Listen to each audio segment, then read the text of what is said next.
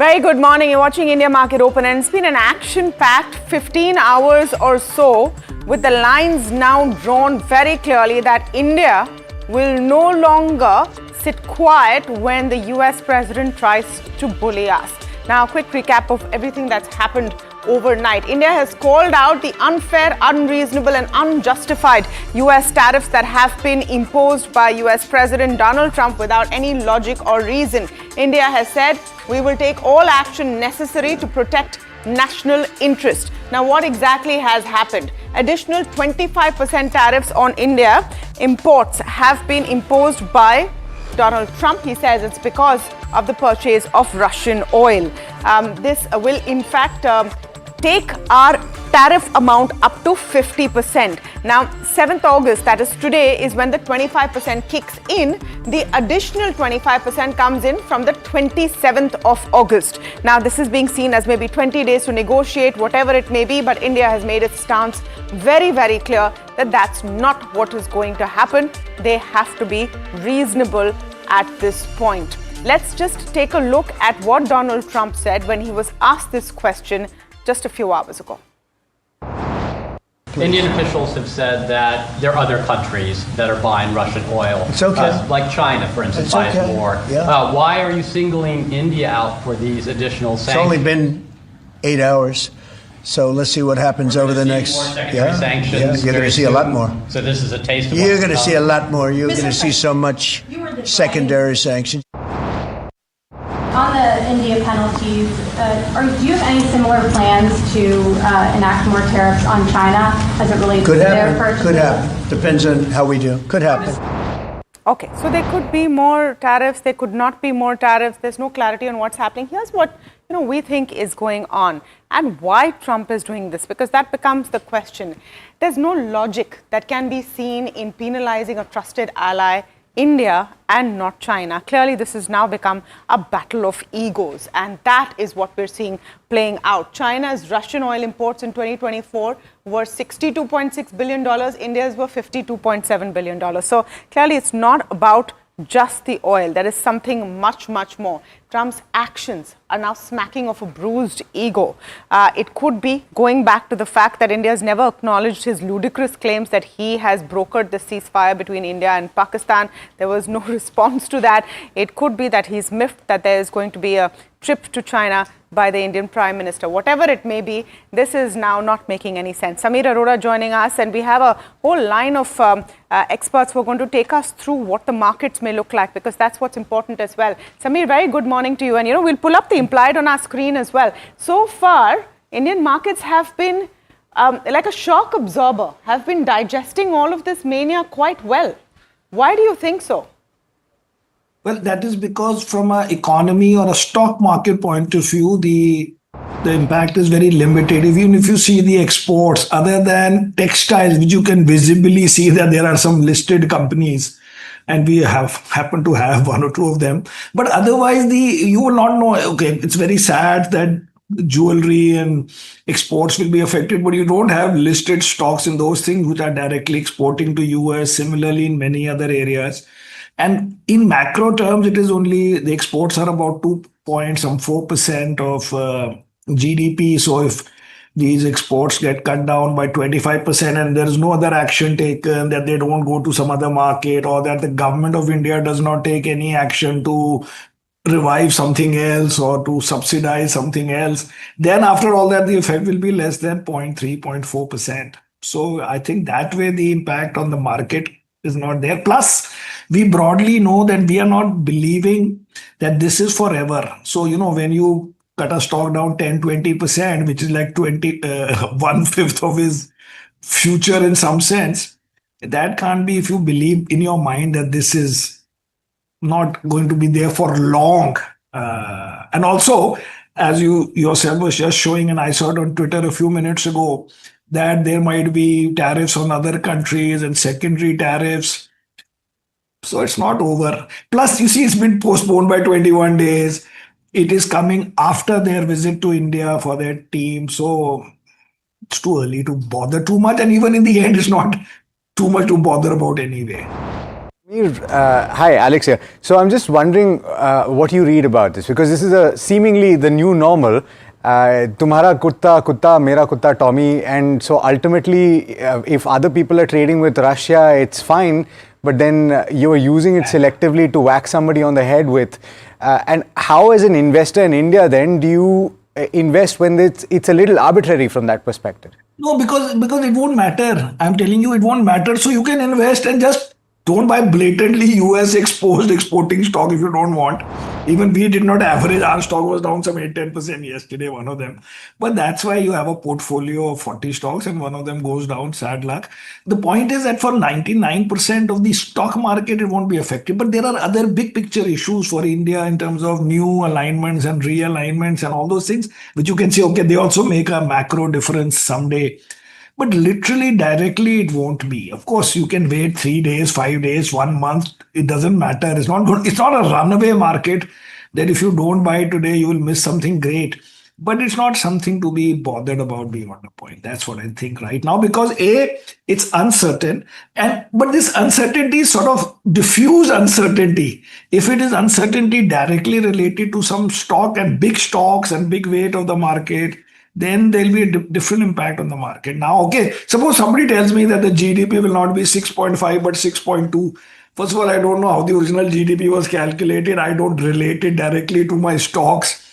And even if it is 0.2%, and who knows how that 0.2% can be recovered by either the initiative of the company itself, the exporters, or by the government, or that next week there might be a ceasefire in Russia, or that Trump, the team coming to India might agree that we are not to be blamed for this war, and so many things. And as I said, even if in the end nothing changes, okay, it's worth a little bit here or there, except directly in some stocks. Sameer, morning, and Neeraj here, and therefore just trying to understand, how do you think of the ability to measure risk reward either on the downside or on the upside? And therefore, do you sit on the sidelines as opposed to even buying right now and just wait for the dust to settle? Just to tell you, No. it's Okay. absolutely true that last night, out of their large-heartedness, one guy who has a separate account with us sent us $5 million. Maybe he is frustrated with Trump. Who knows? He's not an Indian. So anyway, my trader was just now asking me whether we are going to buy today. Should we keep it in dollar and then convert it on the day we want to buy? I said, no, we will buy mostly today. Maybe not in the first 10 minutes, not in the first 1 hour, but mostly we will buy today. So point is, but the other side is that it's not that there is some massive upside that we are thinking, because the earnings themselves have been poor. But it is not bad. They are okay. They are 9-10% every day. Everything has to be compared with alternatives, with interest rates, with everything else. And secondly, whether anybody believes or not, because of July, but in a macro sense, there is a diversification away from US, literally by the whole world. And that is why from February 1, we still have inflows. Please note that on the day this announcement came, that day only one of our companies, Paytm, placed some 3,800 crores, and today another company is going to place. And mostly these deals are pre-decided. That's why they come out. So mostly these things are happening. The world is not feeling so bad that people are going to stop. You can just change if you want a little bit of what you want to buy or not buy for 10 days. It's not that you'll miss some great things. But generally, the belief is that for the next 6-9 months, your returns are moderate, maybe in line with 10% per annum kind returns. Because that is the sort of earnings growth plus minus. And then you hope that things change. Also, from this uncertainty point of view, if there's any improvement, either because the war itself, there's a ceasefire, Putin is saying that, Trump is saying, I might meet Putin next week, or Putin asks that US envoy that we should meet, they should meet, or that India does something, or that after coming to India, even there's a small, give back of this tariff and other things. It's too unpredictable on those things, but which are broadly not relevant. But if they happen, we can say, okay, give us 2% extra for that. Sameer, so therefore the follow-up question would be that if indeed this storm does settle with the kind of long shot that the FIs are in, the kind of selling that has happened, does that set the stage for actually an uptick? I heard you say that you don't expect a large upside, but No, because I am talking purely from the earnings point of view. Got it. I don't like the idea of saying that large flows will lead to large returns, but large flows can lead to support for the market. Because if there are higher returns than, say, earnings beyond a point, then you will just have lower returns in the next round or the next year. So broadly, the way to look at it is, because if I say, or I believe, forget about saying, if I believe that my returns will be 20% from here to December, will my behavior change if I thought correctly and truly what I believe, which is that your returns will be annualized 10%, which means 5% returns from here to the end of the year. I will behave mostly the same way. But if I believe that market will fall 10% or 5%, then my behavior will change, my long short will change, my stocks will change. Once I'm feeling positive means what else can I do? That much positive is enough. Then my behavior is the same. And if the market goes up more, I will not give back those by saying I don't want because I never thought. But there is no need to think in that bullish a way, because then it changes your thing for many people who might be changing their asset allocation, this, that, or a little bit punting. We don't do that. We are saying broadly it is in the range where you should be constructive. Now, if it becomes even more constructive, please take it with both hands. But we are not thinking that that is reasonable at this stage. Sameer, hi. You had put out a post, I think, a few days ago when this first round came, that a few extra weekends that if we work out, we can do this up. Right now, there's also a lot of talk about, let's use this opportunity. Some of the best voices are saying, cut your GST, make yourself more efficient. Having said that, is that a bit of bluster on our part, or can we really hold our ground on this? I'm honestly asking. No, seriously, I agree that, we should do something, but we don't seem to be doing so. Therefore, I have stopped expecting it. But some of these things can happen, should happen. By the way, the tax cut that was given in the budget of approximately 1 lakh crore. Oh, I can see a good slide here. But I can see this 1 lakh crore cut that was given has broadly been frittered away in F&O losses for the same crowd, more or less, the middle class.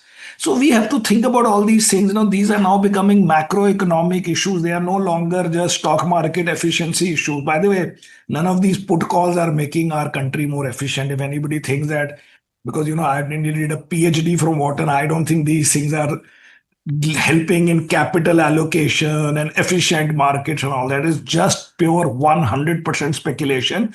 And I would say that if somebody wanted to do it, they should actually allow physical casinos. Because like in Singapore, when you have a real casino, you will make hotels, rooms, theaters around it, and it becomes a tourist thing rather than just speculating on your screen. But there are many things the government can do. But will they do? We hope they do. Sameer, a quick last question. I was looking at a post that your team had shared about the FlexiCap fund, and ultimately I think a lot of mutual fund investors are wondering whether to keep the SIP on, and they saw that earlier in the year when the broader markets corrected by 20% and then came back by 20%. Everybody that jumped ship when it fell 20% then regretted it. So is that the trick for long-term compounding? 100%, because if you see, although we don't like our fund to be so volatile like it was in Jan, but it helped the SIP investors. And at the end of the day, now we have beaten the index by more than 10% in 19 months or whatever. So generally, that is the formula. I have personally made so much money just by investing. Although I have literally not done SIP, but broadly it's been equivalent of a SIP. Because the market is good, and we also have to keep looking at alternative, that there is no alternative, in the sense that although today the nominal growth rate of India and of earnings will be, say, 10% for now, for at least 2-3 quarters. Now, people will say that previously our market used to give 14-15% because that was the earnings growth and that was plus minus the GDP growth in nominal terms. But it has to be compared with interest rates. Previously, you were getting 10-year government bond at 9%, so you will make 5%, 4% more than that at an index level, 13-14%. Now that is giving 6 point something, so you are not supposed to make 15. They are all coming from the same backdrop. But the point is, there's nothing better, and I am Exhibit A for that if you want to see. All right. Exhibit A. That's a good way of putting it. Thank you so much, Samir, Thank you very for much. speaking with us. And I just want to pull up the implied once again before we get to Vandana Hari, founder and CEO of Vanda Insights. So you're about 70 points down is the implied open. I mean, this is cocking a snook. Honestly, a 70-point down implied open could be on a random Thursday. Nice. Snooker analogy. This is, like really like Trump. Okay, bring it on. Vandana Hari joining in. Thank you so much, Vandana, for speaking with us. Always a pleasure. Now, I want you to take us through the possible scenarios from here on. India reduces some of its Russian oil imports so that Good morning. you have something to bring to the table, or we Yeah. dig in. What way do you think this can go? Okay, I would take a step back as a starting point. Namely, there is a possibility now, a real possibility, I would say, that there is actually a diplomatic solution to this. So after that announcement through Trump's executive orders last night with imposing a 25% additional secondary tariff on India, in his comments with media, a few other very interesting developments emerged, which was that his envoy Steve Witkoff's meetings in Moscow yesterday weren't all that unsuccessful. There were some threads that came out of it which could lead to a diplomatic solution. And Trump even put out the possibility of having a conversation, a face-to-face meeting with Putin and Zelensky potentially within next week. So there is that diplomatic route out of this situation for India. Now, while it does seem from the executive order that the 25% additional tariffs are a done deal, that there isn't now room for negotiation for India on this particular point, but I would argue that should there be a diplomatic rapprochement in the next 21 days? It's not until 21 days that the secondary tariffs on India kick in. They could be completely unwound. So right now, it's a little bit of a hypothetical situation. I agree, a lot of uncertainty. There has to be a plan B for India, the government and the Indian refiners, but it's a slightly hypothetical situation as to what India should do with regard to its Russian crude imports. Vandana, hi. Russia apparently constituted about a tenth of global oil supply in 2024, India purchasing between 13 and 18% of that. And this accounts for a large part of, a significant portion of India's imports. I'm just wondering, if you had to replace that, what are the implications? And what about the rest of the countries that are buying the rest of Russia's oil? Yeah, Neeraj, I don't believe India will have any problems whatsoever in replacing that oil. So just let's remind ourselves that India was buying practically zero crude from Russia right until 2021. So this is like going back in history, right? It's not on and off. So what has happened in the past 3 years as Russian crude has grown to take about nearly a third of India's import basket share is that India has bought less crude from the traditional suppliers in the Middle East, of course, the big suppliers, Saudi Arabia, Iraq as well to some extent, UAE, Kuwait, and so on, but also bought less from countries that supply more lighter grades, including the US, including countries like Nigeria and Angola. Now, India, in theory, I'll explain what I mean by in theory, could go back to all of these suppliers and ask for more barrels. The reason I say in theory is that not all of these have ready additional capacity to give India much more crude. So we know, for instance, countries like, especially the West African producers have been, and even far afield suppliers like Mexico are facing a natural decline. And it'll be very hard for them, especially at short notice, to produce or supply much more. But India could turn back to countries like Saudi Arabia, UAE, Iraq. These are the traditional suppliers of medium and heavy grades, which is what India needs, which would also be a more suitable replacement for Russia's Urals grade. So it could turn to them. But in terms of implications, yes, we can expect a rise in global flat crude prices because of some Russian supply getting locked out of the market, at least for a little while. And the discounts that India has enjoyed on Russian crude, obviously those would disappear. So it's not very good news for the bottom line of India's refiners. Okay, thank you so much, Vandana. Hari there. We'll have to see how this all pans out in terms of negotiations. I mean, the other end of it, and maybe the trump card, no pun intended, I'm on a roll today, is that Zelensky and Putin are meeting. The United States is trying to broker the deal. This guy basically wants to come and say, I ended the Ukraine-Russia war. Yeah, and I should get the Nobel Peace Prize. Yes. So we should just send him a replica already and say, hey, you got it. Leave everyone alone. Because that is where I suppose India comes in. There's no other logic, guys. So it's more about Russia than about India. Is that what you're saying? Oh, 100%. Yeah, okay. Yeah, I mean, this has to, for a logical president, the last thing that the president wants is to strengthen the BRICS alliance, right? I mean, the Brazil president is on record saying that I will call up Modi and Xi, but I will not call up Trump because Trump doesn't want to negotiate. I mean, this is serious stuff coming from across the world. And frankly, when this whole trade war started as well, right, a tariff war started, almost every expert came on saying that presidents and prime ministers of countries don't like to be treated like, envoys who you can rubbish. They are leaders of their nations. There is only an extent to which people will take rubbish before they retaliate. And while the US economy is clearly the largest in the world, if you put the BRICS together, I would say that it's a comparable bloc. You're actually pushing that's a good point, Neeraj. You're pushing the BRICS nations into each other's arms right now. And I think what Trump doesn't realize is not just individuals. When you insult our head of state, you're insulting an entire nation. Yep. And this is a large one. I don't know. You might just see a relief rally today at the end of it. I don't know if I want to stick my neck out by the time we close.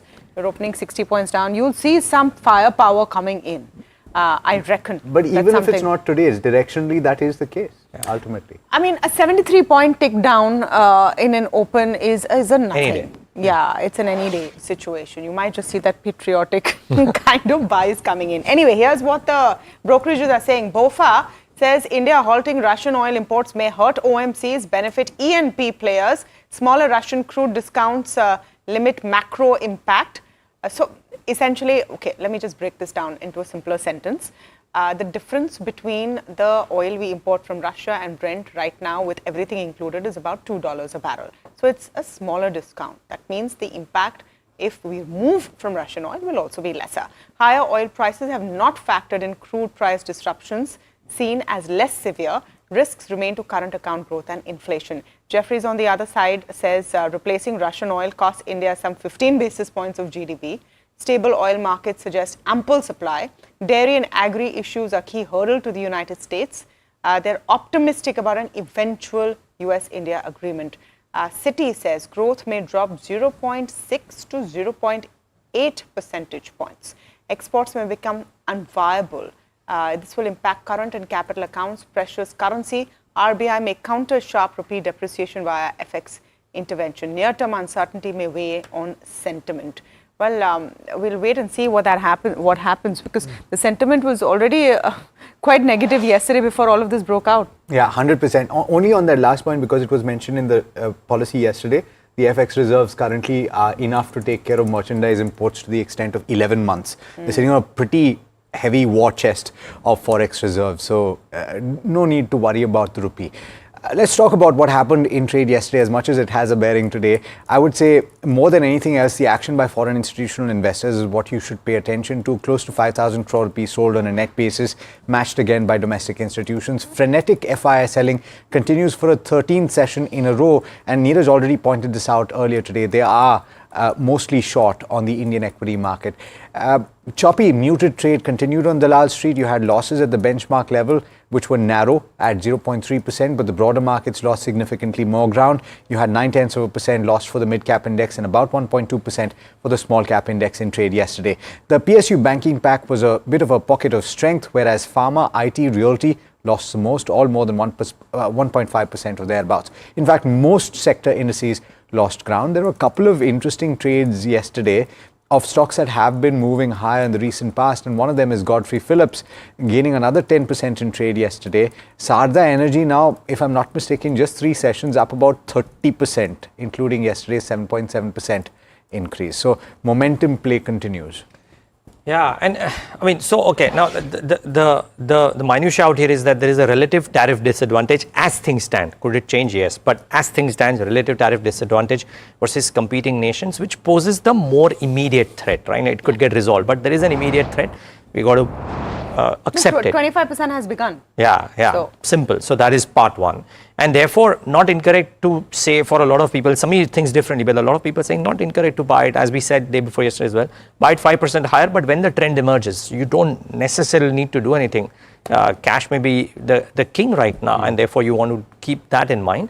The other thing to notice is that as COVID did, right, I'm not saying this is a period of dislocation, but periods of dislocation can create tremendous entry points. So if you're sitting on cash right now and there are dislocations, even maybe in the textile sector or the auto hank sector, right, which might be temporary in nature, and if the reactions are like what they were maybe earlier, then it actually gives great entry points for people who actually want to go out and buy into some of the businesses for a longer term perspective. So why not consider that?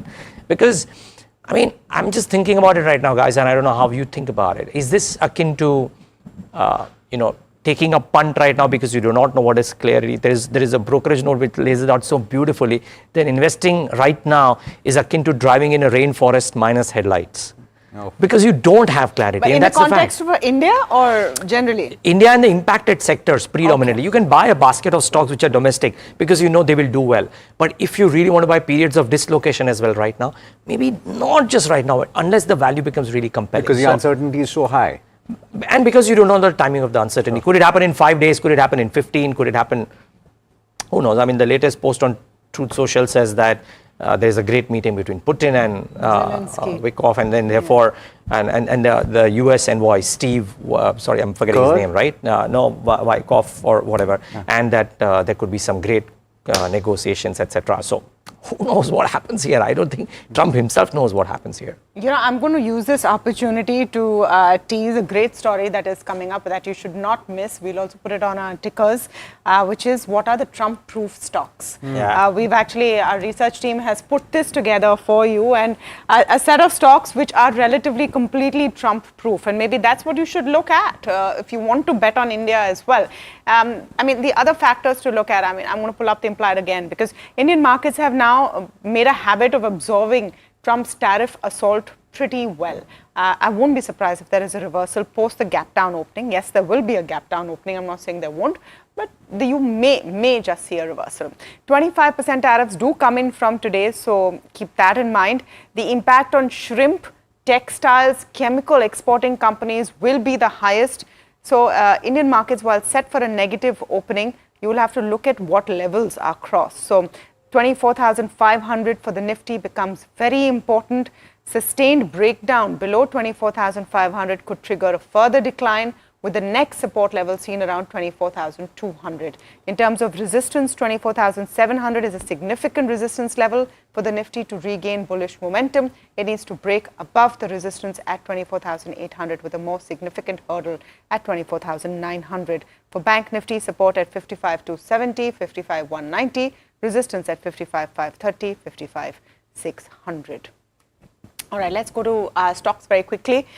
Trent is the first one that I'm going to talk about. I'm actually giving it a thumbs up. It's a strong beat on EBITDA margins despite a decline in gross margins. Revenues were at 20% as indicated by the management in the AGM. That is a multi-quarter low though. PAT and EBITDA has beaten estimates. Fashion like-for-like growth is in low single digits versus Q4 mid-single digit growth.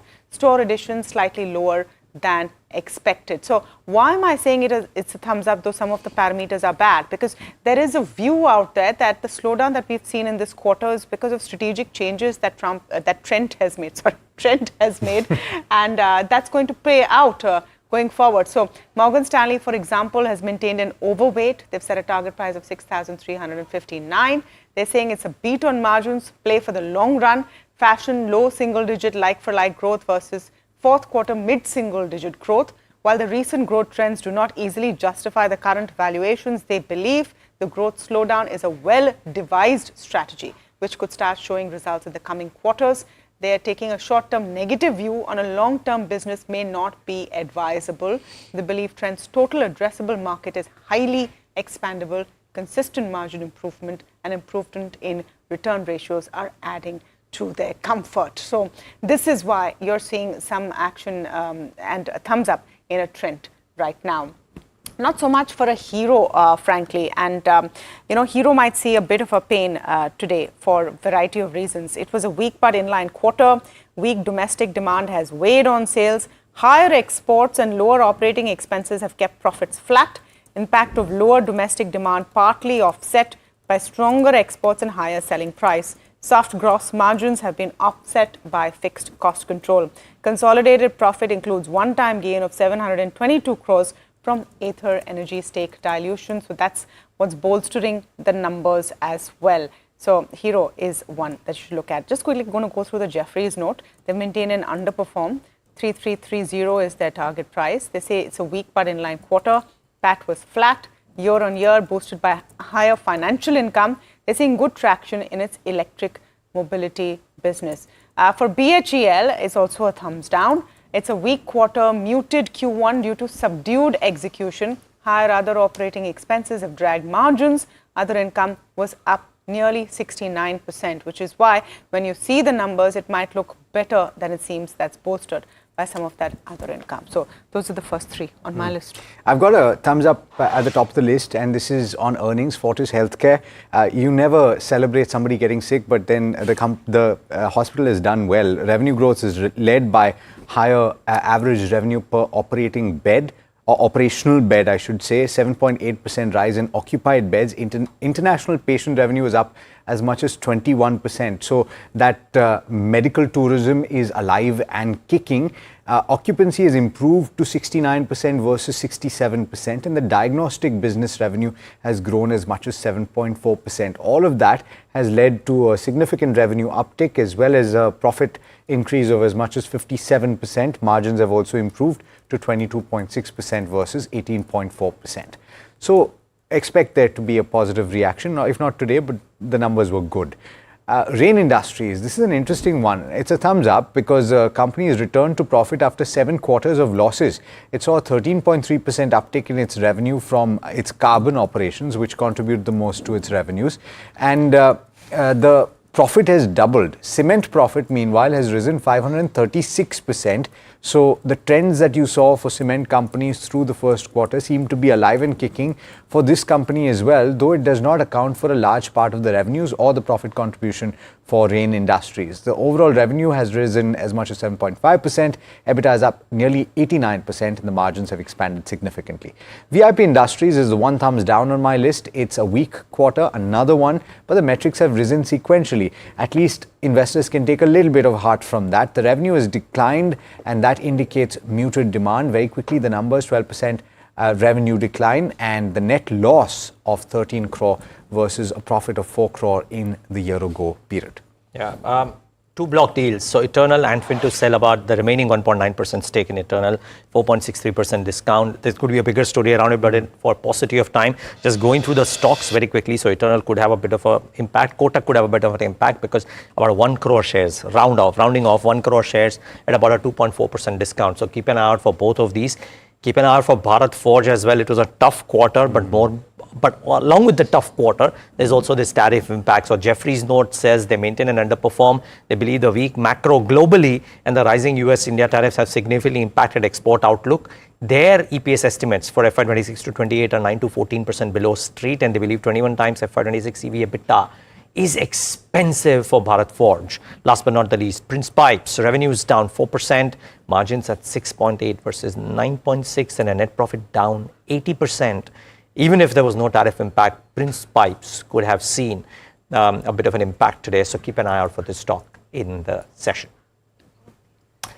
Okay, let's go across to more news and updates. As we said, right, you need to look at what are the Trump-proof stocks. Because as Donald Trump's tariffs take into effect today, partly today and partly maybe in another 21 days, there are a few stocks which will withstand these pressures better. Somit Johnson with a list of those. Somit. Yes, Trump has announced a 25% tariff on Indian exports that we are doing currently, and additional 25% will get implemented after 21 days. But for the current 25% which gets implemented today, as per analysts, this tariff impact will have earnings impact of nearly 5% on the MSCI India earnings. But if additional 25% comes in, then this could be around 10%. And when it comes to the GDP growth number, that could get impacted by around 30 to 50 basis points for the 25% which is getting implemented from today. And if additional 25% comes in, then as per analysts, this impact could be anywhere between 40 to 80 basis points on the GDP growth number. Now, multiple sectors get impacted. There is auto, there is chemical, there is textile, there is oil and gas which could get impacted because of the ban of Russian crude. Then there is new energy and seafood which also get impacted because of this ban. But there are multiple other sectors which actually get least impacted because of this Trump tariff coming in. And these sectors are banking, NBFC, insurance, cement, consumption, hospital, real estate, telecom, power, and these are all domestic focused or domestic centric companies, so they get less impacted because of this tariffs that has been implemented by the United States of America.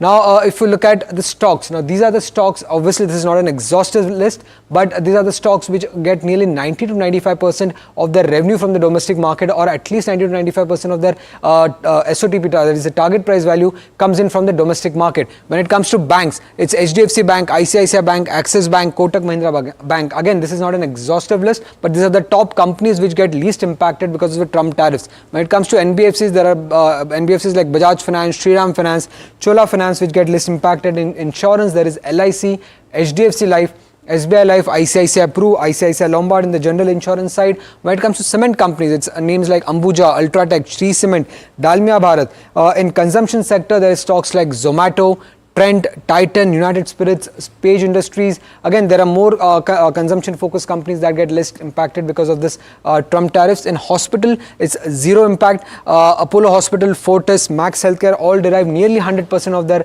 revenues from the domestic market. When it comes to real estate, all of these companies generate 100% of their revenues from the domestic market. That's DLF, Lodha, Phoenix Mill, Godrej Properties. In telecom, it's Bharti Airtel which derives nearly 90% or more than that of its SOTP value from the India market. Bharti Hexacom 100% India market. Industars again 100% of its revenue comes from the India market. Apart from that, in the power sector, there is Adani Power, Adani Transmission, Power Grid, NTPC. In auto, most of the auto sectors do get impacted, mostly auto ancillaries, but then there are few auto companies which generate nearly 90% or more than that of its revenue from the domestic market, and those are Ashok Leyland, Hero Moto, Aisha Motors and Escorts as well. And lastly, when it comes to the travel and tourism sector, it's Indian Hotels, Lemon Tree, IRCTC, which generate nearly most of the revenue from the Indian market, and they also stand to get least impacted because of this Trump tariff. Obviously, if there is a big GDP slowdown, then each and every Indian companies might get impacted, but at least because of the Trump tariffs or the tariffs that are getting implemented on exports, these companies will get least impacted because of that.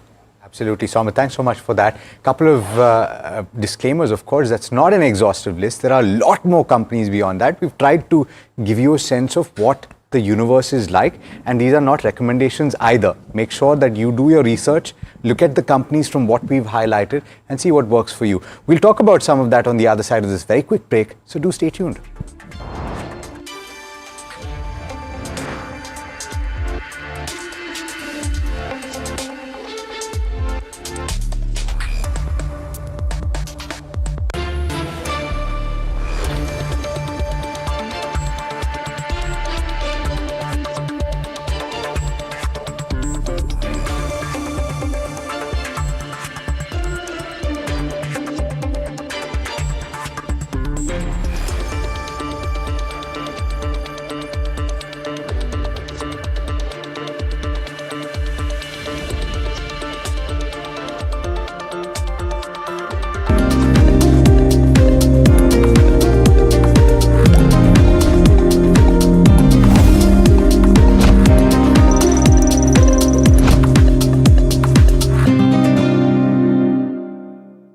My birthday gift to papa, ये उनके पापा की पहली गाड़ी एक garage में पड़ी थी दार्जिलिंग में, फिर 3 मैकेनिक, पेंटिंग, पॉलिशिंग।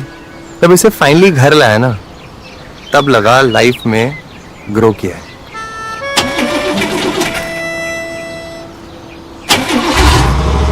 बुलाओ। SIP करो, इन्वेस्ट करो, लाइफ में ग्रो करो। प्रतिभूति बाजार में निवेश बाजार जोखिमों के अधीन है। निवेश करने से पहले सभी संबंधित दस्तावेजों को ध्यान से पढ़ें। हेलो बोलिए मैडम, डब्बा ट्रेडिंग कब से चल रहा है पता है मैडम आपको? हम और आप तो जन्म भी नहीं हुआ था हमारा। We investigated a shady advisory firm that has spent big bucks on advertising on the front pages of national dailies.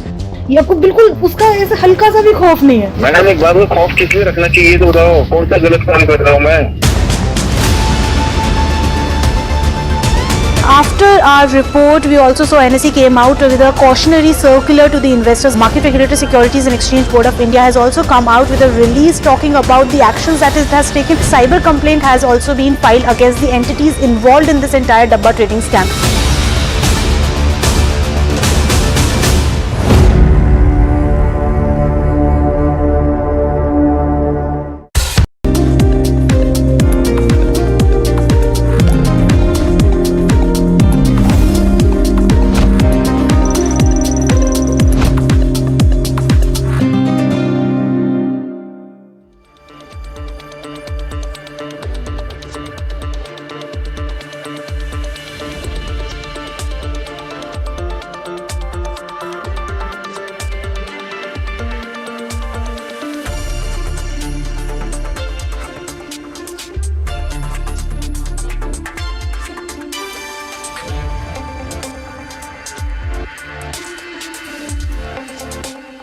Welcome back. You're watching India Market Open. As things stand right now, the benchmark Nifty 50, the indications are of a mildly negative start. In the context of everything that's happened overnight, this is quite the statement being made by Indian investors. Let's talk about what this means, though, going forward, and whether this is a bump in the road. Sandeep Sabarwal joining us this morning. And Sandeep, so glad to speak to you on a day just before the markets open, just to have a little bit of perspective. So if you look at this, and from your lens as an investor, how much credence, how much attention are you paying to this additional 25% tariff? What, according to you, will be the larger impact of this, if at all? I think every investor should pay attention to this because it's a significant development. Because effectively, if you look at it, a 50% tariff effectively means sort of that the exports cannot happen, because at a 50% duty, none of the Indian exports would be viable to the US. So those sectors obviously get severely impacted if these proposals actually go through end of the month. And like you were discussing earlier, and you have pointed out the sectors which will get impacted very clearly, which would be sectors like textiles, gems and jewelry, auto components, seafood exports, etc. So I think these businesses tend to be high labor intensive industries and also work on relatively thin margins. Most of them, like auto components and all, still have higher margins. So sectoral impact obviously is there. On the GDP as a whole, the impact will be lesser, because on a 330 lakh crore GDP, 3 lakh 30 odd thousand impact on GDP will not be so much. So on an overall growth paradigm, impact is not so much, but for specific sectors, obviously the impact is there. So let's, Sandeep, the idea of what we are trying to put out for our viewers today, and we request your help with that, is to tell them what should be the strategy for the day. Obviously, there will be some gap down. It is a big number. No one's taking it seriously that you land up at 50%, because you have 20 days to negotiate, and Trump is already showing signs that he wants to negotiate. Having said that, if there is a gap down, are there any opportunities to come in your view, or should people look at shoring up more cash? I think the Indian markets as it is have underperformed so much. So on a 1 year basis, we are underperforming the MSCI emerging market index by nearly 25% now, which has been the historic high. And traditionally post that, over the next 12 months, Indian markets have tended to outperform. So there are various macro factors which are positive also. So interest rates are down, monsoons are good, government spending is up, there's upcoming holiday season, and we've seen results of companies which also have been encouraging. So I think there are various sectors which still look encouraging. So I think starting from autos where expectations were low, but delivery of companies seems to be better, and they are more positive on the upcoming festival season, and most of the stocks are beaten down except for Mahindra and Mahindra, which has done very well. That's one sector which could do well. Construction and infrastructure companies which went through a lull, but now execution should be stronger over the next 1 or 2 years, and due to lower interest rates, they are direct beneficiaries. So I think that sector and companies in that sector should be looked at. So I would think that a large part of these negatives are already in the price. So I don't think that this is a time to for someone who's holding cash to panic and further start increasing cash, but look at deploying cash over the next few days. And so therefore what you mentioned is the domestic focused companies.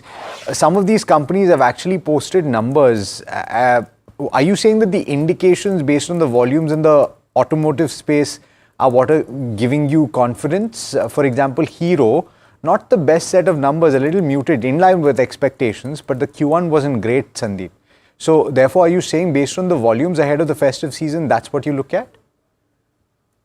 I think there are various companies in every sector. So all the companies will not be doing well at all points of time. So for example, look at a company like Bajaj Auto. It's trading more near 52-week lows, and exports is nearly 50% of its turnover. And those exports had margin pressures due to the rupee being strong. And as the rupee has become significantly weaker, it directly adds to its profitability. It has some rare magnet issues, but it's indicated that by the end of the quarter, those issues should be resolved. And on the export front, they are not exporting to the US, so other markets for them are doing well. So valuations at this price look cheap. Similarly, if you looked at the commentary of the Maruti management, they were not all that negative as they were till a couple of quarters back. Even their export performance is doing very well. They are not exporting to the US. Domestic, they think that there should be some uptick going forward. Valuations are reasonable. So I think every sector has companies where opportunities will come up, because in the markets, all sectors will not bottom and top at the same time. So I think different companies, different sectors will provide opportunities at different points of time. Sandeep, stay on with us. It's that time of the morning where what are you hearing on the street today? Samit Sarkar joining us from here, heard on the street. Is there panic? Is there, one more day in Trump land? What is the chatter this morning? So no panic as such that is happening because of this additional 25% tariff. But one thing that we should notice is the fact that Indian markets have actually underperformed global markets in dollar terms. It's down 2.5%, and this will remain an overhang. But for our own reasons, that those are our own mistakes, our own problems, our own poor corporate performance. Yeah, earnings have been weak, but then they were weak in FY25. Everyone expected first quarter to be weak. There is an overhang. No, but you could also argue that some of the FIs took pre-positioning, believing that maybe something is not going to happen between India and the US. Right. I think there are people who said that too. That is also there. So yeah. But yeah, stock-specific action still continues, and there is a lot of action that is happening. Firstly, its Pidilite dealers are indicating that there are buy flows on institutional desks. Both FI and DIs have been accumulating this counter. Valuations are cheap, and yesterday the company also reported its first quarter numbers, which were a bit stronger than what the street was expecting. And also they did a corporate action where they announced a stock split. When it comes to Piramal Pharma, the stock was down in trade yesterday, and dealers are indicating that this is an anticipation of a potential block deal that is expected to happen soon in this counter. For Adani Energy, the stock had corrected yesterday, but we had seen a sharp recovery from its day's lowest point, and dealers are indicating that domestic institutional investors have been buyer in this counter, so keep an eye out for Adani Energy as well. For Coforge, the stock was a top loser in the Nifty IT index yesterday in trade, and dealers are indicating that a large prominent FI investor has been a seller in this counter. So keep an eye out for Coforge. There could be some selling pressure going forward as well. For IIFL Finance, the stock was gaining in trade yesterday, and this is on the back of a buzz that there could be a management rejig that could happen in IIFL Finance. Dealers are indicating that prominent industry veteran who recently resigned from an NBFC could join soon in IIFL Finance. And Zomato is another stock that we indicated yesterday that there will be a cleanup trade by Antfin, and yes, there is a cleanup trade today by Antfin. They will be selling their remaining 2% stake in the company. The discount is not much, and Street is seeing this as a positive given the fact that the stake sale by Antfin will also free up some FI limit which is currently there on Zomato. Wow. Okay, Somit, thanks for putting this into perspective, and so many stocks which could be in focus today. And let's talk about some of these before we talk about the markets at large with Shrikant Chauhan as well, because some of these are very active names and well traded names. Shrikant Chauhan joins Sandeep Sabharwal in the conversation as well. And Sandeep, good morning to you. Shrikant, good morning to you. Great having both of you on such an important day. Shrikant, before we get to market-wide impact, a word on some of the stocks that Somit highlighted, right? The Antfin sales that are happening, and therefore an Eternal, Kotak or what have you. There is Pidilite that was spoken about as well. Any thoughts on any of these? Yeah, good morning, Neeraj. Good morning, Alex and Tamanna, everyone. I think, both these stocks are doing really well on charts. In fact, Pidilite recovered in last 2 days sharply from the lower levels. Eternal is down since last 2 days. It was down mainly because of there was this type of news flow in the market, because charts and price always tells a lot of things well in advance. So the price was down, and today, in case if there is any lower opening because of this, then it will be an opportunity for traders to look for taking some long bet in the stock. Between 290 and 95, the stock is having excellent support. There we should look for taking long bet. Again, we can expect 310, 315 on the higher side. We also like Pidilite, and it recovered in last 2 days. But if we consider its medium-term pattern, then it is quite encouraging. It is very close to its resistance level of 3,200, but on the dismissal of that, we can even see the levels of 3,400. So by and large, we are bullish on Pidilite as well as Eternal, and I think today's decline will be an opportunity. Okay, Shrikant, would you take a index trade right now, and what are the stocks that you're recommending today? No, I think there is no point in buying index unless and until it is opening somewhere close to 24,450 sort of levels. There the market is having excellent support. Since last 3 months, the market has spent time above this level, and the fall was quite gradual. Despite there was very strong news flow, we saw the market holding above the levels of 24,500 since last 3 days. So in case if there is any 100 points more decline, then there will be there we can say risk reward ratio will be much better for traders. So close to 24,450, look for taking contra bet of going long, but with a tight stop loss at 24,400. And on the higher side, again 24,700, 750 going to act as major resistance. Today it's a day of weekly expiry, so after maybe opening a little lower, I'm expecting market to again come back to the equilibrium level. What are the stocks that you're looking at this morning, though, Shrikant? Good morning. Yes, we like Eternal, we like Bharti, we like Axis Bank. These are the 3 stocks on which we are specifically bullish. Eternal to buy between 290 and 95 with a stop loss close to 280. Again, we can expect 315 on the higher side. We like Bharti, which is around 1930, 1925. There it looks strong bet to buy with a stop loss close to 1900. And on the higher side, it has resistance at 1980 sort of levels. The other stock on which we are bullish with a medium-term view is Axis Bank. For traders, in fact, it's a very strong risk-reward ratio. I'm going to say decent risk reward ratio for traders. It is around 1070. We can keep a stop loss around 1050 for creating long positions. And again, we can expect 1110, 1120 on the high side. Okay, on that note, we have to slip in a very quick break. We've got more important conversations lined up for you before the start of trade, so do stay tuned.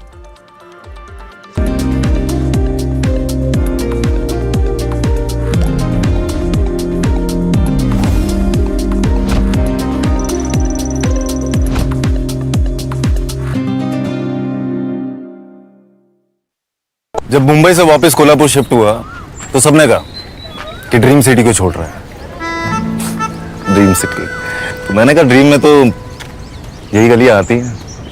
तो जब ये realise हुआ कि कुछ बड़ा करने के लिए बड़े शहर में रहने की जरूरत नहीं है, तब लगा कि लाइफ में ग्रो किया। कशी ताई, ऐसे बॉय मिलते मुंबई में? चांस ही नहीं। SIP करो, इन्वेस्ट करो, लाइफ में ग्रो करो। प्रतिभूति बाजार में निवेश बाजार जोखिमों के अधीन है। निवेश करने से पहले सभी संबंधित दस्तावेजों को ध्यान से पढ़ें। हेलो, बोलिए मैडम। डब्बा ट्रेडिंग कब से चल रहा है पता है मैडम आपको? हम और आप तो जन्म भी नहीं हुआ था हमारा। We investigated a shady advisory firm that has spent big bucks on advertising on the front pages of national dailies. ये आपको बिल्कुल उसका ऐसा हल्का सा भी खौफ नहीं है। मैडम एक बात को खौफ किस लिए रखना चाहिए तो बताओ, कौन सा गलत काम कर रहा हूँ मैं?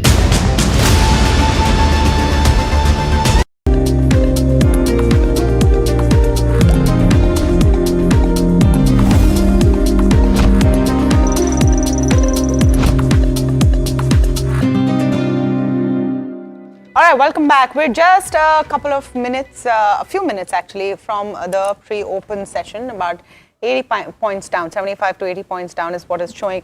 Rahul Arora joining us this morning, CEO, Nirmal Bang Institutional Equities. Rahul, very good morning to you. How late were you up looking at what Trump is going to say next? Because I think that's what's become a national obsession now. When is he going to change his mind? What is he going to do next?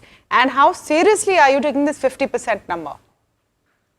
Morning, Tamanna. Thank you for having me on the show. I think if we start aligning our sleep cycles with what he's going to say, we'll all end up becoming insomniacs. So I think it's best to just wake up to how the world is reacting and see where we go from there. But of course, I think the world was expecting, India was expecting the tariffs to be hiked. I don't think it's come as a surprise that he has hiked the tariffs because he said that's what he'd do.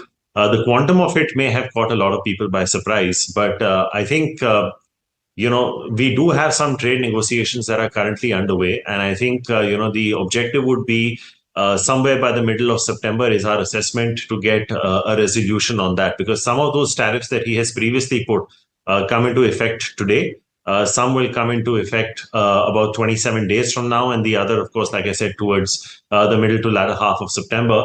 But I think if you couple this with the duties that he had imposed in February and March, obviously it's a bit of a tricky situation.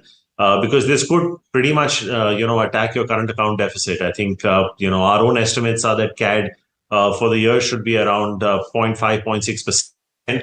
And of course, all that's happening with respect to oil and defense equipment, if we're sort of, having to realign ourselves or purchases from the US and, that trade surplus comes down, then you're probably looking at the CAD expanding to about 0.9% or 1%.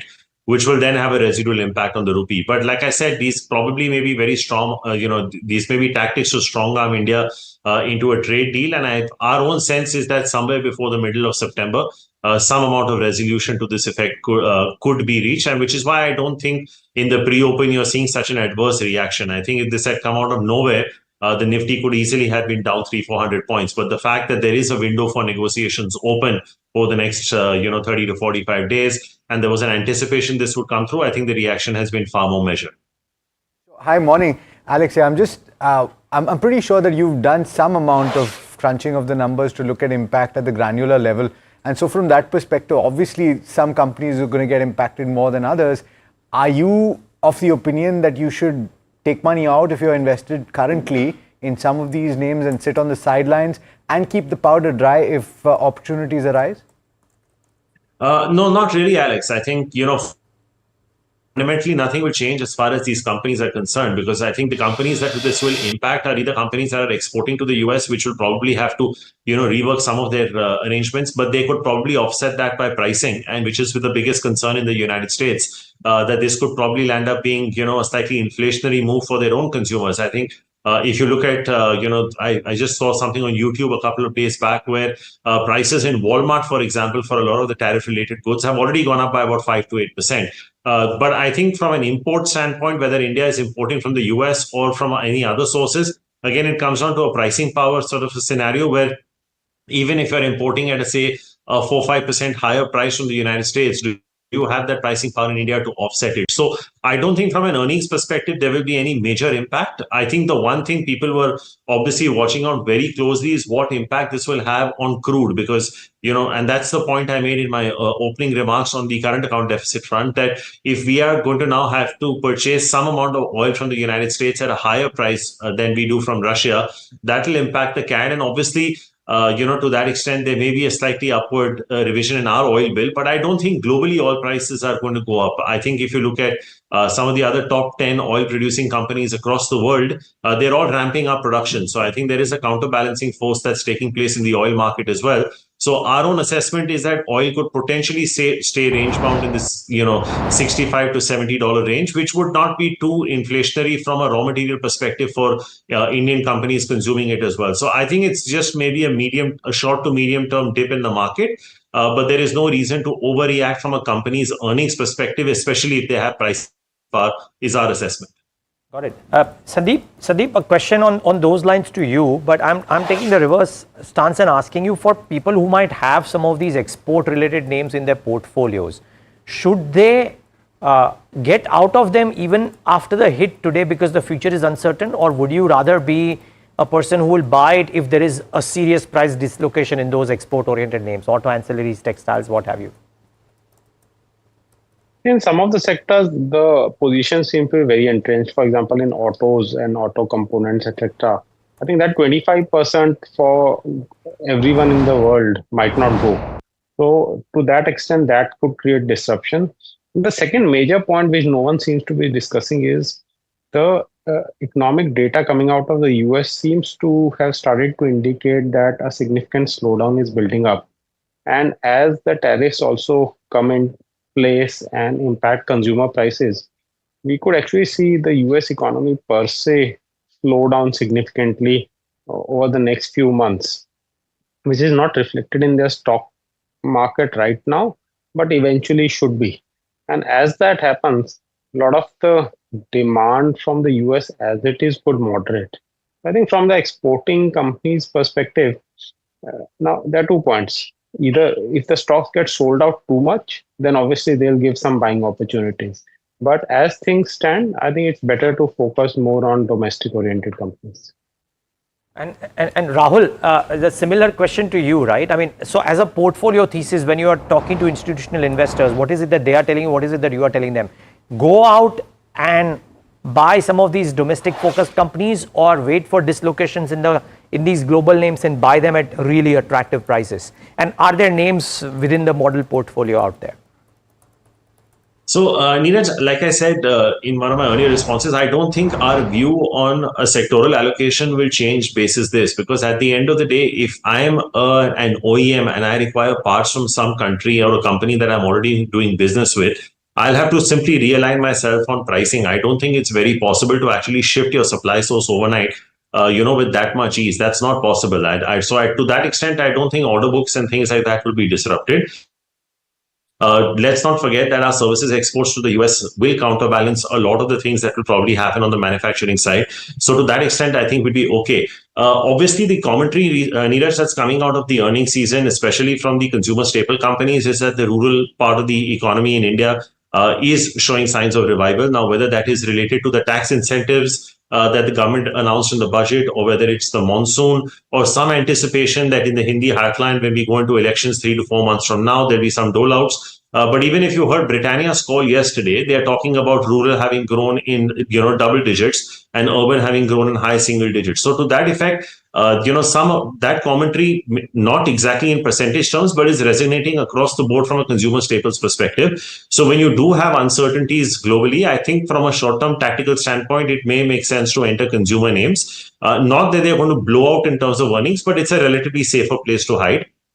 The other thing that I said was our services export to the US. I think, people have taken a slightly adverse, stance towards the IT sector in India. I think after the results and the reset of the prices that has happened, that may also not be such a bad place to hide, because as I was telling Tamanna at the start, if there is some pressure on the CAD and you do have rupee depreciating towards 89.90, that will have a bit of a sentimental boost for the IT companies as well. So I think consumer staples and IT as a result of this could be looked at. We'll have to wait and see the fine print on how pharma is targeted, if at all. But there are a lot of sectors like laptops, electronics that he has left out of this. So I think, if you do get some sort of a sentimental reaction in the EMS players, certainly go in and buy them. I think they have very strong order books, very strong return ratios. So no concerns there. The only thing, Neeraj, is I think they could potentially look at, tinkering with the agricultural sector in India, because that is, a pain point that has been there in the Indo-US talks for quite some time. So I'm not too sure about how that pans out. But, if we are looking at that sector, I'd probably be focused a little more on the agrochemical sector in India than the specialty chemicals and ingredients. So names like, say, Sumitomo, Dixon, on the IT side, since you asked for names, something like a Coforge or a KPIT.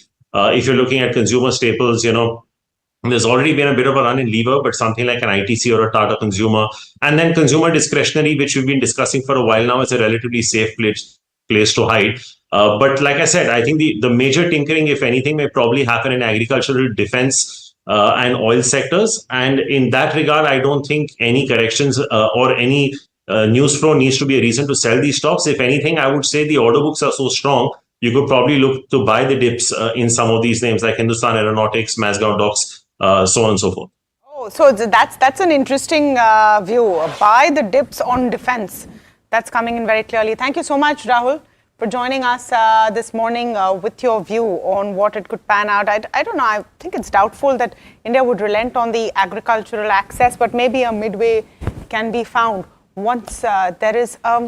I think at the very least, what you need is a measured and respectful conversation. Yes. So let's see if that happens. That's the bottom line. More than anything else. But let's talk about Trent. We're trying to get you all the news this morning, viewers. So we're trying to get you the macro view. We're trying to get you stock-specific inputs as well. And Trent is an important one to watch. It's reported with a resilient Q1. Profitability has met estimates thanks to lower costs. Among other things, salary costs have also gone down. Mahima, is that what's bolstered the numbers? Yes, Tamanna, that's probably something that has bolstered the margins for sure. Overall, it's a strong beat in terms of margin despite of gross margins being under pressure. Revenue came in at 20%, which was something that is already priced in. The street has already known that since they'd already given those commentary in their AGM. PAT and EBITDA has beaten estimates, and one thing that's concerning is fashion like-for-like growth is in low single digits versus that of mid single digit growth in Q4. In terms of the store additions, that's also slightly lower this quarter, but that's the story for every Q1 for Trend. In terms of the overall numbers, revenue growth of 20-odd%, profit growth of 24-odd%, EBITDA growth of 37-odd%, and margins have improved to 17.5% versus that of 15.3%. Now, margins likely, have improved on the back of the reversal of cost of inventory provisioning that's happening in the West Side stores. There's also lower employee cost, and there's they've also benefited from the automation and technological development that they're picking up, and this is one of the reasons as to why they've stated that employee costs have overall gone up and lower ends have also driven the kind of margin uptick. So this is the overall view of how Trent has panned out. Okay, thank you for that, Mahima. Jignanshu Gaur joining in. He's from Bernstein Soschain Group, an analyst who looks at the stock very closely and the space actually more than anything else. Jignanshu, very good morning to you. What did you make of Trent? There seems to be a view that the numbers this quarter are palatable because it's part of a larger strategy to decrease growth and then shift focus. How are you looking at it? Thank you so much for having me on the call.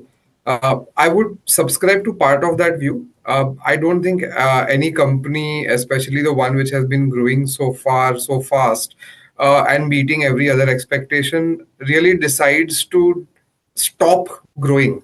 I think it's a factor of them recalibrating how they want to grow, because some of the steps on store expansion, especially doubling down on the same cities and same pin codes, what we call densification of their network, which they made, may not be playing out as they expected, and top it up with both competition as well as broader economic pickup being delayed. So I think all of these combinations are sort of the part of the structural reason, you can say, why the revenue growth disappointed. And part of it is also one-time seasonal. I think what they also mentioned, geopolitical conflict, led to maybe a 4 to 7 days of lower footfalls, right? Which in the case of discretionary don't necessarily come back.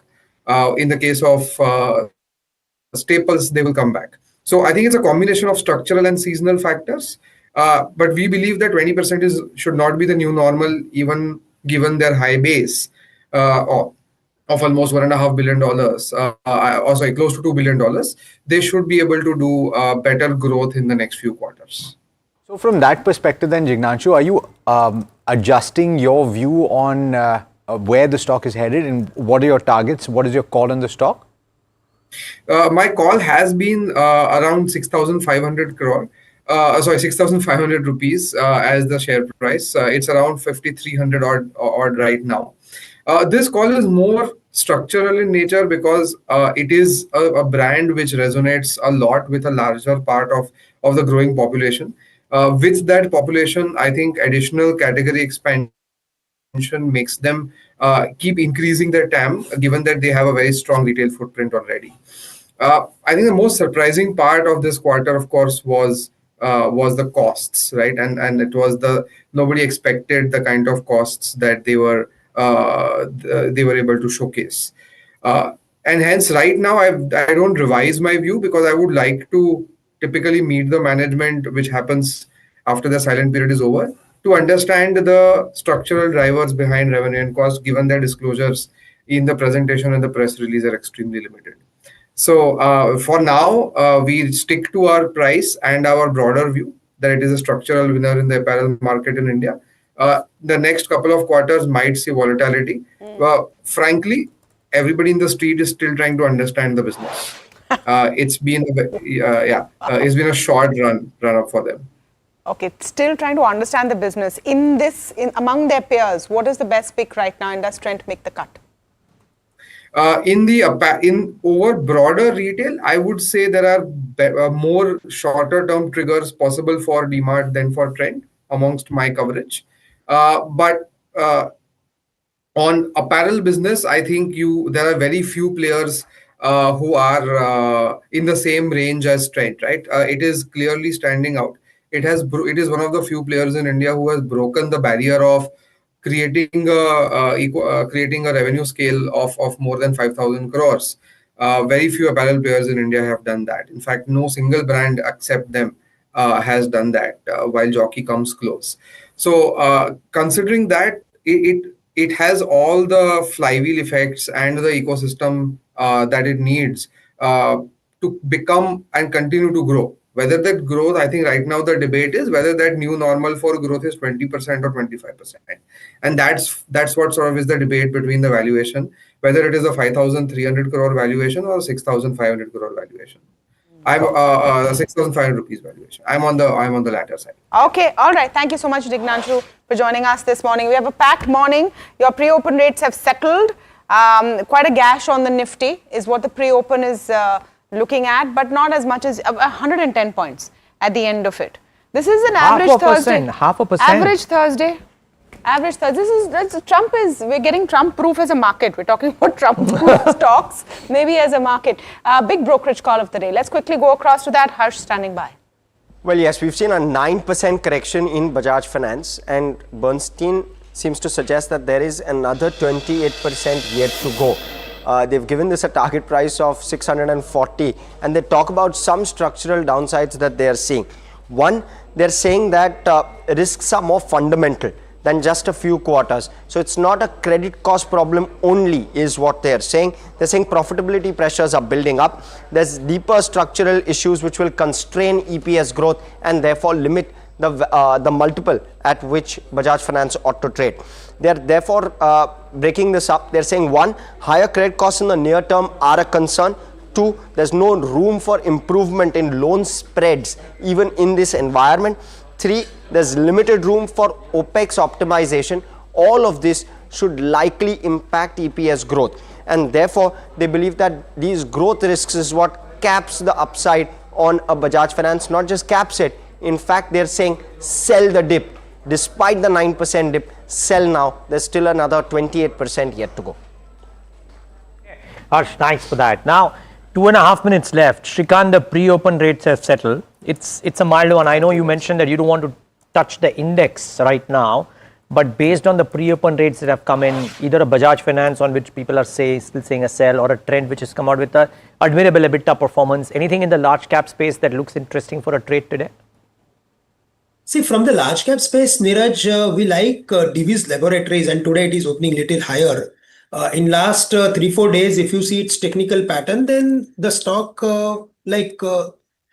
entered into deep sell-off from the levels of 7,000 all the way to touch the lows of 6,050. At this level, it looks quite attractive. Maybe around this 6,100, 6,050 levels, we should look for adding this stock with a stop loss close to 6,000. I'm not expecting stock to trade below the level of 6,000 so easily. But again, the stock can bounce back to the levels of 6,500 or 6,600. So Divis looks good. For Bajaj Finance, we are bullish, but at these levels, it is very close to its resistance level of 894, 900. In case if it falls back to the levels of 850, then there I think the risk reward ratio will be much better for traders.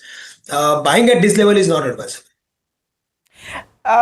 Shrikant, just on some of the autos, Bajaj Auto and Hero, would you have a take there and want to maybe come in basis their numbers? You've had some auto retail sales as well, and inventory levels are remaining elevated. That's what they're saying. But overall, sort of bump up ahead of festive season may be expected. What would you look at on these counters, especially the two-wheelers? No, see, since last 2 months, both these stocks recovered very well from their lows. Bajaj Auto is falling, but it is falling gradually. It is falling to certain levels, and again, it is bouncing back. Hero Motors, in fact, it is into breakout mode today. I think because of these quarterly numbers, we may see negative reaction. But close to the levels of 4,400, 4,450, which is very close to the opening levels, I think. There we should look for taking some long bets on Hero Motors based on technicals, because it is like showing a lot of strength, and again the stock can move back to the levels of 5,000. That's my view based on technicals. We also like Bajaj Auto, but it is if I have to choose any one from both of these, then I think Hero looks much better. And Hero has done much better in the last few days as well, so that's the interesting piece. Okay, Shrikant, stay on. We'll take in opening thoughts from you once the market opens, just to get a sense of what should the positioning or what could the positioning be. But 11 seconds left for what potentially could have turned out to be a tumultuous Thursday, but it's not showing that. 0.5% in the pre-open is almost any Thursday. In fact, less than that right now.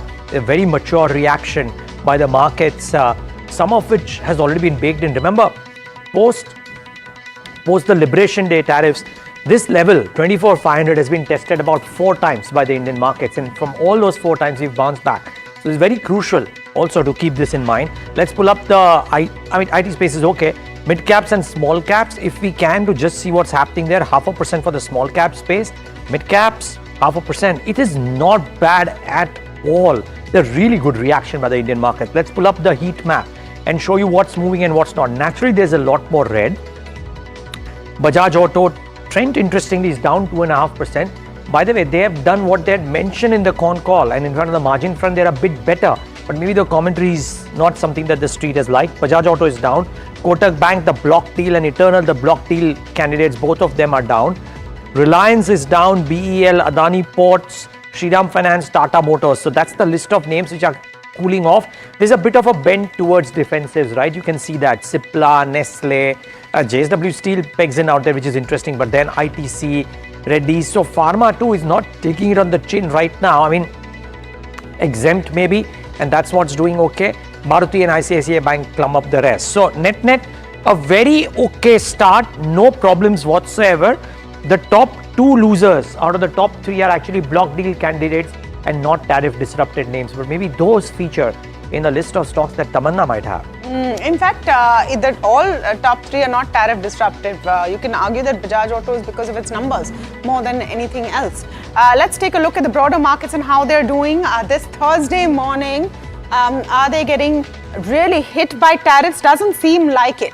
I mean, this is our own pain that we've seen over the last several sessions. The small cap 250 about a percentage point down, the mid cap about 0.5% down. Let's pull up the sectoral heat map for you as well.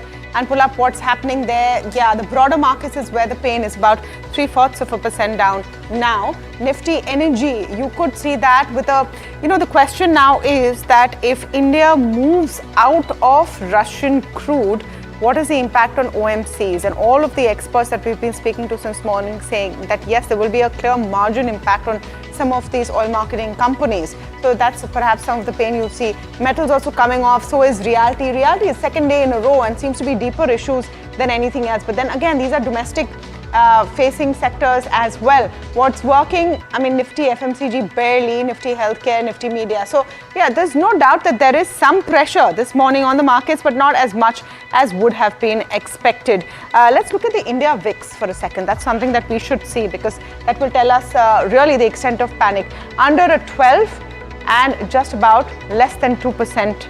Right now. In fact, the India VIX is in the negative. So it's quite the opposite of any volatility fears that we are seeing. Let's look at specific stocks and results impacts is what we're picking up. Hero and Trent is what we saw, but let's bring it back. I'm also looking at a Hutco. I'm looking at a Fortis. Hutco actually pretty decent set of numbers and seems to be doing well. Hero is racing ahead right now. Lupin is looking strong as well, and we're seeing that impact coming in. You had exits, so let's look at Anfin exit impact on Eternal. If there is, you would see some impact, but very, very barely, I would say, recovering quite nicely. Kotak Mahindra Bank, because of the stake sale, it's not such a huge discount, so less than 1% down. Okay, tariff impact. Few textile stocks in the pre-open session that were feeling some heat. Raymond could also be because of results and also because of tariffs. 3% down on it. KPR Mills about 4.5% down right now. Welspun, Vardhaman, some of the others that we should look at as well. Welspun about 2.5%, Vardhaman 2% down. Gokuldas Exports, let's look at a Prince Pipe also seeing some pressure today. JSL also under pressure. So these are some of the stocks, but look at them between 2 to 3% down. Prince Pipes is because of results, by the way. It's nothing to do with tariffs. That's about 5.5% down. Not a great set of numbers. So it was for Sula. So maybe you'll see some of those pain points continue. Godfrey Phillips is something that I want to see. Whether it continues to buzz, well, no. Some pullback happening in Godfrey Phillips. It was up in the pre-open session, about 4% down. Yesterday, Neeraj, I saw a very interesting post that someone put out कि क्या ज़माना आ गया है. Cigarette वाली company ऊपर चल रही है और फार्मा कंपनी, दवाई वाली कंपनी नीचे चल रही है. Then that's the market for you. Yeah, and maybe सब भाव की point है because of दवाई वाली company last 6 महीने में कितना चली है वो भी interesting है, but it's an interesting post for sure. But the BHEL is down 4% too, so that's the interesting one. For all the fanfare around it, the numbers continue to evade it. Shrikant, opening thoughts? It's a very measured reaction. Even the IT stocks are very, very quiet, just about 0.27%. Maybe not an index, maybe on specific names like BHEL or a Godfrey Phillips or a Bharat Forge, which are active too. Thoughts? Yeah, Neeraj. Yeah, it was expected because the GIFT Nifty was clearly indicating us that we may see opening somewhere close to 50-60 points lower as compared to its previous close. Also, if we consider the overall news flow, then because of this news flow, the street was quite cautious. And most of the time, whenever VIX is close to 10-12%, we see that there is a lesser interest from traders to take any specific call on any direction. So because of this VIX, because of this low put call ratio, because of highly frustration amongst traders, investors are highly cautious. That's the reason we are seeing markets are trading at almost, I'm going to say, at same level since last 4-5 days. And that is why the reaction is not there. But yes, 24,450 is equally important. In case today, by the closing time, if we see the market is closing below the same, then there we need to be careful, because then in that case, the chances of falling 300-400 points more is not ruled out. Today, in case if we recovers, then it's good. Then again, the market can move back to the levels of 25,800. That's my view. But I'm not expecting any major rally in the market. We need to be more and more stock specific. We like DVs. We like BHEL. BHEL is down today based on its quarterly numbers. Yeah, technically also the stock is down. The next level to watch out for would be 210 or 15 sort of levels. But Hero Motors did well. It recovered very well from the lows of 4,400. We also like DMart. If we compare that with trend at these levels, so relative outperformance is much better in DMart. Currently, it is around 4,250. I'm expecting this stock to move back to the levels of 4,500. But in case if we see further more activity in the overall space, then the stock may again go back to its previous highs of 5,000, 5,500. Finally, I would like to state that Eternal, there also we are bullish, and today's fall will be an opportunity for traders as well as investors to take a long trade on it. Stop loss on Eternal, Shrikant? Yeah, for positional traders, they can keep a stop loss around 280, but I am expecting this stock move back to the levels of maybe 315, 320. Okay, so up to 350 on an Eternal. Thank you so much for that, Shrikant, for joining in. All right, we're now speaking with Nilesh Shah, MD, Kotak Mahindra Asset Management. Nilesh bhai, thank you so much for your time with us this morning. And I think this is an important morning to hear your voice, because look at what Indian markets have done in the last 7-8 minutes of trade. They have literally shrugged their shoulders and said, so what? 25%, 50%, kal aap 100% bolenge, 150% bolenge. What do you think is happening? Are markets not taking this seriously or realizing that this is a bluff in a negotiation tactic?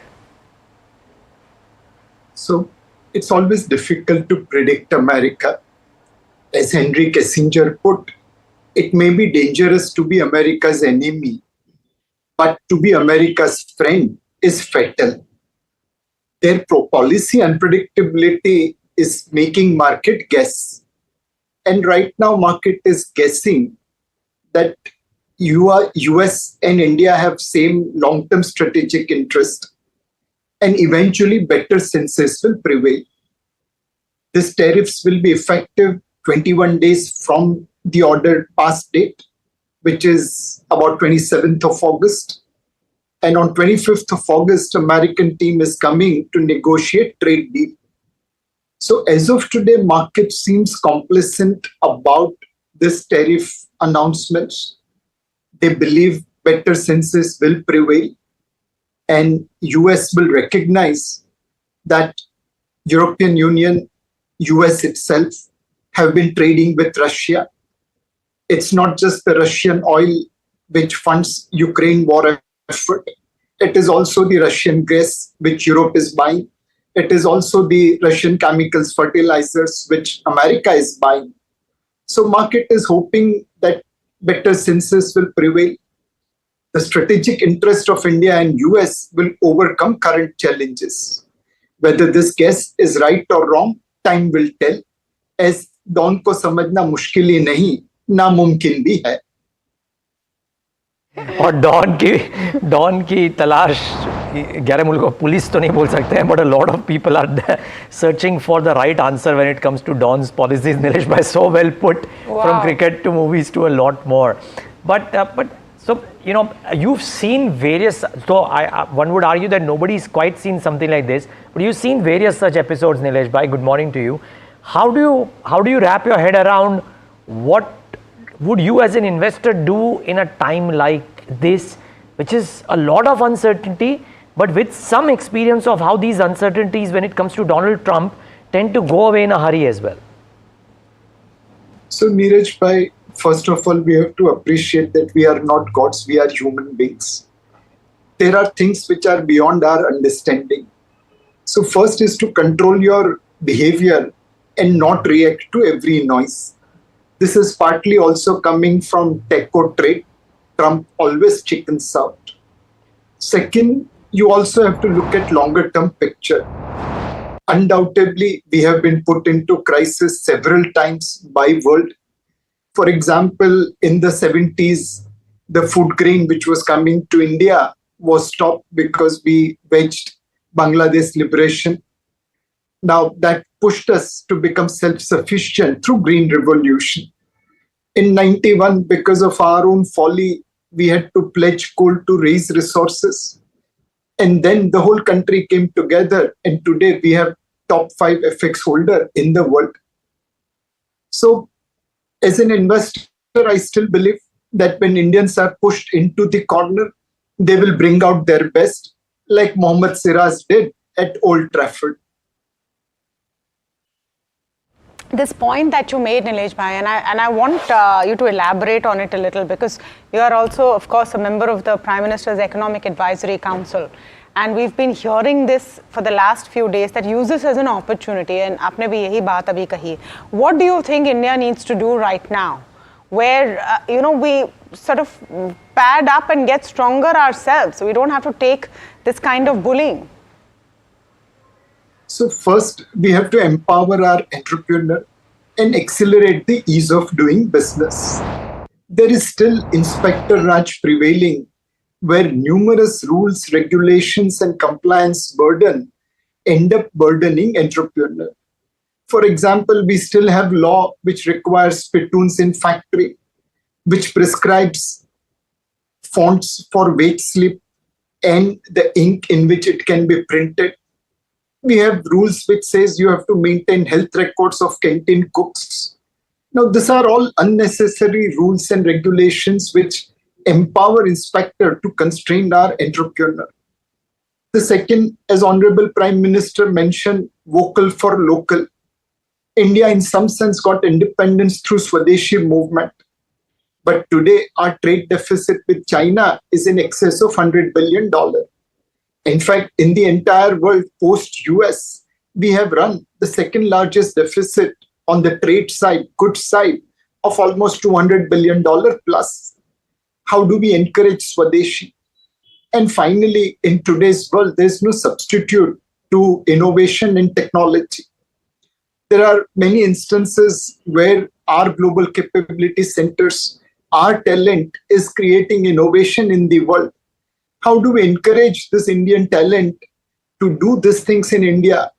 So between vocal for local, accelerating ease of doing business, I think we will be able to create a resilient Indian economy. And today, if you read the tweet of Mr. Anand Mahindra, he also explained this very lucidly, how unintended consequences can help. So for investors right now who are watching, Nilesh Bhai, and they could be mutual fund investors who are wondering what their SIPs are doing for them, what their returns are doing for them. It could be people who are actively trading in the market and seeing this uncertainty, wondering whether they should sit out or use opportunities. What would be your advice to them? So the traders, I will always wish them the best. You are not interested in your money. You want to give it to government by way of STT and maybe to some smart people by way of losses. Please be my guest and follow the dharma of stop loss. Don't trade beyond what you can afford to lose.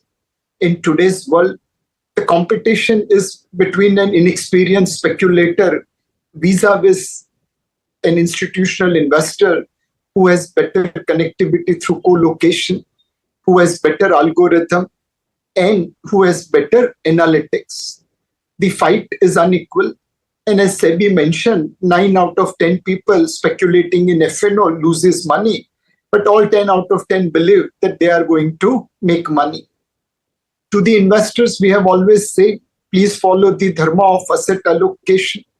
This is a fairly valued market, and you must moderate your return expectation. We are unlikely to see 20-25% return, which we got in small and mid cap in last 5 years.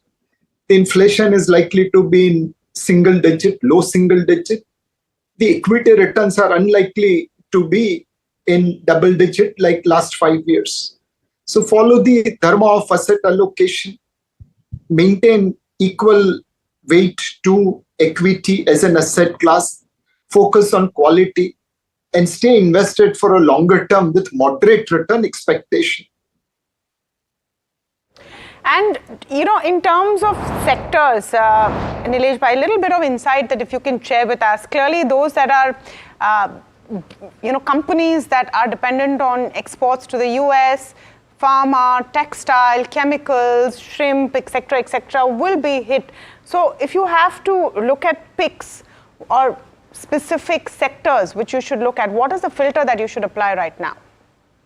So essentially focus on domestic economy, and sectors which are not impacted by the tariff. Clearly, on the domestic side, monsoon has been good.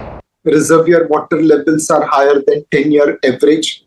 The Kharif season sowing has been well ahead of last year. This will support rural economy. Rural consumption is anyway better than urban consumption for last almost a year.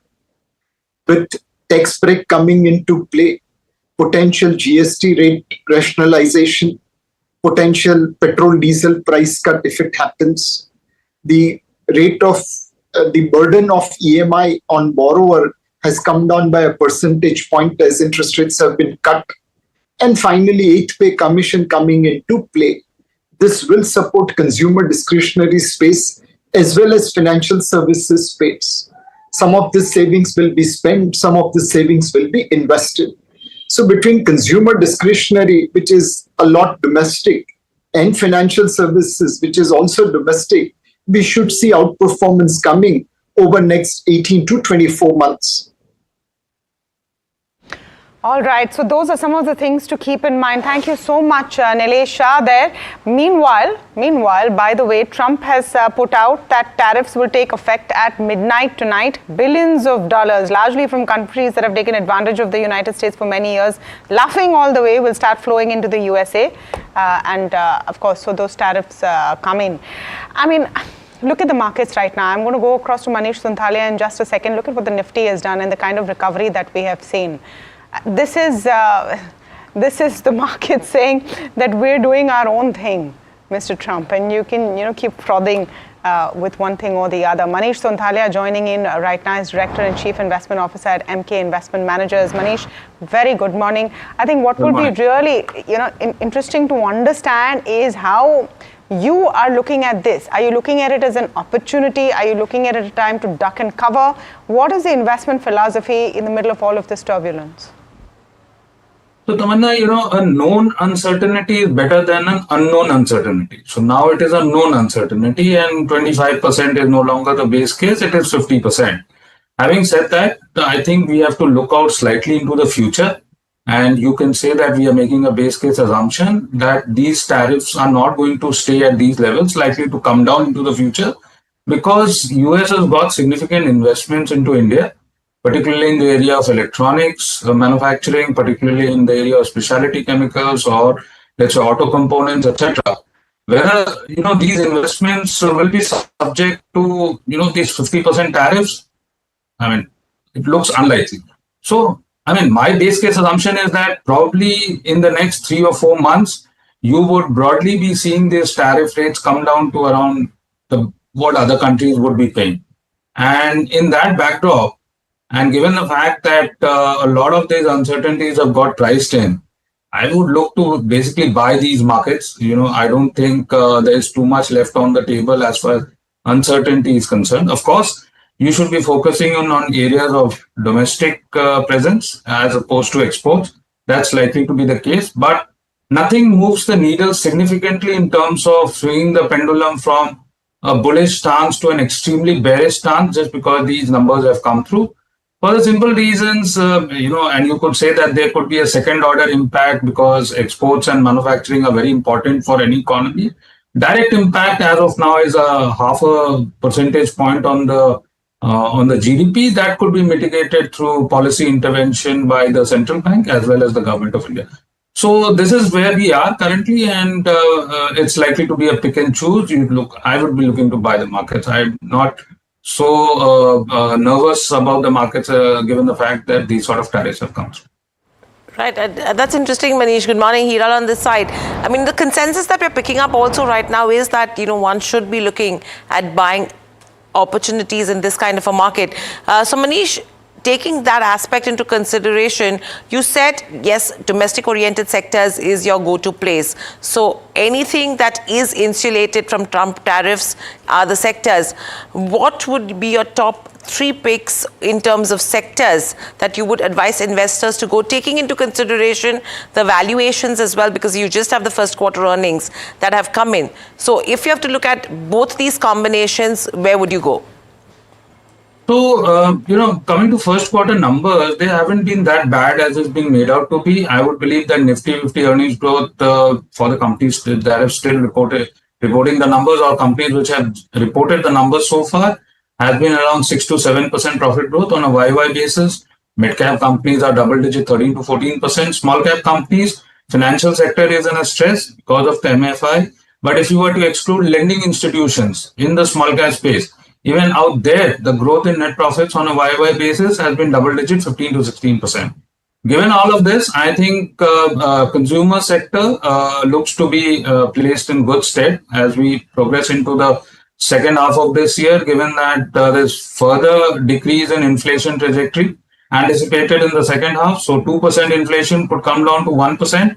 That helps consumption at the margin.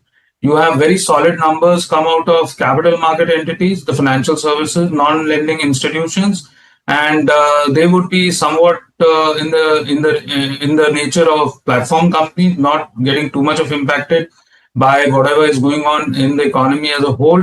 I would look to buy NBFCs, which have been placed in good stead. I would look at CDMO companies. They won't be getting impacted that big.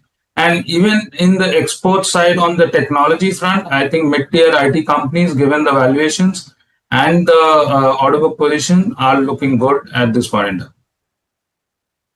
Manish, just reiterating one point very quickly, you said, I'm looking to buy. I'm not feeling nervous. When you're looking to buy, would you also be looking at what the corporate performance would be? What are the kinds of companies? You've mentioned some already, but what are the kinds of companies that you'd stay away from right now? Very high valuation, because valuation is the only thing that you should be worried about vis-a-vis the growth. So first of all, if markets Nifty 50 is trading at, let's say, 2 times price earnings growth, you would be looking, and I would be looking to buy basically companies having earnings growth better than Nifty 50 and valuation trajectory lesser than Nifty 50 PEG. If that be the case, across market cap, there's ample margin of safety. So I think the yesteryears or last 2-3 years, high performers in railways, roads and defense are the vulnerable ones, because there could be government spending cut. Thanks to a slowing economy, that could hurt the capital goods players because valuations are extremely full. Even otherwise, in all of the companies vis-a-vis the growth, that 3 price earnings growth multiple is very, very sacrosanct, time tested. I will be looking to just evaluate all the performances of companies that are to be bought vis-a-vis that valuation benchmark, and then, maintain the portfolio. Thank you so much, Manish, for joining in today and giving us that voice of confidence as well. And these are people who look at it for what it is, not sentimental or anything like that. And they're looking at safe spots in the markets. Markets also showing some recovery. All right, let's talk about TD Power now. TD Power Systems in focus on the back of Q1 earnings, which witnessed strong double-digit growth all round. Before we speak to the management, Nikhil Kumar, next, let me get in my colleague Anushi, who's breaking down the numbers for us.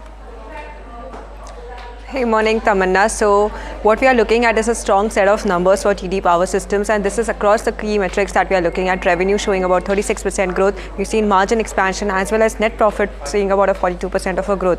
Now, if we are looking at the key takeaway with this is, the company mentioning that they may expect an upward revision in terms of where the FY26 guidance is concerned. Even exports growth is to be led by the energy transition towards more renewable side of the business. In terms of how the order book positioning is looking at, order inflows were up 32%, while the order book stood at 1,468 crore, which brings the book-to-bill ratio of 1.1 times, which is what the management expects to keep the rate at. In terms of how the exports and the domestic business fared out, export about 20% of growth, while domestic saw about a 62% of growth, and the growth from the export is likely to continue. But even in domestic, wherein they were seeing marginal growth, they're expecting large tenders to come in place in second half. So that is something that we should be watching out for, and that's the outlook that we are building for TD Power System for now. In fact, Nikhil Kumar is with us. He's the MD of TD Power Systems. Seems like a strong quarter, Nikhil. My question is that your inflow, your order guidance seems to have been achieved, 1,600 to 1,700 crores. Are you crossing this guidance? Are you upping your guidance? What's next? Yeah, so I have to give a revised guidance. We're certainly going to give an upward guidance.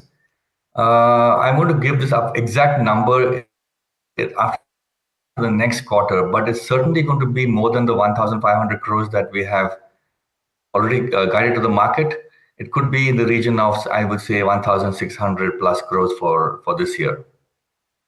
And where is that confidence coming from? If I look at your Q1 as well, what has really worked for you this quarter and what has bolstered the margins most importantly? See, we have diversified product ranges and we also have been supplying to various markets all over the world. So we're not dependent on a single market. For us, Europe has been particularly strong. The US market has also been very strong for us with the data center and artificial intelligence server market, which requires huge amounts of power generation. And we also got a lot of orders out of India from the hydro refurbishment sector in the last quarter. So, I think these trends continuing, and I don't see a problem for us right now to hit our numbers and exceed our numbers according to the rate of order inflow and the pending order book that we have on hand today. Nikhil, good morning. Hiral on this side. So that's with regards to the order book, the order inflow and pipeline also seems to be strong, and a revenue guidance of upwards of 1,600 odd crores, which you will revise later on, is something we need to wait and watch. But with this, if you have to look at the capacity utilization, you're operating at full capacity. So what is the status of the new manufacturing facility which is in Karnataka now, and how much will that aid in terms of the revenues?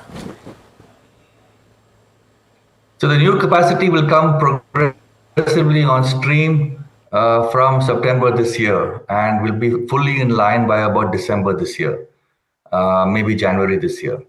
And we can go up to more than 2,000 crores of this capacity, which I believe will, we will be hitting very good numbers next year also, looking at the current year current rate of order inflow. So after that, we have already started, working on using techniques like Kaizen and Japanese methods to see how we can push the capacity to 2,500 crores within the existing facility. So I see, at least for the next 2 more years, no further investments. We'll be flogging the assets. And when it comes to the domestic markets as well, in the past, the domestic order inflows have been slightly muted. Strength has always come in terms of the export market. So if you could help us understand now, how are you seeing that recovery in terms of the domestic markets, and do you think it is sustainable from here on?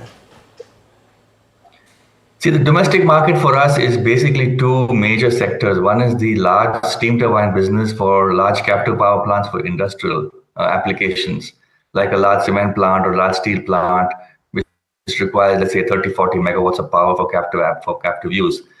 That business is growing steadily at around 10 to 12% per year. It's not, I think it's very good that we have this kind of growth in the economy where we see steady growth year on year rather than go through boom and bust cycles. On top of that, there are large hydro refurbishment tenders for, in the market. And if we win even 1 or 2 of those really bump up our numbers to a large extent. So what's giving us actually the gravy is these hydro orders. The steady growth is coming from the captive power plant steam turbine business. Thank you so much, sir, for speaking with us and joining us live from Germany for this conversation and speaking with us exclusively this morning. TD Power, is confident to up its guidance. It's been a strong quarter for them as well. And that was the management's view. I mean, we're talking about another company now with a very strong order book and in focus on the back of its Q1 earnings. The revenue of the company has surged up to 40% on the back of energy and oil and gas segment. Now, before we speak to the management of Azad Engineering, let me go across to Anushi, who is talking about how the street is viewing this counter and what the numbers showed. Thanks for that, Tamanna. So, as you mentioned that it was the energy and the oil and gas segment-led growth for Azad Engineering that we are looking at. The company clocked in a revenue growth of 39%, and this is with the margin expansion also to the likes of 35.8% as compared to 33.5%. Net profit seeing a 74% of growth as well. Now, this is also an export-driven growth that we are looking at, with exports seeing a 39% of an increase as compared to domestic seeing about a 15% of an uptick. Margin expansion also led by changes in inventories that we took place, but of course focus now being on the order book as well. Order book exceeded the mark of 6,000 crore as of June 25 that we are looking at. In fact, if you look at the key con-call highlights also, the company has maintained its top-line growth guidance of 25 to 30% for FY26, and for EBITDA margin, it is seeing margins between the likes of 33 to 35%. So that is something that is interesting to watch out for the counter. The capex plans and the new facilities coming on stream is something that we should be quizzing the management about.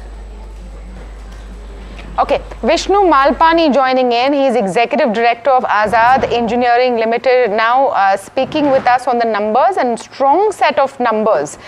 This is, can you explain to us, Mr. Malpani, is this a change in mix that has worked out? What has helped in terms of margins as well?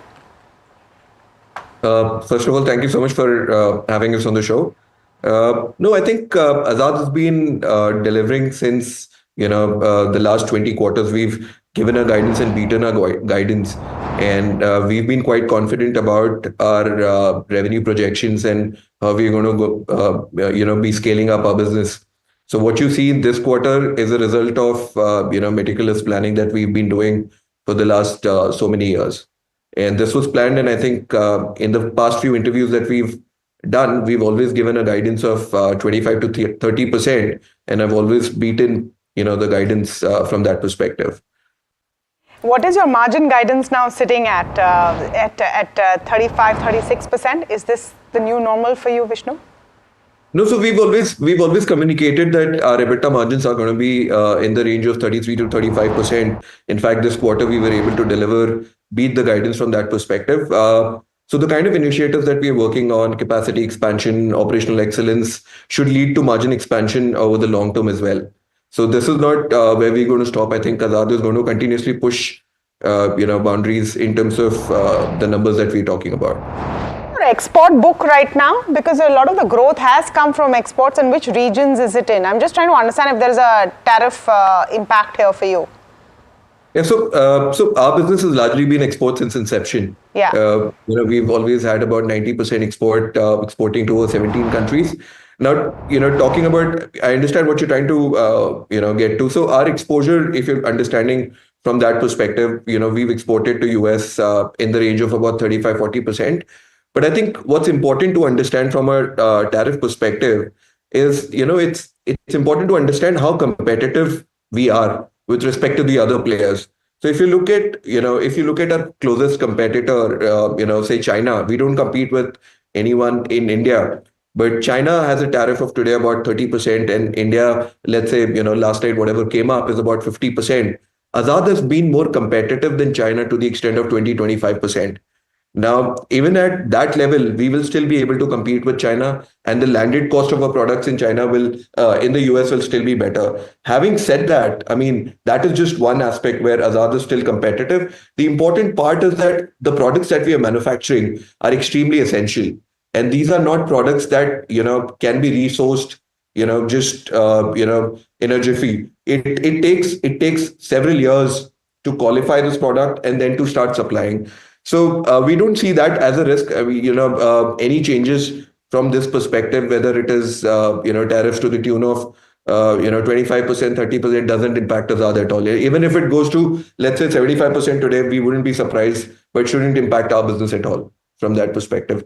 And our competitive... One sec, Vishnu, we just need to get a little deeper into this. You're saying 35 to 40% of your export book is from the US? Did I hear that correctly?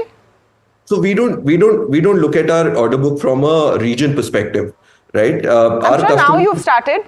Everyone's going back and seeing how much they're exporting to the United States. No, I think, see, from our perspective, we're working with global OEMs that have factories all over the world. Sure. So, right. So when we work with, say, GE, Mitsubishi, Siemens, Boeing, Eaton, all of these global customers. So for them, it's about, whether we're supplying to the US or, to Europe, they would be deciding where the products are going to be shipped at. Our scope of manufacturing is always X factory or X works, FOB Hyderabad. So from that perspective, we don't get impacted. This will get absorbed from a customer's perspective. And it is important to note, Tamanna, that we manufacture essential products. Even during COVID, right? We were in a similar situation where the world was wondering whether, everything's going to get stopped. most companies were shut for about 6 to 8 months. Azad was still working back then because we were making essential components that are producing electricity today, that are running aircrafts, etc. around the world.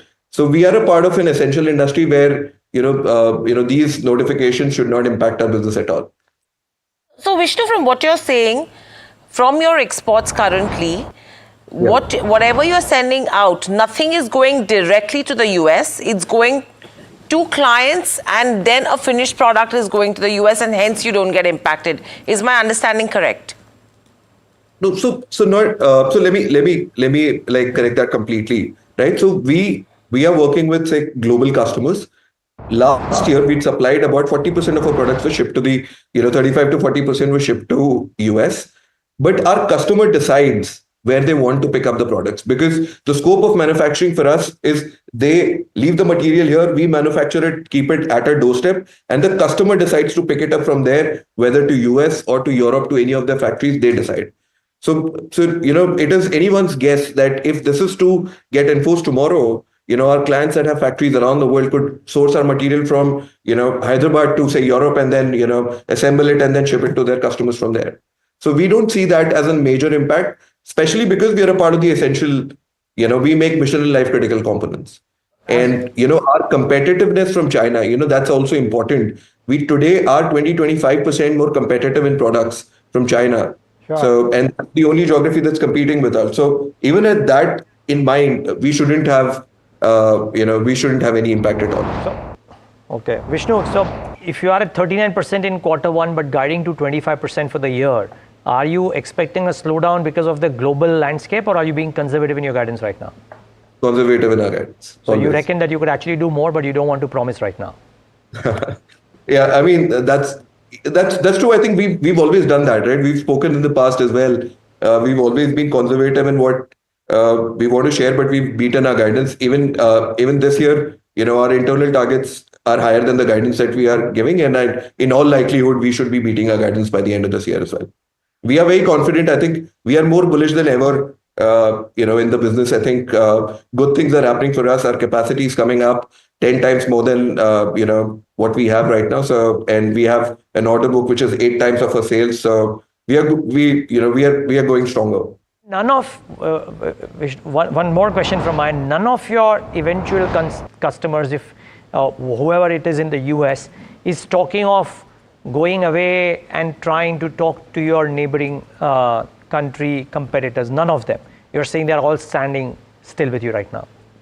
I mean, see, it's important to understand that OEMs have spent so many years trying to look for credible suppliers, build them over 10, 15, 20 years. Now, it is going to be extremely difficult for them to, redo their supply chain, right? The supply chain resilience is about, if you looked at the OEMs, they were looking at supply chain consolidation. They were looking at de-risking their supply chain from any of these geographies that today have, and are looking at credible suppliers. So Azad is positioned right there as, as a high growth supplier, as a supplier that has been able to manufacture critical components, at a rate that we are doing. So we don't see any risk from that perspective. Okay. Thank you so much for speaking with us, Vishnu Malpani, of Azad Engineering. And it's all about tariffs this morning, one way or the other, even in our earnings conversation. But I think it's important to point out to our viewers what Prime Minister Modi has just said, and we'll play out that soundbite for you in just a second. But let's get those lines up on screen as well, where Prime Minister said, interest of farmers are a top national priority. India will never compromise on the interest of farmers, livestock holders and fishermen. I know I'll have to pay the price for it personally, but I'm ready to do it for the farmers. This is a very, very strong statement, because it's the first comment that is coming in after this tariff tirade and Trump increasing tariffs 50%. We've been talking this whole morning that what the real reason is.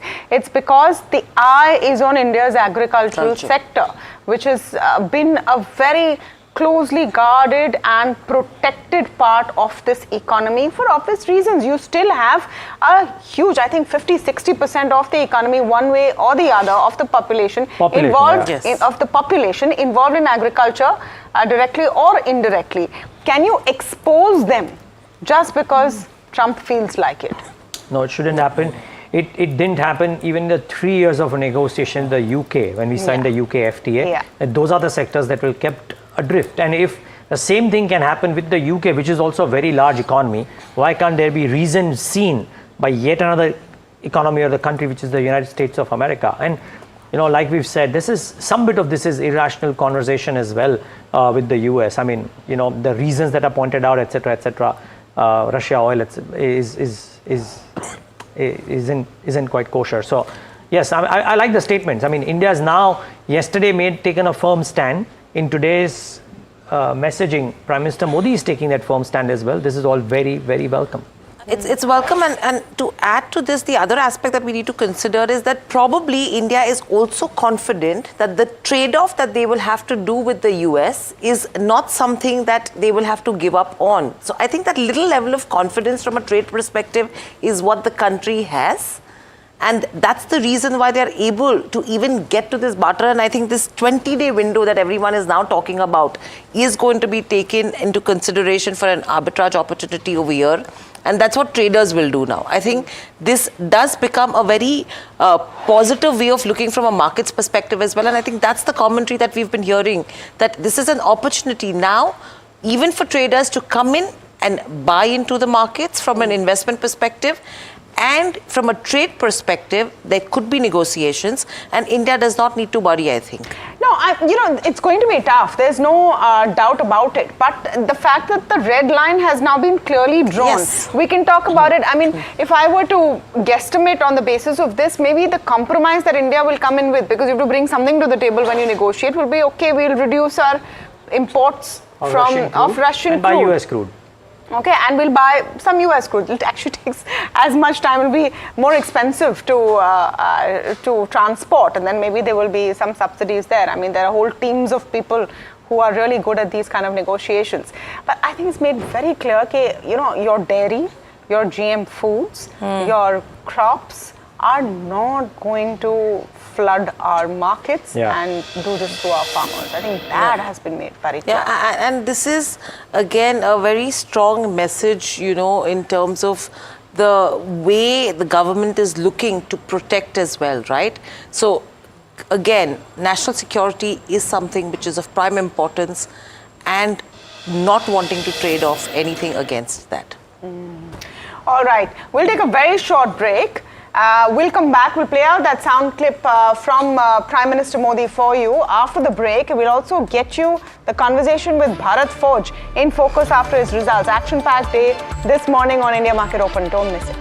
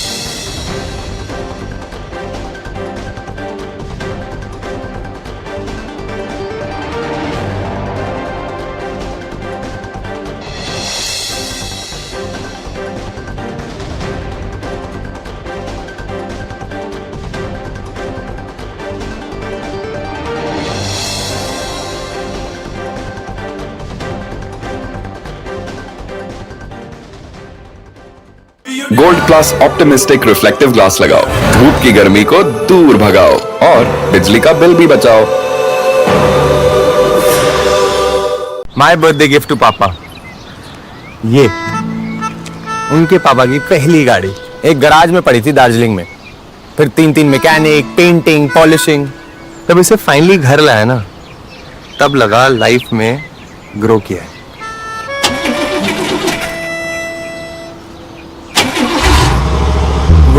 SIP करो, invest करो, life में grow करो। प्रतिभूति बाजार में निवेश बाजार जोखिमों के अधीन है। निवेश करने से पहले सभी संबंधित दस्तावेजों को ध्यान से पढ़ें। हेलो बोलिए मैडम, डब्बा ट्रेडिंग कब से चल रहा है पता है मैडम आपको? हम और आप तो जन्म भी नहीं हुआ था हमारा। We investigated a shady advisory firm that has spent big bucks on advertising on the front pages of national dailies. ये आपको बिल्कुल उसका ऐसे हल्का सा भी खौफ नहीं है। मैडम एक बात में खौफ किस लिए रखना चाहिए तो बताओ, कौन सा गलत काम कर रहा हूँ मैं? After our report, we also saw NSE came out with a cautionary circular to the investors. Market Regulator Securities and Exchange Board of India has also come out with a release talking about the actions that it has taken. Cyber complaint has also been filed against the entities involved in this entire Dabba trading scam.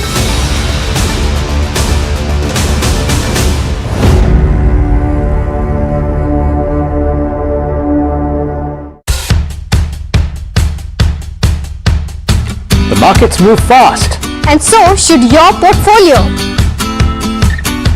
Expert insights, real-time stock picks. Do I buy Ola? Should I hold CDSL for the long term?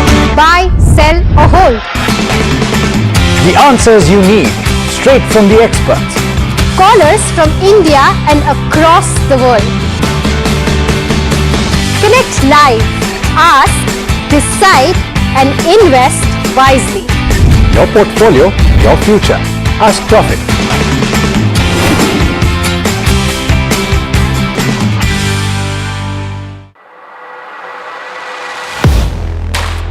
Do you really know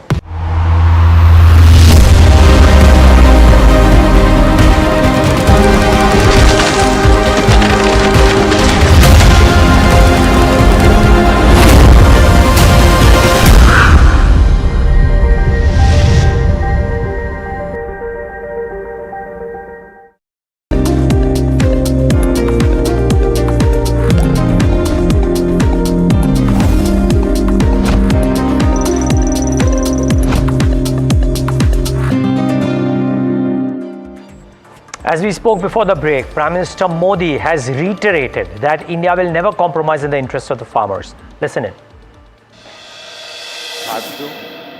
हमारे लिए अपने किसानों का हित सर्वोच्च प्राथमिकता है।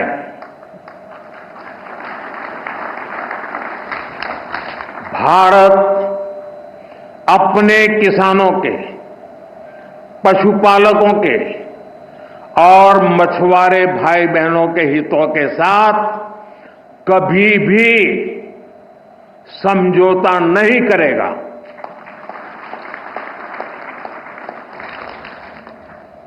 और मैं जानता हूं व्यक्तिगत रूप से मुझे बहुत बड़ी कीमत चुकानी पड़ेगी, लेकिन मैं इसके लिए तैयार हूं। मेरे देश के किसानों के लिए, मेरे देश के मछुआरों के लिए, मेरे देश के पशुपालकों के लिए आज भारत तैयार है।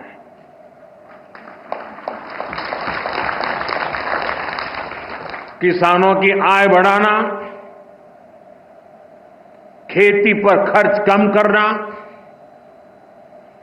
आय के नए स्रोत बनाना, इन लक्ष्यों पर हम लगातार काम कर रहे हैं। Nature of the conversation that we had with Bharat Forge, while we spoke to them on the numbers, we also spoke to them on this particular issue. Listen into a slice of the conversation that I had with Amit Kalyani.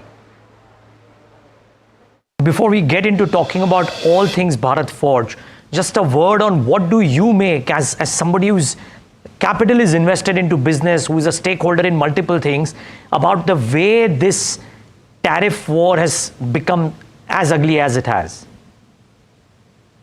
You know, I think it's very unfortunate that we are at this point, because if you see the relationships between America and India at a very personal level are extremely deep and strong.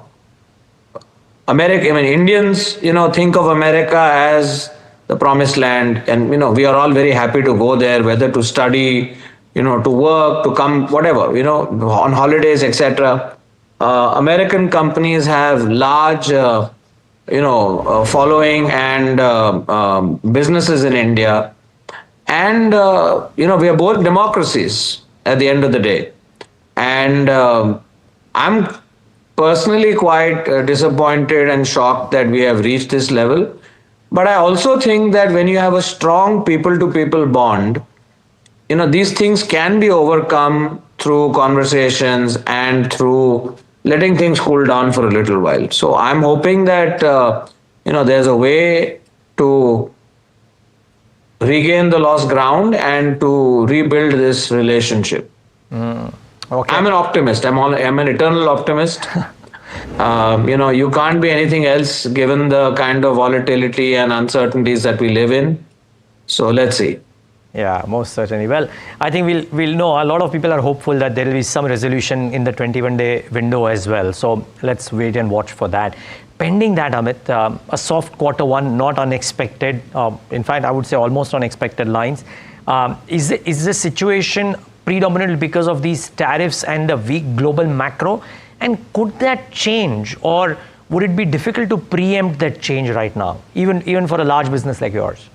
Yeah, so let me tell you, there are two elements to what has transpired in the quarter. One is some amount of weakness, slowdown in Europe, some amount of weakness, slowdown in the US because of this whole tariff overhang.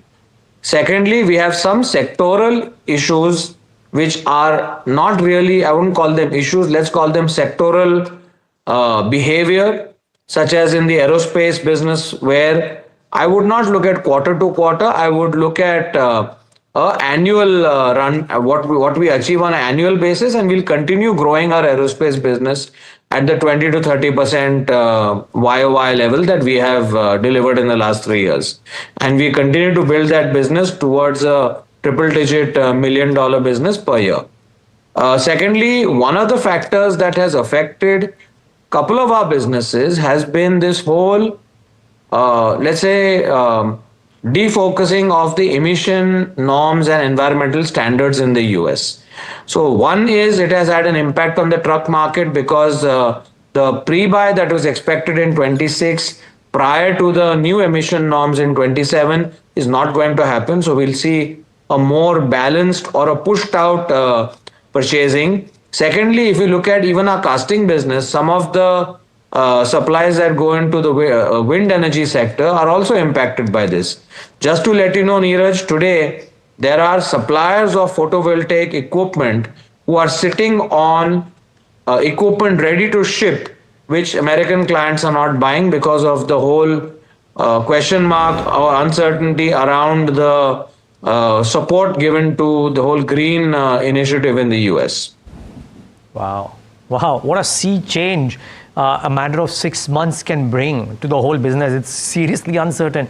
So Amit, how do you think about, how do you even respond to a question when I ask you that how does the rest of the year look like? Because it's seemingly very difficult to predict, right? Yeah, Neeraj, as you can imagine, we are now, like bouncing off of walls, one day you're down, one day you're up. We never know where we're going. But as a company, we have very strong relationships with our clients.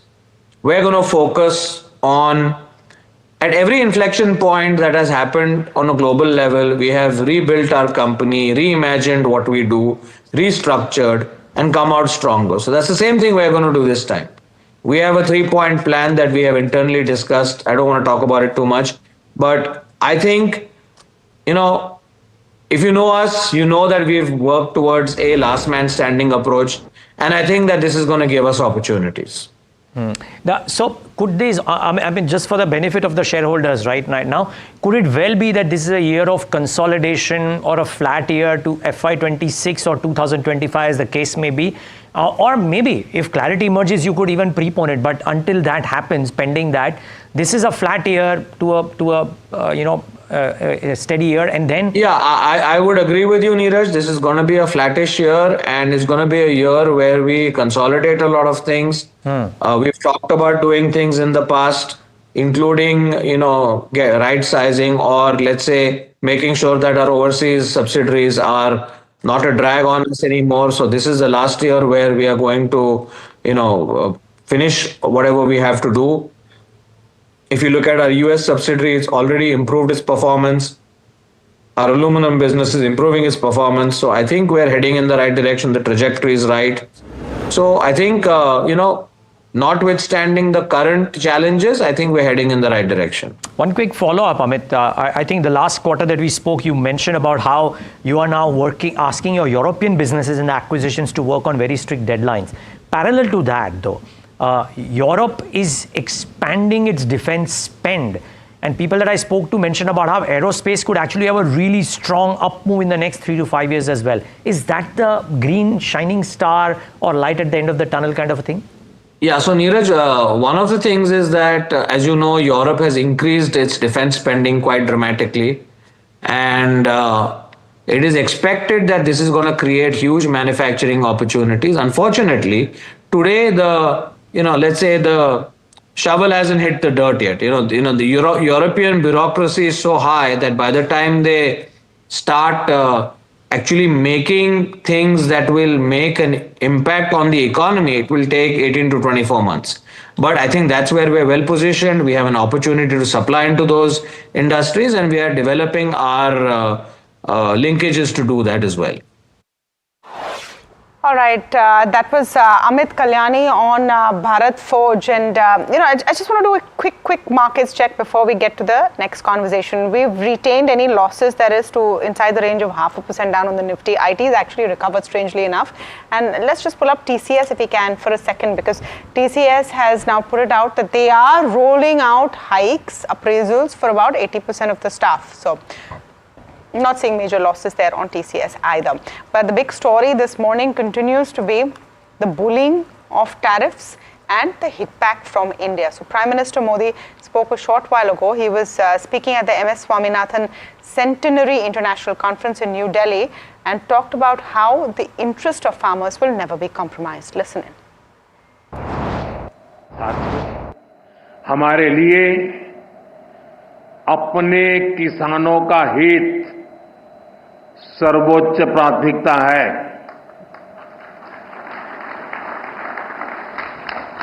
Bharat अपने किसानों के, पशुपालकों के और मछुआरे भाई बहनों के हितों के साथ कभी भी समझौता नहीं करेगा।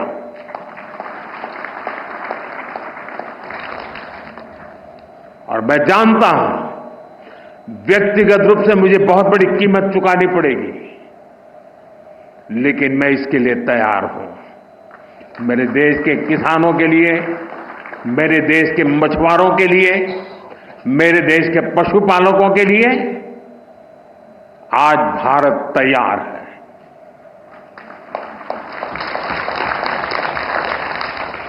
किसानों की आय बढ़ाना, खेती पर खर्च कम करना, आय के नए स्रोत बनाना, इन लक्ष्यों पर हम लगातार काम कर रहे हैं। Okay, Jayant Das Gupta joining in on the conversation this morning. He's former Indian ambassador to the World Trade Organization. Mr. Das Gupta, thank you so much for joining in. And we're trying to give our viewers some perspective. Does the WTO do anything right now? I'm just wondering, this has been going on for months. It's the World Trade Organization. What is the WTO doing?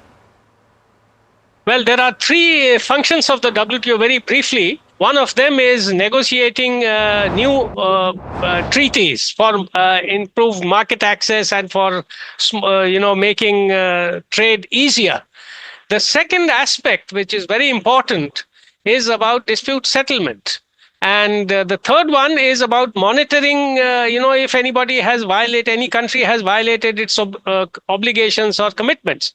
Now, the most important pillar is, of course, negotiations, but it is intertwined with this dispute settlement issue.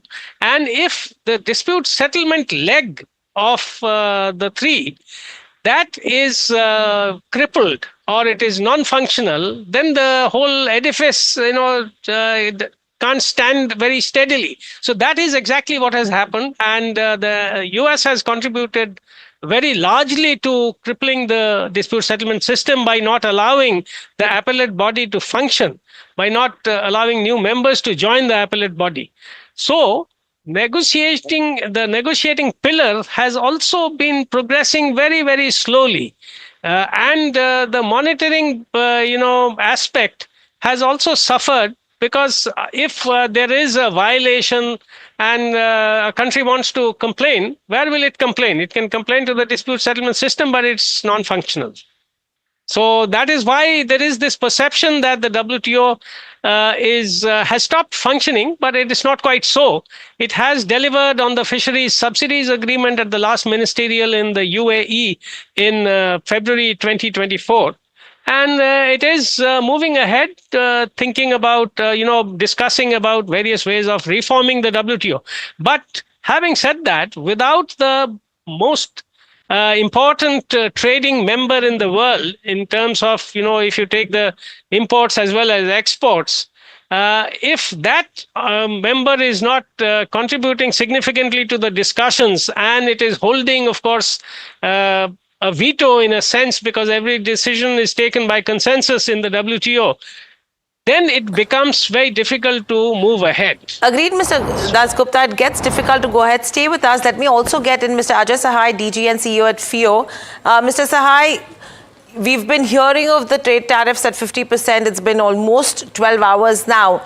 What is the clear message that you're picking up from exporters? Because this is going to be a major concern.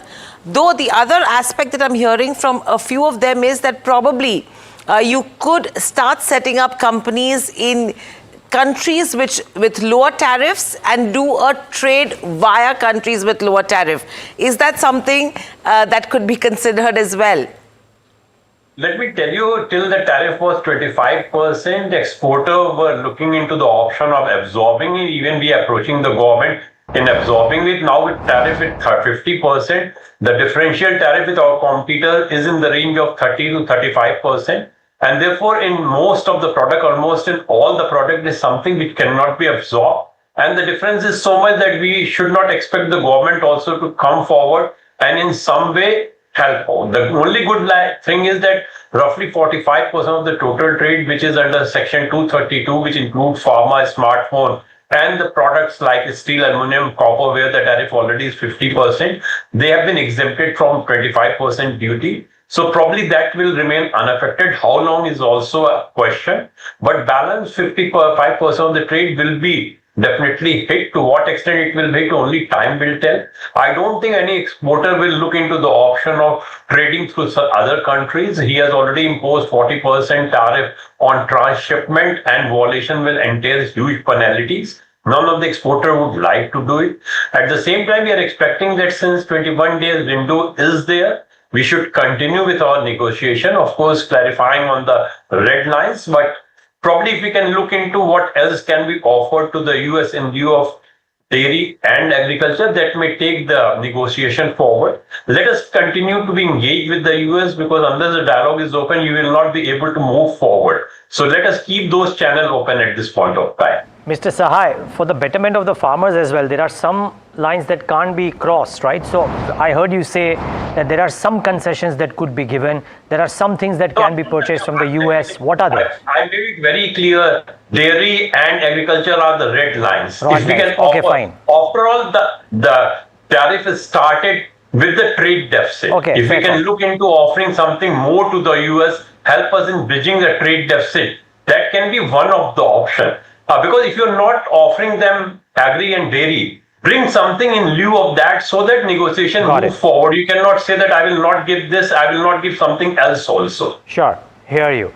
Mr. Dasgupta, assuming that let's work with an assumption that some resolution comes about, but pending that, or if this lasts for a while, what does an average Indian business which is reliant on export income and particularly textiles, gems and jewelry, etc. do?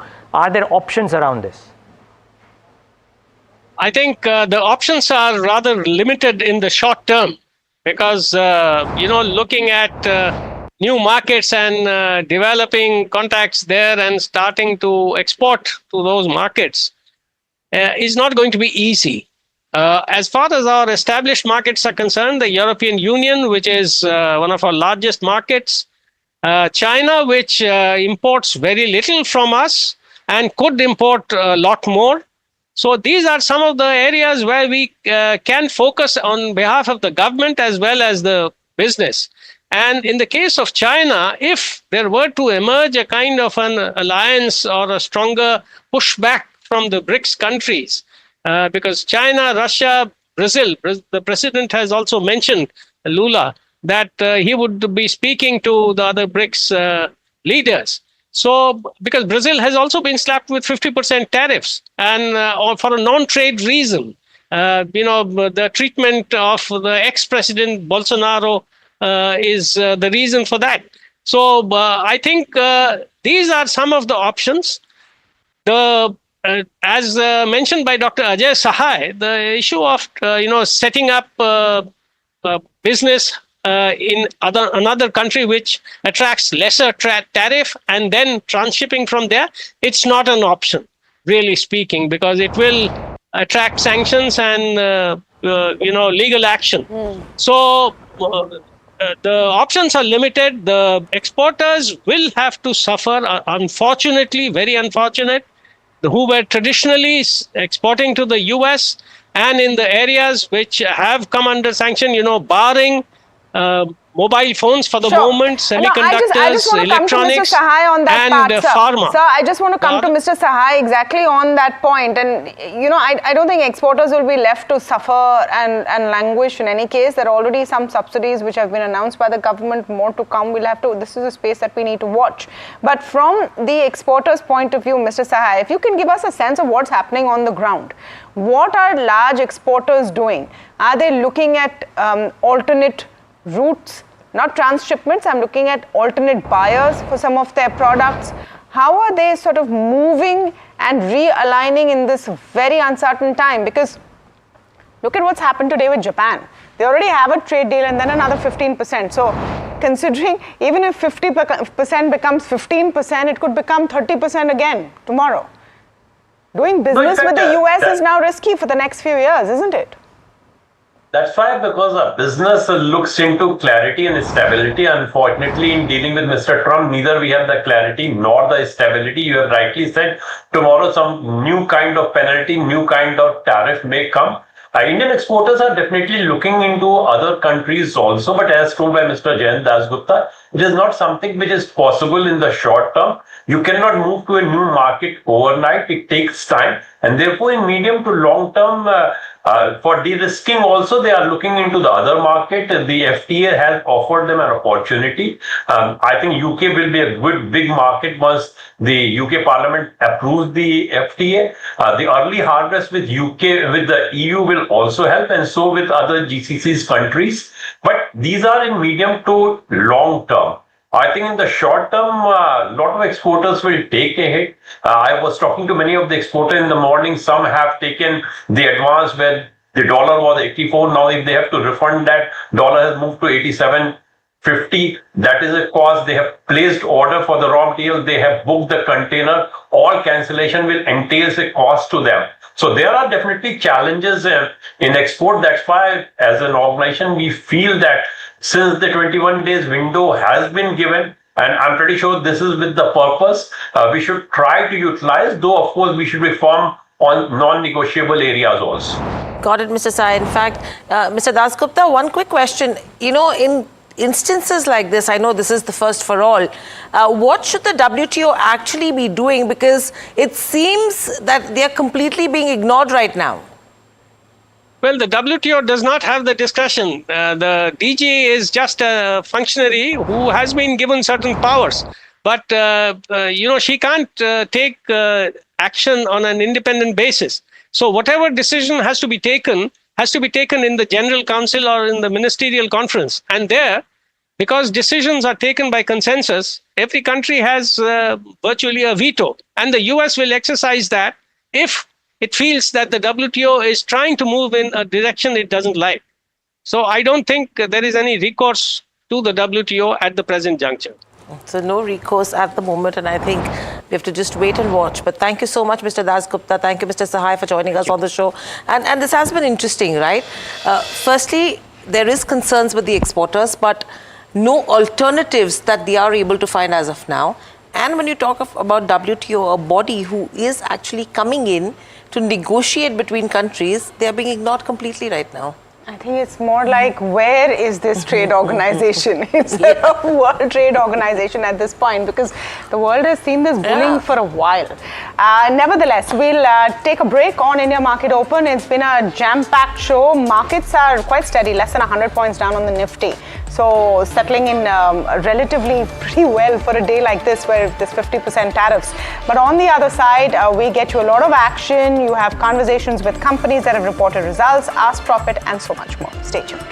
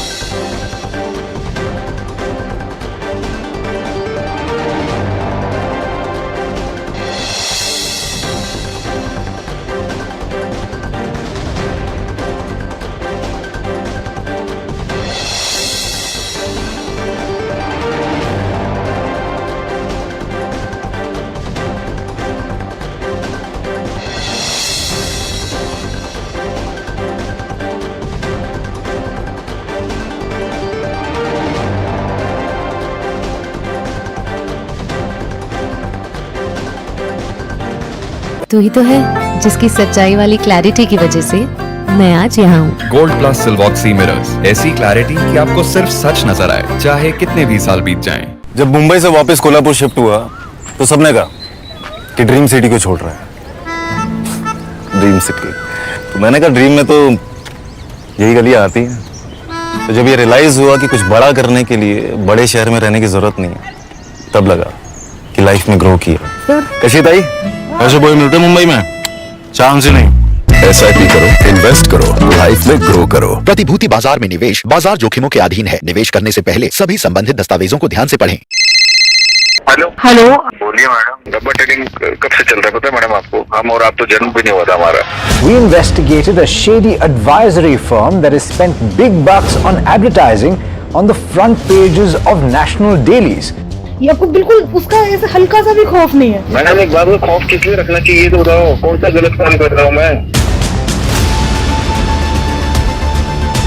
After our report, we also saw NSE came out with a cautionary circular to the investors. Market Regulator Securities and Exchange Board of India has also come out with a release talking about the actions that it has taken. Cyber complaint has also been filed against the entities involved in this entire Dabba trading scam.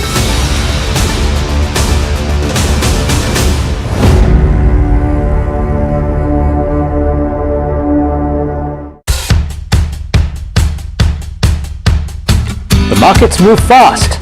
And so should your portfolio. Expert insights, real-time stock picks. Do I buy Ola? Should I hold CDSL for the long term? Buy, sell or hold. The answers you need, straight from the experts.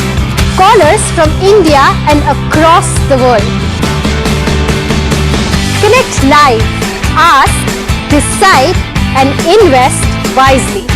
Your portfolio, your future. Ask Profit.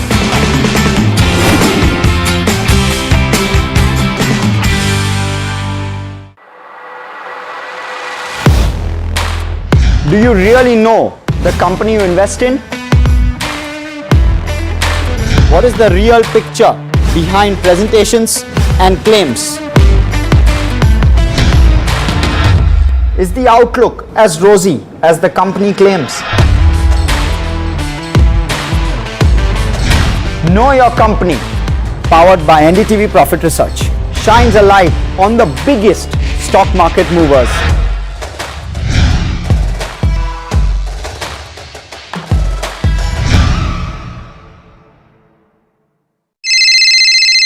Hello बोलिए madam, डब्बा trading कब से चल रहा है पता है madam आपको? हम और आप तो जन्म भी नहीं हुआ था हमारा। We investigated a shady advisory firm that has spent big bucks on advertising on the front pages of national dailies. ये आपको बिल्कुल उसका ऐसे हल्का सा भी खौफ नहीं है। मैडम एक बात को खौफ किस लिए रखना चाहिए तो बताओ, कौन सा गलत काम कर रहा हूँ मैं? After our report, we also saw NSE came out with a cautionary circular to the investors. Market Regulator Securities and Exchange Board of India has also come out with a release talking about the actions that it has taken. Cyber complaint has also been filed against the entities involved in this entire Dabba trading scam.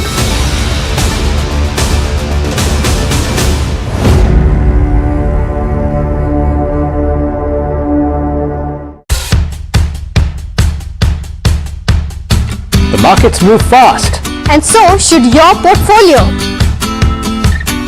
Expert insights, real-time stock picks. Do I buy Ola? Should I hold CDSL for the long term? Buy, sell or hold. The answers you need, straight from the experts. Callers from India and across the world. Connect live, ask, decide and invest wisely. Your portfolio, your future. Ask Profit.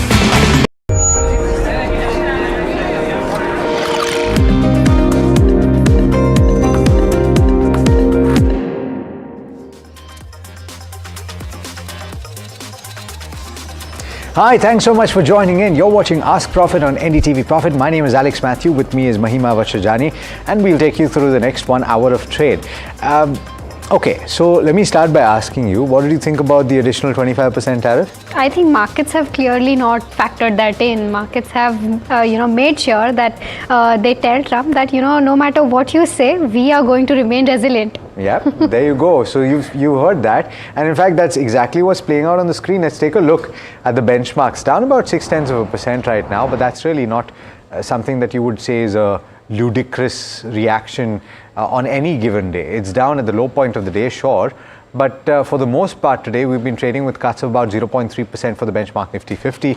The broader market seeing a little bit more in the way of cuts, so let's pull that up as well. About 0.5%, actually not too much, right? So 0.5% for the mid cap index as well, and just about 0.75% for the small cap 250. Let's take a look at the market breadth as well, and remember, this has been a little bit weak, I would say, actually for different reasons, more to do with earnings, more to do with the outlook on Indian growth, more to do with other factors rather than tariffs. But still, let's take a look at some of the stocks that might be getting impacted. Broadly, the sectors that are seen to be impacted are the frozen foods or the shrimp space. You have textiles as a pocket that are expected to be impacted, a few chemical companies. And so therefore, let's pull up the likes of Apex Frozen. Yes, there you go. You have Avanti Feeds that is down about 4.6% or thereabouts. But the rest really, I'm looking down the list, something like a Gokaldas Exports down only 1% or so. Jubilant Ingravia down 1.9%. Nitin Spinners down 3%. Pearl Global down about 3.7%. And SRF and Rajesh Exports actually trading in the green right now, even as we speak. So a few stocks where you're seeing a bit of a reaction, but nothing earth-shattering at this point. I'm looking at the broader markets just to see if there are any other big movers, and I would reckon that the big movers today have to do with earnings. Godfrey Phillips, by the way, finally seeing some money being taken off the table after the stellar run-up, is the top loser on the Nifty 500 at this point. GNFC on the back of a pretty weak set of numbers, losing about 6.7% or thereabouts. You have a Reliance Power that's once again in the red. On the winning side, you have a few names that are doing particularly well. You have ITI that is up and about. You have Fortis Health, we're speaking to the management in just a bit, that is up about 3% or so. And I looked at Rain Industries. It's an interesting story, not a very large company, 5,600 crore market capitalization, but really arguably the stock of the day from the broader markets is return to profitability, return to net profit after 7 quarters of losses, and bodes well for the company and for the stock as well. We're joined today by Kush Bora of kushbora.com, as well as Prashant Tapse, Senior Vice President Research and Research Analyst of Meta Securities. Thank you so much to the both of you for taking the time. Kush, very quickly, 40-second, 50-second answer. What do you make of the reaction that you see today, and any individual stocks that you're liking? What's on your radar today? Hi Alex, hi Prashant, and a very good morning to all the viewers. More of expiry play. We've had shorting going on for a while. In the markets, they've been slipping lower. Minor concern is that the 13th June low of 24,473 that the markets had made, That's been broken, and that is now under test. This is a strong support zone, 24,400, 24,500. If that is broken, then I think the 200-day moving average near 24,000 might come into play. If not, then we could see a rebound. Yesterday we saw first inkling of a very small, but nevertheless a first inkling of FIIs covering a bit of short positions. So maybe if that turns around, then you could see the Nifty head higher. But for now, I would either stay out of the market or play for a rebound trade. But that's the view on the indices. On stocks, Hydrocare and JK Cement, these two look good. Okay, we've got our first caller for the day then. Dheeraj is calling us from Hyderabad. Dheeraj, hi, a very good morning to you. How can we help you today? Good morning, ma'am. Good morning to the experts and everyone else in the panel. So my query is regarding Godrej Properties. Okay. I purchased these shares today actually, like 54 shares of Godrej Properties at 2052. Okay. So the stock corrected from its peak like around 30%. The order book is strong, but the stock is underperforming in the real estate space or the construction space. The entire real estate pack, the stock is underperforming. So I would like to know both the short-term and long-term view. And I have one more thing, ma'am. Like FIs are selling and good results have been posted by multiple companies, but they are unable to make new highs or at least sustain their level. Correct. Can I know the reason? Yeah, got it, Dheeraj, and your question is valid. The second question that you're talking about, I'll take both of those up with Prashant. Prashant, first I'll ask about Godrej Properties. In terms of Q1 numbers, they were not impressive, around 41% downside in terms of revenue, and that's because 31% decline in sales volume also took place. Plus, even in terms of collections, it's very less as a percentage of their total FY26 guidance. Your view with regards to where Godrej Properties stand? I think yes, from last 2-3 months, I think the real estate stocks have been underperforming. There is no excuse for Godrej Properties because it's the largest in terms of the coverage.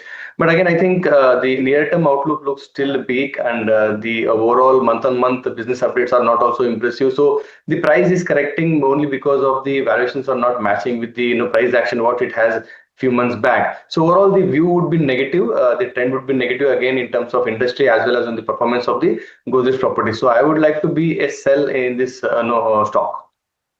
Okay. So very quickly on the other front, where you have your shorts from foreign institutions in the system to the extent of over 90%. Kush, you want to comment on that? That seems to be just a sign of the times, right? And they've been selling for 13 sessions in a row in the cash market as well.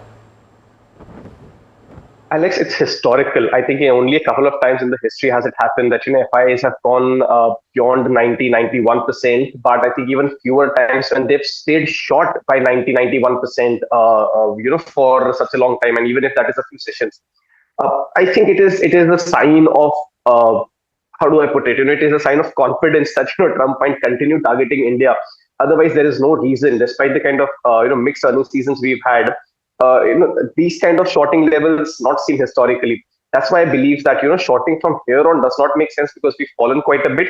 Any bit of covering by even the FIIs and any bit of short covering in the market could actually spark a rally of 300 to 400 points on the upside. So yes, they have been short for some time. But I think the room for going short from the current levels remains a little limited. So you would at least expect a bounce and then perhaps, maybe downside if it has to continue. So yeah, historical short positions. Right. Policy, but otherwise I think... Let's move on now. And sorry, Kush, for cutting you off. We have to go to the management of Fortis Healthcare. Let's listen into what they have to say about their numbers. My first question would be, you've seen a strong margin performance when it comes to Q1 FY26. What's your outlook for maintaining or further enhancing, these margins in the coming quarters, especially considering the new O&M agreement that you have signed? Because I remember you talked about, a 2% growth when it comes to EBITDA margin. So your view on that? Yes, so our performance has continuously improved, and both the volumes as well as the realization have been good. As you pointed out, the ARPOB as well as the occupancy saw growth. So these two factors have been main factors to improve our performance. But I think this performance has been consistent for last many quarters and in line with our commentary on this. So we expect this to continue. As far as the O&M of Clinical 700 beds, which we are going to be managing, is going to be accretive. That revenue we will not be taking, but there would be an O&M fee, which would be 3% of their top line. So that would be accretive to our bottom line. Understood. So on the margin side, so the margins were at 22.6%. Now, any scope of further enhancing these margins when it comes to whole year FY26, or I would say, what is the margin outlook that you have for FY26? Yes, so we have consistently said that every year we expect 2 to 3% of increase in our EBITDA margin till we reach a level of about 25% or so. So there is a further scope of improvement which we will get, because this year we are also adding about 900 capacity bed, which includes the newly acquired hospital in Jalandhar, which is about 283 beds. And these beds, at least 50% of them will be operationalized within this year. So that will also contribute significantly to both our top line as well as bottom line. But since some of these capacities are going to be new, so we expect that gradually over the next 1 or 2 years, we should reach the figure of 25%. Understood. Dr. Raghuvanshi, when it comes to ARPOB, it grew 10.2% and the occupancy also increased to 69%. Now, what specific initiatives or the patient mix shift contributed to most of the ARPOB growth, number one? And what is the target occupancy when it comes to FY26? Because I remember you had a target of 70 to 71% of occupancy. So your outlook when it comes to occupancy and also ARPOB?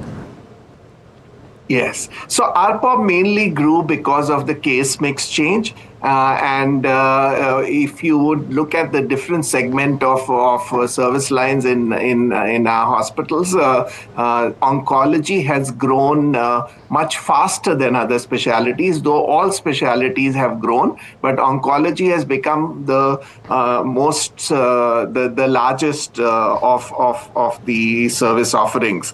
And that has typically a higher ARPOB, and that has led to a case mix change, which is favorable towards increasing the ARPOB.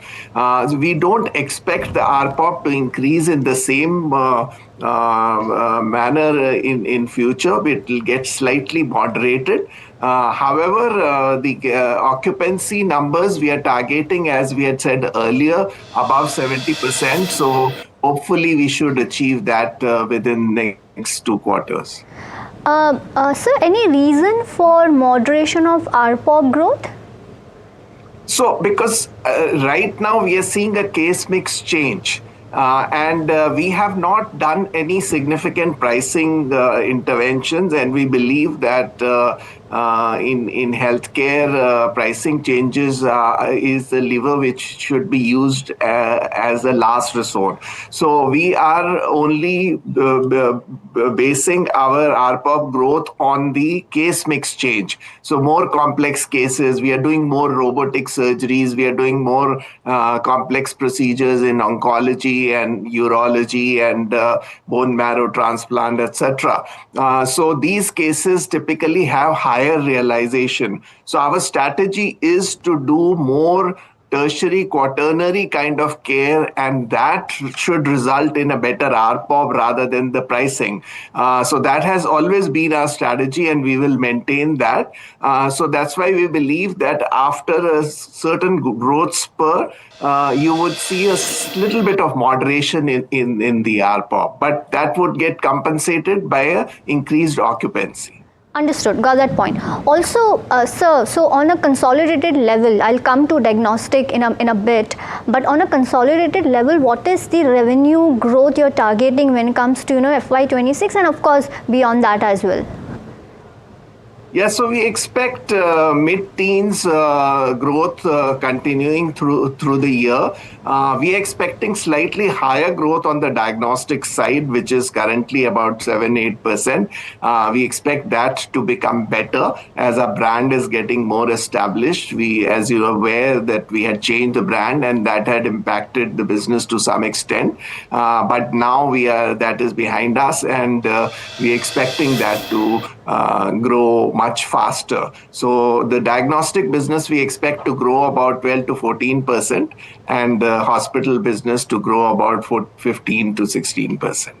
Okay, that's great, because I was actually on to ask you about the diagnostic business also, but great that you have an answer for that. Sir, also operating beds as of FY25 stand at around 4,000 odd beds. What is the expected addition that you're going to make this year? So we are going to add 900 beds this year, capacity beds, but we will operationalize only about 50% of this. 900 beds also includes 283 beds in Jalandhar in Punjab, which was a recent acquisition, which we have concluded just last month. And that hospital gives us a very good positioning in Punjab with about 1,000 beds over there. But out of these 900 beds, we expect at least 50 to 60% bed getting operationalized within this financial year. All right, so that's the management of Fortis Health. And by the way, a good set of numbers. Stock is up 3.7% or thereabouts. Quite a substantial improvement in the operating profit as well. The margins have expanded in the quarter gone by. You heard why that is. Let's go back to the queries. And by the way, if you're tuning in just now, there are two ways in which you can ask your questions. One is the number on the top of the screen where you can send us your messages. And two, on the bottom of the screen, you see the number. That's my numbers. Okay, there. You can call us. All right, the next question is on Kalyan Jewelers, and Soumyadeep Chaudhary has got this. He's writing in from Asansol in West Bengal. He's got this at levels of 366, and he's got 150 shares. By the way, the results are out today, and so you should watch out for that. We will flash it on the screen whenever it does come through. But Prashant, the question is there going to be an implication because of the tariff? I'm not sure how much of the revenue for Kalyan Jeweler comes from the US, if at all, and so therefore would you say that it's insulated? I think yes, it has been discounted in the price as of now. I think the export market for Kalyan would be very much under single digit, higher single digit in the overall top line. But again, the impact would be very much minimal. Again, the profit margins are very much high in the export market. So it has been discounted already in the stock. Whereas with respect to expectations of the Q1 earnings, I think I'm expecting some kind of pressure in the overall margin, considering the volatility in the gold price as well as on the non-seasonal activity for a jeweler business. So overall, the expectation is the numbers can be neutral to negative, so the stock can react negative on the basis of Q1 earnings. Okay, so that's with regards to a Kalyan Jewellers stand. In fact, they've recently, in the last quarter, opened one store in the US, and that's the extent to which their US exposure stands. So that's with regards to where Kalyan Jewellers stands. The next question is on Tejas Networks. Okay, Ekambarai from Hyderabad is writing in, and he's holding Tejas Networks 175 odd shares, bought at 1125 a piece. Wants to know at what time can he start averaging or book losses. He's saying that he's a retired person. He wants to keep the stock for a minimum 1 year, from a minimum 1 year perspective. Prashant, I'll stick with you for this one. What's the view with regards to where Tejas Network stands? I think we have seen the underperformance from last many quarters. Even the earnings are not able to cope up with the business model after being bought by Tata Group. But again, I think the negativity will keep on coming in the quarter-on-quarter numbers. For him, as he's a retired employee, I think he should try to keep avoid this kind of stocks for the next time when he is buying. But time being, I think he can hold it for at least for shorter term, whereas there can be some kind of better expectations in the markets, and then he can try to average out and then exit the stock. Shankar is calling us from Chennai and asking about a stock that took a bit of a beating in trade yesterday. I wonder what Bosch is doing in trade today. Let's pull it up. It's just about flat, but yesterday it saw a bit of a downtick. Shankar, is that why you're calling? What sir, would you like to know? Hello, sir. How are you? Very well. Thanks so much for calling us. Okay. Thank you. Thank you. I bought Bosch at 5 days before Yes. at the rate of 39,700 rupees, 5 shares. Yes.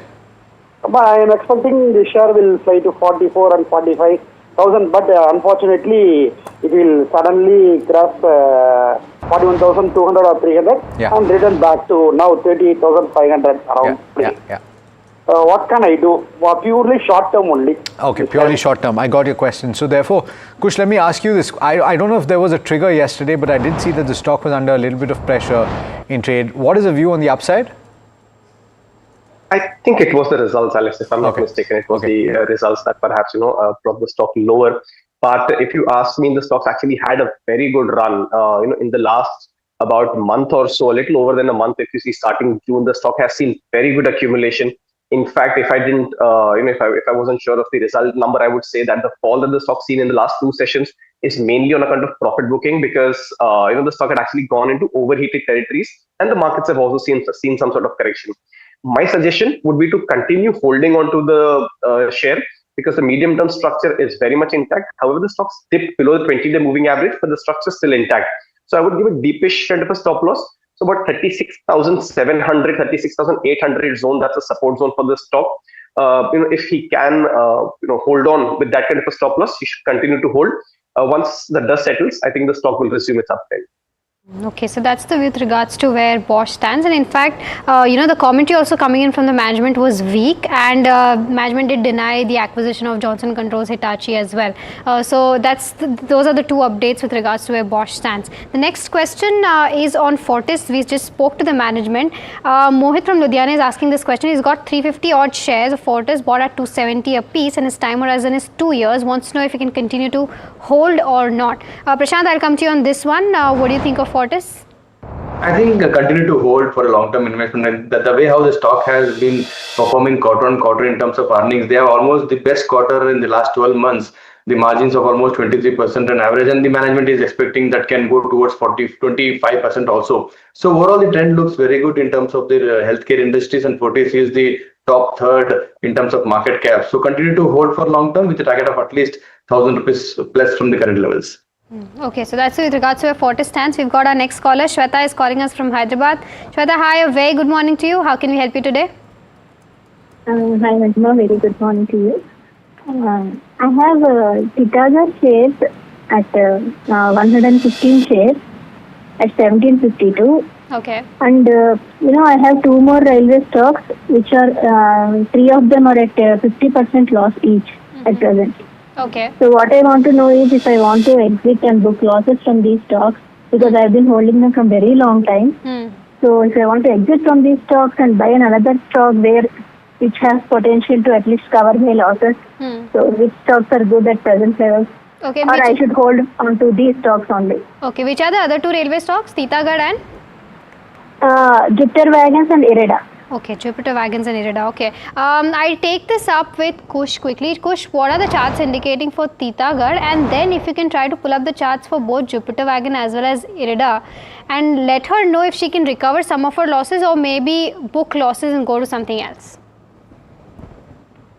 So look, even now, if you see, the stocks are actually in a bit of a downturn. The volumes on the way down have shrunk, but they've already seen quite a bit of correction. So Titagarh in particular, not a very healthy structure, although the stock is attempting a rebound from 825 support zones. My suggestion would be to keep a tight stop loss near that mark. If that is broken, then the 3-month low could be tested and the stock would slip further. Irida, in fact, we had a short call some time ago, and Jupiter Wagons in the fairly similar territory. However, on a daily basis, it's seeing some sort of positive divergence. Nutshell, these stocks perhaps could see a bounce in terms of a short covering bounce, or maybe from oversold territories. But has the tide turned for them? Not sure. So maybe keep stop losses near the support zones and exit if those are broken. Some of the stuff that she can consider, which was the second part of her query, and we've recommended those on the channel as well, plus to our advisory clients also, are Deep Industries, Nava, and Vijaya Diagnostics. Now these stocks have done rather well in the kind of market that we are in currently. Even the downticks that have come about, have been on fairly low volume, so the confidence in these stocks is fairly high. So maybe she could consider a switch to some of these names, if she exits the railway stocks. Okay, we've got to slip in a very quick commercial break on that note. We'll be back on the other side to take more of your questions, so do stay tuned.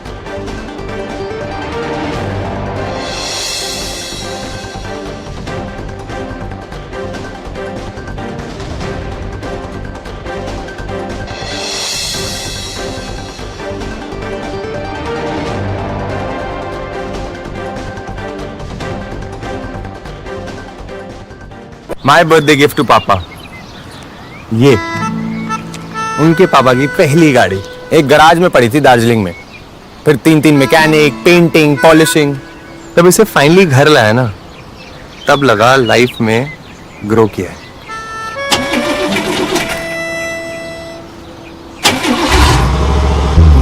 SIP करो, invest करो, life में grow करो। प्रतिभूति बाजार में निवेश बाजार जोखिमों के अधीन है। निवेश करने से पहले सभी संबंधित दस्तावेजों को ध्यान से पढ़ें।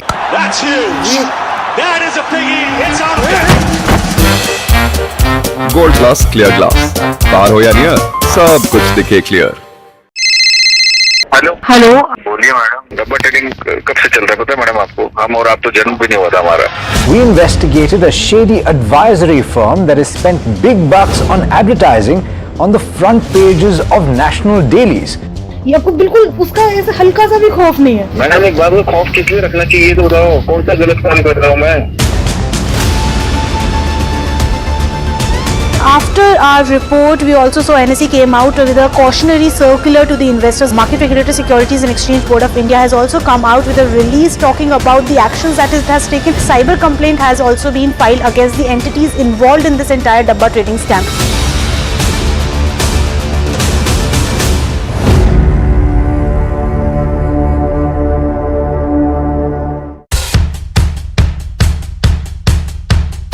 The markets move fast. And so should your portfolio. Expert insights, real-time stock picks. Do I buy Ola? Should I hold CDSL for the long term? Buy, sell or hold. The answers you need, straight from the experts. Callers from India and across the world. Connect live, ask, decide and invest wisely. Your portfolio, your future. Ask Profit.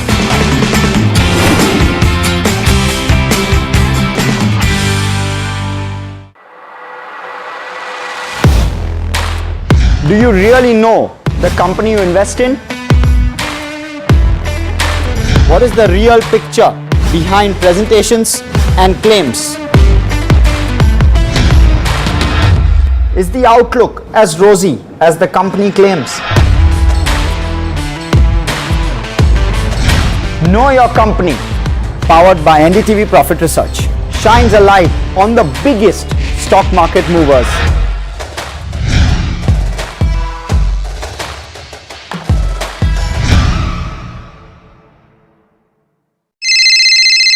Hello, बोलिए madam. डब्बा trading कब से चल रहा है पता है madam आपको? हम और आप तो जन्म भी नहीं हुआ था हमारा।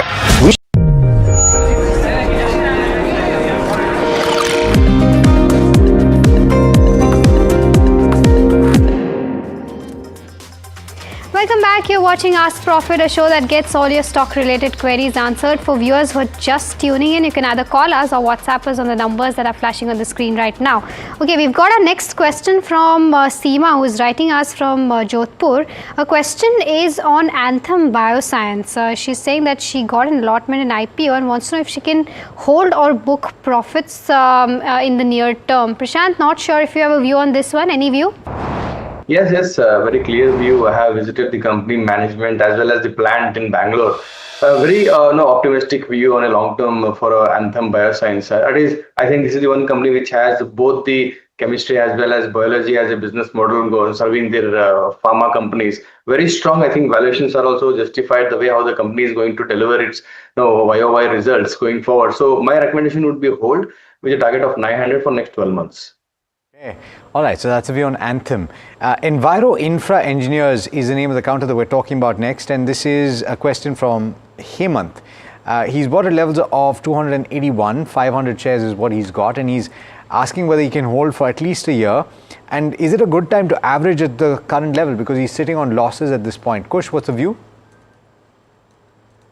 On the whole, the structure is quite bullish. If you see the stock respecting the 50-day moving average, it's seen quite a spurt in the in the recent past before dropping lower. So my suggestion would be yes, you could hold on to this one. Not sure about averaging because of the kind of environment we are in and the kind of profit booking the stock has seen. But yes, for sure you should continue to hold this one.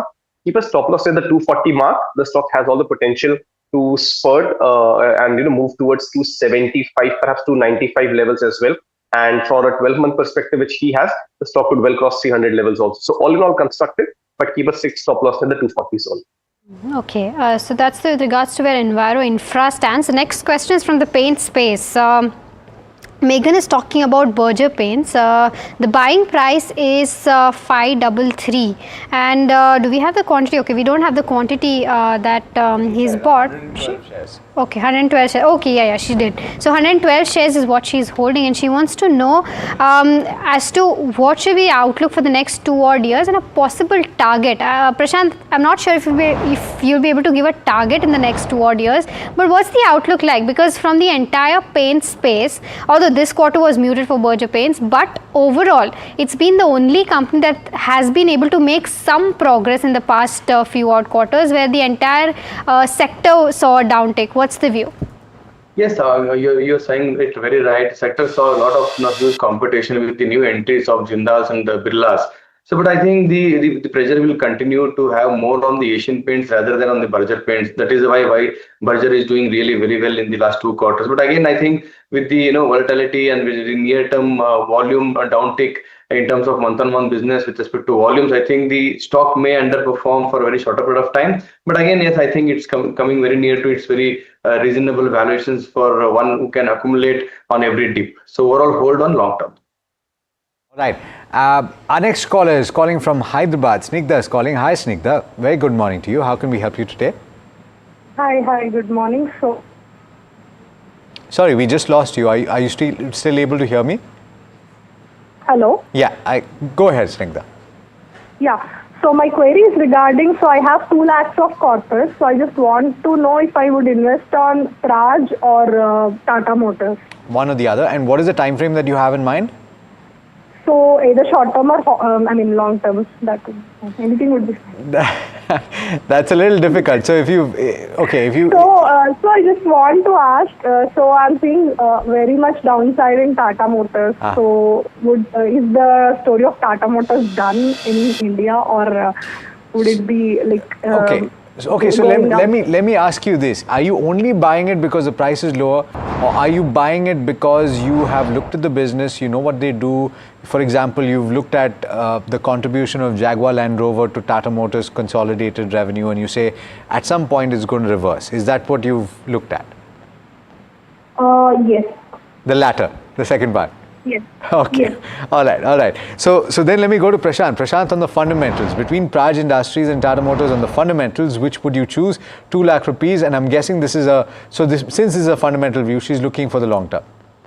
Yes, again, I will go with Tata Motors, despite knowing the near-term outlook would be somewhat muted or downtake because of the business which is exposed to a lot of other countries, and the tariff will have a very much heading impact on the short-term performance. But again, I think with respect to valuations, 600, 630 can be a great level to accumulate the stock for at least 2 years, because we have a demerger story very soon in this financial year. So overall, I think the numbers will be improving, but very slow. But it's an opportunity for her to buy this stock at this point of time. Okay, we've got our next question from Subramanian, who is writing us from Chennai. He's asking if this is the right time to make an entry into transformers and rectifiers India from a 6 to 9 months perspective. Kush, I'll come to you on the charts for transformers and rectifiers. What are they indicating, and is this the right time to make an entry? It is. We all know the kind of multi-bagger story the stock has had in the last 2 years. Right now, it's in a consolidation phase. So yes, if you ever wanted to accumulate a stock like transformers and rectifiers, it's a good idea to accumulate when the stock is in a consolidation mode. Also, if you see the broad range for the stock, has been 470 on the downside and about 540 on the upside. So right now, it's anyway closer to that lower end of the support zone. So yes, you should consider accumulating transformers at the current juncture. My stop loss would be slightly below the lower end of the range. 465 is where you keep that stop loss and hold on for the next 6 to 9. Okay, we've got our next caller then. Murli is calling us from Bengaluru. Murli, hi, a very good morning to you. How can we help you today? Good morning to you. Thank you very much for taking up my query, Mahima. Our pleasure, Murli. Yeah. See, I bought Home First Finance 200 shares at a rate of 1240 per share. And I know very well it has IP and high book value, but growth was there, so I bought it. Correct. Suddenly I got an opportunity in PNB Housing Finance, which has come down due to change of thing, and being a public sector owned NBFC, I don't think much will happen. A change of leadership it may affect in the short term, but long term still they'll deliver.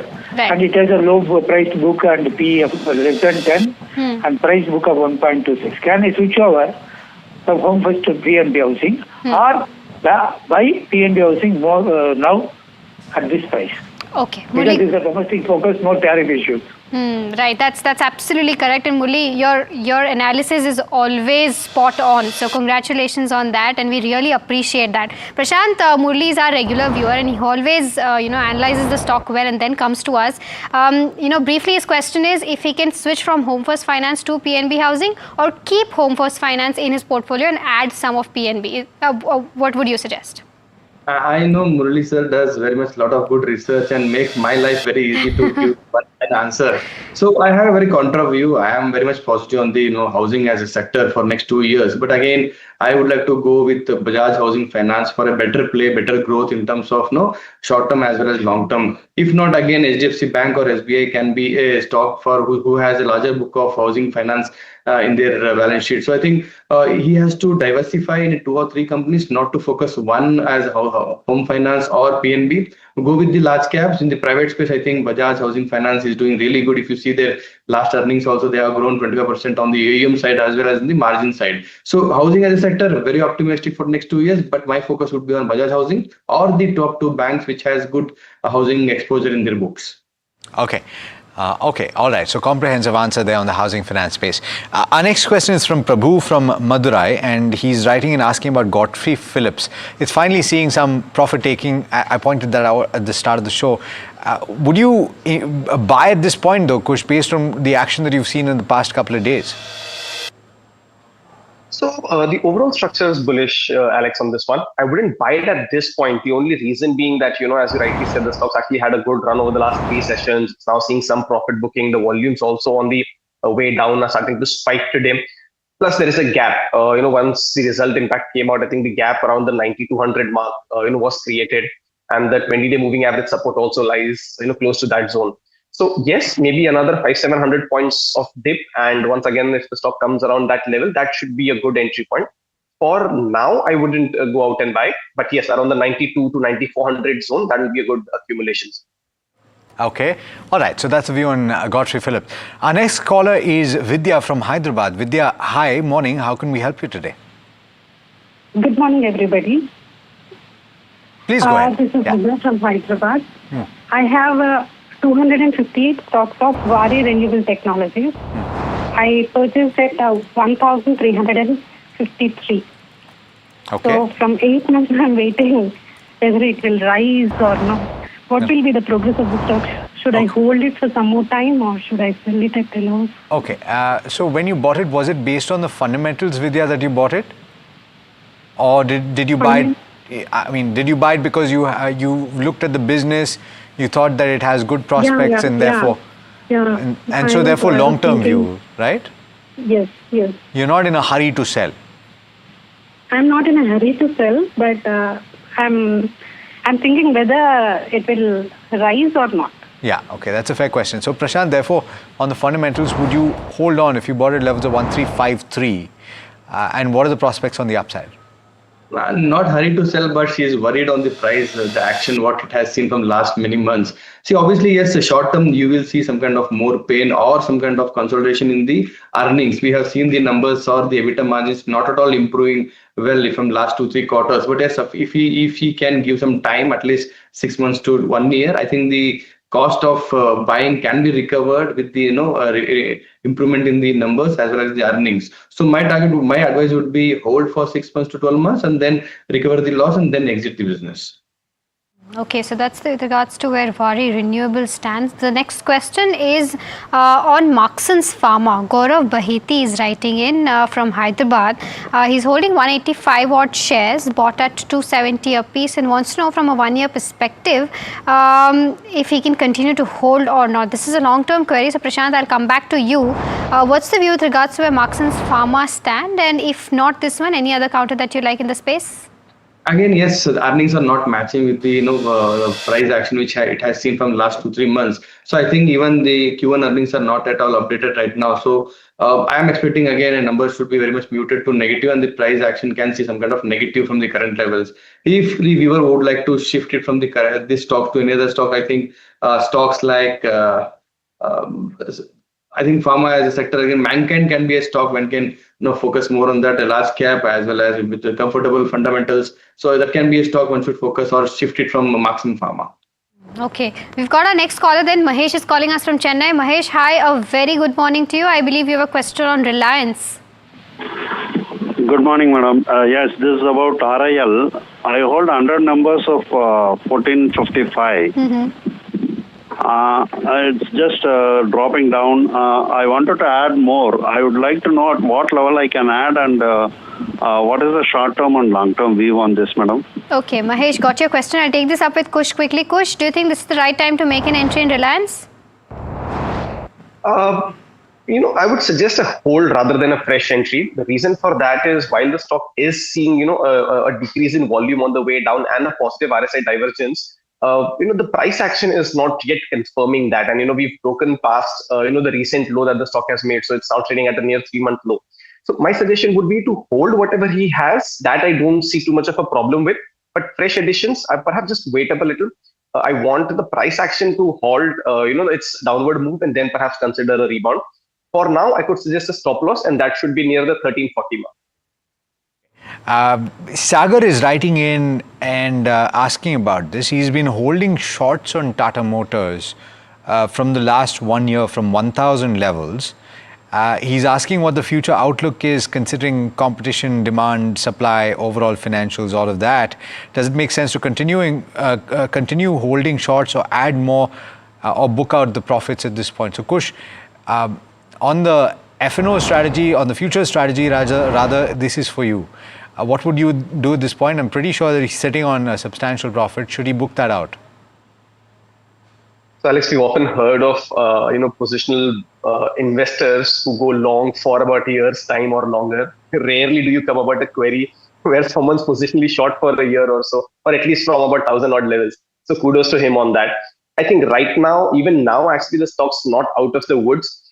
So he could well continue, maintaining his short position rather than perhaps booking out. My suggestion here is keep a stop loss at the 660 mark or a trading stop loss in his case, 660 mark. No fresh additions recommended because 600 is a very strong support zone and the stock has rebounded multiple times from that level. But the next time the stock comes close to that level, perhaps you're better off, booking these short, trades, taking the money home and then, look for some other trades on the short side. But yes, for now, continue to hold. 660 is your trading stop loss. Okay, that's with regards to where Tata Motors stand. We've got our next caller. Ankit is calling us from Mumbai. Ankit, hi, a very good morning to you. I believe you have a question on Zen Tech. Hey, good morning. I do have a Zen Technology 300 shares at 1,328 rupees. Okay. So I just want a long-term view of that. I want to hold it for next 10 years. Next? 10 years. 10 years, wow, that's pretty long, Ankit. And I got your question and take this up with Prashant quickly. Prashant, the kind of volatility this stock has seen in the last few odd days, is something that investors probably are not liking, because there were 3 or 4 days straight where it did hit lower circuit and then 2 days straight where it hit upper circuit. So your view with regards to where Zentek stands from a longer term perspective, 10 years is what he's saying, but do you think this is a right counter to have in your portfolio? I think difficult to comment for a stock for a 10 years perspective. But yes, again, short term there will be more pain seen in the stock again. I think the way how defense as a sector has been volatile from last 1 or 2 months. Stock like Zentek, which has good exposure towards the defense as a segment, near term you will see a consolidation or a negative turn to the stock. So I would like to advise him to hold it for long term, but don't worry about the short term issues. Yes, with respect to the 1 or 2 years, yes, I think I can assume a 20% plus can be a ROI he can expect for next 2 years. Okay, all right. Santosh has got the next question, and Santosh likes my suit. Santosh, thanks so much for those kind words. I, in fact, chose it today with reason. I thought that if I wear green, it'll offset everything else on the screen, and maybe it's working. I don't know. I can't necessarily claim credit for the resilience of the Indian equity markets. I can hope, though. Narayana Hridayalaya, I think I got that right, more or less, is the name of the counter that he wants to know about. And 1,955 is the level that he's bought at. 100 shares is what he's got. He's looking for a long-term view. We already spoke about one hospital company is doing particularly well, Fortis. I wonder, Prashant, if this is another one that you should hold. Yes, I think healthcare as a sector, hospital as a sector, we are very much bullish on the research house. But again, short term, you may see some kind of consolidation as well as some kind of pressure on the margin going forward. But again, Narayana Hridayalaya is more focused on the heart issues and operations and all. I think that would be the business model for the company for a very high margin business. So overall, providing a very healthcare services on a South India basis, very strong in their presences. But again, short term pressure, long term very good. So hold it for at least a target of 2,000 rupees from the current levels. All right. We've got a caller from Hyderabad. Naveen is calling us. Hi, Naveen. How can we help you today? Hi, I purchased Z Entertainment at 126 rupees price. Okay. I have a quantity of 468. Okay. I can wait for 6 months, so I just want to know what's the future and, should I hold or sell it off? I understand. Okay, so Kush, on the technicals therefore, 126 is the buy price, and so incurring a bit of a loss at this point. Would you average, would you hold, what's the view? So Alex, for the longest time, Z has been on my avoid or sell list, and nothing that has happened in the recent past has changed that. So once again, I would suggest an exit on Z Entertainment. Every time the stock actually tries or attempts a rebound, there is some of the other news that comes about and the stock slips lower.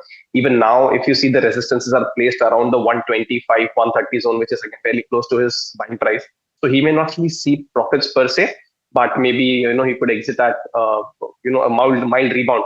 But I would suggest there are far better stocks in the market to buy at this current juncture rather than something like a Z Entertainment. So an exit follows. Okay, all right. So it's an avoid, right? It's an avoid, but I think he has a position, so I would suggest an exit. Sure. It's an exit. All right. So Kanan has got a question for us. He's calling us from Chennai. Kanan, very good morning to you. How can we help you today? Yeah, good morning.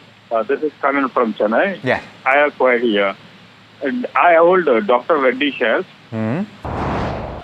for 1,311. Right. 329 shares. Okay. Currently, it is 40,000 loss. Yes. So can I accumulate? And what is the time frame that you have in mind, Kanan?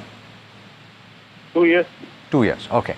All right. So a lot happening in the pharmaceutical space. You already commented about this, Prashant. But then specifically on Dr. Reddy's Laboratories, would you say holding for 2 years makes sense? He's already incurring a 40,000 rupee loss. Yes, holding for 2 years makes sense. Again, buy on dip can also be a strategy for him because it's the largest in the sector. Again, despite having a Q1 numbers very good in terms of improved EBITDA margins, the stock is under pressure, and we know all the reasons because of the Trump's dialogues on tweets. So overall, yes, hold, buy more on dips. It will add some value for him for long-term investments, and a decent growth of 15-20% can be expected for next 12 months to 15 months. Okay, so Sunny, who's writing an info from Goa, is asking about Liberty Shoes, which he's bought at levels of 424. He's thinking that because it's a domestic play, it might be inured or insulated from everything that's happening around the globe. But he's looking for a 1-year technical check. Kush, what's the view on the charts? No, I'd avoid the share because while his theory from a logic standpoint makes sense, the stock actually has been in a very severe downturn for for the last 2.5 months, and that has nothing to do with tariffs or whatever. The price movement itself is not encouraging. It could see a mild rebound, but even that would perhaps be sold into. So Liberty Shoes is an avoid. And if you've got, would you exit? Oh yes, I would. Yeah. Okay, all right, so that's a view. Embassy Development is the name of the counter we're talking about, and this is effectively an affordable and premium or luxury real estate developer. Do you have a view on this one, Prashant? And would you hold if you, would you buy at levels of 97? No, this is wrong. No, this is not Embassy REIT. I'm talking about Embassy Development. It's the name of the counter. I should not be trading. This is the REIT. Any view, Prashant? I don't get the research this stock, but again a small view, again very negative on the short-term period again. So I think the stock should be in the oil list right now. Volumes are very much less and the growth is very much muted. Okay, all right. It's time for the rapid fire round, and gentlemen, you know what this means. I'll toss as many questions at you over the period of 2 minutes as possible. Do answer as quickly as possible. The first one from the defense pack is BEL. We've got a question, I don't know from whom. Buy price is 138. Would you accumulate and hold for the next 7 to 10 years? Prashant? Yes, hold for next 10 years. Okay, Ircon, is it good for the long term? Narasimha Reddy is asking this. He's got at levels of 219. Prashant? Again, yes, for long term, yes, but for short term, there will be some kind of pressure in the price. Okay, Pakshal Jain wants to know about CG Power, bought at levels of 805. Would you sell this and buy something like a Thermax or an ABB or a Kane Tech? Prashant? Continue to hold from the current levels. Okay. Okay, 1 second. Lakshmi from Trichy wants to know about Deepak Nitrate. Bought at levels of 749. Current market price is much higher. Would you book out those long-term gains? Kush, on the charts? Yes, I would. TCS bought at levels of 3155. This is Reddy who's writing in. Would you hold at these levels, Prashant? Yes, hold and continue. Mehul wants to know about... We've already answered a question on Reliance Industries. Coforge is the name of the counter. Technical views being sought. Kanan from Kerala is asking, good level to enter for 2 to 3 years? Yes, keep a stop loss around the 1450 mark, and you could buy for the next 2 to 3. Yamini from Chennai is asking about Godrej Agro. Godrej Agrovet is the name of the company. 837 is the counter. Looking to hold it for the short term, but don't mind holding it for the long term if she can't sell it for a profit in the future. Kush, what's the view? Very much continue to hold on Godrej Agrovet. Keep a stop loss near the 765 mark. Okay, and Arjun from Kolkata wants to know about BEL for 6 to 7 months. So Kush, on the charts, what's the view? Positive, but keep a stop loss around the 365 zone, momentum missing. Got it. Gentlemen, thanks so much for taking the time today. That brings us to the end of this edition of Ask Profit. Pleasure having you on the program. But before we go, a moment of pride for our NDTV family. At the 11th edition of the BCS Ratna Awards 2025 in New Delhi, NDTV has swept the honours. NDTV 24/7 took home the Best English News Channel of the Year, while NDTV India shone with the Best Election Coverage Award. Our very own Chief Executive Officer and Editor-in-Chief Rahul Kanwal has been named News Icon of the Year, and NDTV Marathi, the new kid on the block, celebrated a stellar launch, winning the Best News Channel debut of the year. It's a testament to our commitment to fearless, impactful journalism.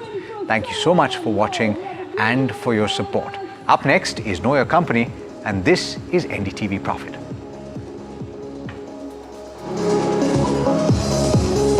Ladies and gentlemen, we have the Icon of the Year, Rahul Kanwal. Whoa, whoa, whoa. Let's have a thunderstorm round of applause. Congratulations.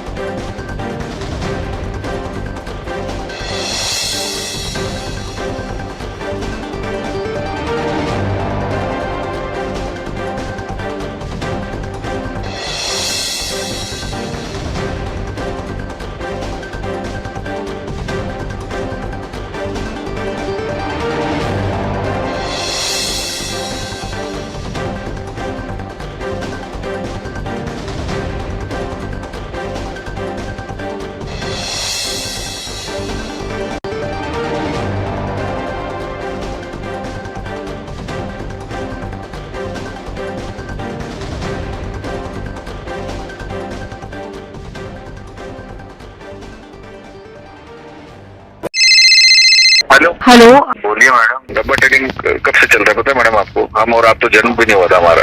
We investigated a shady advisory firm that has spent big bucks on advertising on the front pages of national dailies. ये आपको बिल्कुल उसका ऐसे हल्का सा भी खौफ नहीं है। मैडम एक बात को खौफ किस लिए रखना चाहिए तो बताओ, कौन सा गलत काम कर रहा हूँ मैं? After our report, we also saw NSE came out with a cautionary circular to the investors. Market Regulator Securities and Exchange Board of India has also come out with a release talking about the actions that it has taken. Cyber complaint has also been filed against the entities involved in this entire Dabba trading scam.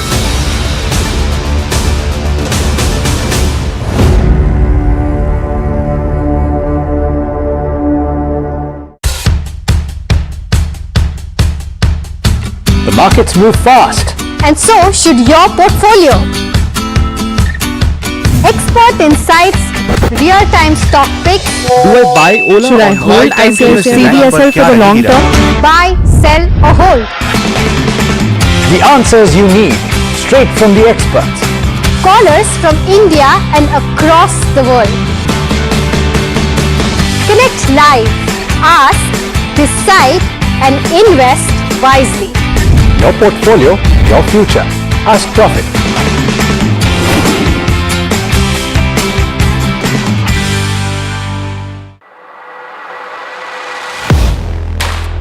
Do you really know the company you invest in? What is the real picture behind presentations and claims? Is the outlook as rosy as the company claims? Know Your Company, powered by NDTV Profit Research, shines a light on the biggest stock market movers.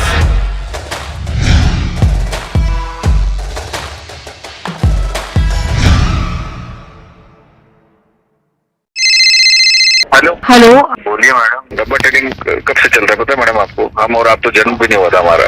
We investigated a shady advisory firm that has spent big bucks on advertising on the front pages of national dailies.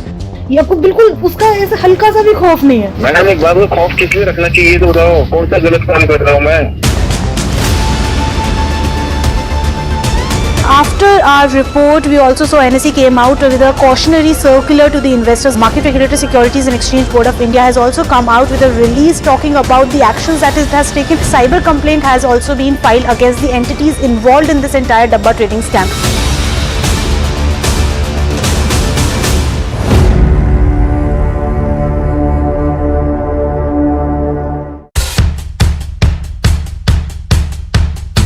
The markets move fast. And so should your portfolio. Expert insights, real-time stock picks. Do I buy Ola? Should I hold CDSL for the long term? Buy, sell or hold. The answers you need, straight from the experts. Callers from India and across the world. Connect live, ask, decide and invest wisely. Your portfolio, your future. Ask Profit.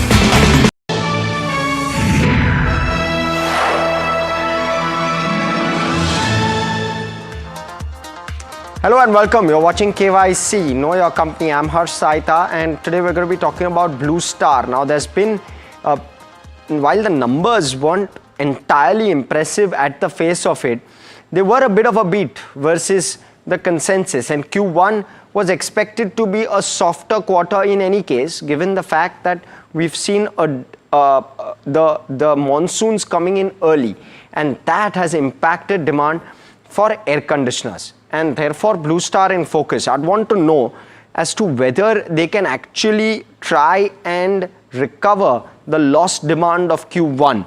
Is that a case of demand deferred or demand lost? That's what I'd want to understand. The second piece is with regard to channel inventory. Now, channel inventory and the view on the full FY26 in terms of FY, because if Q1 gets impacted, does that impact the full FY26 numbers, is the second piece I'd want to understand. The third piece is with regard to the key trigger, which is festive season. Going forward, that's possibly the only trigger that we are seeing. Can festive also possibly be a disappointment? Will it likely exceed expectations? Will there be a bit of a demand cover up in the festive season, given that we've lost some demand? Is the key piece I'd want to understand. The fourth piece is with regard to market share. They've guided for a 15% market share by FY26. 14% was the number FY25. Can they achieve that? And at the moment, at least in the segment which has been impacted the most, which is room air conditioners, we are seeing them gaining market share despite the fact that the numbers were softer. Now, let me talk about prices, because that will also determine where margins go. So is there an ability, is there an appetite to raise prices further that we can see? The sixth piece is with regard to backward integration and cost control, because both of those will also impact margins, and therefore the next obvious question will be the margin inch up. They've guided for an inch up in margins. Margins have come off, unfortunately, because the top line has been pressured in Q1, but can it inch up is really the question, and how quickly can it inch up? And I will also have my eye on capex. They are likely to do nearly 1,000 crore of capex over the next 3 years, 300 crore to 400 crore kind of clip. A lot of that will be funded from internal accrual, so no concern there. But is there a change with regard to that stance as well? So you'd want to keep that in mind. But let me quickly also try and sum up that Blue Star is in 3 major verticals, right? One is, of course, their room air conditioning business. The second business that they majorly do is commercial air conditioning. So room air conditioning is unitary products, commercial air conditioning is the other piece, and then there is electromechanical projects. So all of those is what they focus on as a company. But let me bring in Mahima Vashajani, who covers the company as well as the sector very, very closely. And Mahima, about the company, take it away. Right, Harsh, thank you for that. It's a very old company, to say the least. It commenced its operation in 1943, even before India got independent. Yeah, independent. Yes. So that's the year of commencement of operations, and air conditioning, refrigeration, and MEP solution provider is basically what Blue Star does. It maintains 2 million tons of air condition and refrigeration equipments.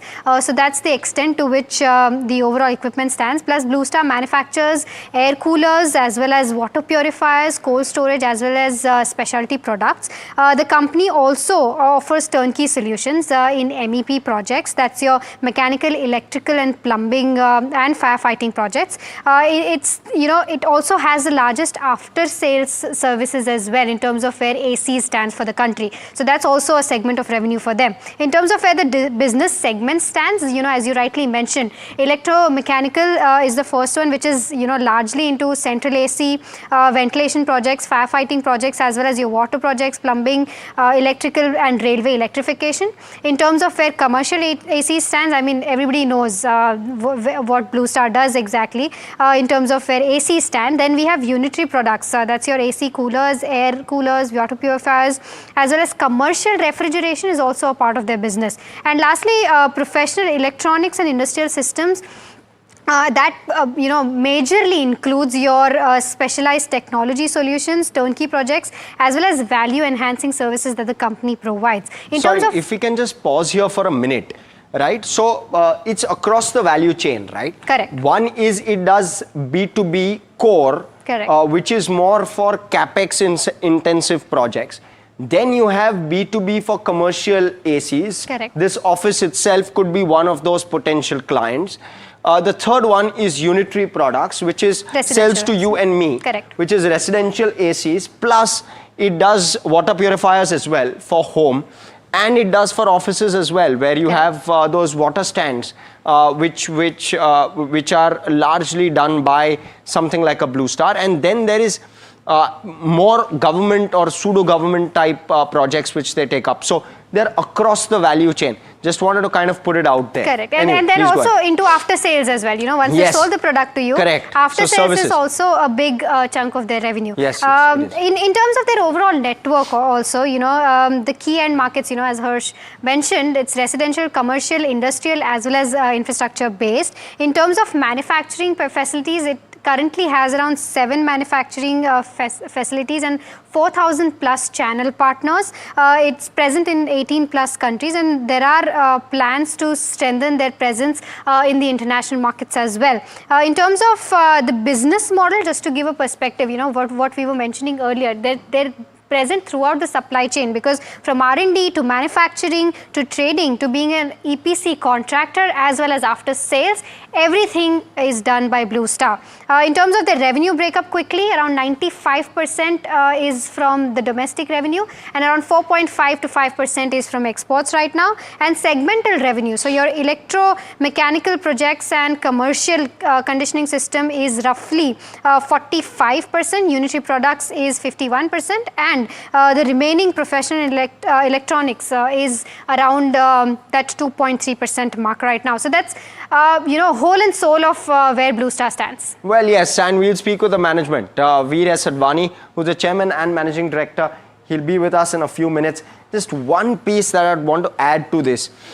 They use raw material, and that the prices of that pressures margins sometimes. So you need to be mindful of that. Copper, aluminium, inverter drives, electronics, all of those components used within the products that they sell is something that you want to keep your eye out on, because pricing of those could pressure the margin numbers as well, and there is commodity price risk there, especially where copper and aluminium are concerned. They're trying to hedge that, but not entirely successful there. Let's look at the 8 key metrics which we will track with regard to a Blue Star. We'll start with income statement, balance sheet, cash flow, return ratios, shareholding, street cred, street coverage, and valuations. We'll cover all of that. And let me allow Mahima to start with the income statement. Right, so income statement is a thumbs up for sure. I mean, let's take a look at the 4 metrics that we always consider. Revenue has seen a CAGR of 25% in the past 3 odd years, from a 6,000 crore in FY22 to almost touching 12,000 odd crores in FY25. In terms of the overall EBITDA, the CAGR growth has been 36%, from a 347 odd crores to almost doubling, or more than doubling, to that 880 odd crores. Even in terms of margins, overall margin trajectory, if we take a look at the past 3 or 4 odd years, that's been in the range of 6 to 7%. So that, as Harsh was mentioning earlier, key raw materials that they use is putting pressure on margins. That's why margins have not been able to expand in the past few odd years. Net profit again has grown 4-fold, from 168, 170 odd crores to over 600 odd crores, and a CAGR growth of 52%. So considering all of this, we've given it a thumbs up. In terms of where quarterly performance stands, year on year revenue has seen a growth of around 4 odd %. EBITDA saw a degrowth of around 16 odd %. But this quarter was largely also impacted by early monsoons, unseasonal monsoons, and plus 10 or 15 days odd in the quarter were also lost because of geopolitical reasons, the India-Pak war to be specific. Even in terms of margins, they've taken a hit, and net profit has seen a degrowth of around 28 odd %. So that's, with regards to where the income statements stand. But because from a longer term perspective and a longer term picture looks promising, we've given it a thumbs up. Well, yes, it does. Q1 FY26 was a tough quarter, and the base quarter was also a stronger one. So those numbers not really impressive due to that. Let me talk about the balance sheet now, and sorry, just the income statement for one little piece. 6,000 crore was the top line in FY22. Now I'm just thinking back. 1943 based company in FY22 has done 6,000 crore of PAT. So it's taken them nearly 80 years to get there, and then thereafter the pickup, it's doubled in the last 3 years. Correct. So just trying to explain that the opportunity size which they're tapping into, fairly large, right? So sorry, just wanted to kind of put that out there. Balance sheet, equity 40 odd crore, other equity, which is profits and reserves, around 3,000 odd crore. Book value is roughly 3,065 crore. Market cap is 35,000 crore. Trades at 12 times book. You're looking at borrowing number, which is extremely small, frankly, and it's all short term, 200 odd crore, really not as relevant. And you're looking at a bank balance, which stands at around 400 crore.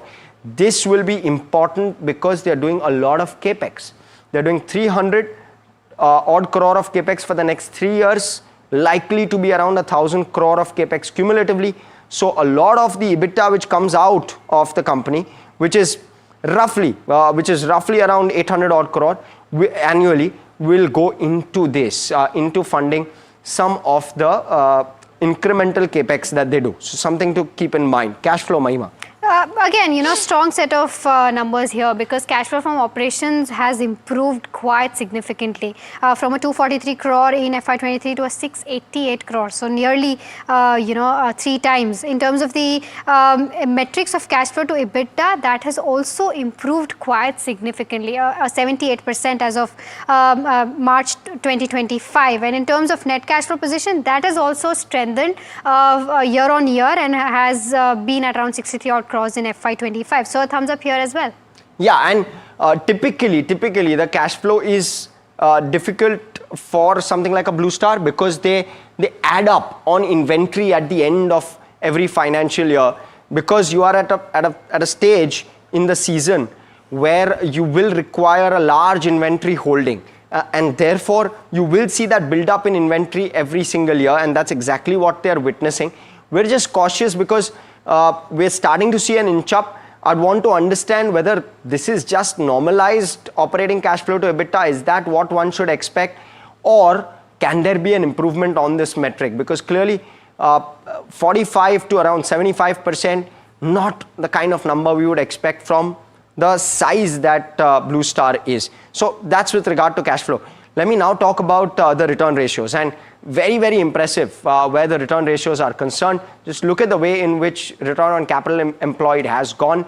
FY21, I'd discount that to some extent because of COVID and probably the bounce up from COVID. But you look at FY22, 23, 24, 25, very steady trend with regard to ROC, no concerns there. But shareholding, Mahima.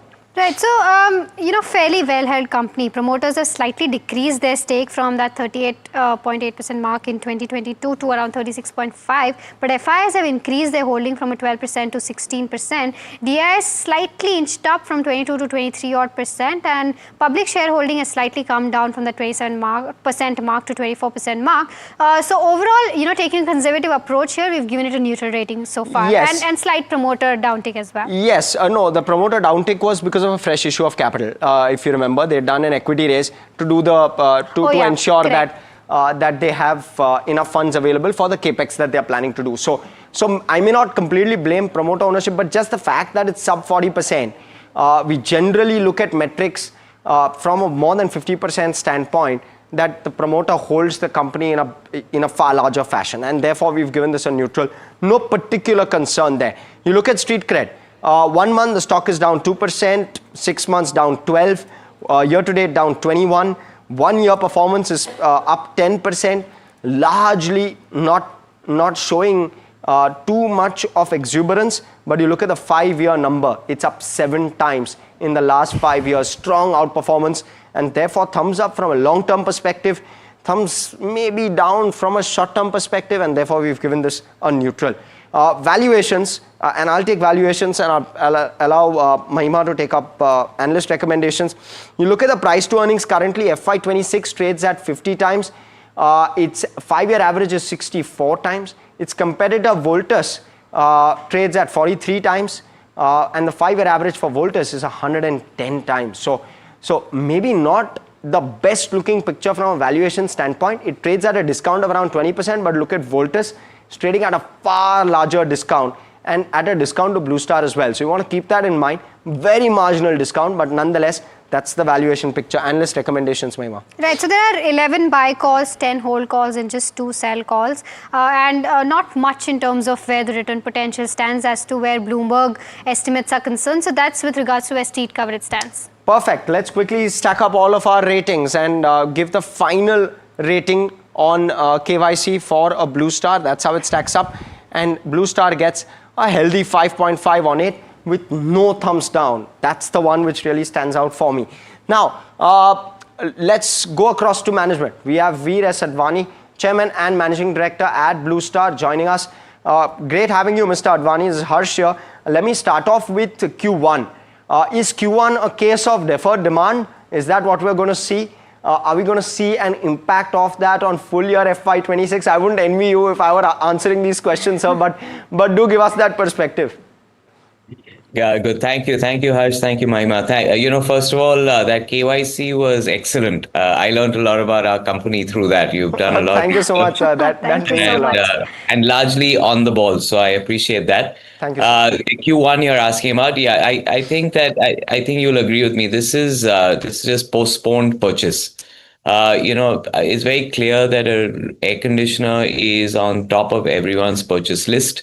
However, it's a big purchase decision, 35,000 rupees plus.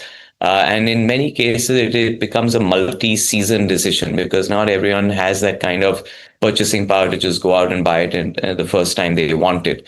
So unfortunately, when it is true, when it is unseasonably.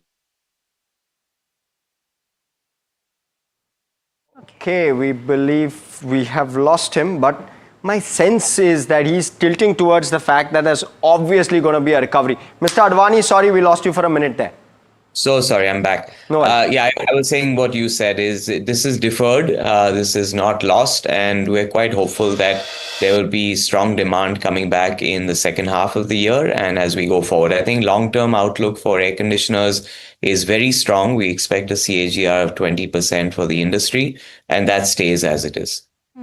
Mr. Advani, in terms of your market share guidance, does that stay intact? Or from what I understand right now that your close competitor has been losing market share slightly. Do you think that that 15% guidance can still further go up? We just crossed 14% this quarter. So even though the market degrew, I'm happy to report that Blue Star's degrowth was lower than the market. I think when you do channel checks, you'll see that as well. Tertiary sales have also been strong. Even our inventory in the field is lower than our competitors. So many things right, which gives us confidence that we should be able to inch up on market share. We're not changing our guidance of 15%. I think we'll keep it at that because we need to get there first before we set the next target. Understood, Mr. Advani. What's keeping you on the ball there? Because gaining market share in a tough environment is especially difficult. So what are those levers which you're using to stay ahead? Yeah, so it is our long-term strategy, which we started 4 years ago. It is investing in the product. So product is the king. We believe that we have the market-leading products available that customers want. We invest in R&D, we invest in our supply chain, we backward integrated. We're building everything in-house, which also, by the way, has allowed us to be flexible on our inventory position in the market. So a lot of investment done, we believe, into the business, both the product as well as the delivery mechanism. And that is what is allowing us to win in the market. I think customers, even though they are first-time buyers, they're looking for value, they're looking for credibility. And I think Blue Star is able to give them that in this category where we've been around for 80 years, as you said.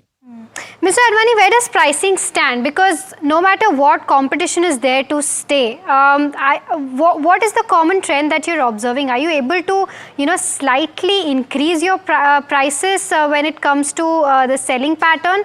Or do you have to be really cautious when it comes to your price increases? So you may know we raised prices before the beginning of the financial year, April 1. So that was done, which partially helped us in our EBIT that we delivered.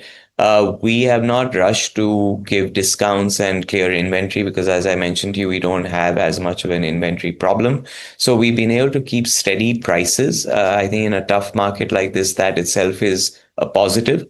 And we're able to command that kind of price position because I think the channel and customers believe that we are a steady price operator. So I think that comes to our benefit in a tough market like this. We're not as nimble to react to market changes with pricing, and I think that's something that's appreciated by the trade.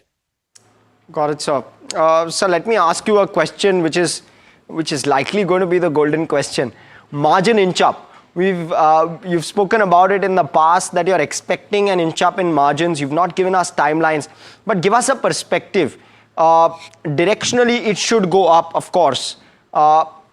Maybe in the next 3 years, if you were to put a number to this, what would that likely number be? So you're putting me in a tough position, Harsh. I'll put it to you this way. It's about mix of business, and then it's about profitability of each business. What I want to convey is that, segment 1 is expected to grow at about 15% a year, is what we've been talking about. We expect segment 2, which is the unitary cooling products business, to grow faster. So if that happens, that the unitary cooling products EBIT margin is higher than our B2B business, and therefore we should see that, business mix improvement on an aggregate Blue Star basis. Having said that, it's a hyper competitive industry. And as this category grows, there'll continue to be pricing pressure, and therefore we have to keep working on cost management, which is something that Blue Star does well. So net, Harsh, difficult to give you a number, but we've been looking to improve our EBIT by at least 100 basis points, over the next few years, and we're confident of delivering that. That 100 basis points is over 7% or 6%? So this quarter doesn't count. I think we take full year last year as the number, because this is just an anomaly. I take last year and then look at improvement. Okay, in terms of your channel inventory buildup, because that would have happened this particular quarter because of unseasonal monsoon, in two next odd quarters, that should not be a concern, correct? Yeah, I'll give you some numbers. We're currently holding about 75 days of inventory between our warehouses and our channel. That should have been 45 days in a normal summer. I'm not talking about a blockbuster summer. In a normal summer, we end the summer with about 45 days of inventory. That's about 75. So there's 30 extra days of inventory, which we are not too worried about. We think it'll get cleared out soon. There's a Bureau of Energy Efficiency table change coming January 1, 2026. And that tends to therefore lead to advanced buying of the existing table typically. So between the inventory that'll get cleared out and production that will restart, I think we're comfortable with inventory over the next couple of quarters. So, sir, if I were to look at Blue Star as an investor, right, you're at roughly 12,000 crore of top line at the end of FY25. Let's keep Q1 out. It's a washout quarter. Yes. FY26, 27, 28, 15% top line growth. Is that something that one can reasonably expect you to do? I think so. That would be our, I think that's doable. We would like to do more. We have ambitious plans internally, which may be higher than that. But I think as an investor looking at Blue Star, 15% CAGR is very reasonable. Any change in the capex guidance that you've given so far? And this is more likely in the backward integration aspect, correct? So we have 3 areas of capex. We have backward integration and capacity expansion, which is in manufacturing. We have R&D capex because we are a heavy R&D user, and then we have our digitalization program. So across those 3, we expect to spend around 1,000 to 1,200 crores over the next 3 years in capex, which is what we've been doing over the last 3 years. So it's not a further increase, but it is a step change over sort of pre-COVID that you've been seeing. All right. Thank you so much, Mr. Advani, for coming in, speaking with us. Out of time on this one, frankly. And if, of course, Mr. Advani's guidance, which is conservative, and generally we've tried to collate all the guidances and get a sense. They've been on the ball with regard to the guidance, Mahima. 18,000 crore of top line in the next 3 years is what they will likely clock, and at an 8% margin, that will mean your EBITDA goes from 900 crore to closer to 2,500 crore, which is substantial. Yes, more than triple. Yeah, absolutely. and the way to look at this is more of long-term business rather than short-term. Let's also quickly zoom into the stock price. Let's quickly see on what's happening on that one, because while the numbers were, the stock has zoomed 3%. And is up 3%. Okay, so doing well today as well, did well yesterday, post the numbers, and in a weak market, doing very, very well. But that, viewers, for you is a Blue Star. Completely out of time on this edition of KYC. From Mahima, myself, everyone who puts the show together, thanks so much for watching.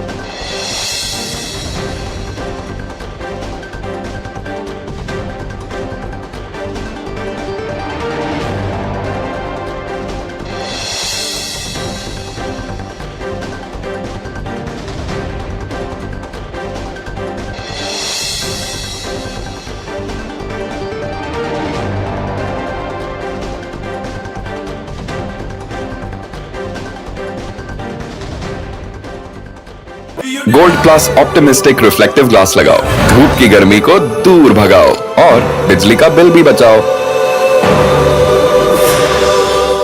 जब मुंबई से वापस Kolhapur shift हुआ तो सबने कहा कि dream city को छोड़ रहा है। ड्रीम सिटी, तो मैंने कहा ड्रीम में तो यही गलियां आती हैं। तो जब ये रियलाइज हुआ कि कुछ बड़ा करने के लिए बड़े शहर में रहने की जरूरत नहीं है, तब लगा कि लाइफ में ग्रो किया। कशी ताई, ऐसे बॉय मिलते मुंबई में? चांस ही नहीं। SIP करो, इन्वेस्ट करो, लाइफ में ग्रो करो। प्रतिभूति बाजार में निवेश बाजार जोखिमों के अधीन है। निवेश करने से पहले सभी संबंधित दस्तावेजों को ध्यान से पढ़ें। हेलो, बोलिए मैडम। डब्बा ट्रेडिंग कब से चल रहा है पता है मैडम आपको? हम और आप तो जन्म भी नहीं हुआ था हमारा। We investigated a shady advisory firm that has spent big bucks on advertising on the front pages of national dailies. ये आपको बिल्कुल उसका ऐसा हल्का सा भी खौफ नहीं है। मैडम एक बात को खौफ किस लिए रखना चाहिए तो बताओ, कौन सा गलत काम कर रहा हूँ मैं? After our report, we also saw NSE came out with a cautionary circular to the investors. Market Regulator Securities and Exchange Board of India has also come out with a release talking about the actions that it has taken. Cyber complaint has also been filed against the entities involved in this entire Dabba trading scam.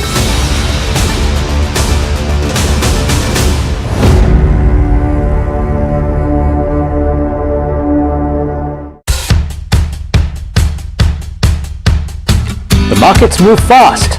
And so should your portfolio.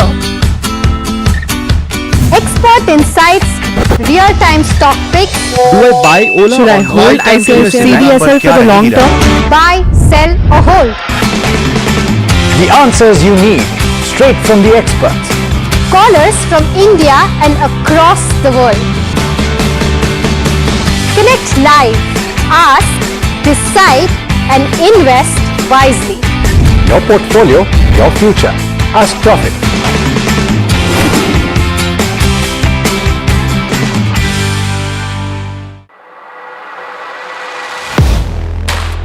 Do you really know the company you invest in?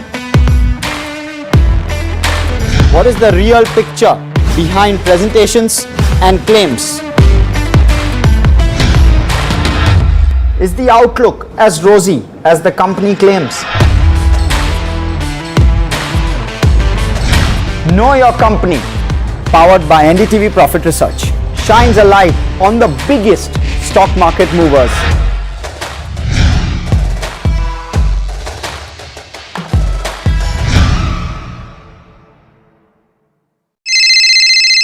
Hello, बोलिए madam. डब्बा trading कब से चल रहा है पता है madam आपको? हम और आप तो जन्म भी नहीं हुआ था हमारा।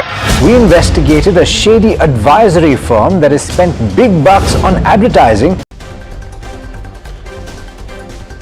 Nifty 50 hits a 3-month low with 46 out of the 50 stocks trading in red. The Nifty metal and realty sectors lead the losses while most sectoral indices slide. The Nifty media shows some gains led by PVR and Anox. Sending a strong message a day after US President Donald Trump escalated the tariff war against India, Prime Minister Narendra Modi emphasizes that India will never compromise the interest of farmers and fishermen. BHEL under stress as order inflows jump 42% year-on-year, lifting its backlog, but 7 times the FY25 sales. Meanwhile, GPT Healthcare falls over 10% on the back of weak earnings.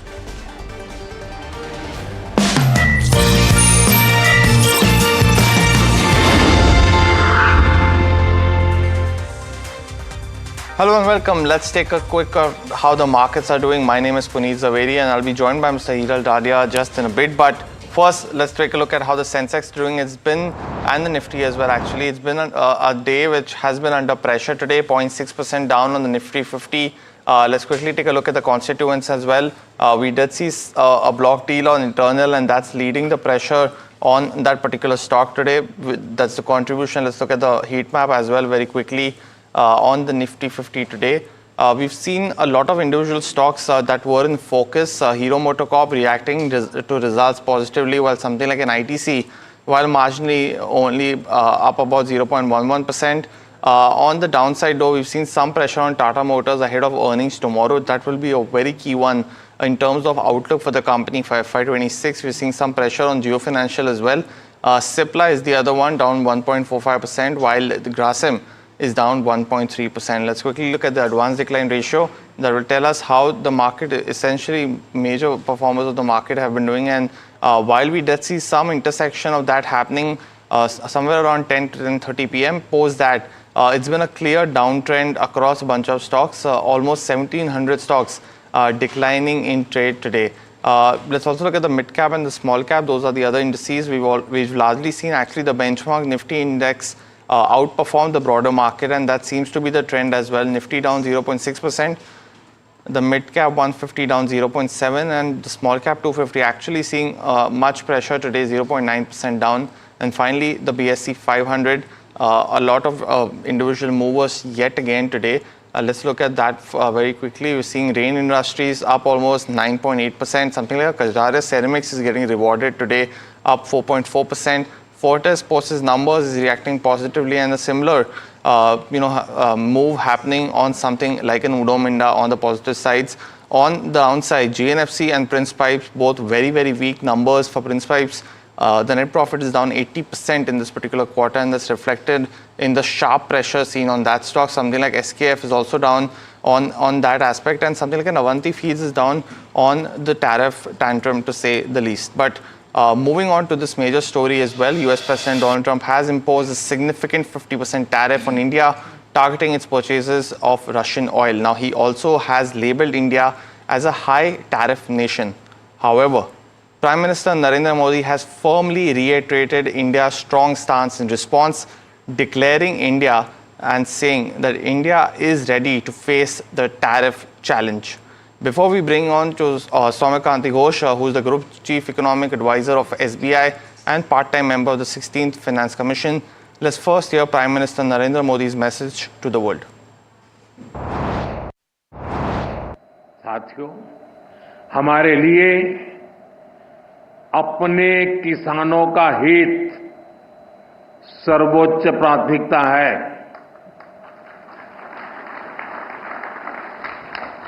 Bharat अपने किसानों के, पशुपालकों के और मछुआरे भाई बहनों के हितों के साथ कभी भी समझौता नहीं करेगा।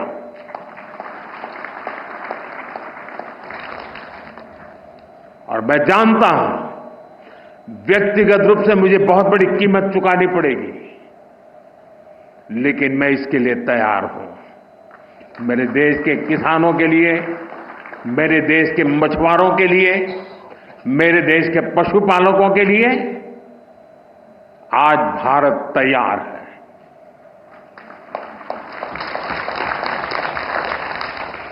किसानों की आय बढ़ाना, खेती पर खर्च कम करना,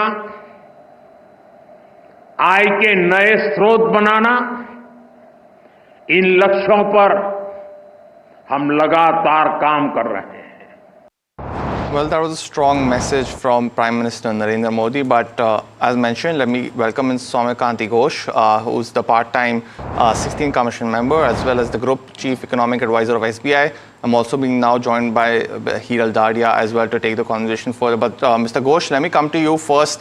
What do you make of Prime Minister Narendra Modi's speech and the clear message that he's trying to send to President Trump in this aspect? Yeah, thank you. Good afternoon. I think the developments over the last several days actually indicated that a trade deal with the US may be round the corner, but it's still a little bit far given the facts that there has been another 25% tariff which has been imposed yesterday. But I would like to take the positive out of it. I think the US also needs India, and India also needs the US in terms of a partnership that goes not beyond trade. So basically, it's a people, it's a trade, it's the digital technology. So it's actually some sort of a relationship which goes beyond trade also. So my perspective is that over a point of time, there should be a trade deal, and the markets also, if you look at the movements in the markets, if you want to look at the movement in the currency, I think it indicates that the markets are now veering towards the fact that the harder is the imposition of the tariff, the more likelihood that the deal could actually come through towards the end of this month. But we must keep our fingers crossed and ensure that the deal, because as if I look into our data, Indian exports to US is around 20% of our overall exports. But US also imports 2.7% of the share. And India's actually export share of the top 8 primary commodities is just close to around 50%, of which pharma and electronics are actually around close to 24-25%, which are tariff exempt. So that's the interesting part, because pharma US also needs India's help, because India exports drugs which are important for the US population. So if I take all this into perspective, I think it's a matter of give and take. Hopefully there will be some trade deal over a point of time, which will be mutually beneficial to both countries' interests, specifically India. Soumya, in fact, good afternoon, Hiral this side. Happy to speak to you after a really long time, and welcome to NDTV Profit as well.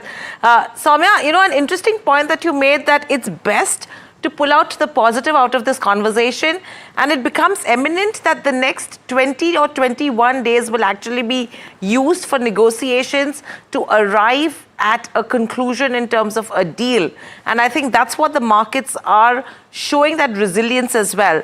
But everything said and done, hypothetically, let's still assume if we are still at 50%, you mentioned a couple of sectors. In fact, the last time we did speak as well, you had indicated a potential decline of around 3.5% in the exports to the US, with a minimal impact on the overall GDP.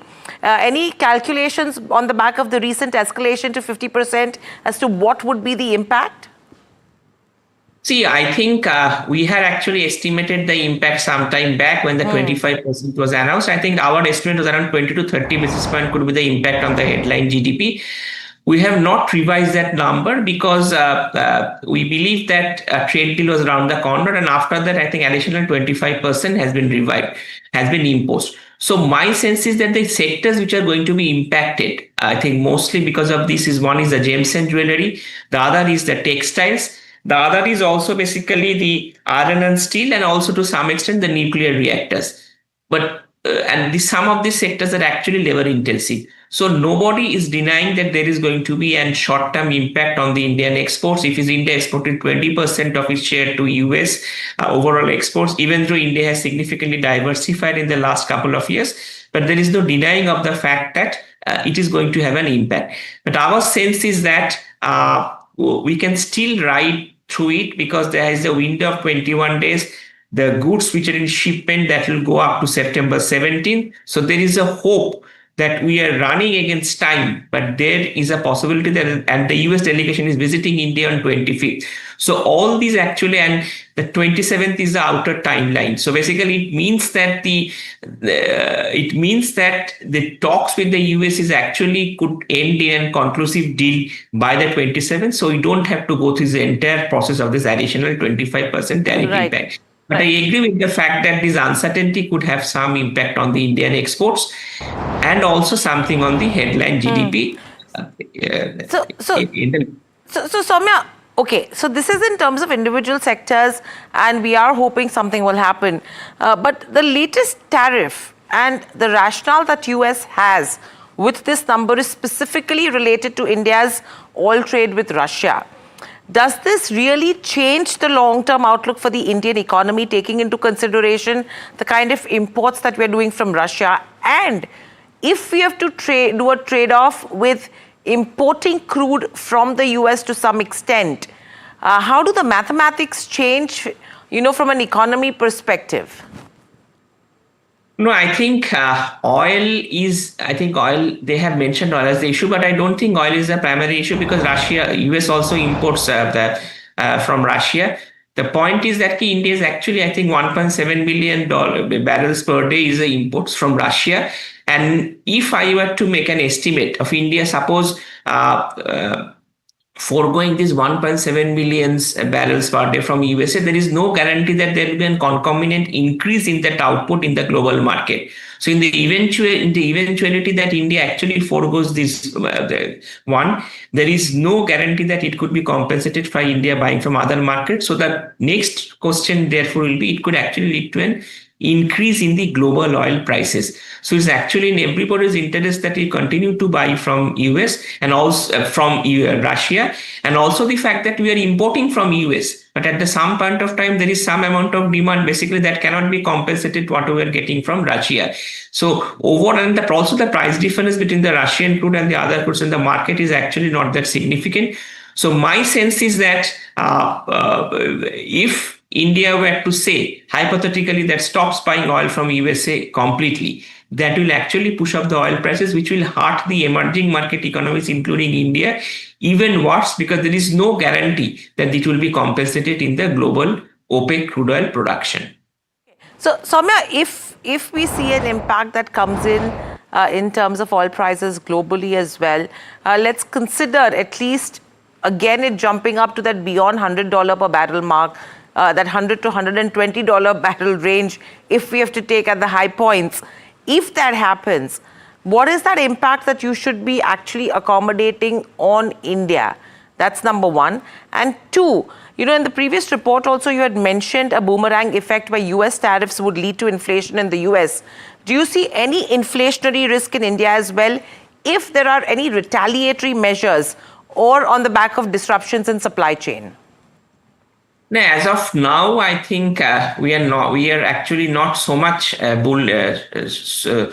so much pessimistic on the oil market. We continue to believe that oil will trend in the $60 to $70 per barrel because there is significant amount of uncertainty in the global markets. So basically, and also the fact that most of the growth, the export growth has been front-loaded in the first quarter in anticipation of an US tariff hike coming. So I am not so much concerned about global oil prices breaking the $100 mark, at least in the near future. But come what may, if there is going to be an impact, if the oil prices go up, there could be only an impact on Indian inflation if that is passed through to the consumers. Otherwise, there will be margin compression of the oil companies. And I don't think there will be any pass-through of that in price, even if suppose that were to happen. So there may not be any impact on the headline inflation trajectory.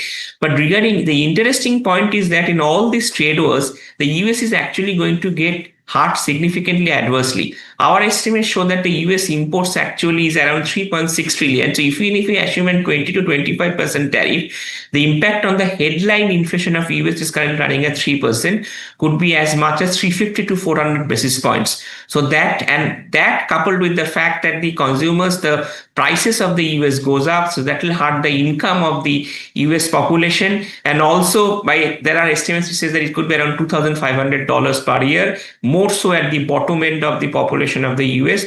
So it's also the fact that in this tariff war, everybody is a loser. So nobody is a gainer. Some may be a loser in the short term, some may be a loser in the long term. But my sense is that India actually has played its cards quite well till now. India has been wading through this crisis, and hopefully we should sit on the negotiating table to see how quickly we can get out, strike a trade deal with the US. Absolutely, absolutely. And then the RBI's action next is going to be key, for which I think we should connect again on NDTV Profit to understand what the trajectory will look like. That it has been a status quo this time around. But thank you so much, Soumya, for joining us on the show and sharing the views. In fact, let's move on to our next conversation, Puneet. I think it's Pidilite which is in focus. Well, definitely. And, we did, our colleague Mahima did speak to the management, Sudhanshu Vats, and it was an interesting quarter, to say the least, for Pidilite. Let's listen in to what the management had to say. My first question to you is that everything is improving, and from here on, I think it's only going to improve going forward. Just want to understand, why is your stance still cautiously optimistic? Mahima, always a pleasure talking to you, and and we are very happy with the strong set of results that we have delivered. I think you are right. I think we are saying cautiously optimistic, Mahima, because I'm breaking it up into two. I think as far as domestic demand is concerned, our ability to deliver double-digit profitable underlying growth is concerned, that is pretty much established. So I think we've done it even when the demand conditions in India have been a little bit more adverse. So I think we stay confident in that space. I think the growth in construction sector in general, overall liquidity, the interest rates coming down, they are all good news, both for medium term and as well as in the immediate term. I think we remain cautiously optimistic because the entire macroeconomic global scenario and the entire confusion around tariff, which is there in the world today, it will be incorrect for me to say that I am really, really optimistic, because that piece is the one which gives a bit of caution. We've got to be careful. We are confident of navigating that also quite well. But the amount of uncertainty, Mahima, that has come into the world is very difficult to predict. So to that extent, we remain cautiously optimistic, because we don't know some of those headwinds, how and when they will shape up. We will remain prepared for what comes, but that's an area. That's the reason for cautiously optimistic. Right. So that's a conservative approach. But does that mean, Sudhanshu, that you're under promising and you're over deliver, because that's something that you've already done in Q1? No, I think, Mahima, one, we've always maintained that when it comes to our profitability, EBITDA, our request is never to look at quarter on quarter, always look at it from year to year. So as far as our EBITDA corridor guidance is concerned of 20 to 24%, we stay steadfast on this. With the input costs remaining benign and with some amount of scale leverage that is coming in, could we be on the higher end of that? Yes, quite likely. You've seen this quarter's number at 25.1, but that has a little bit of phasing of ANSP, which will go away in the subsequent quarters. That has a little bit of seasonality as well. But those advantages which I talked about earlier on benign input costs and scale leverage will remain. So I think that's the piece. As far as the double-digit underlying volume growth is concerned, we'll continue to deliver on that. Whether we inch up a little bit depending on demand situation, we'll see. We are a pioneering company, so a lot of things which we do are with our applicators and our users, and our ability to go deeper from a distribution point of view and from field marketing point of view, which is what we do a lot, is quite consistent. To that extent, when you saw when the going was a little tough for others, we delivered good numbers. Even in the quarter gone by, Mahima, I think whatever numbers I've seen, we've delivered very good numbers. We are confident of being able to consistently deliver those numbers as we go forward. If we get a little bit of tailwind and if it lifts it up, that's a bonus. Fair enough. I get your point. In terms of the B2B business, I was just, and correct me if I'm wrong here, when I was going through the press release, I realized the underlying volume growth is at 13%, which is lower than what you did in the past two odd quarters, if I'm not wrong. And this is with regards to, you did mention the start that this is with regards to a lot of macro headwinds as well. But apart from those, any concerning factors here? No, I think first and foremost, Mahima, the good news in this is the 8th straight quarter of double-digit volume growth even in our B2B business. And I think while this quarter you are absolutely right in your observation, the number is a little lower than what it has been in the past. But I think the reason for that is basically because the B2B business has a little bit of exposure to direct exposure, very small direct exposure to United States, and some cascading exposure. So we sell to companies or to industries that actually export, which have higher export intensity. So that's the piece we will navigate. But the good news is that our projects business is doing exceedingly well. So that's growing very rapidly. Even our off-site joinery business, furniture making business is doing very well. So we are basically confident that between our projects business and our industrial business, we will continue to deliver double-digit underlying volume growth. A little bit of this impact which is going to come, we will navigate that as we go forward. And we'll show you a little bit of up and down, which you've seen at this moment. Understood, Sudhanshu. In terms of the EV side of things, how are you planning to scale that when it comes to EV and electronics? Are there any partnership or wins there? So you see, this is a slightly longer term game, and I always ask this question. So I think as far as electronics and EV is concerned, we have basically are in touch with or have established really good contact with all the large EMSs in the country, electronic manufacturing services companies. We have good this thing with some contract manufacturers. We also have now built relationships and started conversations with the EV players. As far as our products are concerned, many of these products are getting tested for specification. This takes a little bit of time in this industry, which we fully understand. But I think we're making progress, and I can share with you in the quarter gone by, we've won one additional large EMS and the commercial transaction with them have started. We are strengthening our capacity as far as both innovation, ability to make this, collaboration, which we've done, one which we've spoken about earlier, and also our front-end teams and the capability which we need to bring in to be able to do this. This indeed is a good long-term opportunity for us, and we are staying focused on building it and driving this to our advantage. Okay. What is the capex plan for this year, FY26? So our capex always remains in the 3 to 5% of our turnover. So therefore, this year again, it will be similar. Okay. You are seeing the action will be a little bit around ROF, which is doing which is growing very rapidly. So that is also a distributed supply chain. So we are going to put up additional plants there. That is happening. But we are also consolidating and automating some of our plants in order to deliver more agility and consistent quality as we go forward at a more cost-effective way. And that is the job again which is happening. So some capex will go in consolidation and automation for our traditional businesses as well. Understood. Okay. And one last question in terms of where demand stands, both in terms of rural as well as urban. Any shift in terms of your strategy when it comes to the kind of demand that we're seeing? Because, a lot of consumption companies that I'm talking about have come out and said that rural has grown in double digits, but urban is seeing green shoots and has grown in single digits. So any commentary there and any change in strategy? So, Mahima, as far as we are concerned, I think we've delivered consistently better rural growths. And I think that happens because of our ability to deliver on depth of our distribution, continuing to deliver more and establishing more Pidilite Ki Duniya, as we call it, which is now we are 18,000 plus in that space. But more importantly, continuing to work with our users. So even in the quarter gone by, our rural growths are stronger than our urban growths. We are seeing, as you've rightly heard from others, we are seeing a little bit of uplift, and I think that should be helpful. But we are focused on doing what is right, building the demand bottom up, going to users and applicators, and we'll continue to do that. And we'll hopefully continue to reap dividends of this moving forward. Well, that was the management of Pidilite. It's been, as Mahima also spoke to the management, let's quickly look at the one-year chart.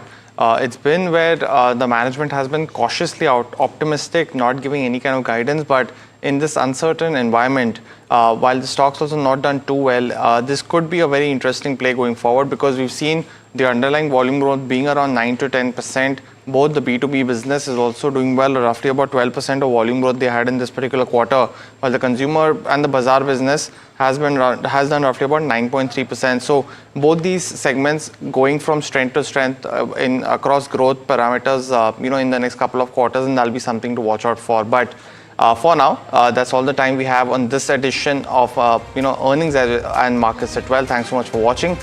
Profit Buzzers comes up next.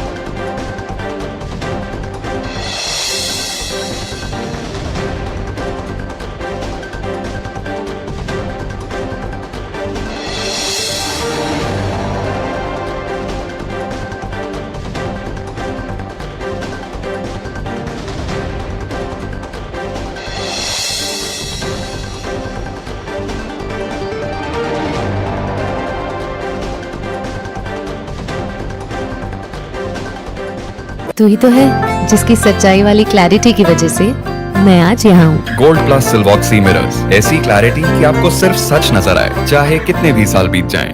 My birthday gift to papa, ये उनके पापा की पहली गाड़ी एक garage में पड़ी थी दार्जिलिंग में, फिर 3 मैकेनिक, पेंटिंग, पॉलिशिंग, तब इसे फाइनली घर लाया ना, तब लगा लाइफ में ग्रो किया है।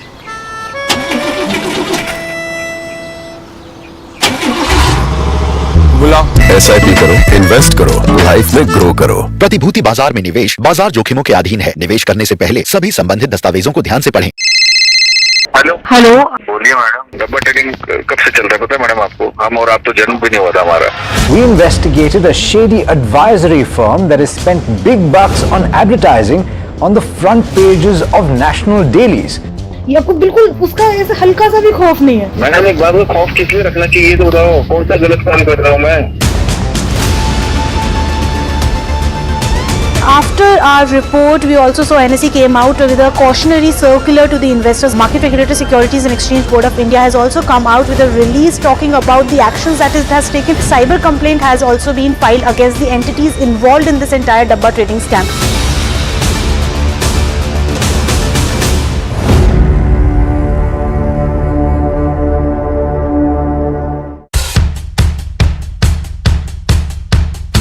The markets move fast. And so should your portfolio. Expert insights, real-time stock picks. Do I buy Ola? Should I hold CDSL for the long term? Buy, sell or hold. The answers you need, straight from the experts. Callers from India and across the world. Connect live, ask, decide and invest wisely. Your portfolio, your future. Ask Profit.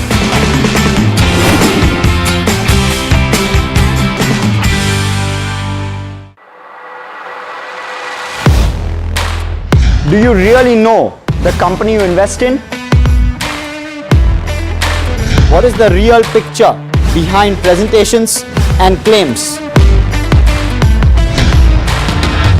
Is the outlook as rosy as the company claims? Know Your Company, powered by NDTV Profit Research, shines a light on the biggest stock market movers.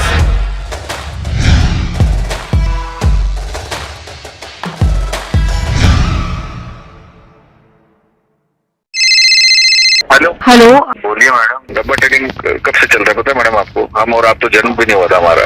We investigated a shady advisory firm that has spent big bucks on advertising on the front pages of national dailies. ये आपको बिल्कुल उसका ऐसे हल्का सा भी खौफ नहीं है। मैडम एक बार खौफ किस लिए रखना चाहिए तो बताओ, कौन सा गलत काम कर रहा हूँ मैं? After our report, we also saw NSE came out with a cautionary circular to the investors. Market Regulator Securities and Exchange Board of India has also come out with a release talking about the actions that it has taken. Cyber complaint.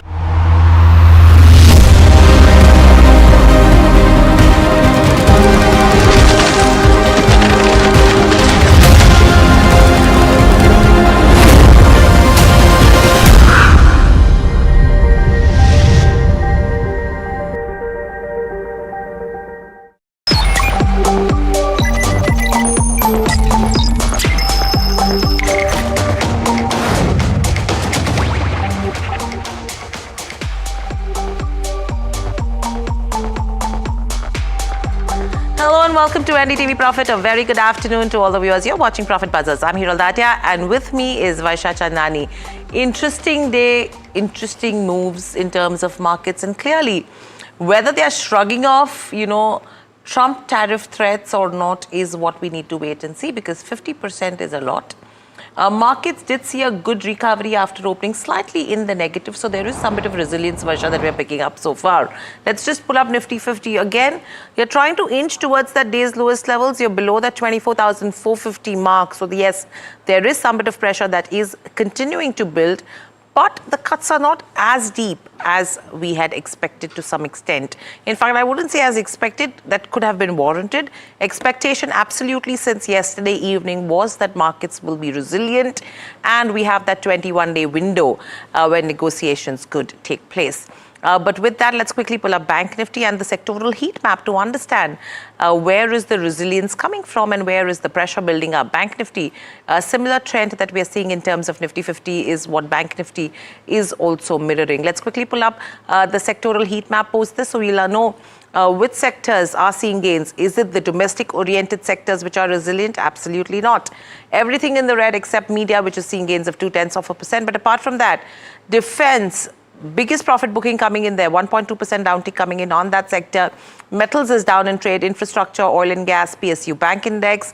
Real estate continues to trade under pressure. Your pharma, which is down to the tune of almost 0.6 to 0.7%. Auto down almost 0.5% in trade as well. I think it's only IT which is also showing some bit of resilience in today's day of trade, where it's pretty much on the borderline with consumer durables and FMCG being least impacted, but that is also trading under pressure. So that's the sectoral heat map. But before we get into individual stocks, let's just pull up the mid cap and the small cap index, because the next conversation that we need to, there you go, similar trends in terms of mid cap 150 and small cap 250 as well. In fact, the cuts in terms of broader markets are much deeper as compared to the large cap space, and the advanced decline ratio favoring the declines.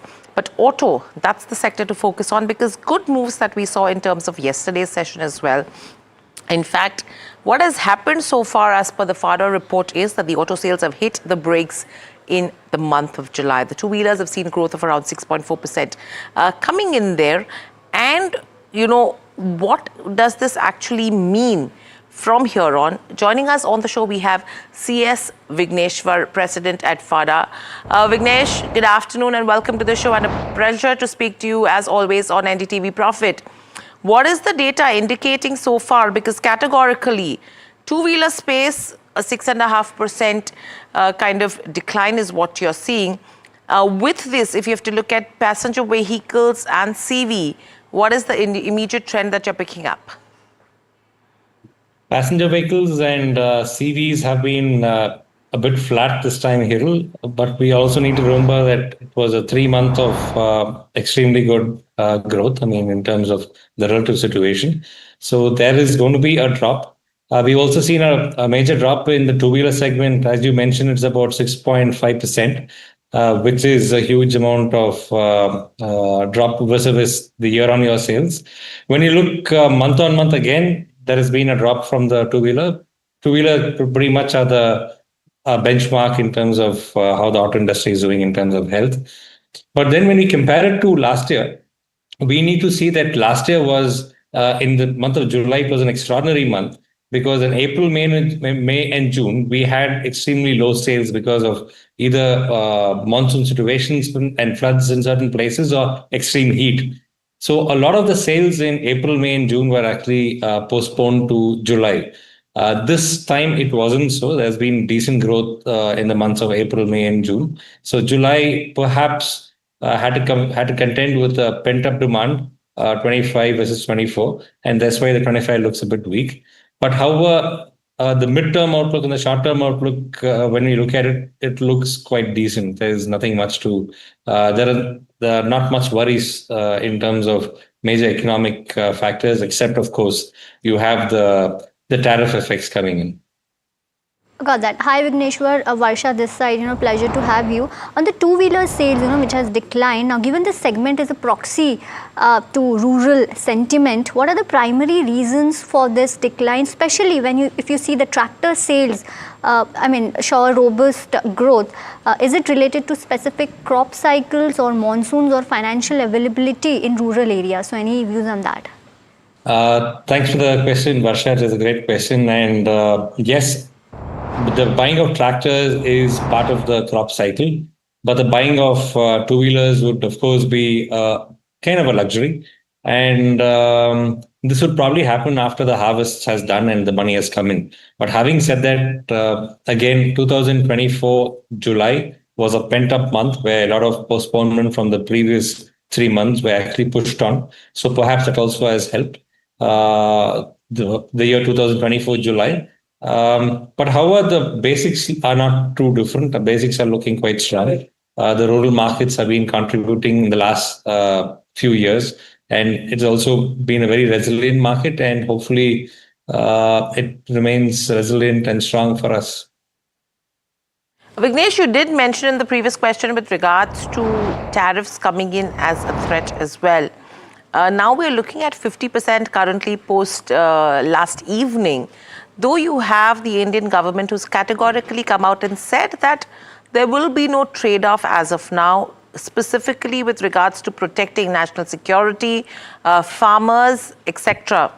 With everything said and done, we have the next 21 days in terms of negotiations, but if it stays at 50%, what is the kind of impact you're seeing on the auto industry, taking into consideration not only OEMs, but also the auto Ang segment? There are not many exports which go from India on towards the US in terms of a full vehicle, completed vehicle. But in terms of the auto accessories, of course, quite a lot of trade is done. And India being a great market in terms of its quality and cost competitiveness, of course, is going to be affected. But for me, I'm more worried from the customer point of view because I represent the dealers and where we are the last mile which connects with the customer. For our sector to do well, for our industry to do well, every customer needs to do well, every industry needs to do well. So if the 50% tariff, definitely every industry is going to be affected. And I'm completely with the government in terms of protecting our farmers, protecting our fishermen, making sure that our defense is strong. So these are the more important things in life.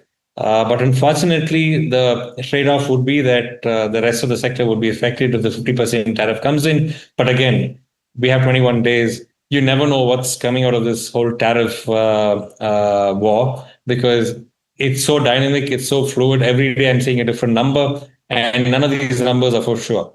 So hopefully, I think the negotiations are still going on, and I hope there's a win-win situation where both America and India are able to come to an agreement where both of us feel strong about the agreement. But at the 50% tariff, certainly things are going to get affected. Perhaps at the 25% tariff, things were manageable. Yeah. So 25 is manageable, 50%, yes, certainly an impact specifically with regards to auto Ang.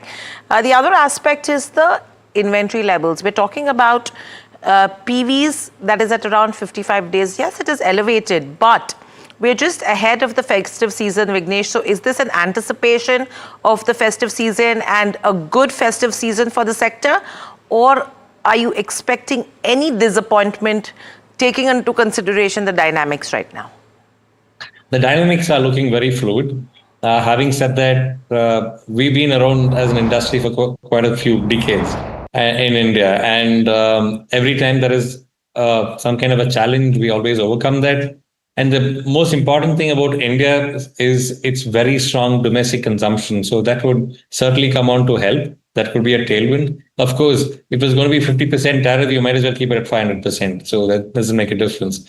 At 50% itself, any cost competitive sector would be out of reach for us. But however, the monsoons have been great. The festive seasons are coming in. Yes, the elevated stock levels are not desirable. This is what we started off last year, and we really end up with nearly 85 days of stock last year around, which isn't desirable. The OEMs need to take into consideration the volatility in the markets and also make sure that their wholesales are not dumped onto the dealers. Okay. And Vignesh, I think a couple of the two-wheeler players who categorically now came out and mentioned that everyone is monitoring the raw material price hikes, specifically with regards to metals and precious metals. And two, the rare earth crisis is now starting to show an impact with regards to production. What is your read of the situation, and what do you think it will impact going ahead? Do you think there will be a demand-supply mismatch that could come in, though we have a 55-day inventory that the PVs are already sitting on? Two-wheelers, what is it looking like? Because I think it's Ola, I think Bajaj Auto, all of them have spoken about it. if there's one thing which is even more opaque than the tariff was, would be the availability of rare earth metals. And as dealers, we've been given very little information about this. We've also talked to the industry, the people in the industry. Some of them are, for example, Sam claimed that in May or June, they would run out of parts to make vehicles, but we have gone past July and still in August, and we are still manufacturing vehicles. So I'm a little bit confused about it. Of course, Bajaj has come out and talked explicitly about how their EV products would be affected right now. We are still wondering what's happening there, but the industry sources have told us that they're trying to get alternative sources and to keep the engine moving. The automotive economy moving in India. And yes, so again, EVs play a very, very small part. Probably in the scooter space, it's very large. When you look at the three-wheelers, it's really, really big in terms of market share, nearly 62% in three-wheelers. But when you look at PVs, it is around 4.5%. When you look at two-wheelers, it's about 7%. So we still have the mobility needs which can be met by ICE engines. But of course, EV is a growing market and all of us would like to sell more EVs. It all depends on how the government is able to work the deal out with China right now and how the OEMs are also able to source alternative buyers and suppliers. Understood. Got that view, Vignesh. Well, thank you, so much for joining this conversation. Always pleasure to have you. Thank you. Moving on, Raymond Lifestyle is in focus after its Q1 number and of course on the back of tariff that we are seeing. But let me just get you the key takeaways when it comes to Q1 FY26 numbers. They've recorded Q1 revenue, which was led by strong growth in branded textiles and apparel. EBITDA growth was on account of operating leverage that the company has seen, and growth in bottom line, that is profit. This was despite marketing investments and muted consumer demand that the company has seen. Garmenting revenue was impacted due to US tariff uncertainty, leading to weaker order book. But to speak about more on numbers and what is the outlook going ahead, we are here joined by Amit Agrawal, who is the Group CFO of Raymond Lifestyle. Hi Amit, welcome to the show and pleasure to have you. So kind of very pleasure to have you. Well, we are seeing kind of turnaround when it comes to Raymond Lifestyle. Any hits and misses this quarter that you would like to tell us? No, actually, we are very pleased with the performance which we have been able to deliver in this quarter. As you can see, the demand was still continues to be muted, but we have been able to put together our products in much nicer manner, and both the fabrics as well as the branded apparel has delivered a growth which is constituting more than the range of 27% in textiles, 22% in the apparels, which are the main key segments in the domestic market. And that is led by the volume growth. So it is not a price-led growth, it is a volume-led growth. And I think that is something which we have looked for very, very carefully. Two things what we have done, very clearly we have put together some newer products at a price point which was able to replace some of the imported fabrics which were being sold into the Indian markets. Second thing which we have been also able to do is bringing what are the new products and communicating it with the consumer at large. So communication is very, very key, the advertisement or explanation around that. And I think these two has led us to move in terms of revenue growth, and which eventually delivers the profitability. If I look at the EBITDA growth, we grew by almost 36% from 89 crores to 122 crores in this quarter. So that has been quite robust. And as far as garmenting is concerned, we have really got our lower sales primarily because of the US tariffs. As you know, every day it keeps changing. We have seen very clearly what happened yesterday, completely out of blue. So I think a lot of our retailers in the US are holding back the supplies from India. Amit, good that you made this point with regards to tariffs. Actually, Hiral, this side. My question before we speak about the other part of the earnings is also that the garmenting segment revenue that you're indicating did decline on the back of the uncertainty on account of US tariff announcements. Firstly, what's the kind of total exposure that Raymond Lifestyle has to the US? And two, if they are holding back purchases right now, and a 50% tariff does come in, what would you do? Yeah, okay. So first of all, let me answer it at a high level. These 50% tariff and the stance taken by the US changes practically every day. And it is not with us, it is happening with other countries as well. Who knew? They agreed with Japan, and yesterday night they again gave an increase in the tariff. So I think this is a very, what should I say, a volatile situation which keeps changing, and we need to watch out carefully. And there should not be a knee-jerk reaction based on one announcement made by White House. So I think we are very clear that we have a long-term play. Now, as far as our exposure is concerned, you look at it, out of our total garmenting revenue, almost 50-55% comes from the US. And of that, almost 30% of that is coming from our Ethiopian plant, and Ethiopia continues to be at the lowest duty rate, tariff rate of 10%. So I don't think so there would be any impact in Ethiopian business. Rather, it has a potential to grow the business. Second thing, when we talk about the business in India, we always have a flexibility. If it really continues for a few months, we have the flexibility to move some of the machines, and these are not very large machines, from India into Ethiopia and do more business out there. The third thing, which is also a possibility, that we can support by supplying our fabrics into the countries like Bangladesh or Vietnam, so that we can continue. And we had already sent our teams to Vietnam somewhere in the month of February, March, that we can export some of our fabrics to get it converted there and shipped out eventually to the US market.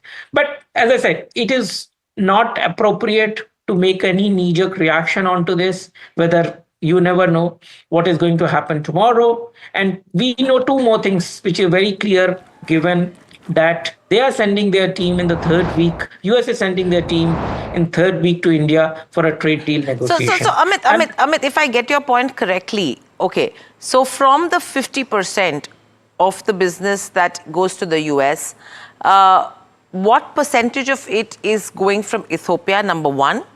What percentage of it is getting exported from India? Yes, on the Ethiopian side, it will be beneficial because you're just talking about a 10% tariff. But the kind of business that you have from India directly to the US, is there a possibility where you will be able to mitigate that risk by shifting that business from India to Ethiopia or any other country? What is that strategy going to look like in terms of 50%? I'm sure there will be negotiations, but let's take hypothetically it's 50%. Okay, so to be clear, so let me give you the specific numbers. This is 550 crore is the total revenue for us out of 7,000 crore revenue of a lifestyle. Okay. So it is what I was talking, 50% was only for the garmenting piece of the business. So in that business, around 400 crore comes from India, 150 crore comes from Ethiopia. It still has a capacity of another 50 to 75 crore to increase from Ethiopia, which we will be able to transfer the business out of India into Ethiopia. Rest of the business, we have the flexibility to support through Bangladesh and Vietnam, because we are already in discussion. And this is not the first time we are having this discussion. We have been having this discussion for quite some time, that whether something happens, then we should be having the flexibility to move some of the fabrics. However, anything movement right now, because in the US, they go for a Thanksgiving sale and the Christmas sale, and the time for that is less than 4 months. Now, if you look at it, anything you start new, a fabric takes anything between 75 to 90 days, a garmenting takes another 45, 50 days, and the shipment between India, Bangladesh, Vietnam to the US, another 30 to 45 days. So therefore, if I take entirely this whole thing, it is a question of more like 5 to 6 months. And therefore, they will not be able, the retailers in the US would not be able to meet their requirement for this period. So I think to that extent, they will find ways to get the products out of India also. Maybe it is a little bit right now in the next few days, but I think by the end of this quarter, things should settle down. That's our stronger belief. And that's what we are hearing also from our customers already, because some of the customers did call us yesterday night itself. Right, Amit, your losses have narrowed down from 23 crore loss of 19 crore. What's the path to profitability now? So actually, as I said, that this first quarter in entire history of Raymond is the seasonally weakest quarter, because for us the products get sold primarily for the festive and the wedding season, which starts from the second quarter. I put the inventory before the retailers, and the retailers then start selling into the secondary market. But in spite of that, what we have been able to deliver, the 1425 crore revenue, is the highest ever revenue in the record 100 years in the history of Raymond. So to that extent, we say we are fully satisfied. And as soon as the revenue increases, and generally you consider the first quarter to be more like 18-19% revenue for the entire year. And accordingly, as soon as the revenue increases, you get the operating leverage, and thereby you start delivering much higher substantial profitability of the business. So a quick 30-second, Amit, will FY26 be a year of profitability, or do you see there could be some bit of doubts on that front, taking the uncertainties into consideration right now? Absolutely, it will be much more stronger compared to FY25, and we are very clear, because a significant, almost say 85% of our business is in India, so that has no impact of tariff and so on. And I think what the recently with the tax benefit and such things has happened, I think the consumer are coming back. And we believe this festive season and the wedding should be much more stronger. Probably. So to that extent, we believe a stronger year this year compared to last year. So a domestic market play is what you're betting big on as well. But thank you so much for joining us on the show and sharing your views as well. So that's the management of Raymond Lifestyle, clearly categorically indicating the kind of impact, the tariffs could have, but seeing insulation from the domestic markets. But moving on, rights. Flattish growth in terms of revenues. Profits have seen an uptick of around 1.4% as well. The stock trading at the day's lowest levels with cuts of 2.5-3%. Coming in there, Rahul Mittal, Chairman and Managing Director at Rights, joins in. Rahul, good afternoon and welcome to the show. Always a pleasure to speak to you at NDTV Profit. The results are flat. Execution now becomes a key going ahead as well. I mean, the revenue also has been led by consultancy and exports. And the kind of margin rebound that we've seen is again a strong point. From here on, is the year expected to look similar to the first quarter, or do you see further green shoots from here on? Good afternoon. Yes, the key element which you said is expeditious execution. You see, the order book of 8,800 crores, that's a very young order book. About 3,500 crores out of that, and that is 300 plus orders totaling to about 3,500 crores, came in the last 2 quarters of the last FY. And considering an average lifespan of about 2.5-3 years of an infrastructure project, these orders, we are fully on track to do the initial design work and fixing up the executing agencies, etc. So that by Q3 onwards, when the actual construction starts on the ground level, that's where these revenues, these orders will start generating revenue. So the key point is that, yes, the quarter has been flat and the preparatory groundwork for a majority of the orders is being done, so that sequentially you see an improvement, so that overall in an FY, we definitely surpass the performance of last year. Hi, Varsha, this side, pleasure to have you. So with that, the overall guidance of 20% of top line growth remains on track when it comes to FY26? Yes, we had at the beginning of the FY given a guidance of a growth of top line of 20%. We are still aspiring for it, plus minus a percent or two here and there, but definitely that is the goal which we have set ourselves for, considering, as I said, the orders which came in at the right time due to a lot of effort last year, and now we are at that stage where these have to start generating execution and generating revenue. In fact, the export orders also, you see the export order book of 1,400 crores. We had said that we will start delivering, the deliveries will start, and the first 2 locomotives have gone in early July, so that revenue will start getting getting booked in Q2. So this, whether it's the consultancy orders, whether it's the export orders, or whether it's the turnkey orders, the executions are now the key. So with execution, which is key, your order book was around 8,900 odd crores at the end of the fourth quarter of FY25. How much have you added in the first quarter of FY26, and what's the visibility with regards to execution and revenue realization from these projects? So we got in the Q1, we got about 150 plus fresh orders, totaling to about 400 crores plus, 414 crores. These were primarily consultancy orders. So consultancy orders are normally small ticket size orders. We also maintained that track record of one export order a quarter, which we started about 5 quarters back. So we got a small export order also of about 30 plus crores to South Africa for 2 locomotives. So in terms of order book, the size on 30th June is approximately the same, about 8,800 crores.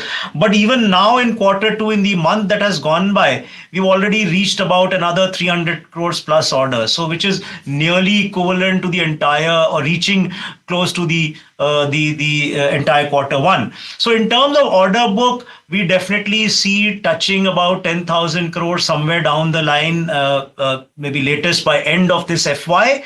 And definitely, as I said at the outset, expeditious and focused targeted execution. So you see a sequential growth in the top line in each of these quarters, and an overall growth on an FY to FY basis, at least aiming for a healthy, very healthy double-digit growth. Right. Rahul, so you're getting more new orders, by being very competitive with other companies, of course. And because of this, do you expect your profit margin or on the your EBITDA margin to stay around 20%, or do you see more pressure when it comes to margins? You see, I had given a guidance at the beginning of this FY that last year our focus was trying to re-engineer the strategy, whether it is in our competitive bidding or whether it's our costing, etc. And that made us achieve the milestone of being a 1 order a day. And we've maintained that for last 6 quarters. Now it's more than 1, in fact, 1.3 orders a day on an average. So now we have reached the bottom of the barrel, to my mind, in terms of the margins. And at the beginning of the FY, I had given a guidance that we would be aiming for EBITDA margins around 20% odd and PAT margins of about 15%. Q1 is in that range, in fact, slightly better. But on a blended overall year basis, we are sure that, as I said, the bottom of the barrel has been reached, and we would be able to maintain EBITDA margins of about 20% and PAT margins of about 15%. You had high, outlook in terms of how exports would look like. The previous quarter, I think, if I'm not mistaken, you secured projects worth little over 900 odd crores in the export business. It's actually come down to 31 crores. What's the reason for this kind of a dip? Likewise, turnkey also has seen a degrowth. Lease has also seen a degrowth. What are the factors that is impacting the order inflow, number one, in terms of projects that you're securing? And from here on, the outlook that you have with regards to where Rights Videsh goes? No, so let me correct you. The order inflow of the figures that you mentioned, 900 crores is now 1400 crores in export tech. That 15 crores or something, that is the revenue. That's the revenue in export. So in terms of export order book, we have continued to add on the export order, one export order every quarter. So now, in fact, it's gone up sequentially every quarter. And now we are at 1400 crores on export, pure export of rolling stock as of 30th June. Besides that, we have a substantial order of about 200 odd crores in project consultancy. So these are the two elements of Rights Videsh, as you said. And this 1400 crores of export of rolling stock, the execution also has started. So out of the 300 crore of this from Mozambique, which is 10 locomotives, the first 2 locomotives have been shipped out in early July, and that revenue will then get booked in Q2, because the revenue gets booked when the bill of lading happens. So whether it is the growth in the export order or execution, there's an uptick in both. Well, thank you, Rahul, for joining this conversation, and pleasure to have you, and all the best for the business. Well, Thank you so much. Time for a short break, but on the other side, we bring you exclusive chat with Trust Mutual Fund Mihir Bora about Trump tariffs and what should be India's next move. Stay tuned.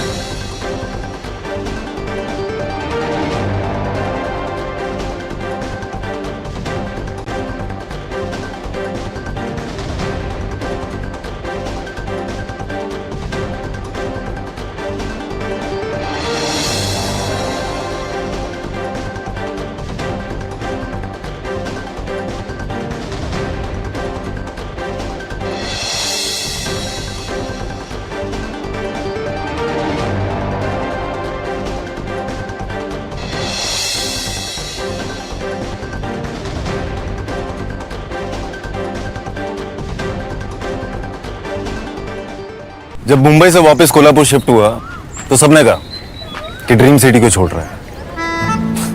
Dream city, तो मैंने कहा dream में तो यही गलियां आती हैं। तो जब ये रियलाइज हुआ कि कुछ बड़ा करने के लिए बड़े शहर में रहने की जरूरत नहीं है, तब लगा कि लाइफ में ग्रो किया।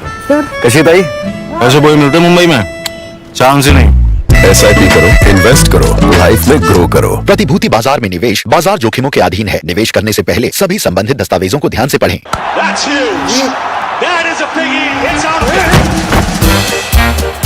गोल्ड ग्लास, क्लियर ग्लास, पार हो या नियर, सब कुछ दिखे क्लियर। हेलो बोलिए मैडम, डब्बा ट्रेडिंग कब से चल रहा है पता है मैडम आपको? हम और आप तो जन्म भी नहीं हुआ था हमारा।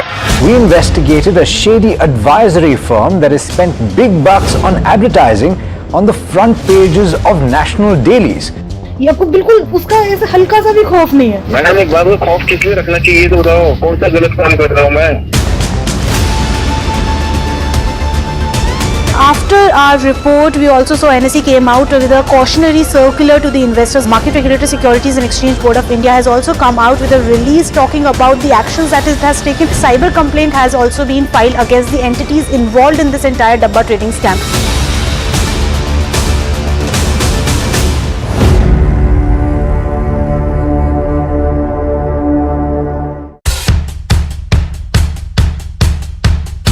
The markets move fast. And so should your portfolio. Expert insights, real-time stock picks. Do I buy Ola? Should I hold CDSL for the long term? Buy, sell or hold. The answers you need, straight from the experts. Callers from India and across the world. Connect live, ask, decide and invest wisely. Your portfolio, your future. Ask Profit.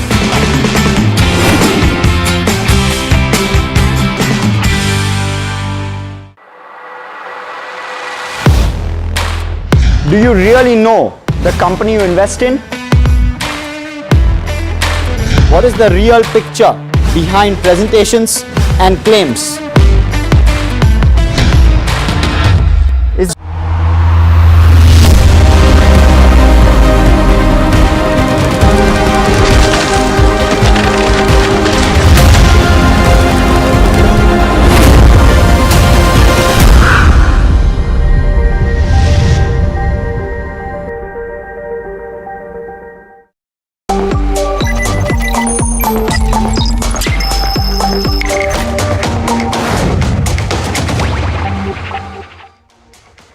Welcome back. You're watching Profit Buzzers.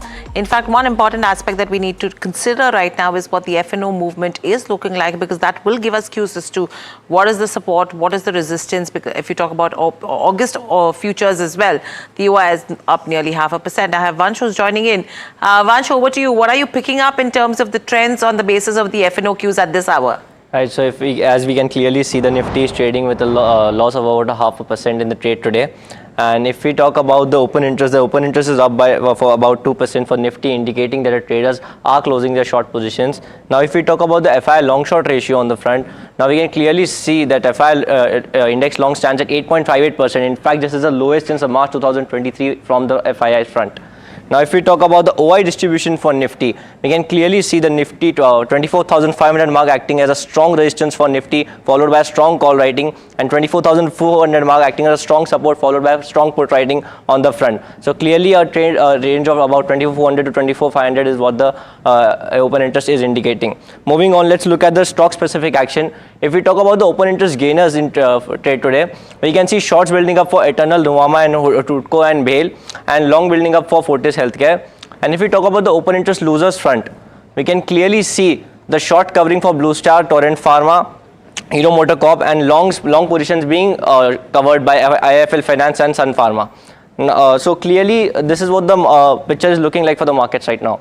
Thank you so much for that. So that range of 24,400 to 24,500 should be closely eyed on the back of the derivative data. Thank you, Vansh, for getting us all the details. But moving on, India is certainly pushing back, asserting its right to strategic autonomy and fair trade. In the last 24 hours, we've spoken to top voices in business and corporate. Here is what they think about the Trump tariff impact. Let's quickly listen into that conversations. There is this little bit of moving away from US, and if that happens and continues, then because US is 70 and the rest of the world is 30 or 68 or whatever, and you reduce 3-4% from US, we mean all collectively, and that 3-4% goes to the 30% base, everybody gets more money, and in that India has a strong case. So India money, I think the overhang of selling has already gone away 1 or 2 months ago, according to me.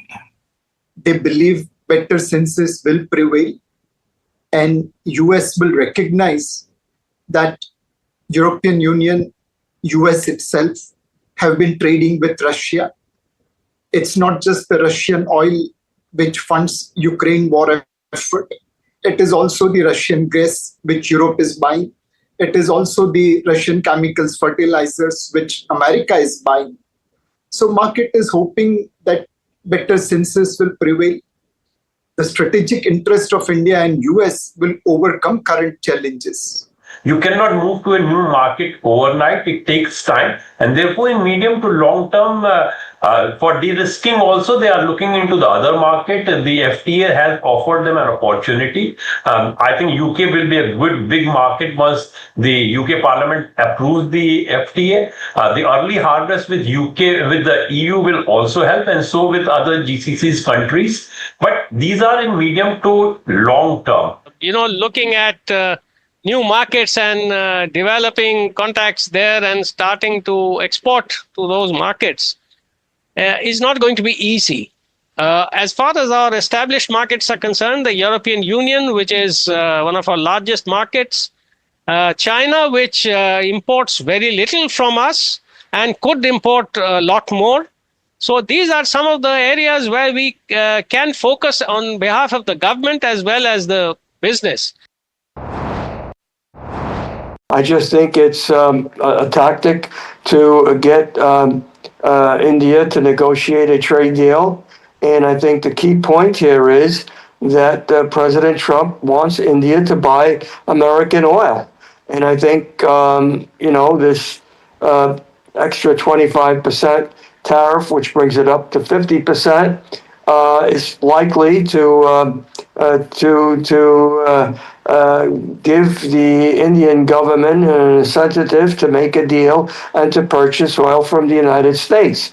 Look, this is, in my opinion, is not going to be long lasting. This will wreck the Indian economy. It will cause inflation. It will cause job losses. We haven't seen the full effect of tariffs, so I think that's what they're counting on. They think it's not a big deal, but it is going to be a big deal down the road for US. Indian sectors will be hurt by this. I do not expect India to stop trading with Russia, whether it's for oil or whether it's for weapons. I think that that's not going to change, and I think that the cost is going to be borne in the US both in the short run as a tax on consumers, but also in the longer run as the U.S. seeks to build up an alliance. All right, so those are the big voices that we brought to you today with respect to where the entire tariff saga is concerned. And to take this conversation ahead, we are joined by Mihir Vora, who's the CIO of Trust Mutual Fund, joining us now. Mihir, thank you so much for taking out the time and speaking with us at NDTV Profit. My first question to you is, what does this 50% Trump tariff actually mean for India? Because, this is not the first time that, Trump has, come out and done something irrational. See, 50% is clearly not sustainable. It pretty much means a lot of items which are under that 50% bracket will become uncompetitive, especially given that most of those items are, items which other countries like Vietnam, Cambodia, China, etc. are making. So the relative advantage that India had with some of those countries before this 25% would be gone. So it pretty much, I think, we should treat it as a negotiation tactic. 50% in some of the items that we are talking about means India becomes pretty much uncompetitive. So it's definitely not our outcome that we want. Having said that, there are certain items like pharmaceuticals, electronics, etc., which are still exempt from the higher duties. But overall, it's not a good situation to be in. Right, and as you rightly mentioned, this is more of a negotiation tactic. But what's the probability, knowing Trump and his past, that this is the final verdict? No, absolutely. Unless both countries have decided that we don't want relations, this has to be negotiated. I don't think India can have what would it say about India-US relations if India has a duty which is greater than that of China or Pakistan? That would say a lot about what the equation between India and the US is. And the two largest democracies in the world certainly don't want to be seen as not on friendly terms. So I think 20 days is a good time. It's a good window for negotiations, and I think that's how we should consider this. It's more of a pressure tactic, a negotiation tactic, rather than a final outcome. Absolutely. I wanted to understand with regards to everything that's happening, where does India stand? Because considering this is just a negotiation tactic, and there is UK FTA, which was a huge success, and a lot of exports that we do right now to the US might be sent to UK now. It might happen, right? So how are you reading that, and then the impact on India overall? See, it all depends on what the final contours are, and it's not only India tariffs alone, it's India versus some other countries. So as long as two countries are both at 25%, we are not at a relative disadvantage. But if we are at 50 and other countries at 25, then obviously we are at a relative disadvantage. So it's a complex situation. I don't think we should just look at the absolute numbers, because tariffs are going up for everyone, right? For Japan, it may be 15%. For India, it may end up at 20-25%. But relatively speaking, are we better off than before or not? That's what we need to figure out. Especially versus countries like Mexico, Vietnam, Cambodia, Bangladesh, China, Philippines. Those are the countries where we are competing on labor-intensive sectors. Right. So we need to benchmark ourselves with countries which have labor-intensive competition versus India.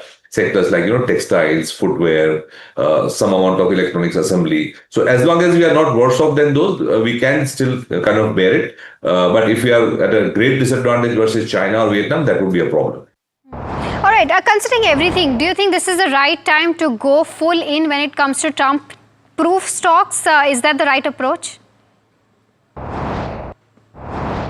No, I would kind of stagger it out. As I said, I'm not very bearish about this news, but I'm not very bullish because as it is, the recovery is tentative. So we want to do some things in a staggered way rather than going all in one shot. Understood. And for someone who is sitting on dry powder right now, which sector should one deploy their money in, or should they wait for a while? So as I said, do it in a staggered way.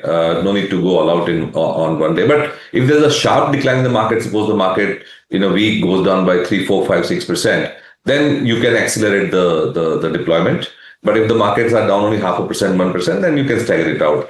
Because as I said, we want to see data points apart from exports also to pick up, like banking, credit, etc. Structurally, I would still continue to be bullish on the domestic sectors, because in spite of all this, India will still go at 6% plus, which is still better than most of the economies in the world. So most of the sectors that are domestic linked, like the financials, like the industrials, the capital goods, government spending linked segments, I think if the slowdown happens or if the exports do get hit, government will come out with incentives, further spending by the government on infrastructure. So those domestic sectors will continue to benefit. And of course, if there's a favorable outcome on the exports front, then the sectors like textiles, etc., will come back into favor. All right, Mihir, we'll leave you at that. Thank you so much for taking out the time and speaking with us at NDTV Profit. All right, now shifting focus to more earnings, Varsha, Lupin came out with its earnings, and you know, it's a beat. It's a good set of numbers. What is your reading? Because you're the expert. Yeah, thank you for that. Yes, it's a good set of numbers. So EBITDA and net profit were beaten by Lupin, and the revenue growth that you're seeing is driven by strong sales in US and India. While US sales were up 24%, India sales were up 7.8%, and they've launched 5 brands across therapies in India. But to speak about more on numbers and what's the outlook going ahead, and of course what's the outlook when it comes to tariffs as well, we are here joined by Mr. Ramesh Swaminathan, who is ED and Global CFO of Lupin. Well, Mr. Swaminathan, welcome to the show, and it's always a pleasure to have you. My first question to you would be about the US sales. If you see, they're up 24%. You've seen a robust growth there. What is the outlook for the US market for the rest of FY26, particularly, given the recent commentary by some peers about potential channel destocking due to tariff concerns? We continue to do well on the back of, in fact, a lot of good launches in recent times. So Tolvaptan was a recent launch, and obviously it's doing pretty well for us. It's a REMS product, and we'll have exclusivity for a period of time. And Mirabegron that we launched last year continues to do well. Our respiratory portfolio, which is really Spiriva, Albuterol, Brovana, and Zopinex, they continue to do pretty well. So from our perspective, it is pretty good going out there in Americas. But it's not as though it's limited to the US alone. You're finding actually secular growth across other markets as well. We've done fairly well when it comes to the advanced markets of Europe, with in fact equally good launches out there in recent times. India, though of course the top line, is a little, lackluster, given the fact that there has been loss of exclusivities. And this should be seen on the back of, in fact, a loss of exclusivities of certain products. But when it comes to the mainstay, which is cardiovascular, diabetes, and respiratory, we continue to do well. And knocking off the impact of exclusivities, we are actually 1.4x of the market. So you have reason to be pretty happy about, in fact, our overall top line growth. Right. Now, I was actually about to ask you about the India business, which is up 7.8%. This was expected to do better. But what's the outlook for India business considering the pipeline that you have? No, so essentially we would do well, and our own target is close to 1.3, 1.4 times the market. And even in this particular quarter, if we were to knock out certain, say, the loss of exclusivities on a few products in recent times, we've done fairly well. Essentially, we follow a 4-pronged strategy, more feet on the ground. Second is essentially looking at in-licensed products. A third is looking at, in fact, R&D from our own stable, and we've done this in recent times in terms of respiratory products, the first triple drug combination and the like. And fourthly, looking at M&A, as when the opportunity really presents itself. So this 4-pronged strategy would really help us to grow pretty well in India, and the focus is hugely on this. Right. Mr. Swaminathan, how do you look when it comes to revenue growth in FY26 and possibly, beyond that, number one? And of course, on the margin side, so there was a good uptick that you saw this quarter, and also since the last few quarters, you have been, speaking about the cost initiatives you have taken. How should one look at the margin side? How will margins play out in FY26 and beyond that? So clearly, the margin expansion is a function of, in fact, the top line buoyancy that we have exhibited across various geographies, and of course, particular emphasis on America because it's of course one of the largest markets for us. Clearly, that's continuing with, in fact, the focus on, in fact, more complex products to be launched, and the entire slant is really on complex products, respiratory, complex injectables, biosimilars, and the like. Clearly, that is helping our costs. But equally, this incessant focus on cost reduction, so every line of the P&L in terms of, you could see this gross margin expansion, which is really a function of top line buoyancy, as well as the fact that we have worked on a host of measures in terms of routes to synthesis, alternate vendor development, and the like. Equally, the focus on productivity across, the factories, the R&D, the sales force, the use of technology across, all of this have played a big role in bring up the margin expansion over the last several quarters. I would say close to about 13, 14 quarters on the trot.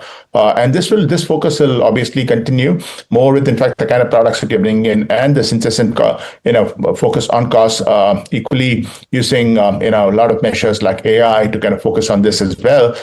Clearly, the future is exciting. We have been pretty prudent in the way we look at, guiding for the future in terms of margin expansion. We are a tad lower than the competition, but that's more because the fact that adjacencies are still evolving and the like. But clearly, we are looking forward to more exciting times. Mm-hmm. But any ballpark number for margins, if you can give, for FY 26 and 27 as well?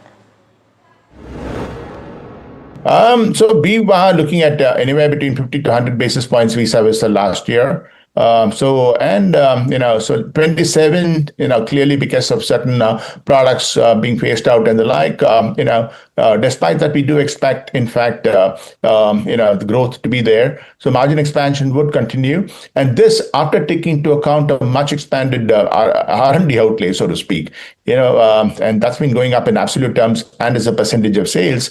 So this should be seen in the context of potentially that as well. Right. Mr. Swaminathan, so one of the growth levers that you spoke about was, focus on the novel drugs. With the MFN policy now, how should we look at the strategy going ahead? No, if your question is about actually tariffs, etc., it's still unraveling. So we really it's as of now kind of exempt. There is of course a 232 investigation report which is still pending and the like. There's of course a lot of apprehensions in terms of the kind of tariffs that he says that he would impose. So those are really the dark clouds. So one can't actually. But as you would appreciate, generics is all about access to medicine. So, and clearly any step in bringing in tariffs, etc., would have an impact insofar as costs for the American population in a general sense. Sticking to the tariff, Mr. Swaminathan, because Trump said that he'll be, imposing tariffs next week. How flexible it is to set up new facilities in the US? Because you do have 2 facilities in the US. So how are you looking when managing, supply chain, and are you looking to, set up more facilities? No, so clearly you got the answers yourself, so certain parts, so we would see if we can actually look at local production, but you would also appreciate, the cost of conversion in America is several times of India, so to speak. There are products that we would potentially be looking at, passing on, the extra costs to the consumers and to the channel partners. And we are, of course, looking at a few other mitigation measures and so on, if it ever comes to the crux. But as of now, I think there's more being spoken about than so far too many moving parts to really comment about. Right. Well, thank you, Mr. Swaminathan, for joining this conversation and answering all the questions, and all the best for the business. Well, that's all the time that we have on this show. Stay tuned to NDTV Profit.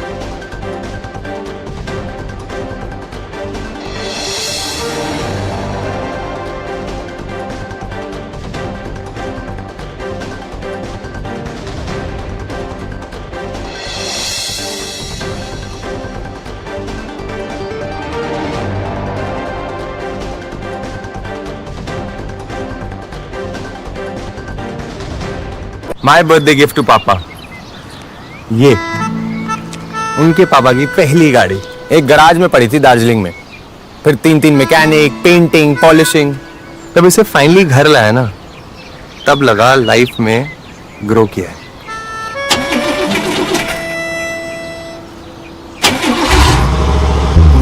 SIP करो, invest करो, life में grow करो। प्रतिभूति बाजार में निवेश बाजार जोखिमों के अधीन है। निवेश करने से पहले सभी संबंधित दस्तावेजों को ध्यान से पढ़ें। Gold class optimistic reflective glass लगाओ, धूप की गर्मी को दूर भगाओ और बिजली का बिल भी बचाओ।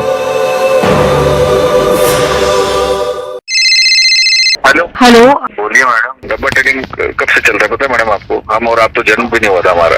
We investigated a shady advisory firm that has spent big bucks on advertising on the front pages of national dailies.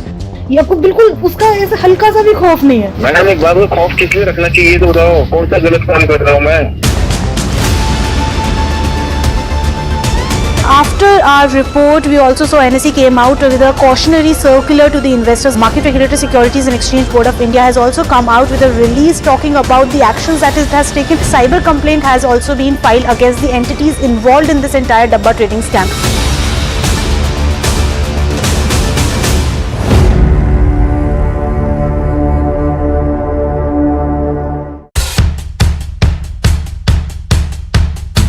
The markets move fast. And so should your portfolio.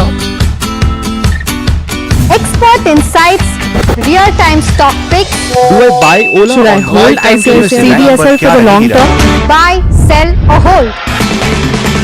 The answers you need, straight from the experts. Callers from India and across the world.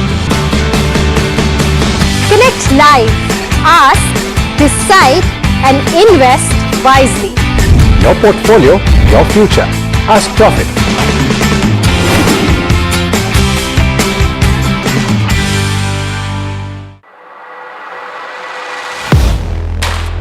Do you really know the company you invest in?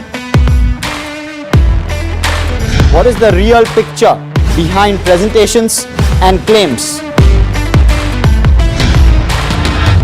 Is the outlook as rosy as the company claims? Know Your Company, powered by NDTV Profit Research, shines a light on the biggest stock market movers.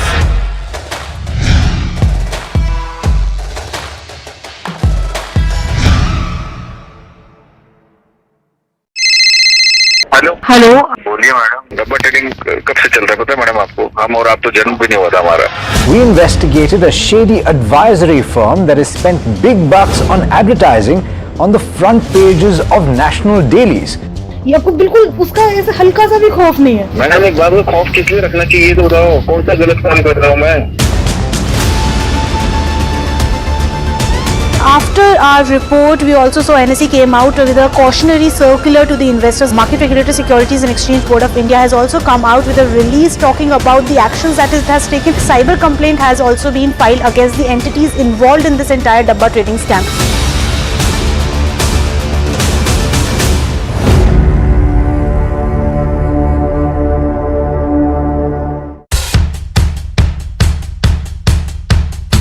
The markets move fast.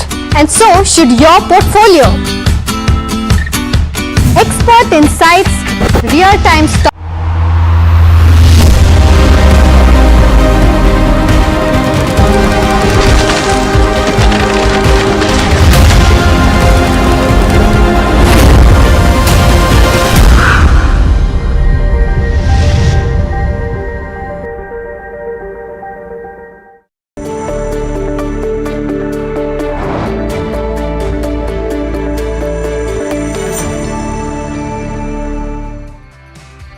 Hello and welcome to NDTV Profit. You're watching Small Cap Buzzers. I'm your host Anushri Vakharia and with me is Somit Sarkar.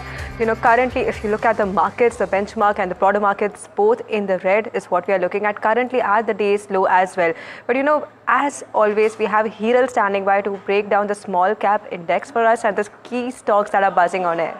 Heer, over to you. Yeah. Thank you so much, Anushi. The pressure has built in the second half of the trading session right now, if you see, because we are trading at the day's lowest levels as we speak. In fact, all the sectors seeing a beating. Little over 4 lakh crores is the kind of market capitalization that has been wiped off from the markets. We are below that 24,400 mark. And because this range is broken, there is an anticipation that 24,000 is not far away. So that's what it's looking like in terms of where overall markets go. But broader markets also seeing a similar trend. If you see in terms of the small cap 250, 1.4% is the kind of cuts at the day's lowest levels. And if you talk about mid cap 150 as well, the cuts are similar, but we're trading at the day's lowest level. So cuts in terms of broader markets much deeper as compared to the benchmark indices. But let's quickly look at stock specific action in terms of broader markets and see which are the counters that are buzzing in trade today. On the back of earnings reactions and the others, let's look at the 5-day chart of ITI first. Or okay, we'll look at the earnings reaction. GNFC, SKF, GPT Healthcare, all of them have reported numbers, cuts in the range of almost around 5 to 11%. In fact, GPT Healthcare is below the IPO price also right now.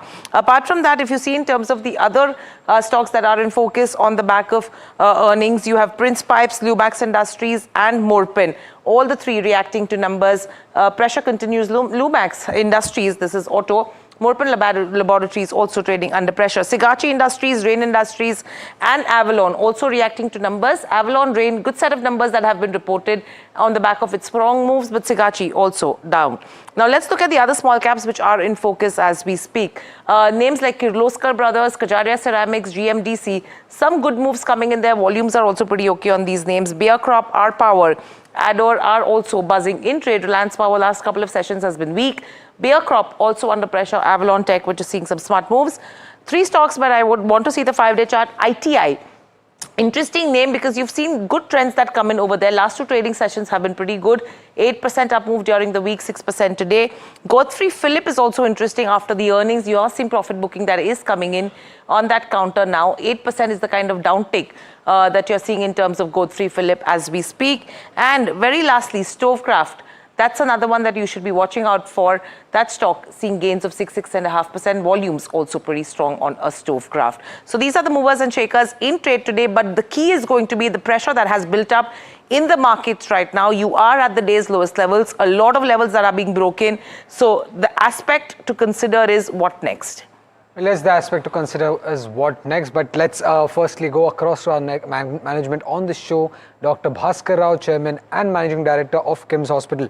So, sir, firstly to start off with, on a YOY basis, if you look at your margins, it has come off sequentially. So, any view on the margin, how should one look at? Obviously, I understand that new hospitals have come in, new beds have come in. So, earlier the margins would take time to mature and grow. But any target margin that you could give us for the company? So as of now, as you rightly said, there is a new beds has come in. With that, the drag has come nearly 21 crores of EBITDA of this month. The one good positive thing is that the existing hospitals, the mature hospitals are still keep growing as we anticipated about 5 to 6% growth will be there, both in volumes as well as the ARPOBs are concerned. And this is an anticipated drag on these new units like Thane, Nashik and Kerala units. And we are thinking of this one will come down in the next quarter, which is today 21 crores will become 10 crores. By quarter 3, I think it will be neutral. So from 4th quarter onwards, this will be able to ramp up. So Rao, this is Anushi joining and as well. You spoke about the current margin profile that is there, but I want to understand once this addition happens in terms of the bed capacities that we are looking at, what is the kind of optimal range that we should be looking at for in the next 3 to 4 years timeline? Would it be in the 27 to 28% of range or a higher upside is something that we can expect? Definitely, we can able to sustain that 27-28%. That was our planning to do that, and we are very, very confident the way the new 2 markets that is in Maharashtra, Thane and Bangalore 800-bed hospitals are coming. We are very, very confident that we can able to achieve these numbers. That's the outlook that we are seeing in terms of margins. Now, I just want to get a sense of the first quarter results as well. For revenue, we have seen a relatively stronger growth. Just want to get your sense in terms of the FY26 guidance for the key operational metrics which are there. See, as far as 26 is concerned, that as we mentioned, that first and second quarter, there will be a drag on the EBITDA because of the new units. Third quarter will be neutralized, and maybe fourth quarter will start picking up. But by the fourth quarter, again, we are adding another new 2 units in Bangalore. That will come as a drag on the EBITDA drag. We are expecting around another 15-20 crores even third and fourth quarters also from Bangalore units. Maybe next year, next year, first or second quarter, definitely all these negative EBITDA will come to positive. And maybe positively, the O&M contracts, what we have taken, they are doing very well. That is also giving some sort of a cushion for the EBITDA drag on these new existing hospitals. Sir, so this 26.5% growth that you have done in this quarter on a YY basis, that number is sustainable going forward? Yes. So we should expect this kind of growth not only in FY26 but also in FY27. Any guidance on that front? Could you clock in higher growth, say 30%, 35%? Given that a lot of capital expenditure is coming online?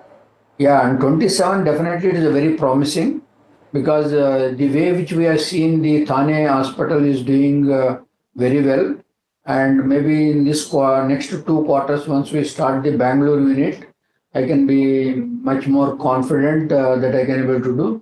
The good portion is that a lot of doctors has got a good positive view that has shown in Thane, and the similar way we are also seen in enthusiasm in Bangalore medical community. So we got most of the doctors on board. With this, I think definitely by 27, definitely we'll get all these insurance, credit organizations also enroll. That will also push the growth on that 27. Right, sir. So given the fact that you are doing more capital expenditure from in fourth quarter also and continuing in this quarter as well, could you give us some number on what is the capex spend that you aim to incur in FY26 and in FY27 as well? See, the existing projects what we have is maybe another 700 to 800 crores is the total spent in the form of equipment. Most of the capex has been done in Bangalore, the entire Thane has been done, and maybe we are doing something in Kondapur and some of the technology in Bangalore, and some of the Andhra units where we are doing, the maximum will go around 800 to 1000 crores in the capex. As of now, we think we are about 1600, that will go up to 2600 to 2700. Okay, so you're saying that the capex spend that we are looking at would be in the range of 2,000 to 2,600 crore. Is that the number that you were mentioning? Maximum, yes. Okay, and how would that be funded if you can, for the capex All spend? all arranged, the only thing we need to do. Okay, understood. Now, coming to the other metric that we should be watching out for is the ARPOB. Now, considering that you're expanding in the higher micro markets, there are expectations of these ARPOB numbers of this 43,000, which you currently have, going upwards to the range of 50,000 or even upwards from that level as well. So, in the next 2 to 3 years, just want to understand the kind of metric, the number that we should be watching out from this. Looking around 10 to 15% growth in ARPOBs in the next coming 2 years, because these two ARPOBs are very high, both Thane and as well as Bangalore. And the existing Telangana, also there is a pair mix, and then we are also adding a new units in Andhra. Andhra ARPOBs also will increase because we are adding cuddles and oncology in 3-4 units. Right, sir. And how should one look at the occupancy number? Any guidance for FY26 and FY27? So as of now, what we have is 55%. Maybe when the new entire the mature units is keep growing around 5% growth. The Bangalore and Thane is concerned. By the time in the next 1 year from now, we both the placed about nearly 1,200 beds. We can able to get a 30% occupancy. The year after, we'll go up to 40-45%. Okay, so that's the outlook that we are seeing for KIMS for the year forward, not just for 26 but 27 as well. Thank you, Mr. Rao, for joining and sharing that outlook on the company. But with that, we also have another company in focus, and this is again on the back of its first quarter numbers, and this is Godavari Power and Ispat that we're talking about. If you just look at the key numbers, revenue was down about 1.4%, while margins were stood at 24.5% as compared to 30.4%. But let's understand an overall detailed outlook on this, and we are joined by Mr. Abhishek Agarwal, the ED of the company. Mr. Agarwal, welcome to the show, first of all. Now, if we are looking at the first quarter numbers, it's a relatively weaker set that we are seeing in terms of how the operational performance has been. Just want to understand your assessment of the first quarter. Very good afternoon. Although you mentioned it's on a weaker quarter because you're comparing from last Q1, but I feel we were at par at Q4, and in given scenario, I think we perform well. So a bit of 25-24%. I feel it's good being in the commodity market. Right, sir. Okay. So we also wanted to understand one thing here. Earlier, your plan was to set up a 2 million ton per annum of integrated steel plant, and your current focus has shifted towards downstream steel, cold rolling mill, and battery storage marks. Why this deviation in the strategy, sir? No, there's no deviation in strategy. Just that we have delayed the announcement of the new steel capex. We have full intentions to go ahead. Not 2, but a 1 million steel plant and a new complex. So this CRM complex, which we have, just announced, is part of that steel complex. Although it's a totally different route, but we want to enter into value-added segment now. So the idea is to, start making steel, which has value addition now. By value addition, do you mean that these products will fetch you a higher margin? And if yes, then what is the kind of margin target that you have for next year? For the next year, the new company we have announced, of course, will get commission in FY28, April, March 27. So you can see numbers coming in from there from FY28. But for next year, my new pellet plant will be commissioned in next quarter. So we can see additional volume growth from on the pellet side. That will give us additional margin for the remaining part of the year. So this planned capital expenditure is close to around 1,500 to 1,600 crore rupees. How are you planning to fund this? So the plan expansion in 2 phases. One is on the CRM complex, and other is, we have formed a new company and we want to enter into battery storage space. So 700 crores is for that, and out of 1,600, remaining 900 is for the CRM complex. On the funding side, it will be 40 to 50% internal accrual, and 40 to 50% will raise loan from the market. Okay, so considering that the debt requirements are there for these 2 projects that you're talking about, just want to get a sense on how the FY26 debt numbers would look at, and also once these projects, the capacities are on stream from these, what is the kind of incremental revenue growth that you're looking at? On the debt front, right now we are cash positive. We have taken the approval. We have plans to, raise the funds, but the drawn will only happen when we require, when the capex moves at a faster pace, which will only happen in FY27, because initially the amount required to start the project will not be very less, so we'll be doing it internal accrual. So FY26, we can say we will remain, probably at 0 debt levels, or probably we take some debt out of, 50% we just announced. Major debt will come in FY27, where we will be, borrowing and funding these 2 projects apart from internal accrual.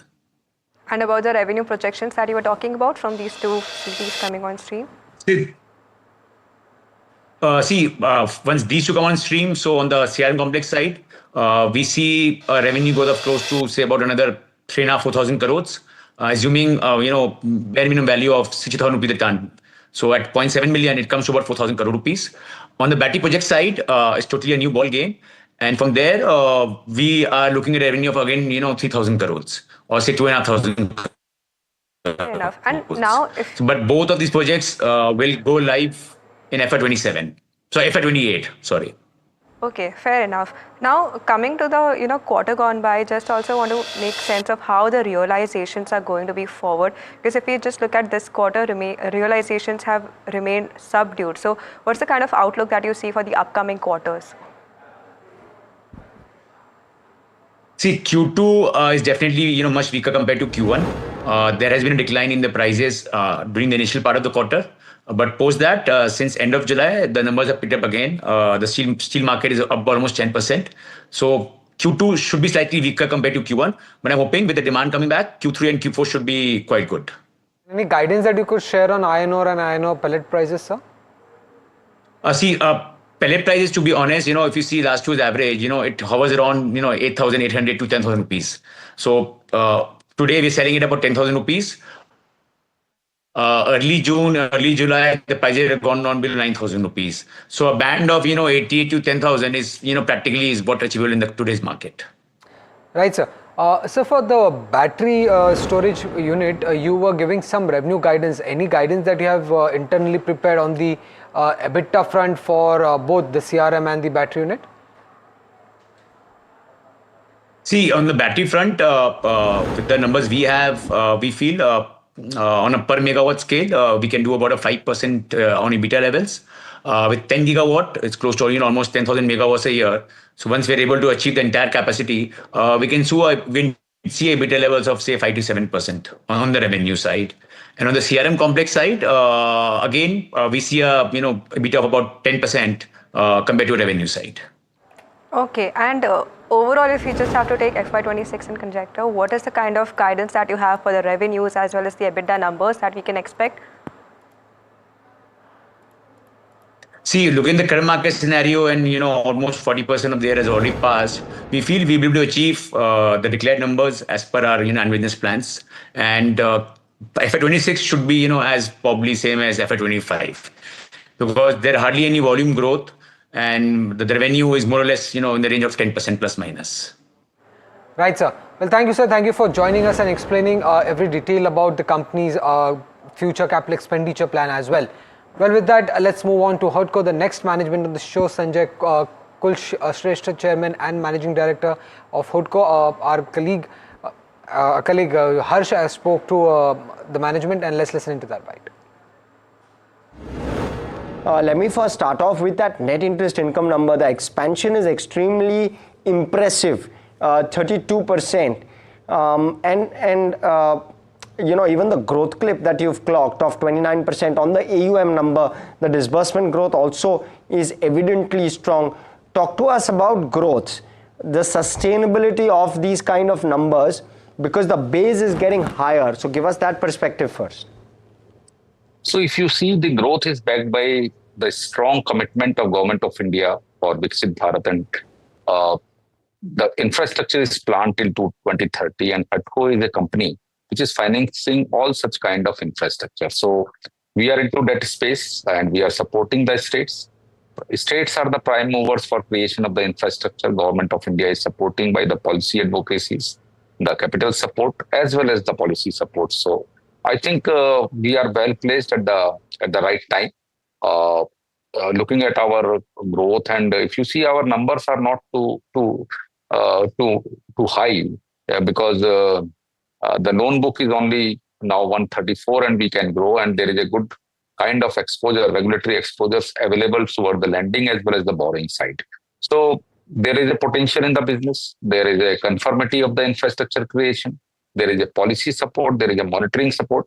So I think we are at the best placed situation and the circumstances to support our state sector to leverage that kind of economic growth into the country. So near zero with regard to net NPA, and which is what is causing you another or giving you another strong tailwind on your PNL at least, which is the recovery tailwind, which is evident. Give us perspective on how long this can last for and how large is the recovery pipeline like. And if I were to just remove the recoveries, what is the kind of credit cost number on a normalized basis than one can expect? See, our NPA numbers in absolute terms is not so high, so it doesn't impact too much when these assets are resolved. We had taken a commitment that HUDCO will be net zero company within 18 months of time, and if you see, our figures are continually improving on quarter-to-quarter basis. Now our net NPA is only 0.09, which I think it's the best in the industry, and we are continually working on our asset quality. We doesn't compromise on the asset quality, starting from the time of discussions to the appraisal, to the monitoring, to the disbursement. Even after the disbursement, we continuously continue to monitor these kind of projects. And if you see, we are continually maintaining our spreads and the NIM, and without compromising on the asset quality. So in an NBFC, IFC companies, this is a big challenge that we had taken. And if you see, our numbers are sustaining. Our loan book is growing. There is no net NPA, new NPA from last 3-4 years. So I think we are working on a very sustainable kind of manner without compromising on either on asset quality or on our spreads and the NIMs. Because if you see, the vision of the company is the profitability with social justice. So we are here to create infrastructure, the trunk infrastructure, which will create an economic driver into the country. And that's what we are doing. And sir, what's the better metric to look at when it comes to a HUDCO? You have a 42% capital adequacy and therefore no concern with regard to capital. But that also means that maybe margins is not the best way to track you. Is the spread the better number to look at?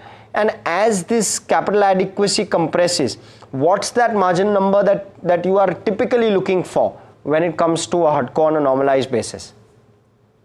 See, we are working on a very basic kind of margins, and I don't think any compression we will be having. Having said that, capital adequacy is strong because our asset quality is very strong. We are particularly supporting the state government, where we are getting the state government guarantee. So most of our loan, to the extent of say more than 90%, are backed by the state government guarantee. So because of that, the capital adequacy is very good. We will not compromise on our numbers, and we will not compromise on our asset quality. So that is the mantra. And at the same time, we will resolve all our NPA assets. So with this mantra, we are working regularly, and we are achieving results on quarter-to-quarter basis. Understood. So the ROA is closer to 2%. So is the better metric to look at the ROA therefore, and is that the kind of number you continue to aspire to achieve, that 1.92% kind of number? ROA will be more than 2%, of course. There should not be any compression. This compression, or you can say the 1.89 or 1.9 figure, had came because we are enhancing our loan book very high, with a very high speed. We are creating a pipeline for the disbursement, and at the same time, if you see, our loan book should be the best parameter to judge our business model, because it is all depend on the timing of the disbursement that affects the ROA or spreads or all these things. And because if you see on a quarter-to-quarter basis, yes, you will find something that is aberration. But if you see on a year-to-year basis, I think we are maintaining plus 2% of the ROA. But the better way of looking at the HUDCO business, how we are creating our loan book, which will give and yield our bottom line, contribute to our bottom line in next 5 to 10 years of the time. So sir, just give us that number with regard to recovery pipeline. How much is that number, and how many years are we looking at in terms of recovering that number? Total our NPA assets, you can say, is around 2,000 crores, and around 1,000 crores are already resolved through NCLT, either through liquidation or through resolutions. So not a big number that we will be getting out of these things. So we are waiting for the results to come through the NCLT, because it's a regulatory process. So it will come whatever it is. Then there are few cases which are into the DRT cases. So there we are expecting the values, and we are continuously revising our strategies also. We are revising our OTS policy. At the same time, we had came out with that we will give the resolutions, and we can take over some land banks, because all these DRT cases are backed by the land. So wherein we may be going and we may be taking through the auctions through the DRT, and we will be creating the value along with NDCC. So all these things are there. So I cannot tell you any ballpark number because sometimes we may be investing and taking over those kind of assets and building up and then enhancing the value in that. So there are a lot of things that we are doing. This is not only the OTS or NCLT. We are also considering that lender-backed resolution plan can also be submitted, or lenders can also acquire that kind of property. Got it. And sir, any reason why the effective tax rate has gone up? It's gone up substantially because that's the minor impact that we've had with regard to where profitability is concerned. So give us that perspective. I think it will be stabilized. It is a one-time kind of tax that we had given. Understood. So around 25%, is that where it will stabilize? Around 20, between 22 to 25% kind of thing. All right, that was the final management on the show. But with that, we are completely out of time on this edition of Small Cap Buzzers. But do stay tuned in our India Market Close coming up next.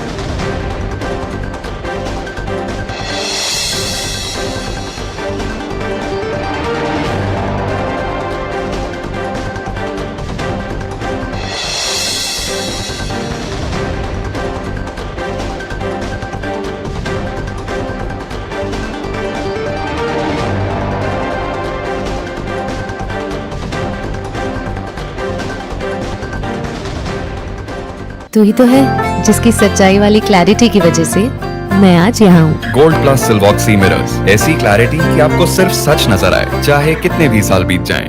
जब मुंबई से वापस Kolhapur shift हुआ तो सबने कहा कि dream city को छोड़ रहा है। ड्रीम सिटी, तो मैंने कहा ड्रीम में तो यही गलियां आती हैं। तो जब ये रियलाइज हुआ कि कुछ बड़ा करने के लिए बड़े शहर में रहने की जरूरत नहीं है, तब लगा कि लाइफ में ग्रो किया। कशी ताई, ऐसे बॉय मिलते मुंबई में? चांस ही नहीं। SIP करो, इन्वेस्ट करो, लाइफ में ग्रो करो। प्रतिभूति बाजार में निवेश बाजार जोखिमों के अधीन है। निवेश करने से पहले सभी संबंधित दस्तावेजों को ध्यान से पढ़ें। हेलो बोलिए मैडम, डब्बा ट्रेडिंग कब से चल रहा है पता है मैडम आपको? हम और आप तो जन्म भी नहीं हुआ था हमारा। We investigated a shady advisory firm that has spent big bucks on advertising on the front pages of national dailies. ये आपको बिल्कुल उसका ऐसे हल्का सा भी खौफ नहीं है? मैडम एक बात को खौफ किस लिए रखना चाहिए तो बताओ, कौन सा गलत काम कर रहा हूँ मैं?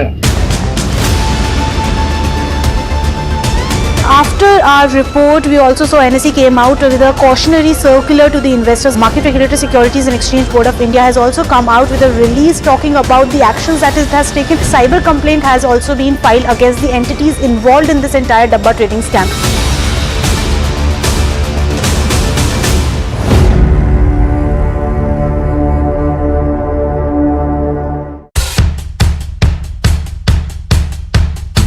The markets move fast. And so should your portfolio. Expert insights, real-time stock picks. Do I buy Ola? Should I hold CDSL for the long term? Buy, sell or hold. The answers you need, straight from the experts. Callers from India and across the world. Connect live, ask, decide and invest wisely. Your portfolio, your future. Ask Profit.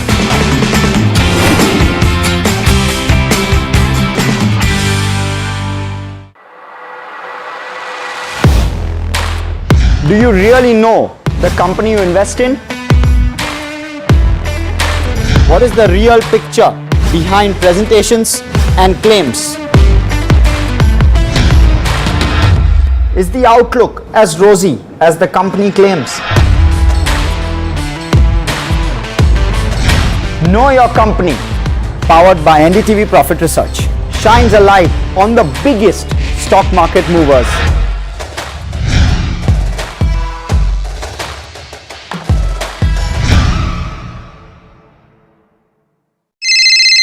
Hello बोलिए madam, rubber trading कब से चल रहा है पता है madam आपको? हम और आप तो जन्म भी नहीं हुआ था हमारा। We investigated a shady advisory firm that has spent big bucks on advertising.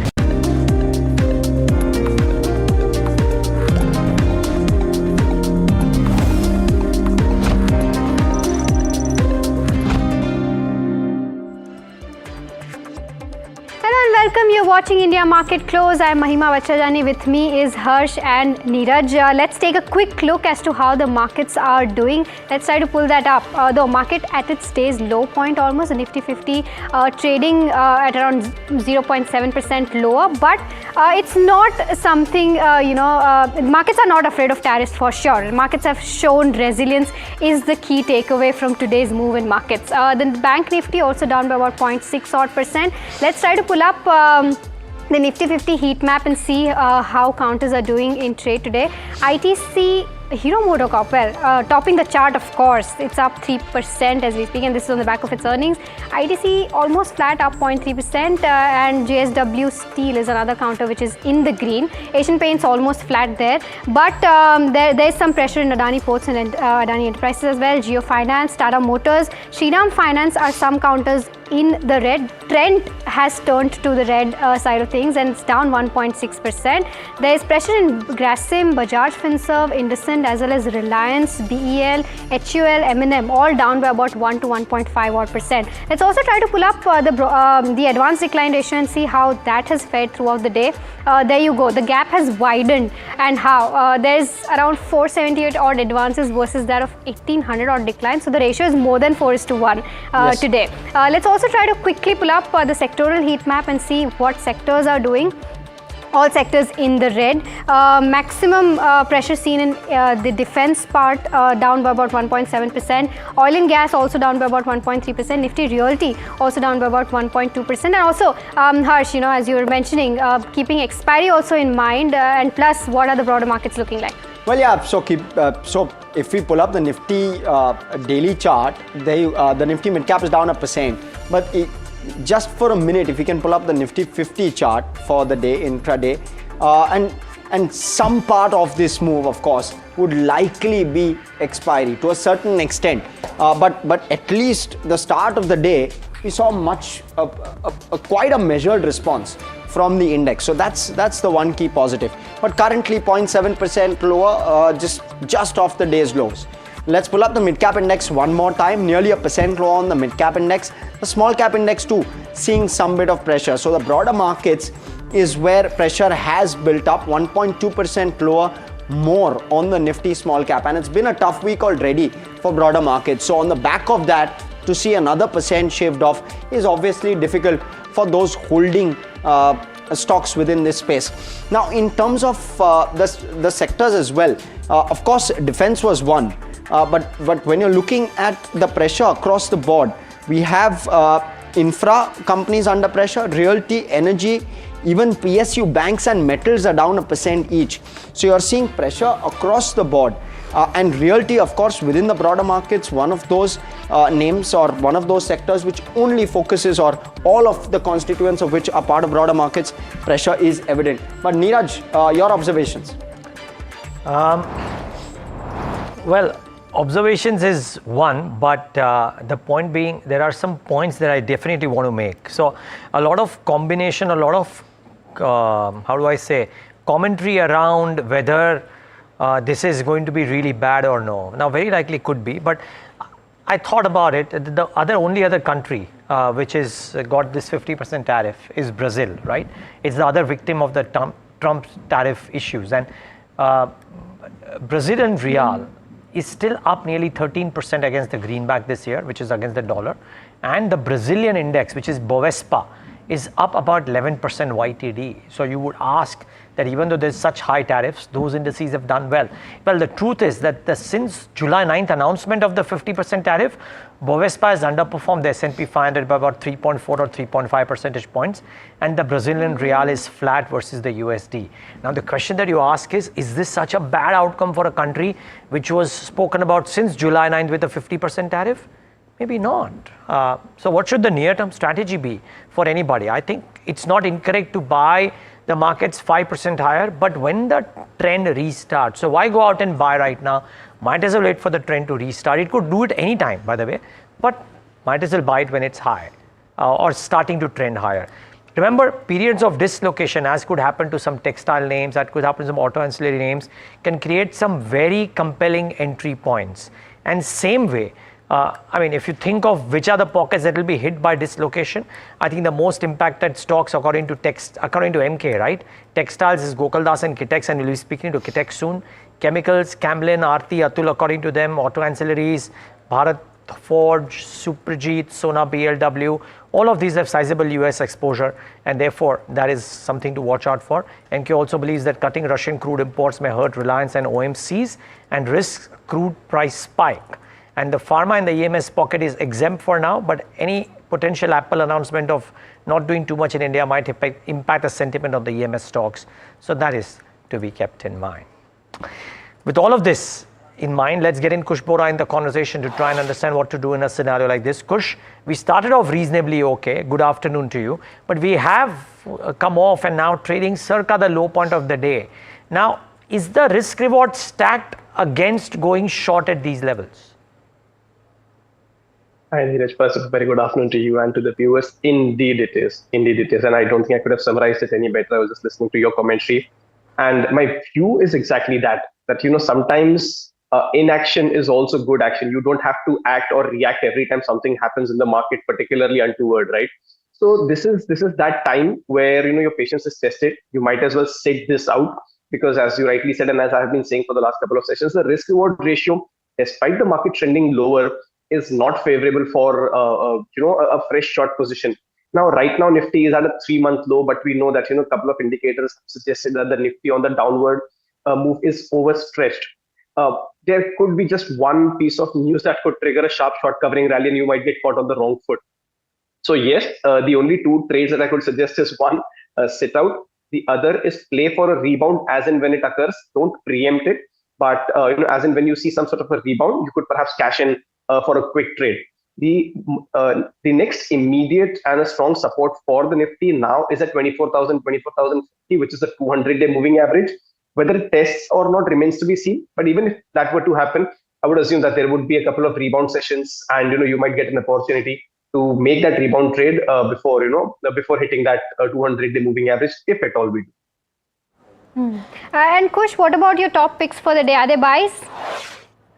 Still going with buys. The reason being, as I said, you can't short index at this level for sure. You can't short stocks at these levels, because a lot of them are into already deep oversold territories. So yes, I've got two calls, both of them on the long side, and both of them are fairly domestic plays.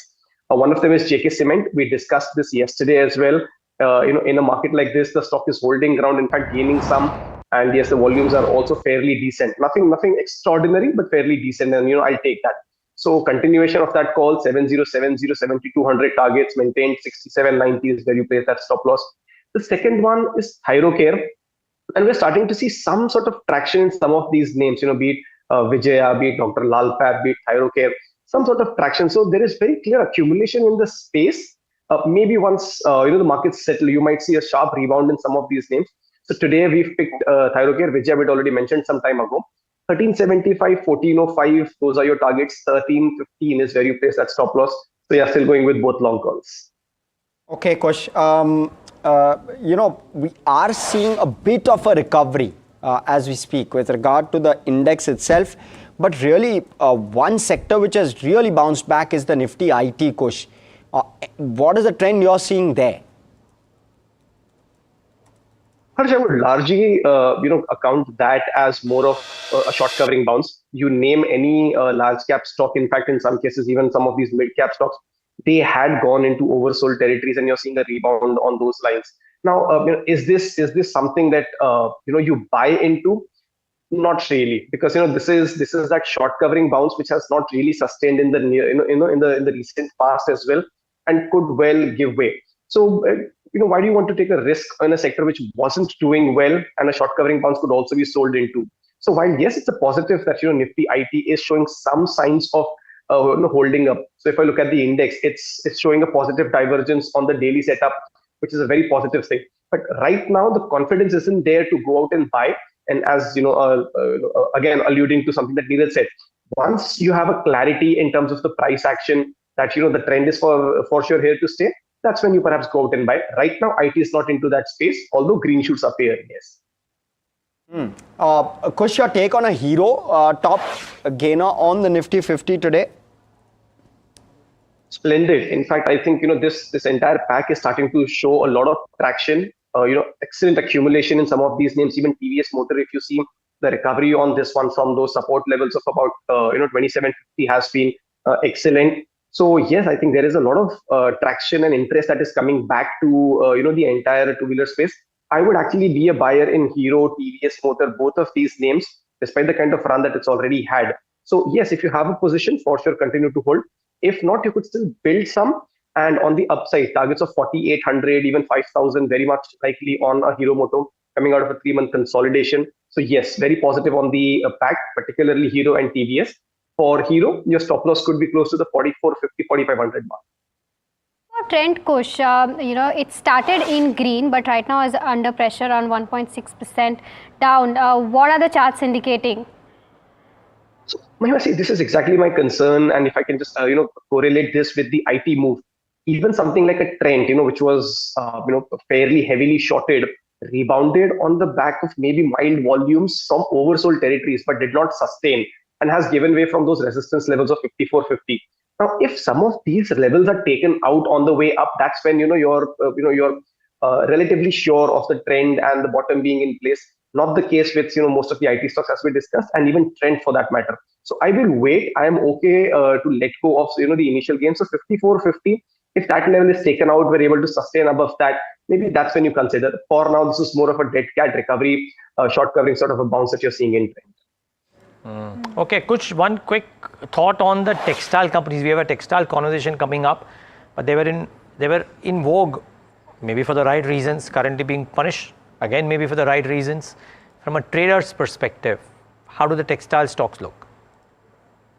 So, I would make that trade again, on similar lines, not right now. I would let the dust settle because a lot of these names have gone, deeply into oversold territories, and any kind of positive news and price action would actually spark, a sharp rally on some of these names. So Gokuldas, Kitek, some of these names could actually see a very sharp uptick. So, I'm actually looking at some of these names very constructively. It's just that I want the price action to stop falling first and then maybe start showing uptick. So maybe some of these could fall, in the buying category in the coming days. Okay, Kush, stay on because it's an important conversation to have. What could happen to textile exporters? Mr. R.K. Vij, President Emeritus of the Textile Association of India, joins in a moment. We'll also get in Sabu Jacob of Kitek's Garments. But Mr. Vij, thank you so much for joining in. Now, first, what is your sense? I mean, will Indian exporters tide through this big hump, or there needs to be some resolution or some support or a combination of both that needs to happen? Actually, in last 1 week, there is a Trump G is changing on and off on the tariff now, because earlier our tariff was about only 5% higher than the other countries, Bangladesh and other things. So we expected that our Indian government will support us with the 5%, but now the difference has gone up by, now our is 50% and there is 20%, by 30% it has gone up. So it's difficult. Suppose if we'll try our level best, we cannot match this 50%. So our textile industry is still thinking, because around $8 to $9 billion of garment, carpet, home textiles we are exporting. Over the total our textile trade export is about 40 billion. Out of that, 9 to 10 billion is going to USA. So at present, with this 50% tariff, it is very difficult to export to USA. That is sure. And uncertainty is there. Of course, we are also thinking this 50% will not remain, because they are on the 27th, the team is coming. But as on today, we are not sure what will happen and where we will have to export our products. The buyers of USA, they are also not keen to buy. But I think some solution will come down. Okay. So, but let's assume that we don't have a resolution for now, Mr. Vij. We don't know when it will come through as well. I mean, yeah, are there other countries where the exports could help? I mean, what is it that can be done? Could there other countries or other markets open up? Can the Indian government give some support which could help as well? What are the options? No, I am just telling you this. We have a very strong domestic market is also 8 to 9 billion domestic market to consume. Of course, it will take 2 to 3 months. But another we have the world over another market with the recent this FTA with USA and with Europe. It's going on. So we will get the market and we will change our products for according to them. But now the government should do. They should make as earliest as possible the FTA with the Europe. Europe is also a very big market, so which we are aiming, and we can supply also. And the government should give us some support.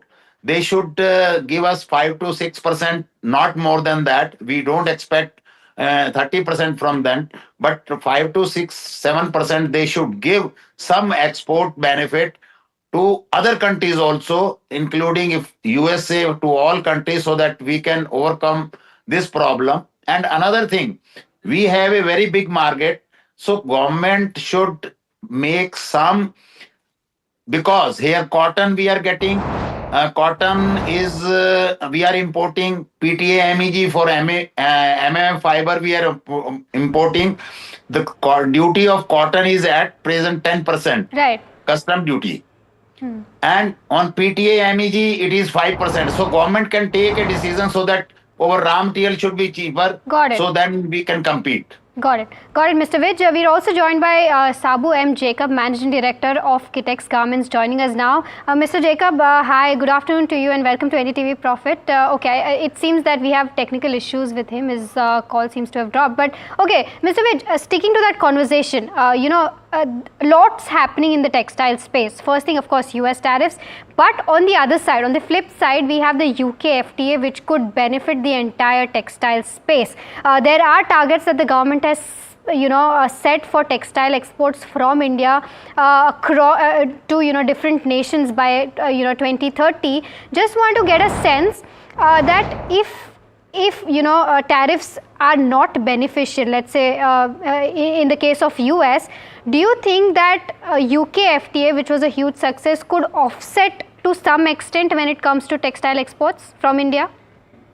Yeah, UK is very much benefit because all the duties to UK tariff is zero. So we are opening a very big market for UK, and I don't think we will. This is the time being. So, and ma'am, textile, of course, the profit margin in the textile are very, very less as compared to other products. We are very strong, and we are not going to, we will solve this problem and we'll immediately find out other market. For the time being, 1 or 2 months, we want a government should support for the local market as well for UK, and immediately government should start negotiating for the Europe market also. Europe is a very big market, and we sure will get whatever the $6 to $7 billion.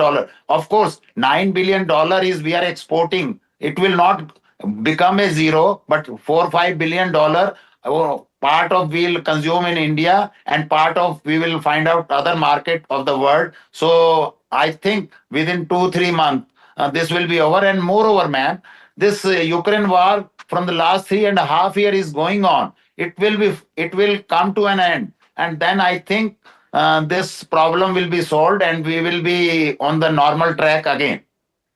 Okay, Mr. Vij, thank you so much for giving us those insights and taking out the time and speaking with us at NDTV Profit. Now, we, also had a conversation with Raja Shanmugam's former president of Tirupur's Textile Exports Association, and Shalin Toshinwala, Vice Chairman at Synthetic and Rayon Textile Export Promotion Council, on what will be the impact of tariffs on the garment sector. Listen to what they had to say. To swiftly invoke the support of some the incentive tools, what is there already, what is there that has to be enhanced at least for the ongoing programs towards US. So then the later days they can negotiate and get it settled. So till then we have to invoke whatever the possible tools available with India to safeguard the interest and existence of the micro and small industries of these segments. Export to the world market for Indian textiles is worth $35 billion. Now, the US alone is about $10 billion worth of that, so almost a third of our overall export. And within that, apparel and made-ups is about 8 billion combined. Now, as far as apparel goes, there is a very clear danger that there will be quick replacement to different destinations. And as far as made-ups go, we have a very sizable share within the United States. It's going to be harder to replace it quickly, but of course, there will be a slowdown, and there will, if things don't normalize, there will be replacement pretty quick. Okay, so that's with regard to textiles. Not seeing a major reaction on most of the textile players, Mahima. In that sense, we're seeing a very mature reaction from the market, regardless of what Mr. Vij was saying, which could be quite a heavy price for the textile sector. Despite that, we're not seeing that kind of reaction. So it seems, is the market really discounting some part of this? Maybe some bit of damage has already happened. In the sentiment, there's no benefit that came in after the UK FTA move as well. So I think the stocks have largely been quiet after that initial hurrah, right? So maybe that's what's playing on the mind. But clearly they are a loser. I mean, you can't really doubt it. But yeah. I think market-wide there's been a bit of a pullback. Maybe that is also helping the current mood right now. Yeah, possibly that. Okay, before we slip into a break, India's IPO market remains lively. Several offerings lined up this month. One notable IPO opening is JSW Cement, and that's of course led by Sajjan Jindal, aiming to raise around 3,600 crore through a mix of fresh issuance and offer for sale. My colleague Sajid spoke with the management. Let's hear Parth Jindal's perspective. Parth, your IPO is coming on 11th. Can you take us through the entire proceeds which you're going to raise? It's the 3,600 crore IPO, and I think the second one in the last couple of years after JSW Infra, which came out with an IPO. How are you going to use the proceeds? Sure. So the IPO opens on the 7th and closes on the 11th. And like you rightly said, we're raising 3,600 crores. 2,000 crores is an offer for sale where the private equity investors in JSW Cement, Apollo, Synergy Capital as well as State Bank of India would be partially offloading their stake. And the 1,600 crores is getting infused into the business as primary. We've disclosed that about 520 crores of that is going for debt repayment. About 800 crores of that is going towards building our integrated unit in North India at Nagaur in Rajasthan. And the balance is being used for general corporate purposes. So the purpose of this IPO is really to enter the North Indian market as well as to become a pan-India cement player. And this is the first step in our journey from 20 million tons where we are today to 42 million tons, which we would like to get to over the next 3 to 5 years. Do you see this IPO being also an exit for some of the investors who came in 2021? Because your valuations have more than doubled since the time they came in. I think if I'm not wrong, 1,600 crores for 19%, and now we are looking at 19,500 crores for the upper band which is there. So is that also one of the reasons? Yeah, so the upper band is at 20,040 crores, and you're right. They came in at lower valuation, and they would be partially exiting, but they will still retain about 7% of the company even after the IPO. So yes, every fund has its strategy. So I'm sure they are looking at, they are partially exiting and partially they would remain in the business. And yeah, they came in at a very timely time for JSW Cement. That 1600 crores that they invested in 2021 has really allowed us to expand and become the 20.6 million ton company that we are today. So we'll always remain grateful for their participation, because without the capital that they provided in 2021, we would not be where we are today.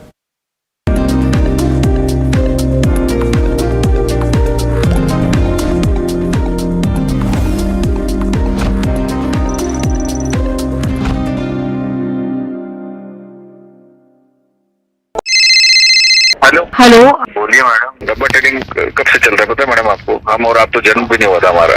We investigated a shady advisory firm that has spent big bucks on advertising on the front pages of national dailies. ये आपको बिल्कुल उसका ऐसा हल्का सा भी खौफ नहीं है? मैडम एक बात को खौफ किस लिए रखना चाहिए ये तो बताओ, कौन सा गलत काम कर रहा हूँ मैं? After our report, we also saw NSE came out with a cautionary circular to the investors. Market Regulator Securities and Exchange Board of India has also come out with a release talking about the actions that it has taken. Cyber complaint has also been filed against the entities involved in this entire Dabba trading scam.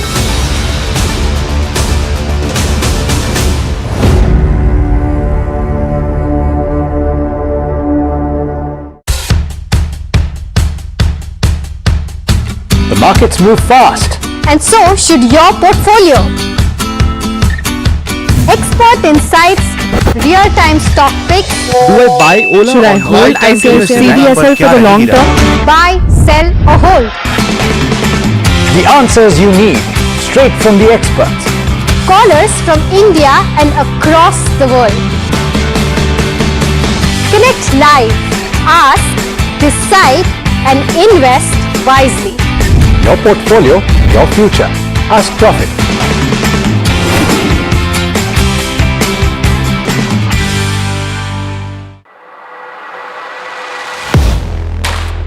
Do you really know the company you invest in? What is the real picture behind presentations and claims? Is the outlook as rosy as the company claims? Know Your Company, powered by NDTV Profit Research, shines a light on the biggest stock market movers.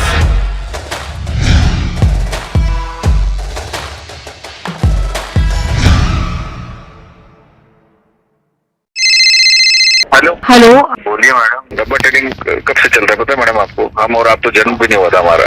We investigated a shady advisory firm that has spent big bucks on advertising on the front pages of national dailies. ये आपको बिल्कुल उसका ऐसा हल्का सा भी खौफ नहीं है? मैडम एक बात को खौफ किस लिए रखना चाहिए ये तो बताओ, कौन सा गलत काम कर रहा हूँ मैं?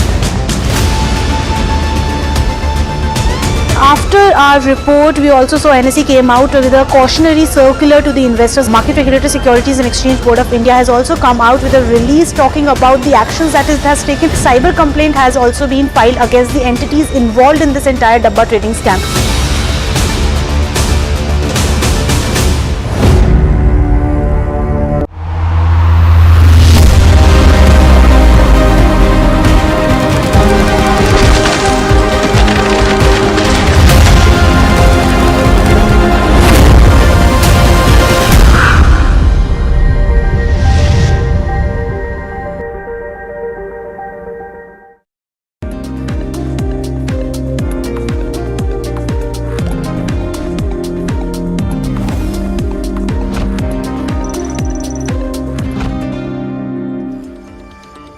Right, back with India market close right here on NDTV Profit, and the reason I'm laughing is because the market mood is very fickle right now. We recovered a bit of lost ground, which is good news, but I don't think portfolios would have made money, which is what I think we were laughing about, that not too many people are making money, even though, I mean, everybody's being a watcher of the markets right now.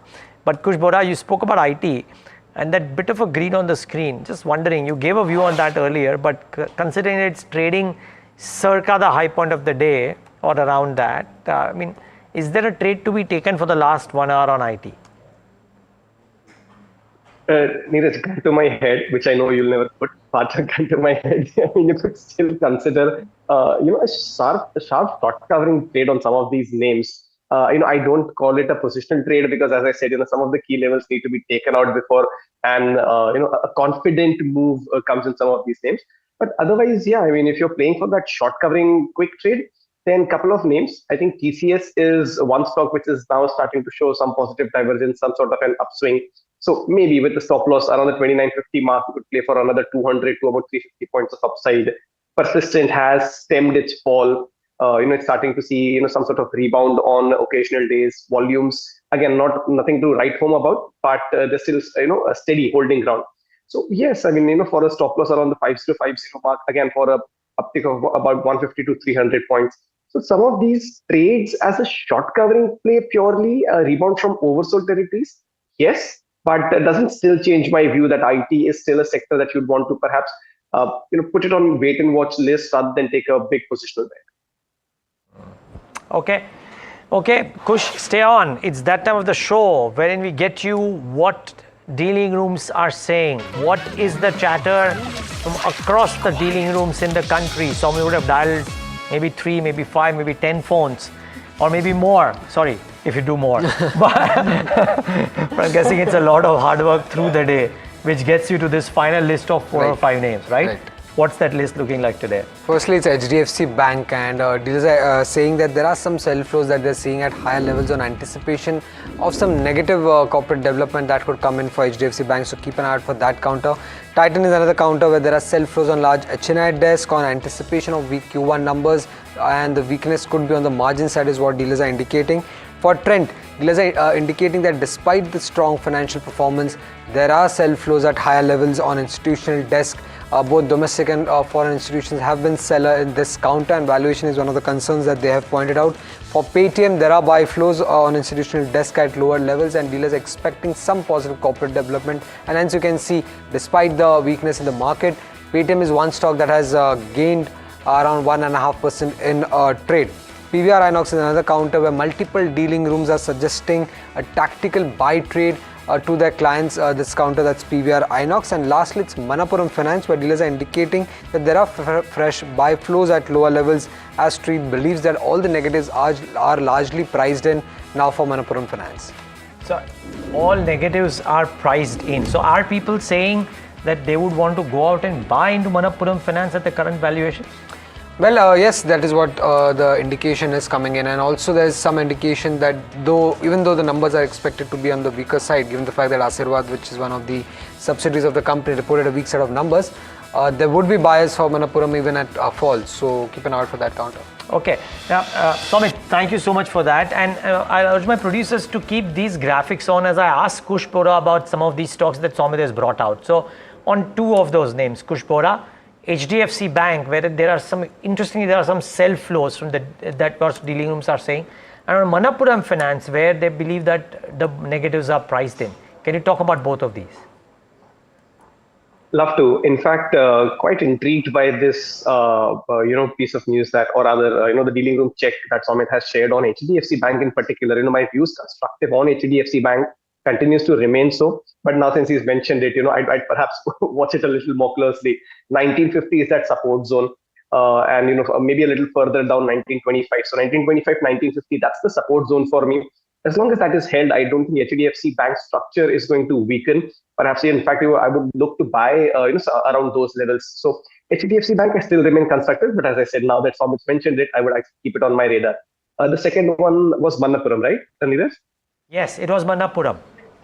Yeah, here the structure is not actually very exciting. The resistance is near the 263, 265 zone. So for me, that needs to be taken out before any kind of meaningful long positions need to be created on this. So yeah, not too constructive on Manappuram just yet, but I do like a couple of shares that he has already mentioned. PVR seems to be turning a corner, and 197 on dips remains a buy. So yeah, among the pack, if I were to pick just one, I think it would be 197 communications Paytm. That still looks fairly strong despite the kind of decline it's seen in the last couple of sessions.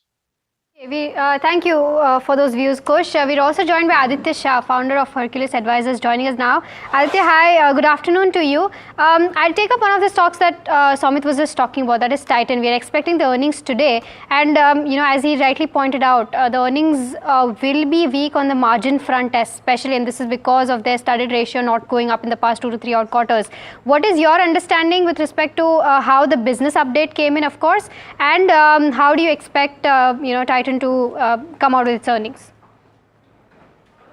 I expect very muted set of numbers. Given the valuation at which Titan really trades at, I don't think that the number would be great or cheer or will be cheer about the first week. Of course, I think that the revenue growth could be in the region of 10 to 20%, and then from there on, if margins continue to deteriorate, profitability could get it. From my perspective, Titan is a great company, but the valuation is crazy enough that I would not tend to look at this stock. In fact, valuations across the entire sector, be it Kalyan Meller, be it Sky Gold, or be it PNG Garden, all of them are trading at a very crazy level of valuation. Volume growth is muted. The revenues are getting inflated because the gold prices continue to keep moving up. And as gold prices continue to keep moving up, revenues keep moving up, as well as percentage of the revenue that also keep moving. So from my perspective, growth with respect to prices is there. Volume growth for many of these companies is really very muted. From my perspective, valuation is crazy. A good company, but I tend to avoid that company at this stage. Okay. All right. So that's with regards to where Titan stands. But it's time for our stock of the day segment. And the stock that we're putting spotlight on today is Fortis Healthcare, which is buzzing on the back of its earnings. And it's beaten analyst estimates. And we have Varsha joining us with more details on Fortis. Varsha, what are you picking up? Right. Thank you so much for that. Yes, good set of numbers, beaten estimates when it comes to your EBITDA, your revenue, and even net profit as well. The revenue growth that you're seeing is led by higher ARPOB, that is average revenue per occupied bed, and 7.8% increase in occupied beds. Now, the international patient, if you see, it grew 21%. Now, international patients contributes almost 7.9% to the overall revenue. Onto occupancy, if you see, the occupancy stood at 69% versus 67% last year. So the uptick there, and management is expecting 70 to 71% of occupancy level when it comes to the whole year, that is FY26. Diagnostic business, if you see, grew 7.4%, and over here the next leg of growth for the company would be diagnostic business growth, where they are expecting almost 12 to 13% of growth when it comes to this segment. Let's see what management vision is, because we earlier spoke to the MD of Fortis Healthcare, Dr. Raghuvanshi, and what he has to say, that the consolidated revenue is expected at mid-teens growth in FY26, and the hospital business, if you see, is projected to grow at 12 to 14%. Now, of course, this will be led by the capex that the company is doing, but the diagnostic business, as I was informing, it is expected to grow 12 to 14%. So 7.8% of growth this quarter to overall 12 to 14% of growth in FY26 is a huge uptick that the diagnostic business will be seen because of the brand that the Fortis has been building on. They are anticipating a slight moderation when it comes to ARPOB, that is average revenue per occupied bed growth, but they are planning to add 900 bed capacity when it comes to FY26, and overall, if you see, a lot of hospitals are actually playing on capex. The next leg of growth for all the hospitals would be to go to capex capacity addition through brownfield project, and which will lead to higher ratios and higher margin, and Fortis is also leading when it comes to brownfield expansion. Lastly, if you see, the EBITDA margin is expected to increase by 2 to 3%. So a huge uptick there, and huge uptick when it comes to diagnostic business will actually lead to the growth that the Fortis is eyeing on when it comes to FY26 and 27. Lastly, on the analyst recommendation, if I were to talk about, there are 15 buy calls, 0 hold call, and 1 sell call, but the upside potential would be almost negative 7%. Well, it's been a very, very solid performance from a health healthcare as a segment and in terms of returns given to shareholders? Curious, thank you so much for that, Varsha. But curious to know, Aditya, can that kind of outperformance that healthcare as a sector has given in 2024 calendar year, can it sustain, or are we just losing some of the shine there? Very surprising that everybody has a buy call, but their targets are -7%. Very interesting. From my perspective, the company has performed well. Business results are really very good. But again, I am seeing a hospital stock trading at about 60 to 70 times multiple. Now, I don't think, given the 15 to 20% growth that the company will clock off, I don't think that kind of a valuation is justified. Point number one. Yes, healthcare will continue to do exceptionally well. Healthcare is a broad range of spectrum. There are so many subsectors within the healthcare space. There's a CDMO space which is doing exceptionally well. There's the API space where companies like Laurus have also done exceptionally well. So it is a broad range. A lot of healthcare performance will also depend on how the US exports are treated going forward. If there are tariffs, expect a little bit of slowdown in the near term, which could affect stock prices trading at a very high valuation. They could see some bit of price correction as well as time correction. And once that really happens, you will see a good opportunity. For example, on TV's call yesterday, TV was very, very cautious on their export market. 88% of TV's business comes from the export market. And if there is a tariff in the US, it could hit companies like DBs, also for that matter, companies like Laurus, Syngene, all of those companies. So I think 2025 will be an opportunity to invest in the pharma sector. The returns may not be great in 2025. Returns will return back when there's clarity with respect to tariffs, which could come by the end of this year. Okay. Kush, your quick view on the charts for Fortis Healthcare.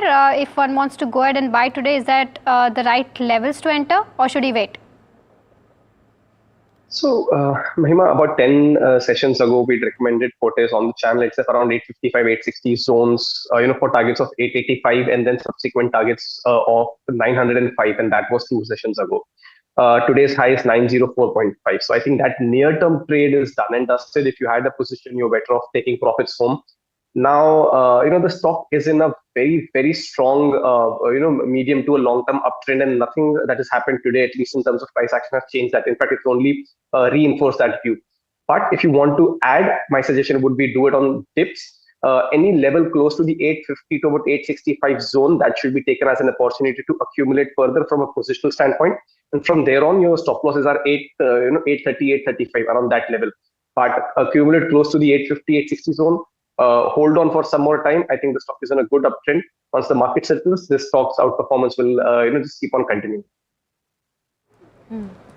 Okay. All right. So that's with regards to where Fortis Healthcare stands. But the top nifty gainer today, that's Hero MotoCorp, and Q1 earnings con call highlighted a mixed start to the quarter with easing demand, stable finance penetration, and gains in scooter and EV market. To discuss as to what are the key takeaways from the con call, we have Puneet joining us to give us more details. Puneet, what are you picking up? Well, thank you for that. So definitely it was a weak quarter. In 10% sales fell in this particular one, but the June sales led to a 20% rise compared to the same time last year, and the street is continuing with that momentum as well. So in this particular year, in this particular con call, actually they didn't mention the start of the quarter was much stronger in quarter one, but because of industry demand as well as other factors, it did soften by the end of the quarter in May as well as in June. And we've seen just a tinge of revival essentially in the month of July, but it is on a low base. So that is, supposed to be considered.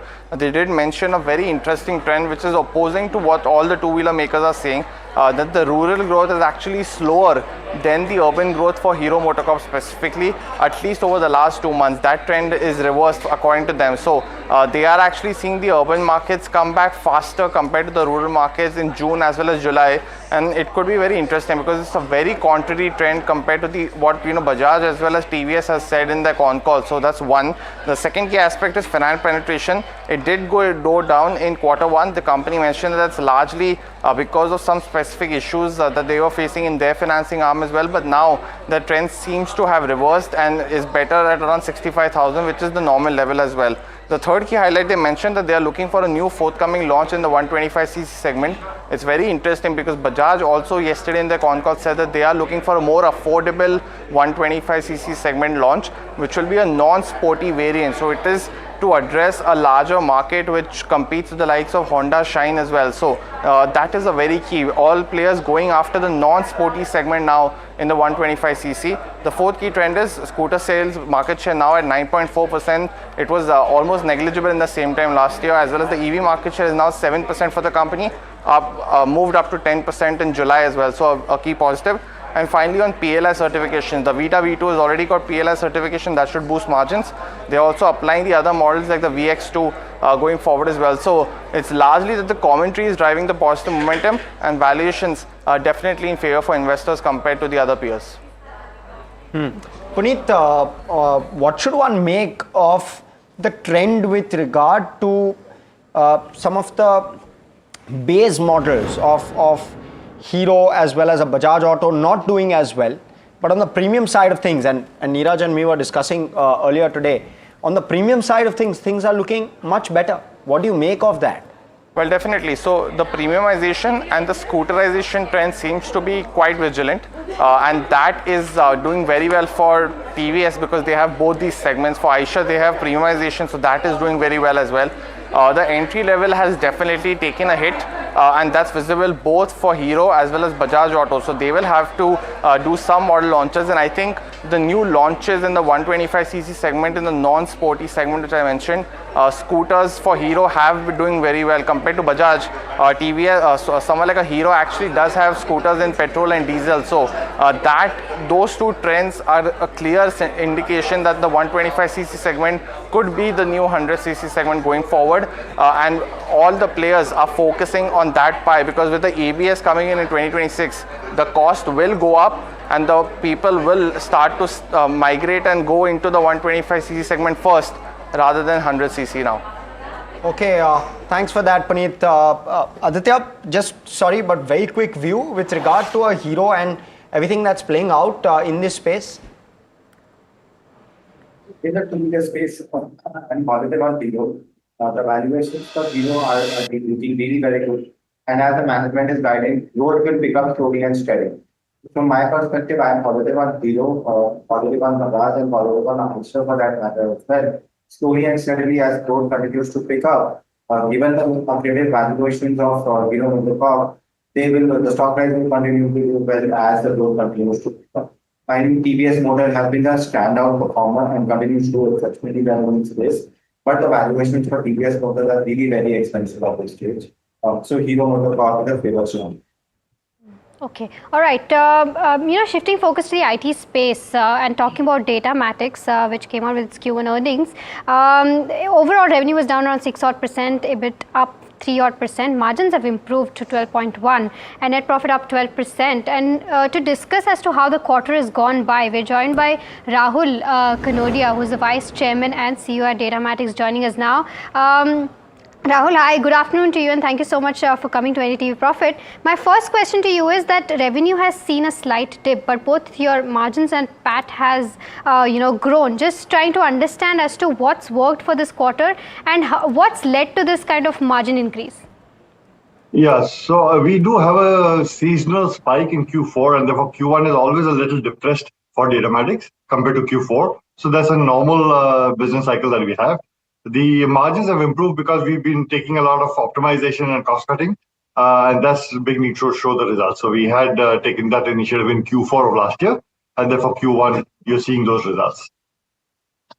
Okay. In terms of, the kind of the investment that you're doing in AI, from what my reading is, you invest around 40 to 50 odd crores every year when it comes to your technology development with regards to where AI stands. Is there a change there? Because competition is picking up in the space. Do you think that you will be able to invest more and maybe, get more technology in place? Is that something that you're aiming at, or will that be in the same range of 40 to 50 odd crores? Yeah, we have the capacity to invest more, although right now we're not planning to invest more because the current investments need to see a return. So we are doing a very specific customer-centric investments because that will give you a better ROI rather than a general purpose investment in these solutions. So right now there is no plan to increase the investment. However, yes, of course, we have the capacity to invest more. And if there's a need, depending on the situation, we will increase our investments. Got it, Mr. Kanodia. This is Harsh joining in as well. Give us a perspective on where you see the business go in FY26 in particular, which is in the near term, in terms of both top line growth as well as where margins go. And then give us a slightly longer term lens, maybe 2 to 3 years. How should one look at the business of Datamatics? Things are fast changing, so give us that perspective first. Yeah, things are changing very rapidly in the near term. For this year, we are looking at mid-single digits organic growth. The reason is that right now you have this tariff wars going on and there's a lot of uncertainty. We see many customers going slow on the decision making. The pipeline is healthy, but nevertheless, the decision making is slow, and therefore one has to be a little conservative. On a longer term perspective, 2 to 3 years, I think there'll be a huge disruption in the industry because of AI. And therefore, there's a great opportunity for companies that are taking the lead on AI to capture opportunities for automation and AI-based re-engineering and transformation. Datamatics is fortunately very well placed. We've had an early start. We work very closely with some OEMs like Microsoft and Google. And with that partnership, we have an edge when it comes to the market. So fortunately, because we have a good edge and an early start, I think we are very well placed to capture that opportunity. So 2 to 3 years looks very promising. This year, because of the tariff wars, one is a little skeptical because customers are slowing down their decision making.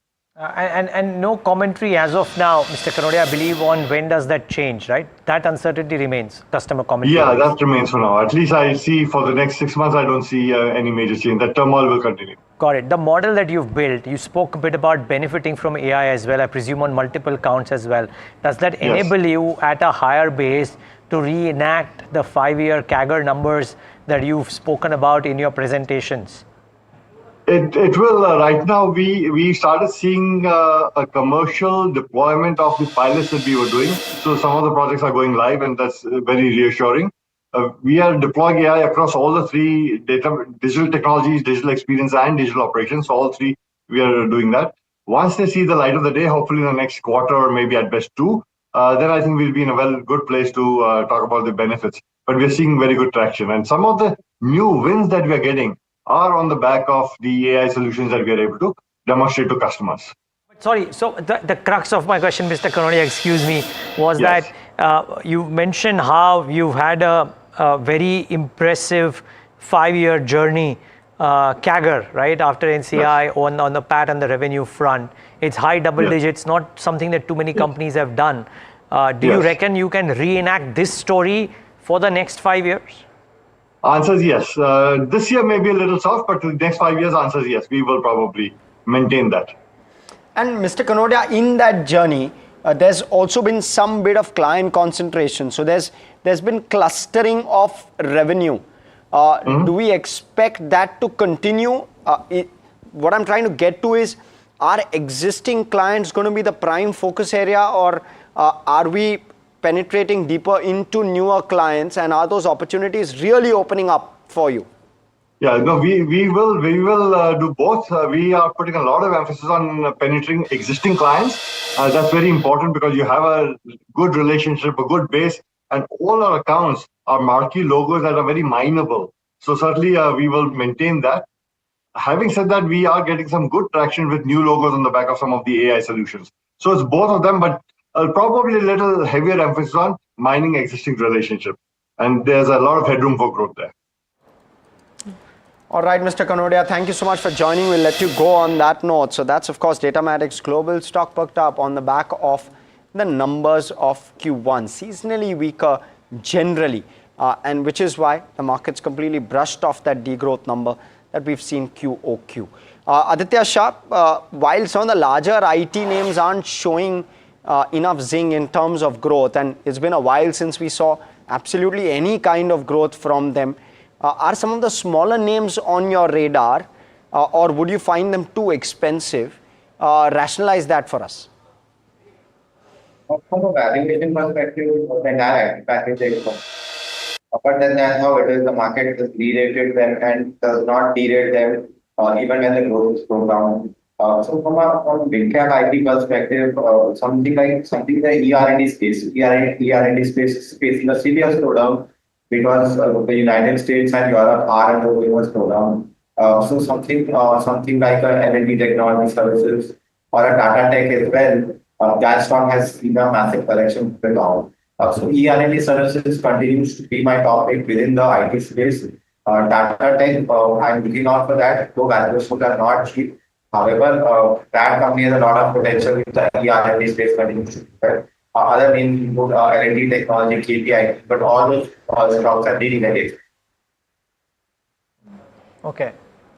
Sorry, Aditya, just one quick follow-up. I would also want Kush's view here, but did you happen to hear Datamatics? What did you think of that conversation? Not able to comment. Okay, fine. Fair call. Kush, that stock 3% higher today, as is the rest of IT pack. I know we've spoken at length about IT, but because we just did a Datamatics conversation, any thoughts there? If only the team can pull up, just the last 1 month chart. Yes, we can. Stock. Let's pull that up. It has been a staggering, phenomenal move. I think the stock's gone upward about 60-70%, around that time. So I think this itself speaks for the view. It's already overshot. But to be completely honest, I would have called the stock overshot, at about 900, 950 odd levels. So yes, this is more of a momentum play now. No point entering at these levels. If you have, you could continue. In fact, you should continue to hold. Keep a stop loss near the 1030 mark and ride the wave. But this is too overstretched for any kind of fresh entry. Overstretched for a fresh entry on the technicals, and yes, indeed, that 1 month chart, stock's really taken off. If you zoom out and you look at the 5 years as well, stock has really taken off over the last month or so. But on to our bull versus bear segment. Today we have the pharma giant Lupin, and it's Varsha's day, of course, both on stock of the day as well as bull versus bear. Lupin has surpassed estimates with robust US sales in Q1, but a decline in API sales signals core segment challenges still remain. Varsha, talk to us about Lupin. Right, thank you for that. But overall, if you see good set of numbers, EBITDA and net profit beat that the company has given, exceptional Q1 FY26 earnings. Now, this was driven by strong growth when it comes to US, and of course a little bit growth when it comes to India. Now the EBITDA margin expansion that you're seeing is on the back of favorable product mix that the company has seen, and of course if you see in the past few quarters there's been EBITDA margin growth. Now this was led by the cost initiatives that the company has shown in the past few quarters. But onto the API business, if you see, was down 33%, which indicate a weakness in the core segment. Even if you see the India business was up only 7.8%. Now, downtick in institutional business has led to the moderate growth when it comes to India business. So this is on the negative side, but company believes that they're going to be on track from next few quarters when it comes to India business. But strong US sales, if you see, the US sales grew almost 24% year on year, which demonstrates strong execution and pipeline potential, and the US growth was driven by new launches and the volume growth in existing products. Going forward, if you see, the US business is expected to grow, which will be driven by continuous growth in the respiratory franchisee, and of course the complex generics and injectables, which is likely to offset price erosion in the base business. But now, since we're speaking about the US business, the other disadvantage that the company has is the single-digit price erosion in the base US business suggests some pressure, and though we might see continued pressure when it comes to US generics business. Sustained R&D investments in complex generics and the robust pipeline provides long-term growth for the company, but delay in one of their products which is used to control symptoms of asthma. So delay in that product shows that the complex launches can face setbacks and which can impact revenue timelines for the company. But on the bull side, you have the EBITDA margin. So they have reiterated, or they've maintained the guidance of EBITDA margin of 24 to 25% for FY26. In FY25, the margins were around 23%. So good uptick. Even now, they're expecting more uptick there, and a high single digit to double digit revenue growth for FY27 provides good visibility when it comes to financials for the company. But Pitambur Unit 2 and Unit 3 facility, if you see receipt form 483 with some observation, is one of the headwinds that the company has. But overall, good set of numbers, and of course the good growth when it comes to US business are the reasons why the stock was up yesterday and even today. Okay, Varsha, thank you so much for explaining that in so much detail, and thank you so much for those insights. Kush, I'll quickly take up your view on the charts with respect to where Lupin is concerned. So I'd wait for one more day because the stock has a falling trendline resistance from medium-term downturn, and also the high that it's made today is bang on at the 50-day moving average. So some resistance acting up. I would wait and watch. If this follow-through continues and the stock is able to sustain and close above the 1590 mark, is perhaps when you consider a long trade. Up until then, this could be a short covering bout. By the way, some breaking news there. As per reports from agencies, Russian President Vladimir Putin is likely to visit India in late August. Geopolitically, I must say, things are moving very, very fast, simply because we know that Prime Minister Modi is scheduled to visit both Japan, which has been slapped, by the way, with additional 15% tariffs, and China's SCO, August 31st. Now we're hearing that even Vladimir Putin is slated to come to India as well. So, as much as US is slapping penalties left, right, center on countries, it better keep one eye out on what is it that the other countries are doing as a result of this as well. I'm not saying this is the result of the tariffs, but it is something that, nations should keep in mind. But, this is big news, is a very big development, and something that you want to keep an eye out for. Okay, we need to slip into a break. Okay, actually, before we take a break, let me thank Kush Bora. Kush, thanks so much for joining in, and really appreciate you taking the time out and being with us, and your calls as well. And of course, Aditya stays on. We take a break, come back, dissect this piece of news a bit more if necessary, but also a keen focus on the last half an hour of trade, considering the fact that the markets are putting up a fight.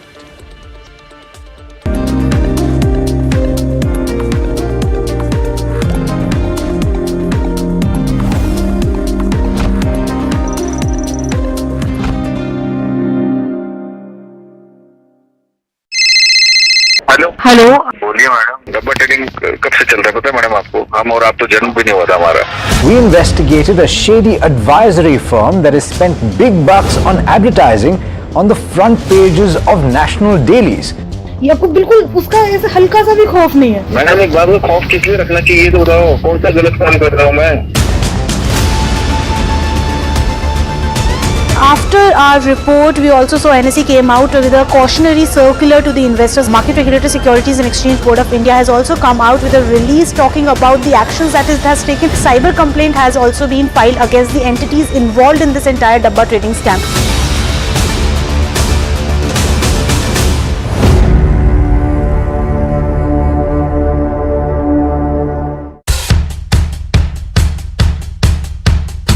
The markets move fast. And so should your portfolio. Expert insights, real-time stock picks. Do I buy Ola? Should I hold CDSL for the long term? Buy, sell or hold. The answers you need, straight from the experts. Callers from India and across the world. Connect live, ask, decide and invest wisely. Your portfolio, your future. Ask Profit.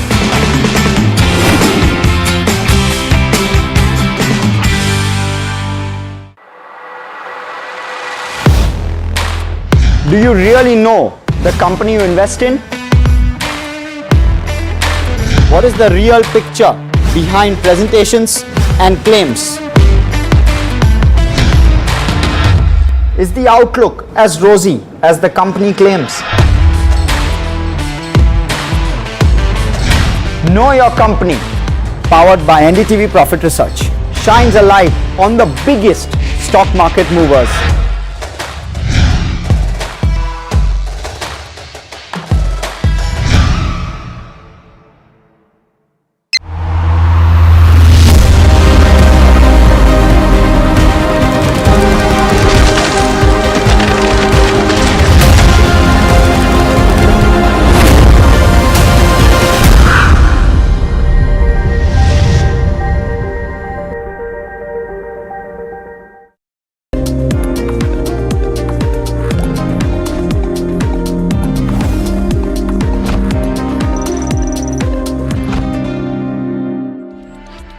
What an exciting afternoon we're having in the markets today. Nearly a 200-point recovery from lows.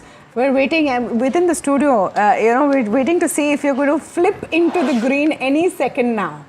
Maybe in the next few minutes. We are right now, almost in the green. Yeah, almost in the green. I think the recovery from lows of... In the green. Yeah? On the Nifty 50. Let's pull it up. This is, you want to call it a, thenga dikhana. Is one way you can say it in Hindi. You bring on your 50%. That's all right. We already have 75 kar do. We already have meetings fixed. I think it's very interesting that Prime Minister Modi will be meeting Xi Jinping. The reports you all just talked about that Putin will be coming to visit India in late August, coinciding with the US delegation also. It's sounding like it's going to be a very hectic last few days of August, which will create that whole situation. And the way India is handling this, saying that, hey, wait a minute, we have other friends that we can dial. Yeah. You're not the only, you're a very important game in town. We want to keep our relationships with you, which is why we are not being unsavory in our commentary. We are following diplomatic channels. But yes, we have other friends to dial. We have other games to play. And we will look at our own domestic interest. As we should, as any nation should. Several screens turning green. I just want to recap that very quickly. The Nifty 50, yes, now in the green, I think for pretty much the first time of the day. The recovery led by IT stocks, and we should pull up all of those intradays because it shows you beautifully what kind of recovery has really taken place. And on the Nifty IT as well, near the day's high. So you're hitting maybe 20-25 minutes before end of trade, you're hitting a complete turnaround in mood. Where is the money coming in from? Where are investors coming in from is the question. We spoke this morning to a whole host of big market voices that were talking exactly about this, that money is right now sitting on the sidelines looking for opportunities. Bank Nifty also has seen a pretty decent recovery actually from the lows of the day. Yeah, there you have it. Quite a sharp recovery on the Bank Nifty as well, and a lot of it coming with the news that you are going to maybe have Putin coming to India. I don't know if tonight you will hear more tariffs, like you said, 50 ka 75, and all of that might come in. There might be more tariff tantrums to come. But meanwhile, the kind of voices and responses we're hearing from very astute market investors will give you a sense of how they are seeing this situation. Listen in to what some of them are saying. There is this little bit of moving away from US, and if that happens and continues, then because US is 70 and the rest of the world is 30 or 68 or whatever, and you reduce 3-4% from US, we mean all collectively, and that 3-4% goes to the 30% base, everybody gets more money. And in that, India has a strong case. So India money, I think the overhang of selling has already gone away 1 or 2 months ago, according to me. They believe better senses will prevail, and US will recognize that European Union, US itself have been trading with Russia. It's not just the Russian oil which funds Ukraine war effort. It is also the Russian gas which Europe is buying. It is also the Russian chemicals, fertilizers which America is buying. So market is hoping that better senses will prevail. the strategic interest of India and US will overcome current challenges. You cannot move to a new market overnight. It takes time. And therefore, in medium to long term, for de-risking also, they are looking into the other market. The FTA has offered them an opportunity. I think UK will be a good big market once the UK Parliament approves the FTA. The early harvest with the EU will also help, and so with other GCC's countries. But these are in medium to long term. Looking at new markets and developing contacts there and starting to export to those markets is not going to be easy. As far as our established markets are concerned, the European Union, which is one of our largest markets, China, which imports very little from us and could import a lot more. So these are some of the areas where we can focus on behalf of the government as well as the business. Okay, Coforge, Persistent, Emphasis, these are the IT companies that are leading the recovery today as well. Rajesh Palvia joining in this afternoon. Rajesh, great time to have you on the show as we see that bit of a turnaround. Do you buy into it right now? So I think we are almost recovered from the 100-day moving average support area, and now we are back above 24,500, a very strong short covering action on the weekly expiry option weekly expiry day. So I think yes, some confidence again. Looking at the broader market recovery, yes, there is confidence against coming back on the street. We have witnessed huge supply pressure in last couple of days, but yes, I think this momentum can extend further as the kind of recovery we are witnessing in all the sectors. A possible up move can extend to 24,650 to 24,700. That's the major challenging area. 24,700 is the challenging area at this juncture. If at all we crosses those levels, then another round of short covering will trigger in the Nifty. But till the time 24,700 is intact, I think really this pullback can face some supply pressure around those levels. So yes, one can hold the long position for further more upside. At this juncture, trail stop loss towards 24,500. Even on the bank Nifty, also very strong buying action. BFSI sector is showing good traction. So I think bank Nifty is also showing sign of recovery, and short covering is also playing out here also. So for bank Nifty 54,900, 55,000 is the immediate base for this pullback. I think if we continues to trade above 55,000, I think this really can extend also towards 55,800 to 55,900. So maybe both indices can contribute to this rally, and we believe that another round of short covering could trigger in the market. Interesting. Rajesh, your picks in this market? So first pick is from the automobile space, that is TVS Motor, clear outperforming stock, series of higher top, higher bottom formation. Stock is at all-time high trajectory despite of volatility in market. So we believe that this outperformance may extend really further. We are projecting target towards 3,050 to 3,060 for trading point of view. Keep stop loss towards 2,955 to buy TVS Motor. Another stock where we are focusing from the banking space, that is Indian Bank. Here also outperformance is there. Stock is comfortably trading about to all its near-term, short-term moving averages. So I think Indian Bank can extend its gain. We are projecting target of 660 to 670 for trading point of view, and on the downside, one can place a stop loss towards 638. Okay. All right. So those are picks coming through for you. I want to quickly switch over to a development coming out of TCS with the company which recently laid off a significant chunk of the workforce is set to give wage hikes from September the 1st. We have Jasmeet with us with regard to more on this one. Jasmeet, what do you have? Well, right. Yes, thank you for that. TCS wage hikes in focus. Well, this news comes after the company announces the layoff of 12,000 employees eventually in FY26.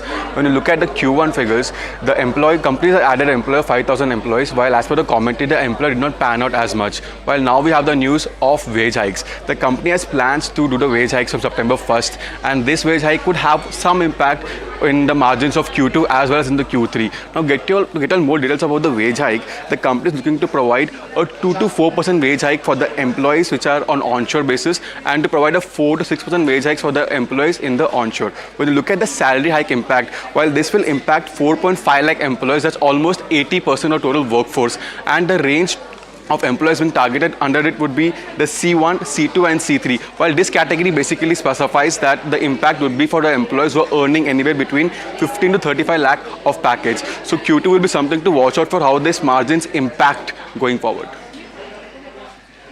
Okay, TCS also showing some recovery, but Aditya, I want to come to you on the kind of recovery we're seeing in IT at all, overall.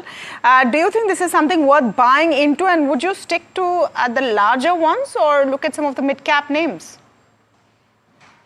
Within the IT pack, as I said, markets are not cheap, but within the large cap IT, I would already be able to tell same bank and then TCS. Of course, I don't think this year the growth will return to the IT pack. Growth will only return next year for all IT. Then after that, within the mid-cap IT space, you look at something like a Tata Tech or L&T Technology Services, L&T Protect Mindtree or Tata or Tata Elxsi for that matter as well. Valuations across the mid-cap IT space are not cheap. They are expensive, so one should be taking care of there. But somebody who's a long-term investor, only they can invest in the IT sector now. Think in the near term, don't look easy for the IT. Okay, I assume you said, I couldn't hear you very clearly, Aditya. I'm assuming that you said that valuations are too high, right? Yes, absolutely. For you to find comfort. All right, we'll try and fix your line actually. Audio is not very clear. Rajesh, anything in the IT space that you're liking? I think from oversold trajectory, most of the stocks now recovering. I think looking at the recovery, we believe that mid-cap IT from mid-cap IT, Coforge is looking attractive. After the corrective move, now stock is trying to find some support buying action around its previous swing low level. So I think 1660 is the key support area for Coforge. If it continues to defend this level for next couple of days, I think some more pullback action towards 1760, 1800 we may see for this counter. So Coforge one can look at from the mid-cap IT space. And I think from large-cap IT, if someone wants to go, I think Wipro is well placed, and I think Wipro can extend its gain from the current level. The way stock has turned from its oversold trajectory, if it continues to trade above 235 level, I think here also there could be chances to get some pullback action, possible up move towards 255. But again, these are all pullback trades. Trend is still on the weaker side. So in higher side, again, we may see some supply pressure to be remain in the system for IT stocks. So this is all purely for trading point of view. Keep strict stop loss, whatever stocks you are buying for pullback trades. Okay. What else? I mean, there's this whole piece of stocks which become in focus as well because of the rejig, and the MSCI August rejig is also in focus with counters like Swiggy, Vari, Vishal Mega Mart and Hitachi Energy India shares likely to be a part of the MSCI Standard Index. Sumit has the entire details. Now Sumit, there's a lot of calculation and a math and an assumption that goes behind it, but fill us in on this.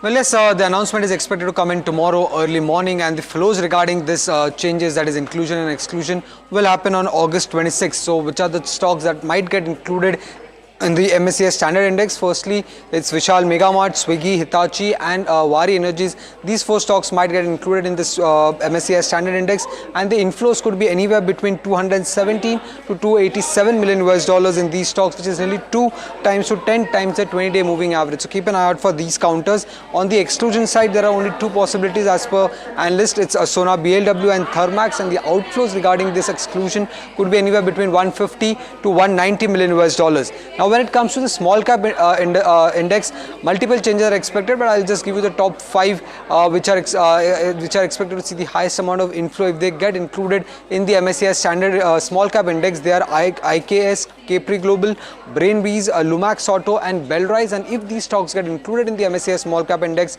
then the inflow amount could be anywhere between 5 to 12 million US dollars. On the exclusion side, only 4 stocks are expected to get excluded from the MSCI Small Cap Index. It's Bharat Dynamics, Bondada Engineering, Heikel and Kenna Metal. And if these stocks get excluded, then the outflow could be anywhere between 2 million to 29 million US dollars. Tomorrow morning is when the announcement is expected to come in. So keep an eye out for these counters in trade.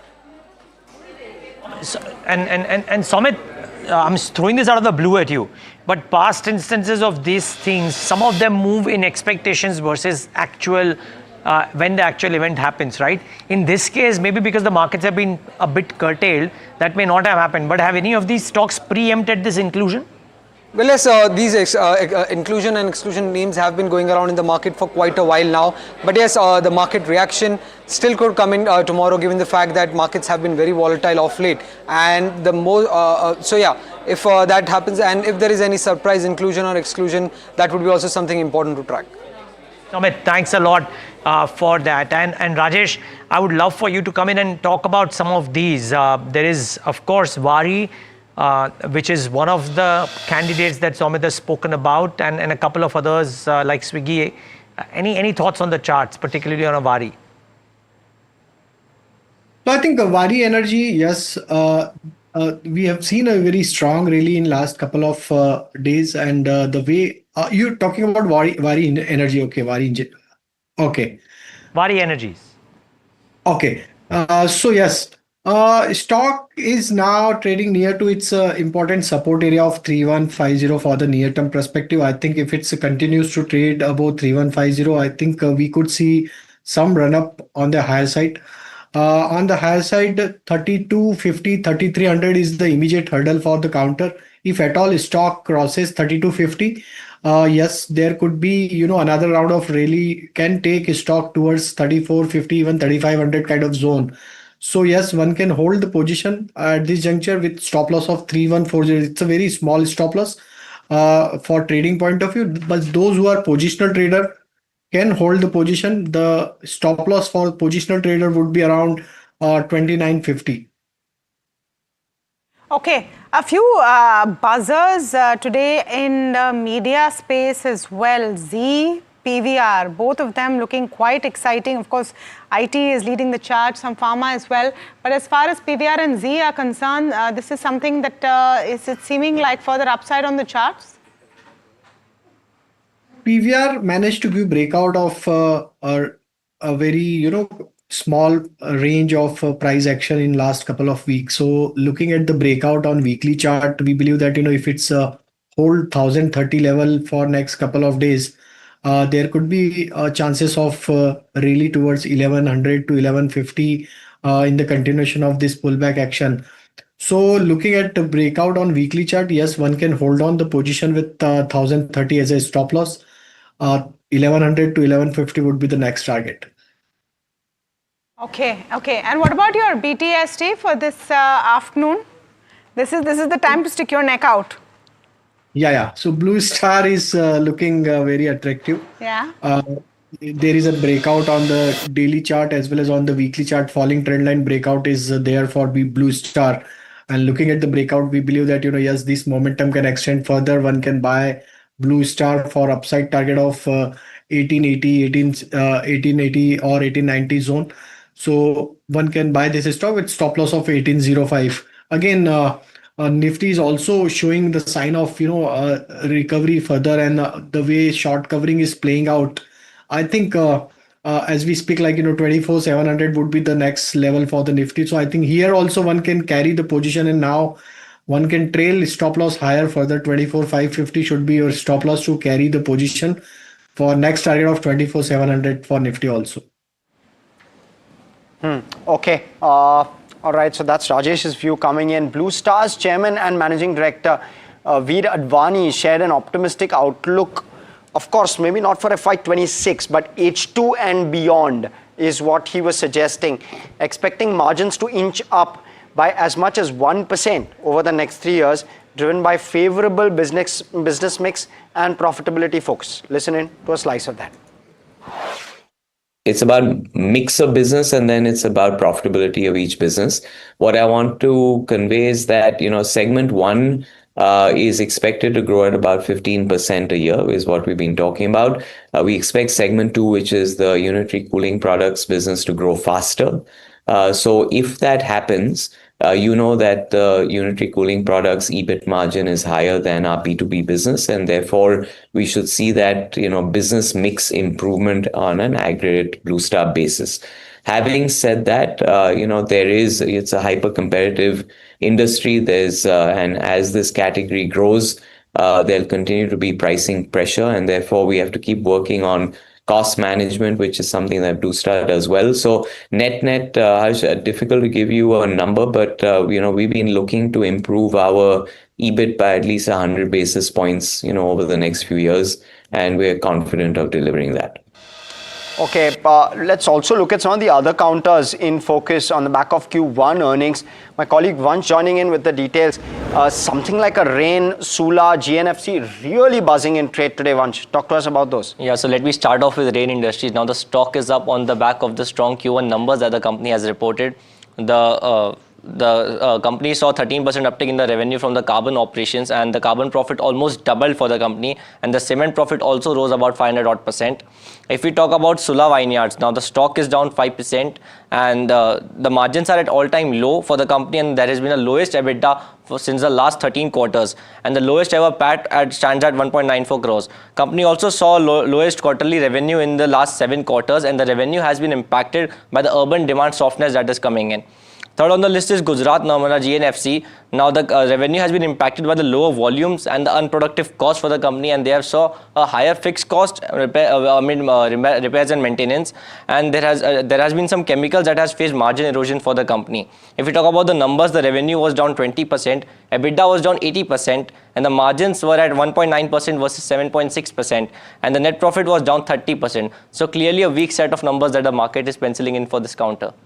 Okay, thanks for that, Vansh. Now 4 minutes left, and I just drew my attention to the stock that we were talking about earlier, and which is PVR. And guys, I don't know how you guys think about it, but I wonder if after quarters and quarters of pain, could this be an interesting next 3-4 months? Festive season coming up, people like going out, and I was just checking on X, right, the trending things. Yesterday there was a Ranbir Kapoor thing trending because there are 2 movies coming out between now and Diwali of his. Then there's a Hrithik Roshan movie coming in, Hrithik Roshan and NTR movie coming. I'm presuming that Salman Khan, Shah Rukh Khan would have a couple of movies as well, and then there might be international releases. Are we looking at a packed Stardust calendar, and could that bring in the crowds? I'm first of all shocked. Shocked to hear this from you. For the last year and plus, and with last season this time as well. We've been talking about this, and you have been convinced that movie mein koi nahi jata. Nahi jata, I agree. Yeah. Could there be a change? I think something is changing. I agree with you. I think something is changing. And there is a movie hall that I pass every day. It's not a PVR, but it's a movie hall that I pass every day when and I head home. And I'm seeing crowds come in on your Fridays, your Saturdays, your Sundays, more than before. People are rediscovering it. You need a few good movies to do that. And then all your superhero and international lineups also definitely help. Yeah. I think there might be some turnaround. If they, if the numbers seem like if they can control some costs, etc., smart use of their theaters, like they did with IPL. Yeah. So maybe something to look at. As it's been a while since we've actually seen a decent hit come our way as well. So hopefully with just this bunched up set of movies coming in. Sorry, just to I know we are explaining too much, but globally, I mean, F1 was a raging hit, I believe, in India as well. Yeah. Yes. Yeah. So in some sense, the global thing has happened. Yes. I haven't managed to go see it yet. But apparently, it's a raging hit. It's a good movie, but it's a raging hit. So now, need to see if other movies. Rajesh, what movie are you watching this weekend? What have you planned? Or which movie have you seen last? No, I don't remember. I have not seen any fresh new movie in recent past. I want to come back to you on the Nifty though, because the last time we spoke about this, and it was just when things were turning around. But Look at it, the Nifty IT now 1% up. Bank Nifty smart recovery, Nifty Auto smart recovery. And we should run intraday charts of all of this. Even for the Nifty, I mean, what a turnaround on Nifty 50. You're at the day's high. Are you still being as cautious as 20 minutes ago, just seeing the strength in the charts? No, there is a strength on the chart, and I think with the stop loss of 24,551 can carry the position. I think this pullback can extend further. 24,700 would be the next target for Nifty, and I think in the Bank Nifty also some shorts are covered by the call writers. So I think here also we may see extension of this pullback.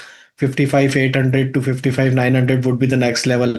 So both indices I think can continue furthermore pullback in the tomorrow session, so one can carry the position.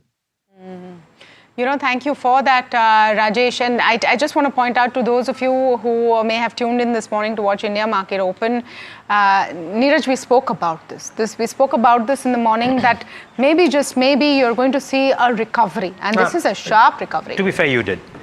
Yeah. To be fair, you did. Okay. So we did speak about it. I did speak about it. And for the simple reason that you're hearing from so many analysts that there's money waiting on the side. I mean, now, Indian investors have gotten used to using every opportunity, and this seems to be a taco trade in play. Yeah, maybe that's what it is. Indians munching on tacos this afternoon as we wrap up, Harsh. Well, absolutely. An expiry day which has not failed to surprise with the way in which we've seen the kind of move we've seen. 24,600.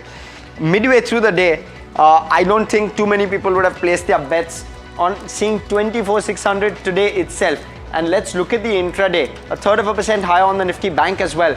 And just look at the way we've turned around, at least over the last couple of hours. It's been fantastic to watch and be part of at least this move that we saw over the last couple of hours.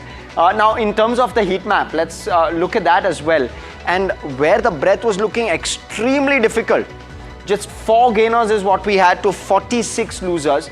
We now have turned it around, 31 gainers to just about 19 losers that we are seeing. Of course, there's pressure on a couple of counters, no doubt about that. But Hero Moto is the one which stands out. 4% higher on the back of numbers. Tech Mahindra and the IT stocks have turned it around completely. You'll see Tech Mahindra there, Wipro there, HCL Tech there, TCS also up around 0.5% thereabouts. So the entire IT pack front loading itself on that Nifty 50 index. There's also a JSW Steel and a couple of other counters, a Coal India as well, within that similar kind of sector. Eternal is up 1% as well. Let's pull up the contributors on the index. I'm curious to know which ones have done extremely well. And in HDFC Bank, Hero Moto, well, far and few in terms of chunky contributors, but nonetheless, we've seen that turnaround in terms of the contributors as well. Let's look at the heat map on sectors, and what we'll again notice is this was entirely red, now has turned predominantly green. IT, of course, 0.9%, the top gainer from the bottom, likely within sectors. Nifty Pharma is the other one. So IT and Pharma, where there is no tariffs, have completely one way pushed the street higher. The PSU banking index, of course, supporting, and you have the auto index also supporting well in the green. The metal index, which is down over 1%, has turned green as well. So some pockets to take care of. The Nifty India Defence, which is down nearly 2%, is now has recovered from those lows. So we're seeing that as well. And the Nifty Realty is nearly in the green. Just a slight negative bias that we're seeing there. Let's look at the advanced decline, and I'll be curious to know how that has reversed, because we were, well, it's reversed very, very sharply. We're closing very close to 1:1 when this was nearly 1:5 just about an hour and a half back. So real sharp reversal that we've seen on the index, and that's replicating on the advanced decline as well. The Nifty mid cap, let's quickly pull that one up intraday, and you'll see a very similar texture of recovery, 0.25% higher from down nearly 1%. And the Nifty small cap as well was down over 1.2%, and now it in fact turned green briefly and thereafter has just dipped. So fantastic day for the market in terms of the way the move is. Let's look at, there you go, the BSE 500 top gainers, top losers. Plenty of them on the back of numbers, Rain Industries and ITI as well. And FSL up 6%. Wow, that's First Source really moving up. And Varroc also up 5% along with Kaplan Point. Lupin, fantastic set of numbers, 4.7% higher. Prince Pipes down 8. Again, a lot of these are casualty of numbers. GNFC, Prince Pipes, Godfrey Phillips. This has been one which has gone up very, very sharply. So we're seeing a bit of a cool off there. Hickel is down 5 and EID Parry also down nearly 5%. So that's broadly SKF, again on the back of numbers, down 4%. In terms of cues, what all should we look for? Of course, outside of the commentary and the tweets that keep coming our way, we have US initial jobless claims, and we have the BOE interest rate, which is the Bank of England interest rate decision. We'll have dividend with regard to all of these, which will come through, and there will be those dividend adjustments which will happen. There's a bonus issue on Nestle India, 1:1, and you'll have all of these earnings which will come post-market today, and LIC will be the big one we'll watch out for. This is the earnings to watch out for tomorrow, and SBI will be one of those. Among others, we'll also have a JK Tyre within the auto space. We'll have Grasim as well coming in tomorrow. Tata Motors will be the other big one to watch out for tomorrow. So plenty of names to look out for in terms of earnings as well. But viewers, completely out of time on this edition of India Market Close. A big announcement coming in though. Russian President Vladimir Putin is expected to visit India in late August, says India's National Security Advisor Ajit Doval during a meeting with the Russian Security Council Secretary Sergei in Moscow. Listen in to a slice of that. You have very rightly mentioned, Excellency, that we have got a very special relationship, a long relationship, and we highly value our strategic partnership. We have had high-level engagements, and these relationships, these high-level engagements have contributed very substantially. We are very excited and delighted to learn about the visit of His Excellency the President of Russia, President Putin, to India. I think that the dates are almost finalized now. The more important thing is this, that is, these summit meetings have always been the watershed points.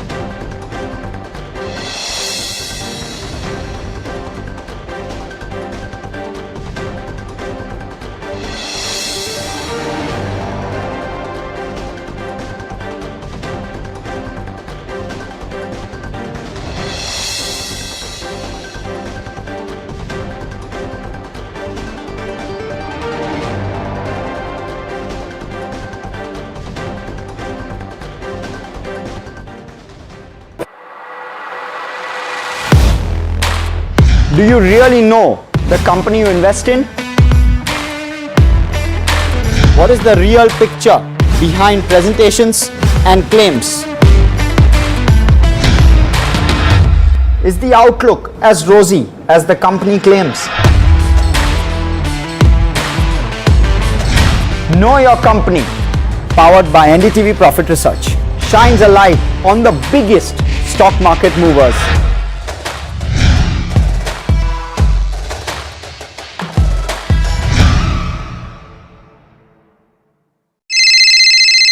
Hello बोलिए madam, डब्बा trading कब से चल रहा है पता है madam आपको? हम और आप तो जन्म भी नहीं हुआ था हमारा. We investigated a shady advisory firm that has spent big bucks on advertising on the front pages of national dailies. ये आपको बिल्कुल उसका ऐसे हल्का सा भी खौफ नहीं है। मैडम एक बात में खौफ किस लिए रखना चाहिए तो बताओ, कौन सा गलत काम कर रहा हूँ मैं? After our report, we also saw NSE came out with a cautionary circular to the investors. Market Regulator Securities and Exchange Board of India has also come out with a release talking about the actions that it has taken. Cyber complaint has also been filed against the entities involved in this entire Dabba trading scam.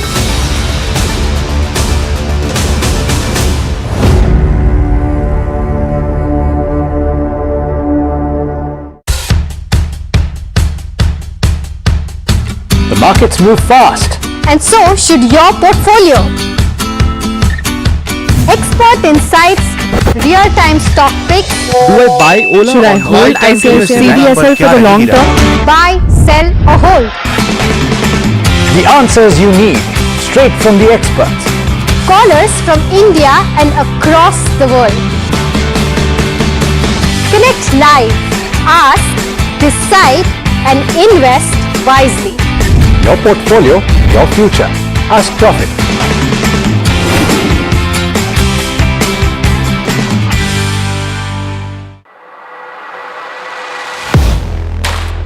Do you really know the company you invest in? What is the real picture behind presentations and claims?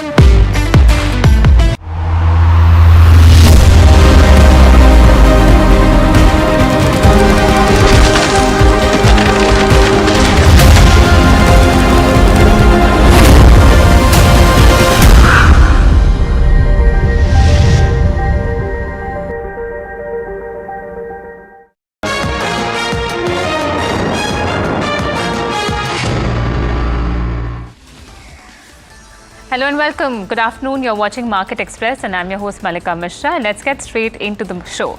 Markets shrug off Trump's tariff threats, end the day in the positive territory. HDFC Bank, Eternal, Hero MotoCorp contribute the most to the indices. HUL and M&M amongst the top sectoral loser. Nifty manages to end near day's high.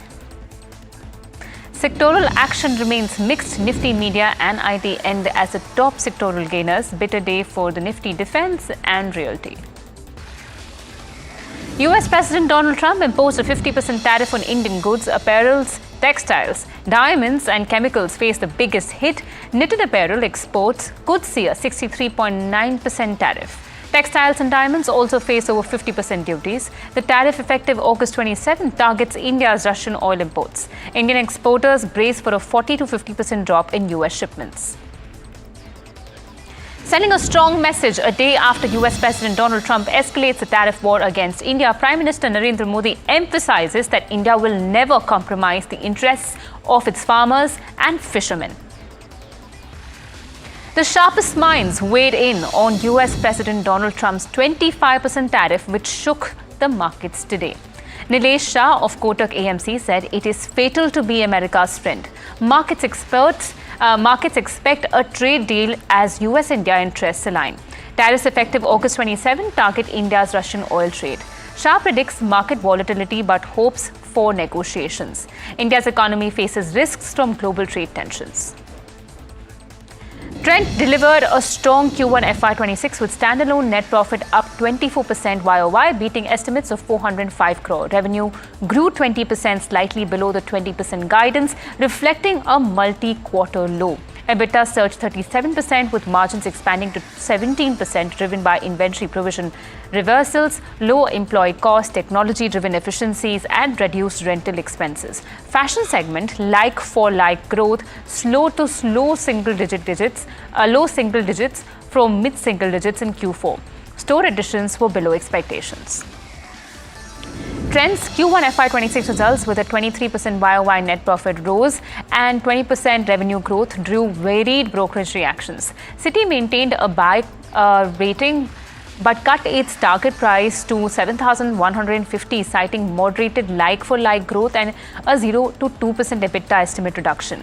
Morgan Stanley is overweight with a 6,359 rupee target, sees the slowdown as a strategic move, emphasizing margin gains. Jefferies holding at 6,000 notes flat unit EBITDA but questions a 7% staff cost drop despite 30% retail expansion.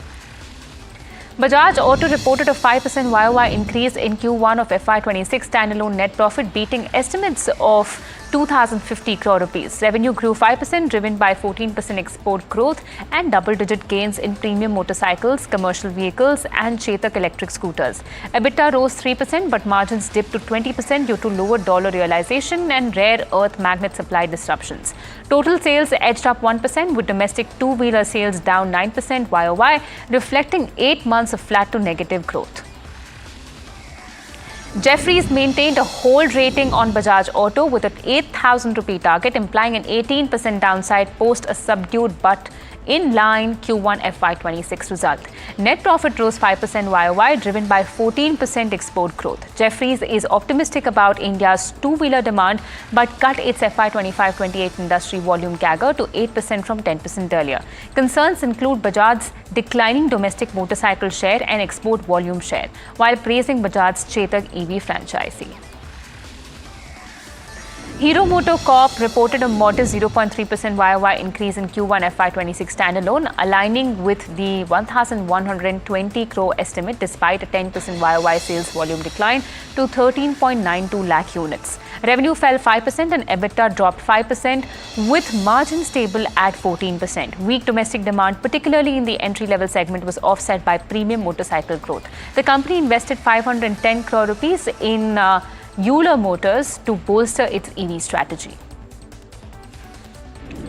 Gujarat Narmada Valley Fertilizers and Chemicals reported a 30% YOY drop in Q1 FY26, hit by lower volumes and high costs during planned shutdown.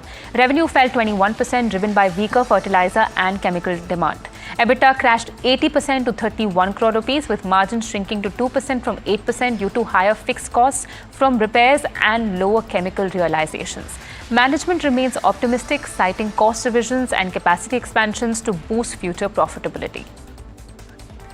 Prince Pipes and Fittings reported a challenging Q1 FY26, with consolidated net profit crashing 80% YOY, driven by inventory losses from a 12% YOY PVC resin price drop.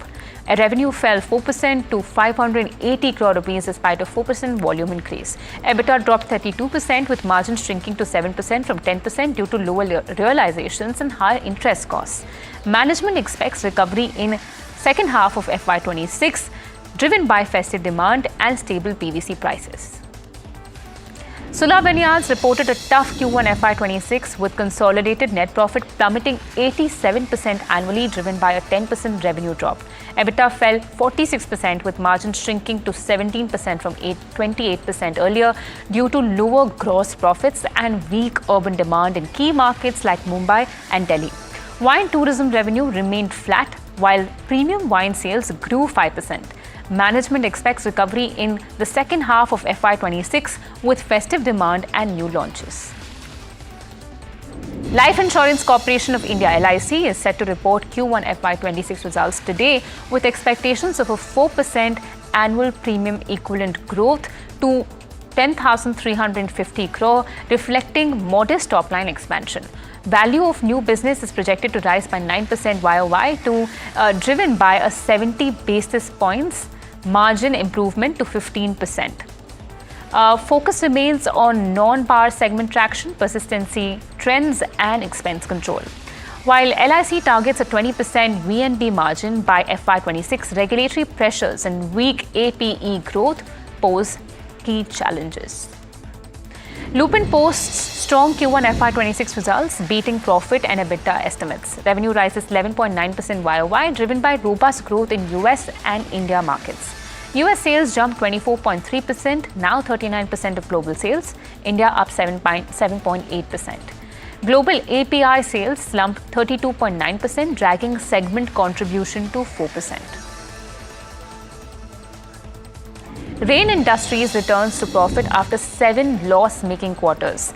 Q1 FY26 revenue rises 7.5%, driven by strong carbon and cement segments. EBITDA soars 88.8%, with margins nearly doubling to 15%. Stock jumps 6% on earnings and EV battery tie-up buzz. Hardco posts strong Q1 with 13% profit growth. Income jumps 34% YOY, driven by higher loan book. OPEX surges 218%, but asset quality improves. Return on asset dips, capital adequacy remains robust.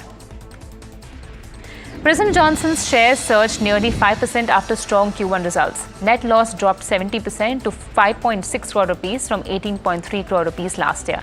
Revenue rose 7% to 1,922 crore rupees. EBITDA jumped 28% to 169 crore, boosting margins. The company improved cost control and operations. Investors cheer the turnaround despite a tough market.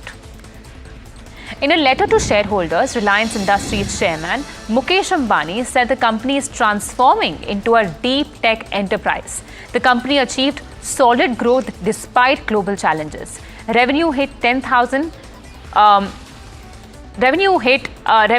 up 7.1% year-on-year, and Jio leads as the world's largest data network with over 488 million users. Retail expanded to 19,340 stores, boosting India's retail sector. Ambani credits shareholders' trust for Reliance's bold vision. Paytm reduced its workforce by 4,600 in FY25 to cut costs. The company saved 650 crore rupees, exceeding its 400 to 500 crore rupee target. Employee count dropped from 44,000 to 39,400. Permanent staff fell 48% to 14,656. Paytm focused on a leaner structure using AI technology. Revenue declined due to RBI restrictions on Paytm Payments Bank. Adani Airports plans to invest 20,000 crore in city-side developments. Nearly 70% will focus on Mumbai and Navi Mumbai airports. The goal is to raise non-aeronautical revenue to 70% by 2030. Navi Mumbai's 240-acre project includes hotels, offices, and retail. The plan mimics global airport city models like Schiphol. Adani aims to build a stronger business model. LTI Mindtree won a 792 crore rupee contract from the Income Tax Department. The PAN 2.0 project aims to modernize PAN and TAN systems. It will create a single-digit platform for all services. The platform will use AI for faster, secure processes. Rollout is planned over the next 18 months, and LTI Mindtree's stock today fell about 0.8% despite this deal. Adani Power has received the go-ahead to build a 2,400 megawatt ultra supercritical thermal power plant in Bihar's Bhagalpur district. The $3 billion project was awarded through a competitive bidding process by the Bihar State Power Generation Company.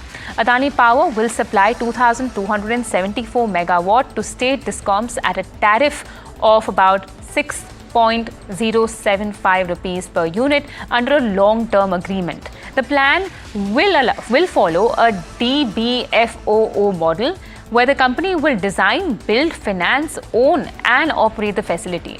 The first unit is expected to be operational within 4 years, with full capacity coming online by the 5th year. Tata Consultancy Services has announced salary hikes for roughly 80% of its workforce, covering mid to junior level employees. These wage increases take effect on September 1st, 2025 and were communicated via internal email by CHRO Milind Lakkad and CHRO designates K. Sudeep. The announcement comes alongside plans to lay off over 12,000 mid and senior level employees this year. Infosys has inaugurated a new Center for Advanced AI Cybersecurity and Space Technology at its Hubli Development Center in Karnataka. The facility is part of Infosys' Global Living Labs network with over a dozen centers worldwide. It will develop AI-driven solutions across key domains like cloud, engineering, services, SAP, and space tech, and as well as a lot more. With this launch, Infosys has raised its local employee count in Hubli to more than 1,000, marking a milestone for both regional employment and industry academia collaboration.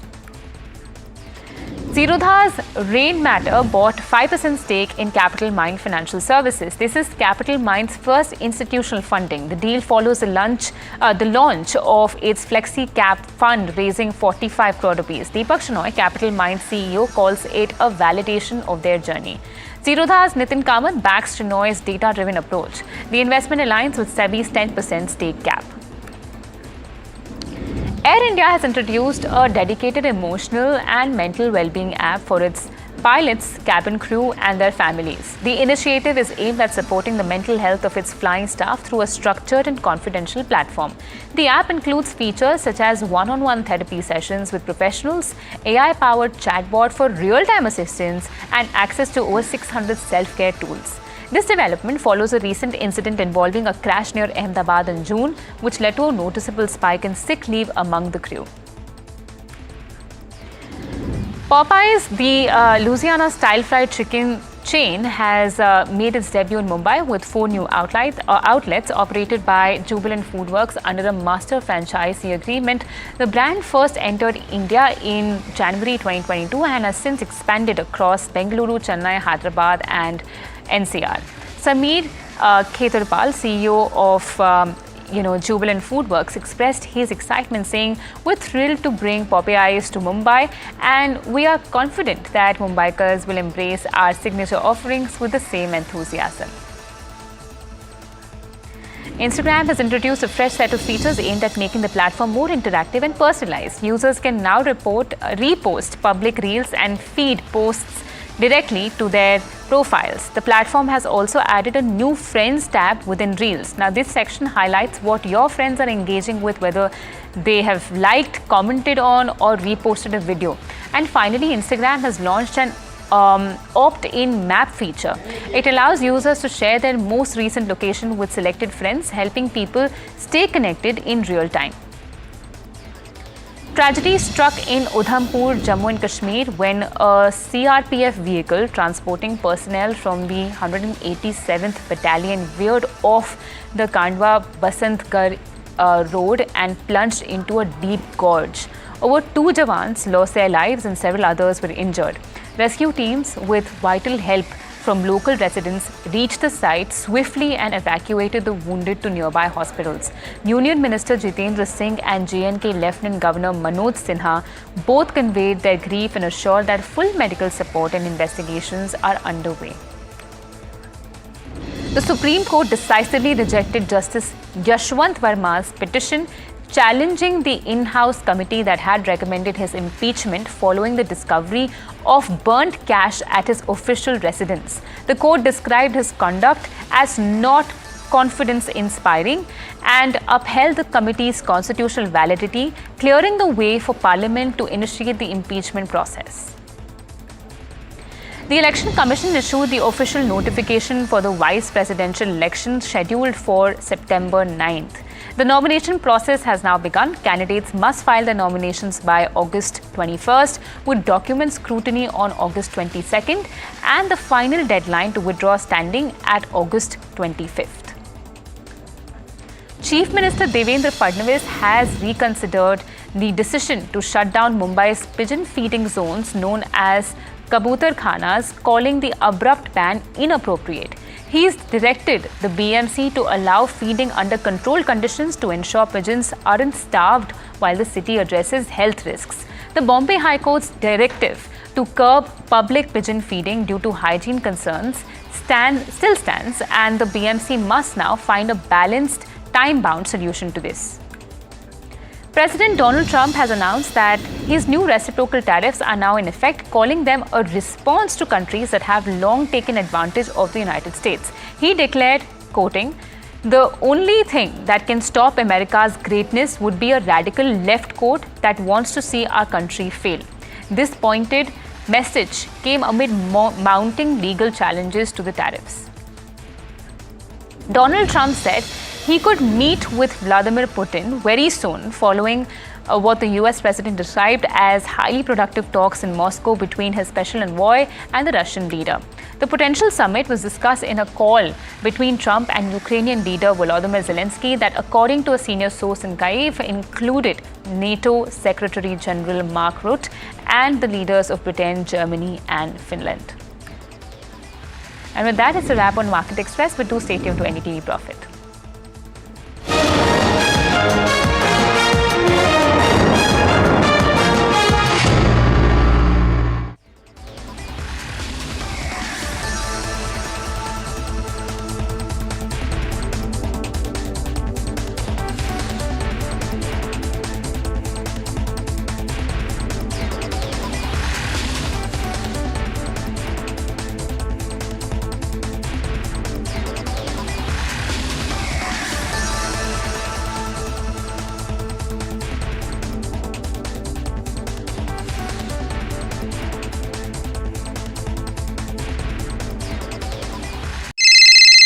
Hello बोलिए madam, डब्बा trading कब से चल रहा है पता है madam आपको? हम और आप तो जन्म भी नहीं हुआ था हमारा। We investigated a shady advisory firm that has spent big bucks on advertising on the front pages of national dailies.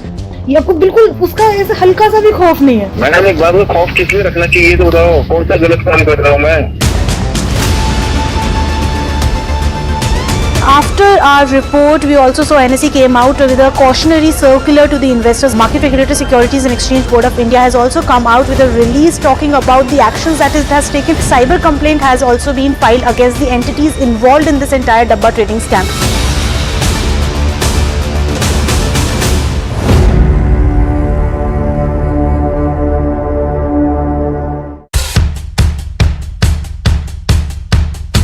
The markets move fast. And so should your portfolio. Expert insights, real-time stock picks. Do I buy Ola? Should I hold CDSL for the long term? Buy, sell or hold. The answers you need, straight from the experts. Callers from India and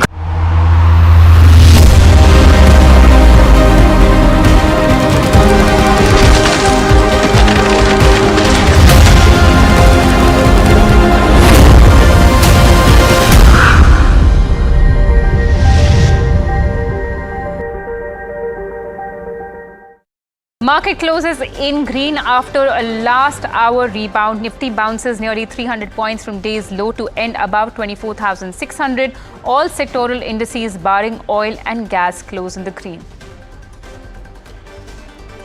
The Prime Minister sends a strong message to Trump's tariff hike, says India will never compromise on farmers and fishermen's interests and he's ready to pay a huge price for this personally.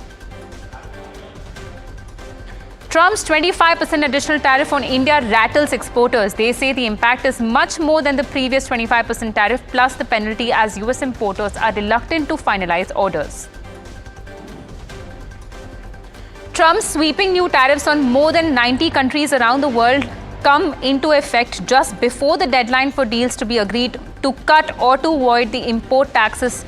Trump posted on his Truth Social platform that billions of dollars were now flowing into the US due to tariffs.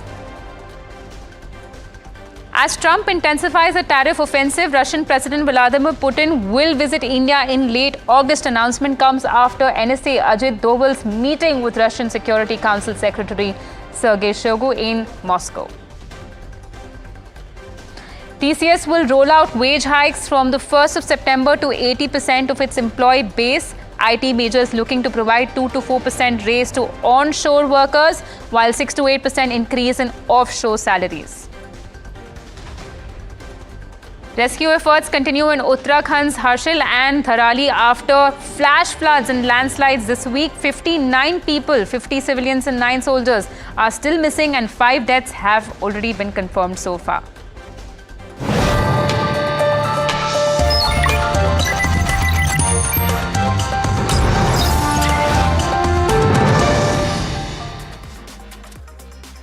Hello and welcome viewers, you're watching Profit 360 only on NDTV Profit and this is your host Malika Mishra. Along the next half an hour, we will be bringing you the latest on markets as well as national and international news, so stay tuned. Let's begin with checking how the markets fared today. The market posted a stellar recovery in the last hour of trade as Sensex recovered over 800 points from the day's low, while the Nifty bounced nearly 300 points from the day's low to close above 24,500. Earlier in the day, Sensex and Nifty fell after US President Donald Trump announced an additional 25% tariff on Indian goods, effectively doubling the total tariff to 50%. Let's go across to my colleague Harsh, who's going to help us understand how the markets traded today. Well, the market started the day on a cautious note, right? And understandably so, given everything that was happening with regard to tariffs and all the announcements that came through. And thereafter, while the reaction initially was quite mature, saw a bit of a slip and probably attribute that to a certain extent also to expiry day. But thereafter, the reversal was fantastic. In fact, we closed the day in the green. We rebounded nearly 300 points from the day's low. And the breath, which was looking extremely difficult at one point, in fact, the Nifty 50 breath was just 4 stocks sitting in the green versus 46 sitting in the red. Completely reversed.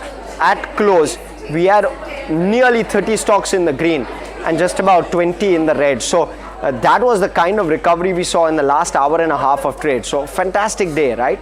Now let me talk about the leaders of the day. We saw IT and pharma really lead, especially where the benchmark is concerned, and some of the IT stocks from the lows have done extremely well. You saw Hero on an otherwise difficult day of trade stay perked up in the green pretty much all through the day. So that was the one that really stood out. And then you had the pharma basket, which rebounded decently well, but the IT basket was the one which you really need to look out for. It rebounded nearly 2% from the day's low. So fantastic day where IT is concerned. Now, in terms of the breadth overall on the index, that was broadly the trend across the board. So that's what you'll see even on the advanced decline, which closed nearly 1:1. At one point of time was 5:1 in favor of the declines. Closed nearly 1:1. So fantastic day there as well. You saw the Nifty mid cap as well as the small cap indices also do fairly well for themselves. From the day's low, we saw good bounces back.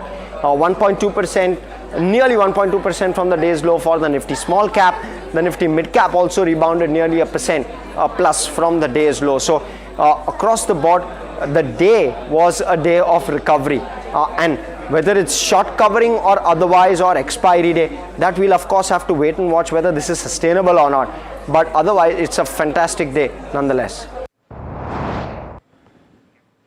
Right, and as the markets take a dramatic U-turn, Prime Minister Narendra Modi has taken a firm stand on the US pressure of tariffs, stating that India will not compromise on the interest of its farmers, livestock holders and fishermen, no matter what. His response comes after US President Donald Trump imposed an additional 25% tariff on India for continuing to import oil from Russia. Indian officials have said that there are other countries that are buying Russian oil. It's okay. Like China, for instance, buys more. Yeah. Why are you singling India out for these additional sanctions? It's only been 8 hours, so let's see what happens over the next. Sanctions. You're going to see a lot more. So this is a taste of. You're going to see a lot more. You're going to see so much secondary sanctions. साथियों, हमारे लिए अपने किसानों का हित सर्वोच्च प्राथमिकता है।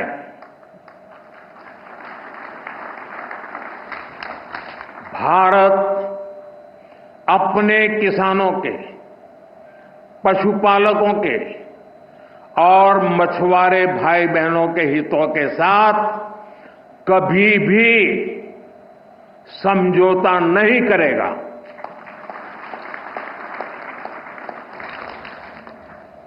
और मैं जानता हूं व्यक्तिगत रूप से मुझे बहुत बड़ी कीमत चुकानी पड़ेगी, लेकिन मैं इसके लिए तैयार हूं। मेरे देश के किसानों के लिए, मेरे देश के मछुआरों के लिए, मेरे देश के पशुपालकों के लिए आज भारत तैयार है।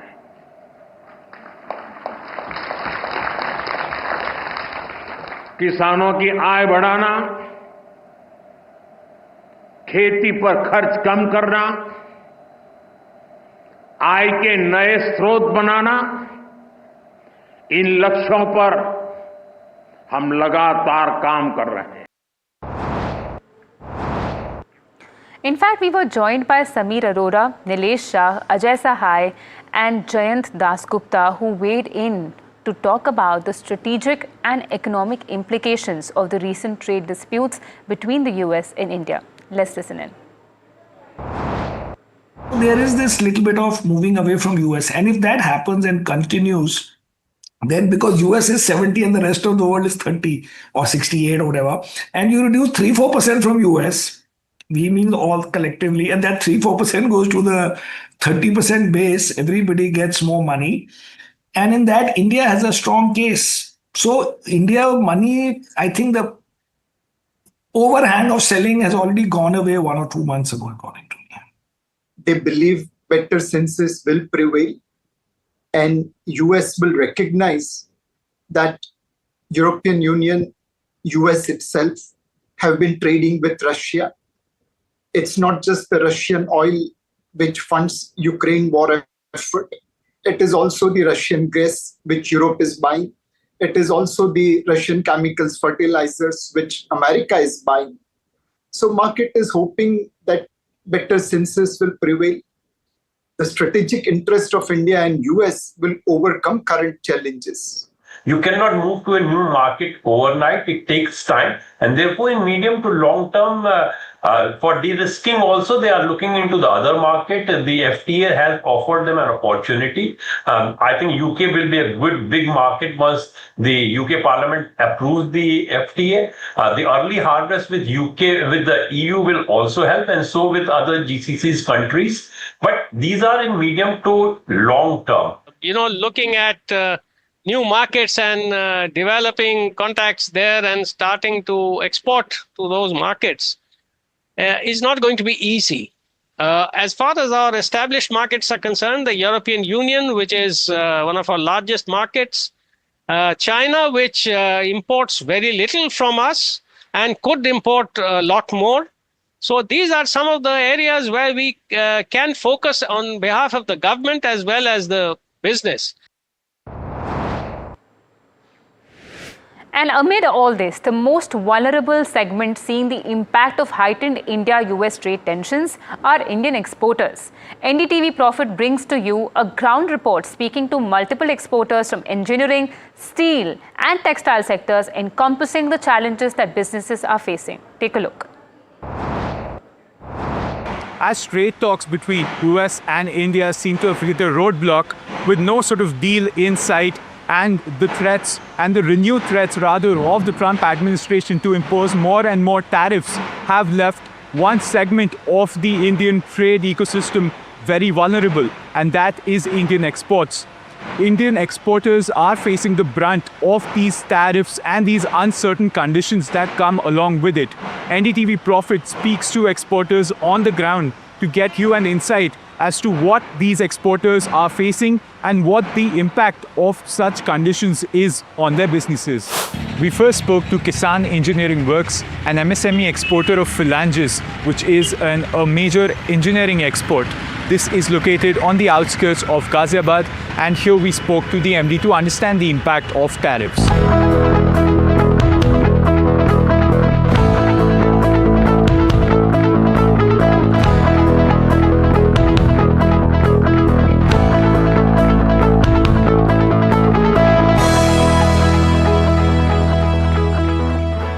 Our impact is much more than the 25% plus penalty thing. Steel and aluminium has already been covered by the US government by a 50% tariff. It is basically subsidizing the industry and preventing it from collapsing in the immediate term. I expect the political class and the executive class to be more rational and more open their bags of money.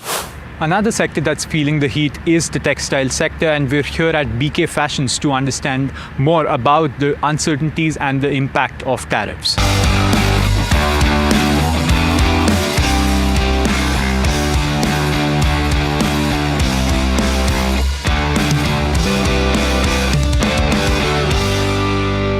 So the future orders is being on hold from the customers because they are still don't know what's going to be the next future for Indian tariff plan. So currently we are in a very bad situation. We expect some percentage to be, fulfilled by the government and take this difficult situation in consideration, to negotiate, because buyers are negotiating on the prices. They want us to give the discounts. Buyer are, they are getting the better tariffs from the neighboring countries, so they have better margins there. Right. Yet another garment exporter that has been impacted is BK Garments, based here in Noida's industrial hub. We also spoke to them about the uncertainties on the tariff front, as well as the orders that are coming in from external geographies.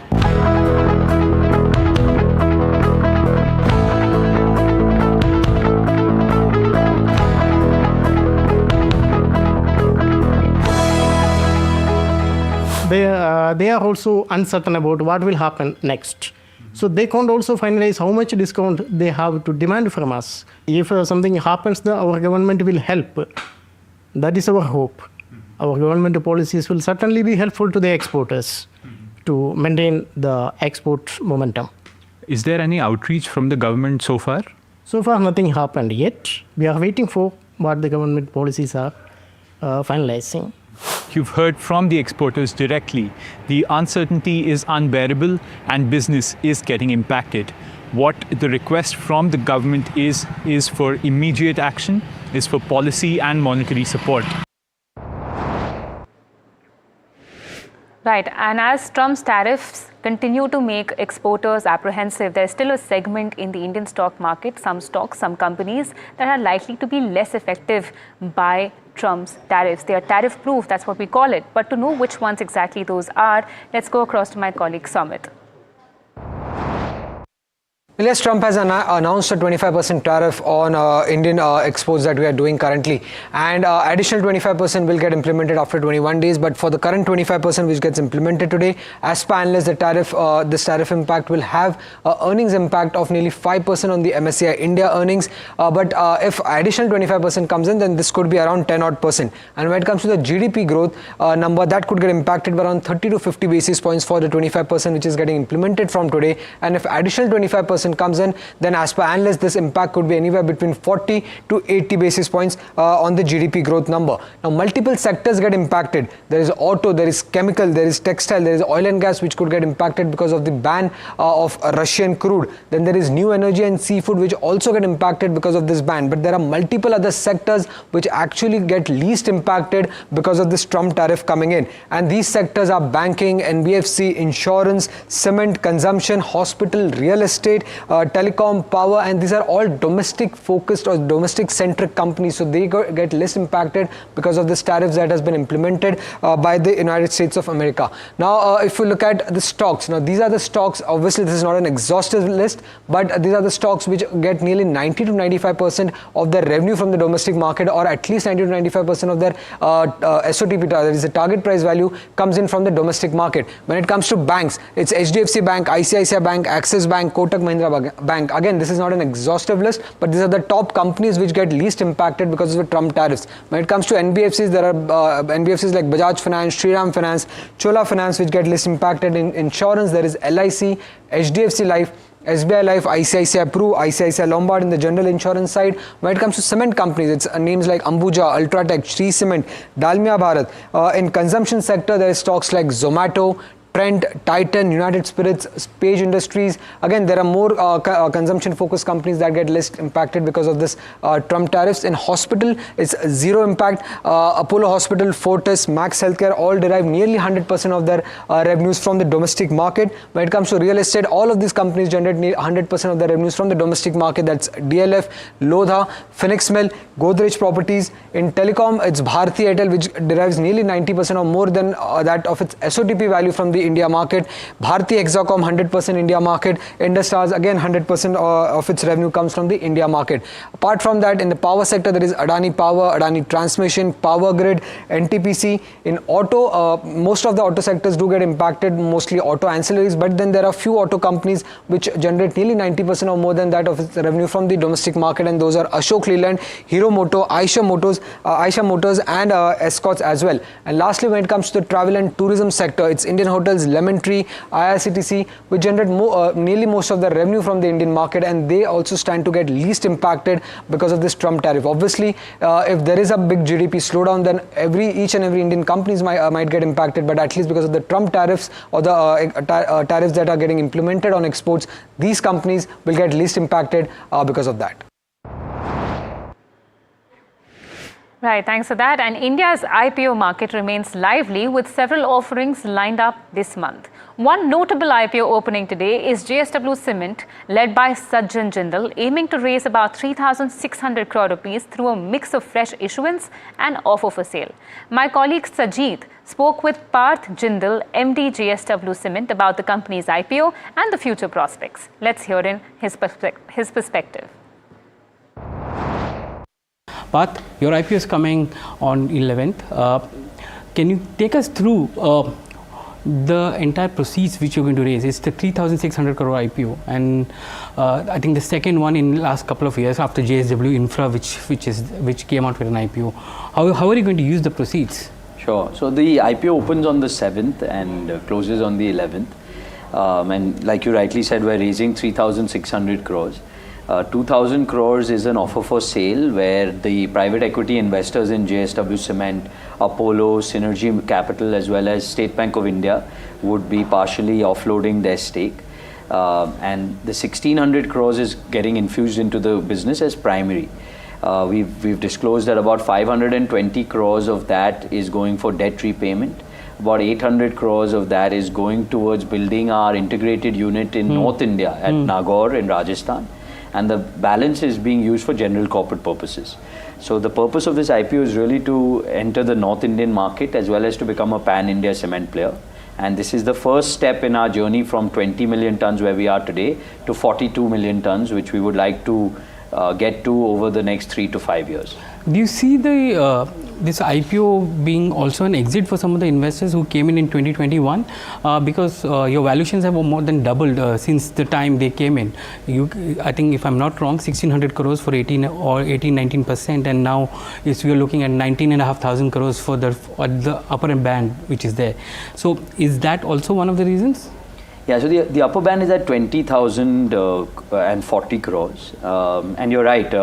They came in at a lower valuation, and they would be partially exiting, but they will still retain about 7% of the company even after the IPO. So yes, every fund has its strategy. So I'm sure they are looking at they are partially exiting, and partially they would remain in the business. And they came in at a very timely time for JSW Cement. That 1,600 crores that they invested in 2021 has really allowed us to expand and become the 20.6 million ton company that we are today. So we'll always remain grateful for their participation, because without the capital that they provided in 2021, we would not be where we are today. And TCS is set to roll out wage hikes to nearly 80% of its employee base from the 1st of September. This comes weeks after the IT major announced that it will be cutting about 12,000 jobs in the current financial year. We have Jasmeet with more on this. Jasmeet, who's eligible and what's the expected hike? Well, right. Yes, thank you for that.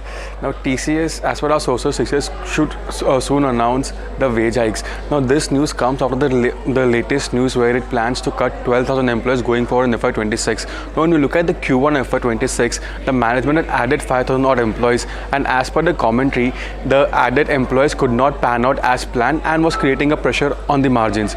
Now, giving the latest update, as per the sources, the wage hike to set in from September 1st, and they could impact the margin in the Q2 as well as in the Q3. Now, talking more about the wage hikes, the company is looking to provide a 2 to 4% hike for the employees available on onshore basis, while to provide 6 to 8% hike for the employees available on the offshore basis. Now, nearly 80% of the employees of TCS to get the wage hike, while that would be roughly 4.5 lakh employees. While this wage hike is particularly categorically distributed for employees between C1, C2 and C3 category. This is a category where the employees come between a salary range of 15 to 35 lakhs. So it's something to watch out for going forward. When would company come forward and make an announcement of this?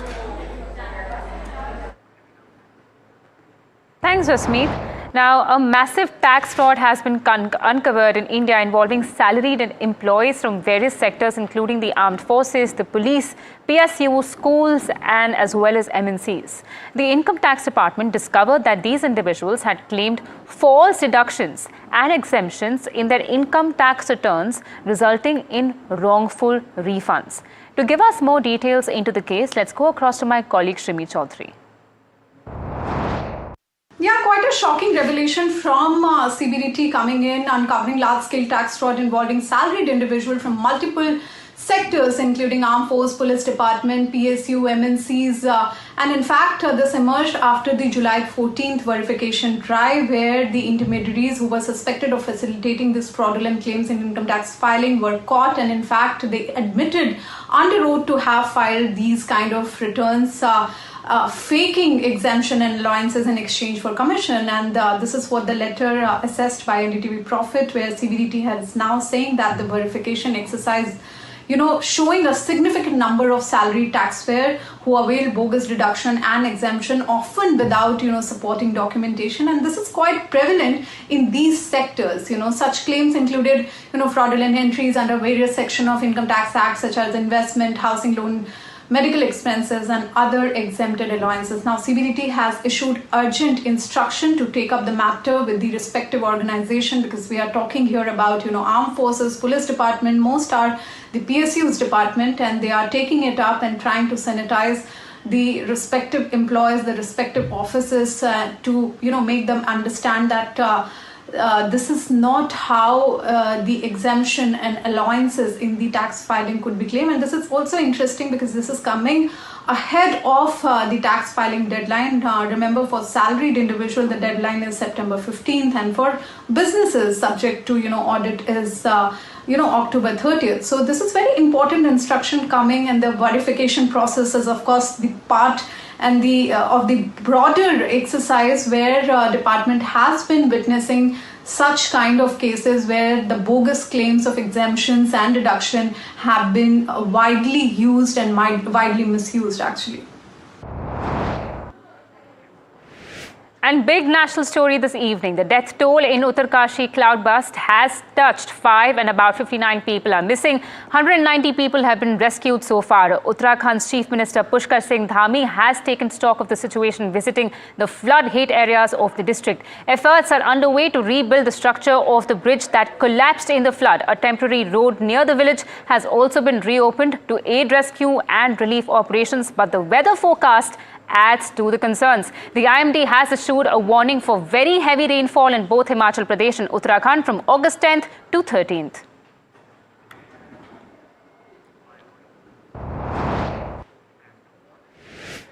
And that's all the time we had on this edition of Profit 360, viewers. But do stay tuned to NDTV Profit as we continue to give you a lot more news and updates.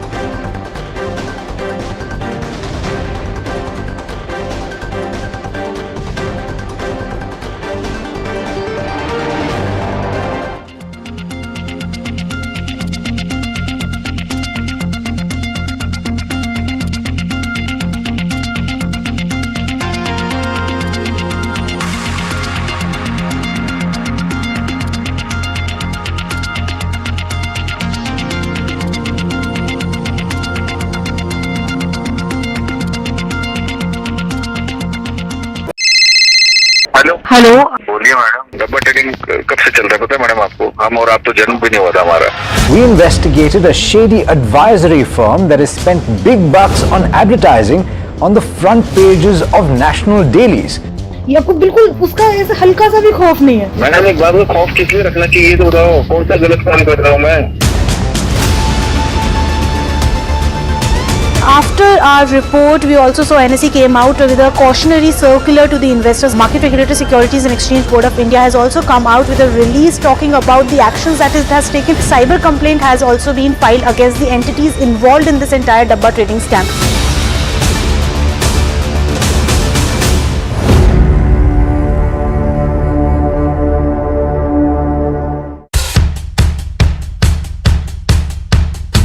The markets move fast. And so should your portfolio. Expert insights, real-time stock picks. Do I buy Ola? Should I hold CDSL for the long term?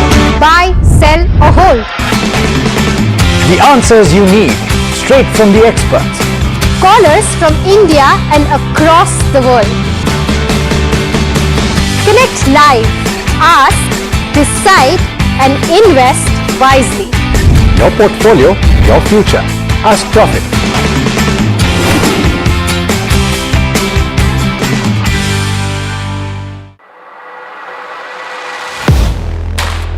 Do you really know the company you invest in? What is the real picture behind presentations and claims? Is the outlook as rosy as the company claims? Know Your Company, powered by NDTV Profit Research, shines a light on the biggest stock market movers.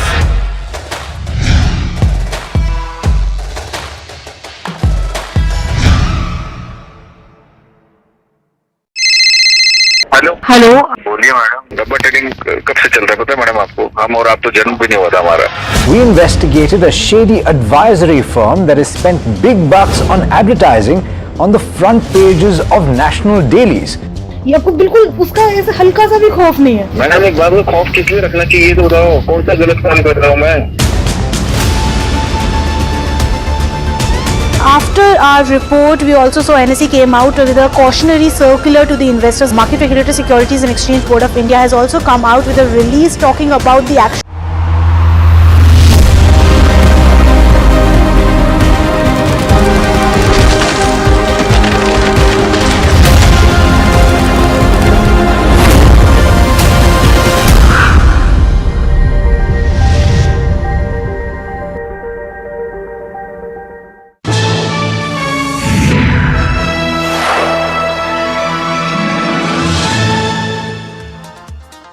Hello and welcome. You're watching KYC, Know Your Company. I'm Harsh Saita and today we're going to be talking about Blue Star. Now there's been, while the numbers weren't entirely impressive at the face of it, they were a bit of a beat versus the consensus, and Q1 was expected to be a softer quarter in any case, given the fact that we've seen the monsoons coming in early, and that has impacted demand for air conditioners. And therefore Blue Star in focus. I'd want to know as to whether they can actually try and recover the lost demand of Q1. Is that a case of demand deferred or demand lost? That's what I'd want to understand. The second piece is with regard to channel inventory. Now channel inventory and the view on the full FY26 in terms of FY, because if Q1 gets impacted, does that impact the full FY26 numbers, is the second piece I'd want to understand. The third piece is with regard to the key trigger, which is festive season. Going forward, that's possibly the only trigger that we are seeing.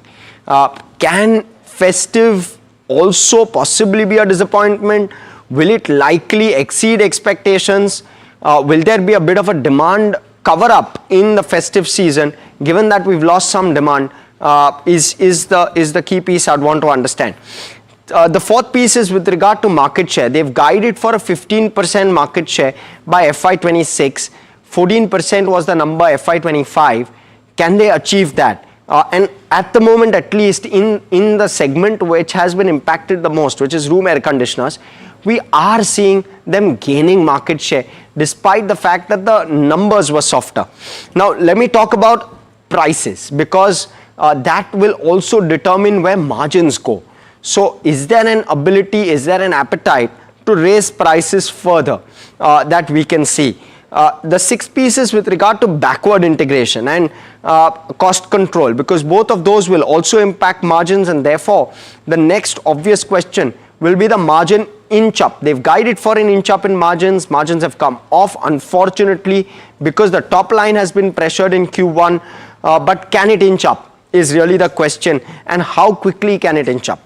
And I will also have my eye on capex. They are likely to do nearly 1,000 crore of capex over the next 3 years, 300 crore to 400 crore kind of clip. a lot of that will be funded from internal accrual, so no concern there.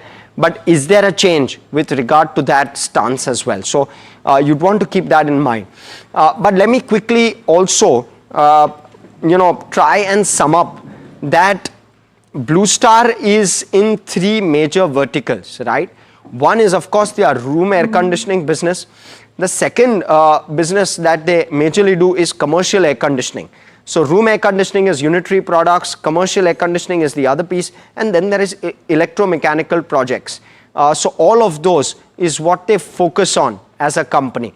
But let me bring in Mahima Vachajani, who covers the company as well as the sector very, very closely. And Mahima, about the company, take it away. Right, Harsh, thank you for that. It's a very old company. To say the least, it commenced its operation in 1943, even before India got independent. Yeah, independent. Yes. So that's the year of commencement of operations, and air conditioning, refrigeration, and MEP solution provider is basically what Blue Star does. It maintains 2 million tons of air condition and refrigeration equipments.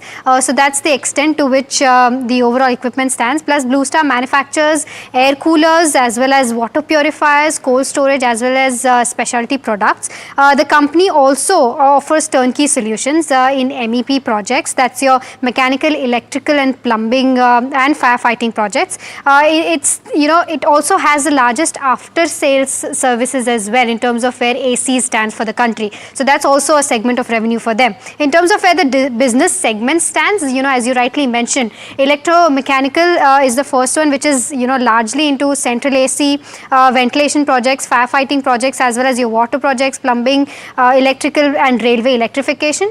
In terms of where commercial AC stands, I mean, everybody knows what Blue Star does exactly in terms of where AC stand. Then we have unitary products. That's your AC coolers, air coolers, water purifiers, as well as commercial refrigeration is also a part of their business. And lastly, professional electronics and industrial systems. That majorly includes your specialized technology solutions, turnkey projects, as well as value enhancing services that the company provides. Sorry, if we can just pause here for a minute, right? So it's across the value chain, right? Correct. One is it does B2B core, which is more for capex intensive projects.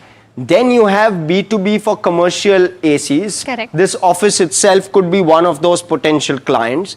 The third one is unitary products, which is sells to you and me, which is residential ACs, plus it does water purifiers as well for home, and it does for offices as well, where you have those water stands, which are largely done by something like a Blue Star. And then there is more government or pseudo-government type projects which they take up. So they're across the value chain. Just wanted to kind of put it out there. Correct. And then also into after sales as well. Once they sold the product to you, after sales is also a big chunk of their revenue. Yes. In terms of their overall network also, the key end markets, as Harsh mentioned, it's residential, commercial, industrial, as well as infrastructure based. In terms of manufacturing facilities, it currently has around 7 manufacturing facilities and 4,000 plus channel partners. It's present in 18 plus countries, and there are plans to strengthen their presence in the international markets as well. In terms of the business model, just to give a perspective, what we were mentioning earlier, they're present throughout the supply chain, because from R&D to manufacturing to trading to being an EPC contractor as well as after sales, everything is done by Blue Star. In terms of the revenue breakup quickly, around 95% is from the domestic revenue and around 4.5 to 5% is from exports right now. And segmental revenue, so your electromechanical projects and commercial conditioning system is roughly 45%, unitary products is 51%, and the remaining professional electronics is around that 2.3% mark right now. So that's whole and soul of where Blue Star stands. Well, yes, and we'll speak with the management. Veer S. Advani, who's the chairman and managing director, he'll be with us in a few minutes. Just one piece that I'd want to add to this. They use raw material, and that the prices of that pressures margins sometimes. So you need to be mindful of that. Copper, aluminium, inverter drives, electronics, all of those components used within the products that they sell is something that you want to keep your eye out on, because pricing of those could pressure the margin numbers as well, and there is commodity price risk there, especially where copper and aluminium are concerned. They're trying to hedge that, but not entirely successful there. Let's look at the 8 key metrics which we will track with regard to a Blue Star. We'll start with income statement, balance sheet, cash flow, return ratios, shareholding, street cred, street coverage, and valuations. We'll cover all of that. And let me allow Mahima to start with the income statement. Right, so income statement is a thumbs up for sure. I mean, let's take a look at the 4 metrics that we always consider. Revenue has seen a CAGR of 25% in the past 3 odd years, from a 6,000 crore in FY22 to almost touching 12,000 odd crores in FY25. In terms of the overall EBITDA, the CAGR growth has been 36%, from a 347 odd crores to almost doubling, or more than doubling, to that 880 odd crores. Even in terms of margins, overall margin trajectory, if we take a look at the past 3 or 4 odd years, that's been in the range of 6 to 7%. So that, as Harsh was mentioning earlier, key raw materials that they use is putting pressure on margins. That's why margins have not been able to expand in the past few odd years.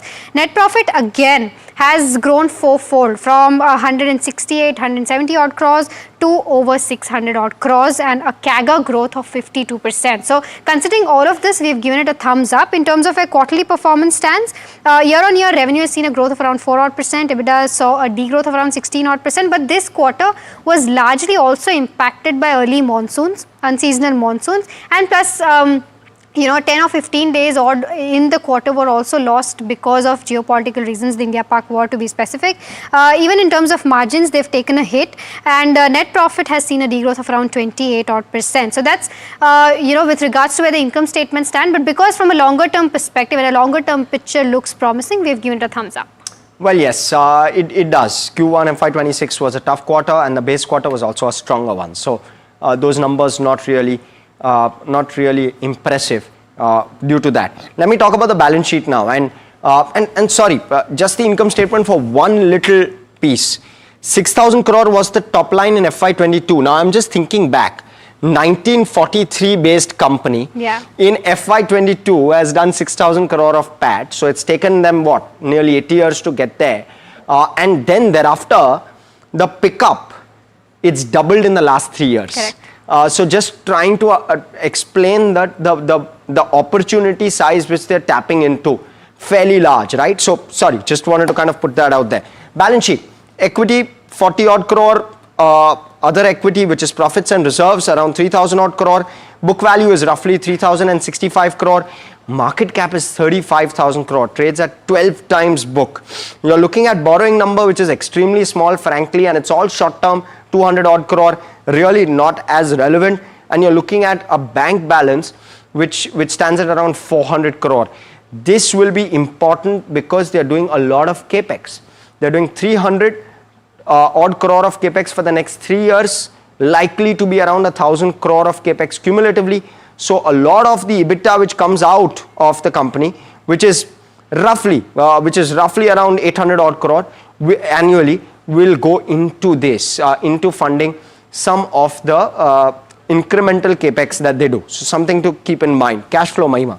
Again, strong set of numbers here, because cash flow from operations has improved quite significantly, from a 243 crore in FY23 to a 688 crore. So nearly, 3 times. In terms of the metrics of cash flow to EBITDA, that has also improved quite significantly, 78% as of March 2025. And in terms of net cash flow position, that has also strengthened year on year and has been at around 63 odd crores in FY25. So a thumbs up here as well.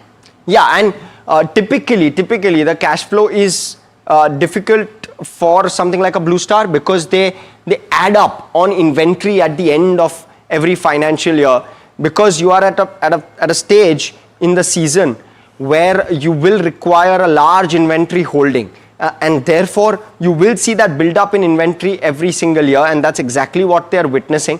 We're just cautious because we're starting to see an inch up. I'd want to understand whether this is just normalized operating cash flow to EBITDA. Is that what one should expect? Or can there be an improvement on this metric? Because clearly 45 to around 75%, not the kind of number we would expect from the size that Blue Star is. So that's with regard to cash flow. Let me now talk about the return ratios, and very, very impressive where the return ratios are concerned. Just look at the way in which return on capital employed has gone. FY21, I'd discount that to some extent because of COVID and probably the bounce up from COVID.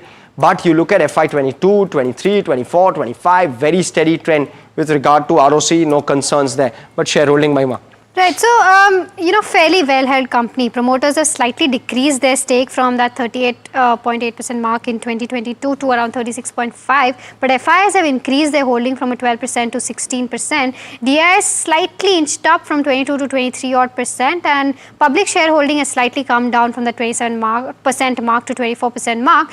So overall, taking a conservative approach here, we've given it a neutral rating so far. Yes. And slight promoter downtick as well. Yes, no, the promoter downtick was because of a fresh issue of capital. If you remember, they'd done an equity raise to do the to ensure correct. that they have enough funds available for the capex that they are planning to do. So I may not completely blame promoter ownership, but just the fact that it's sub 40%. We generally look at metrics from a more than 50% standpoint that the promoter holds the company in a far larger fashion, and therefore we've given this a neutral. No particular concern there. You look at street cred. 1 month the stock is down 2%, 6 months down 12%, year to date down 21%, 1 year performance is up 10%, largely not showing too much of exuberance. But you look at the 5-year number, it's up 7 times in the last 5 years, strong outperformance, and therefore thumbs up from a long-term perspective, thumbs maybe down from a short-term perspective, and therefore we've given this a neutral. Valuations, and I'll take valuations and I'll allow Mahima to take up analyst recommendations. You look at the price to earnings currently, FY26 trades at 50 times. Its 5-year average is 64 times. Its competitor Voltus trades at 43 times. And the 5-year average for Voltus is 110 times. So maybe not the best looking picture from a valuation standpoint. It trades at a discount of around 20%, but look at Voltus.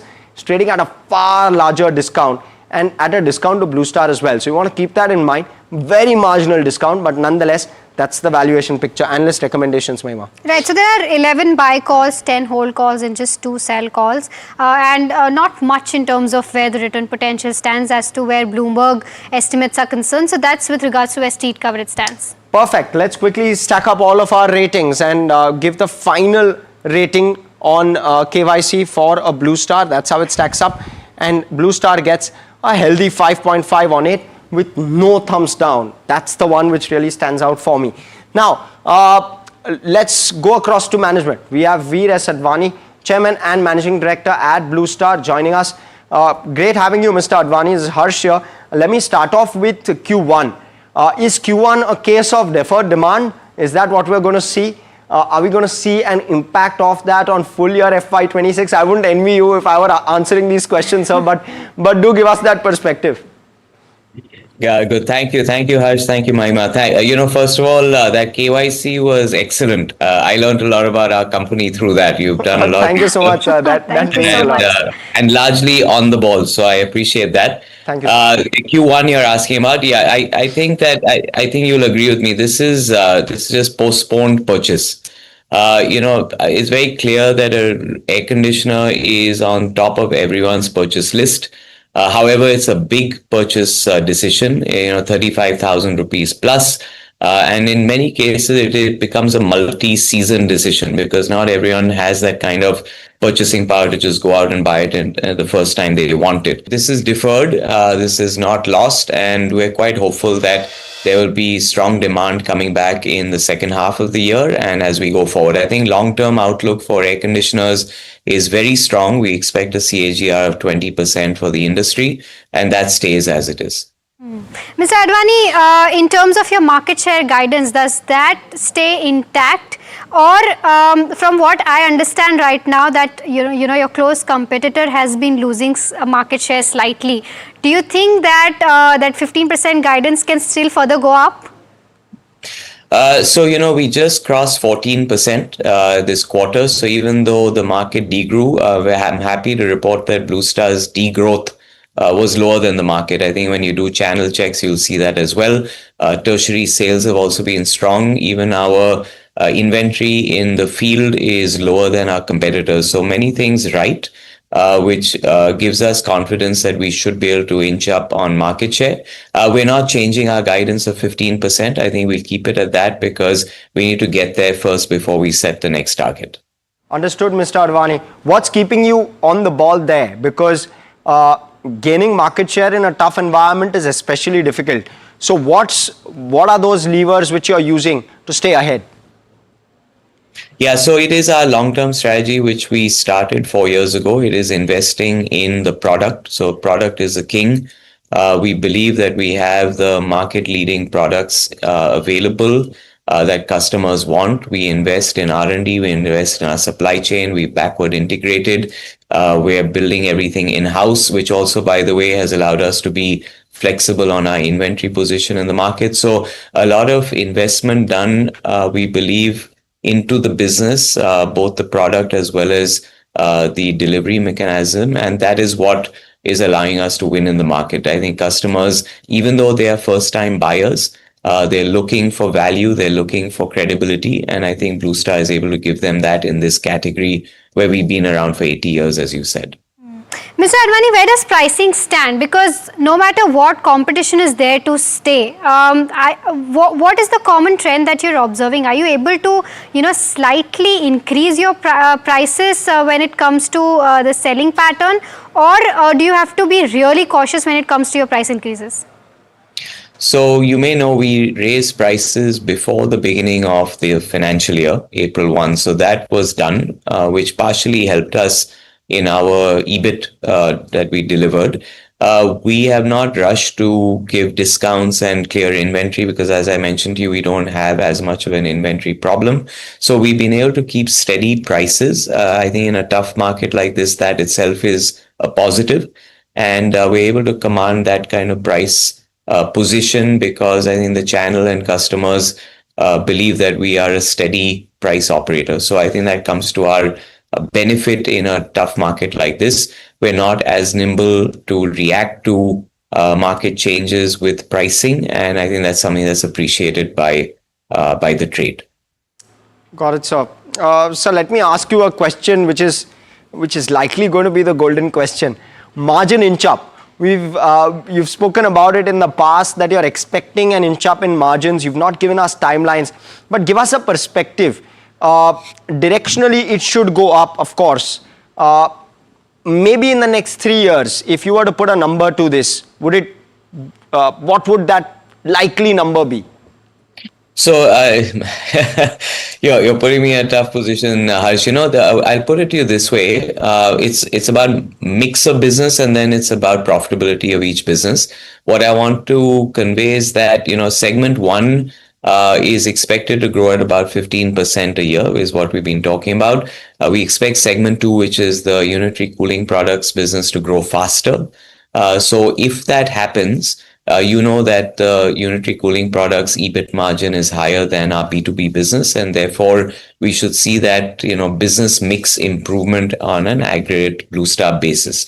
Having said that, it's a hyper competitive industry. And as this category grows, there'll continue to be pricing pressure, and therefore we have to keep working on cost management, which is something that Blue Star does well. So net, difficult to give you a number, but we've been looking to improve our EBIT by at least 100 basis points, over the next few years, and we're confident of delivering that.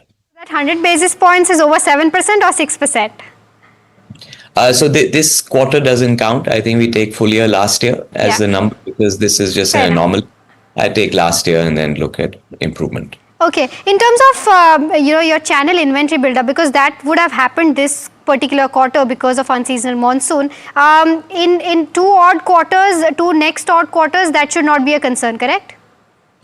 Yeah, I'll give you some numbers. We're currently holding about 75 days of inventory between our warehouses and our channel.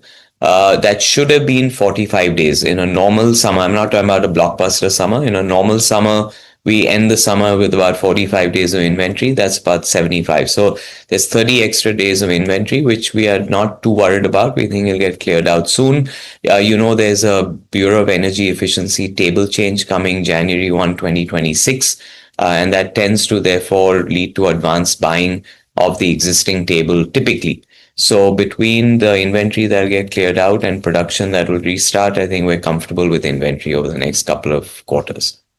So, sir, if I were to look at Blue Star as an investor, right, you're at roughly 12,000 crore of top line at the end of FY25. Let's keep Q1 out. It's a washout quarter. Yes. FY26, 27, 28, 15% top line growth. Is that something that one can reasonably expect you to do? I think so. That would be our, I think that's doable. We would like to do more. We have ambitious plans internally, which may be higher than that. But I think as an investor looking at Blue Star, 15% CAGR is very reasonable. Any change in the capex guidance that you've given so far? And this is more likely in the backward integration aspect, correct? So we have three areas of capex. We have backward integration and capacity expansion, which is in manufacturing. We have R&D capex because we are a heavy R&D user, and then we have our digitalization program. So across those three, we expect to spend around 1,000 to 1,200 crores over the next 3 years in capex, which is what we've been doing over the last 3 years. So it's not a further increase, but it is a step change over sort of pre-COVID that you've been seeing. Completely out of time on this edition of KYC. From Mahima, myself, everyone who puts the show together, thanks so much for watching.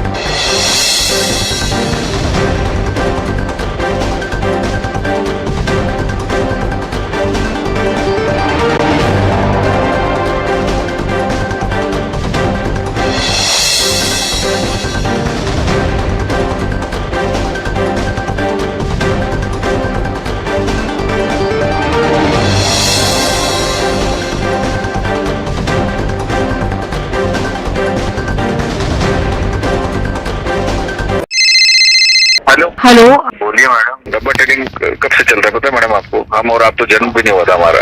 We investigated a shady advisory firm that has spent big bucks on advertising on the front pages of national dailies. ये आपको बिल्कुल उसका ऐसा हल्का सा भी खौफ नहीं है. मैडम एक बात में खौफ किस लिए रखना चाहिए तो बताओ, कौन सा गलत काम कर रहा हूँ मैं? After our report, we also saw NSE came out with a cautionary circular to the investors. Market Regulator Securities and Exchange Board of India has also come out with a release talking about the actions that it has taken. Cyber complaint has also been filed against the entities involved in this entire Dabba trading scam.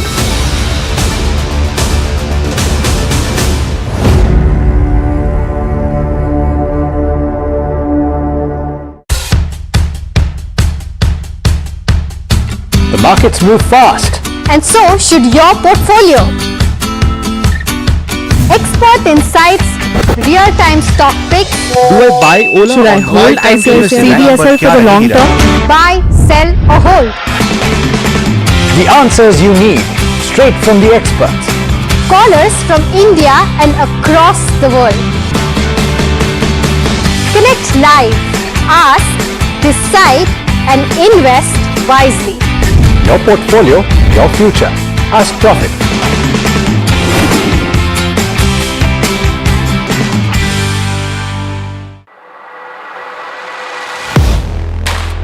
Do you really know the company you invest in? What is the real picture behind presentations and claims? Is the outlook as rosy as the company claims? Know your company. powered by NDTV Profit Research, shines a light on the biggest stock market movers.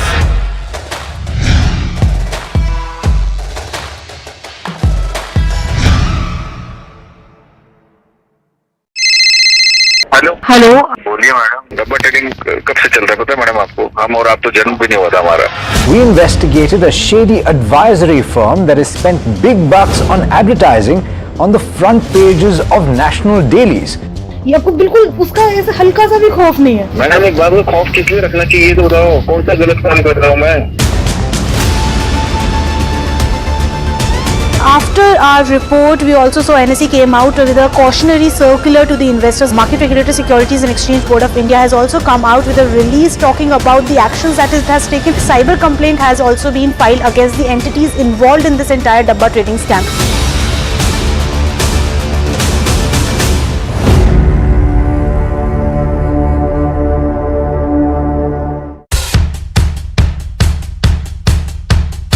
The markets move fast. And so should your portfolio. Expert insights, real-time stock picks. Do I buy Ola? Should I hold CDSL for the long term? Buy, sell or hold. The answers you need, straight from the experts. Callers from India and across the world. Connect live, ask, decide and invest wisely. Your portfolio, your future. Ask Profit.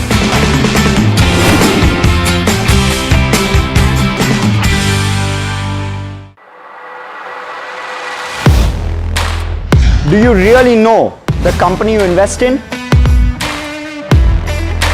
What is the real picture behind presentations and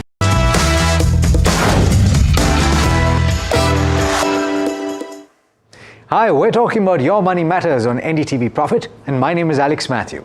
Now, if you've been watching NDTV Profit through the day, you will know that Donald Trump, the President of the United States, levied an additional 25% tariff on India. The purpose or the reason behind that was because India is buying Russian crude. That's not something that makes Donald Trump very happy. Now, these tariffs don't come into play immediately. India has 21 days to talk to the US and figure things out. At least that is the interpretation. But then everyone's focused on what the implications could be for the Indian equity markets, for the Indian economy, for Indian companies, and ultimately for you, the Indian investor. So that is a question that we're asking on Your Money Matters today. Joining me is Vijay Mantri, investment expert and someone that you've seen quite often on this program. Vijay, thanks so much for taking the time. How much attention are you paying to this, and do you think that individual investors should worry about this? So two factors. One is that I was reading the book of Neil Chaudhary, Indian Prime Minister. In that book, there's a reference of Mr. Vajpayee conducting nuclear tests in 98-99. And one of the questions was that will US put sanctions against India? And at that time, Bill Clinton was leading the non-proliferation treaty, and he was the president of the United States. But India went ahead with nuclear tests and those sanctions imposed against India. But very interestingly, at that time, Mr. Yashwant was the finance minister, and Mr. Doval was the NSA. And they came and told PM that we are very comfortable because we have $30 billion of foreign exchange business. That was 98-99. We have a close to $16 billion forex reserve. So, and India is no longer India of 98-99. So that is the one part of the equation. The second part of the equation is, are we looking at selling our real estate? Are we looking at climbing down a business expansion plan? Are we looking at not continuing our investment in insurance or not doing bank FD? Why the entire focus comes on equity market and SIP, where allocation is only 5% of household savings. So there is a one question investors need to ask: why every time you come and look at the equity asset? That is the one thing part. Third part is that no big money ever made on the part of certainty. And in this market, we believe that it is a great market to start re-looking, continuing your SIP, re-looking more allocation over next 6 to 12 months, because all these uncertainty will disappear But whenever these kind of situation or challenges come, they look very daunting at that time. If once the event get past, we always regret, past मैंने उस time पैसा डाल दिया होता. The wisdom of retrospect is flawless. Vijay, to the second point that you make, let me play devil's advocate and argue that the volatility of equity market and prices of shares is significantly higher than the volatility in gold, in real estate, in fixed deposits don't change, and so therefore the tendency, because you are experiencing a loss in that moment, of course it's notional, and if you book it at that moment it becomes real, but the tendency is to feel anxious when you are witnessing that notional loss. That's why very few people end up making money in the equity. You don't lose money in the gold, you don't lose money in the real estate because of price movement, because your holding period is forever. And patience capital come into these assets readily. Unfortunately, patience capital does not come into the equity. When people invest in equity, the expectation is that it is a multi-bagger. The expectation is that it will generate fabulous return. The expectation is that these returns will be linear. Like it will go like FD, it will go at 12 to 15%. And if you come with wrong expectation, and this is the challenge. So if you look at Indian equity market and particularly look at Indian equity mutual fund, which now have more than 30 years track record, fabulous wealth has been created. But I just take one fund's illustration because I track that fund and I work with that fund house in NDTV Flexicap. Now that fund has grown investors' wealth 180 times in last 30 years. But that fund's average NAV fall 10% every 6 months, 20% almost every year, 20% almost every 4 years, and 50% almost every 8 years. If you are coming in equity market and look at the history, but when you look at the history, just don't look at last 1, 3, 5, 10-year return, but also important to look at how this return has arrived, what is the journey. And if this is the kind of money you need to make, then this is the journey you will take, your portfolio will take. There's no other way the wealth in equity will be created. Okay. At this juncture, given what we know and the kind of uncertainty that's playing out globally, now there are some estimates that suggest, Vijay, that there will be some impact. There will be some impact to economic growth, not to the extent that some people might think, but maybe 30 basis points or 40 basis points.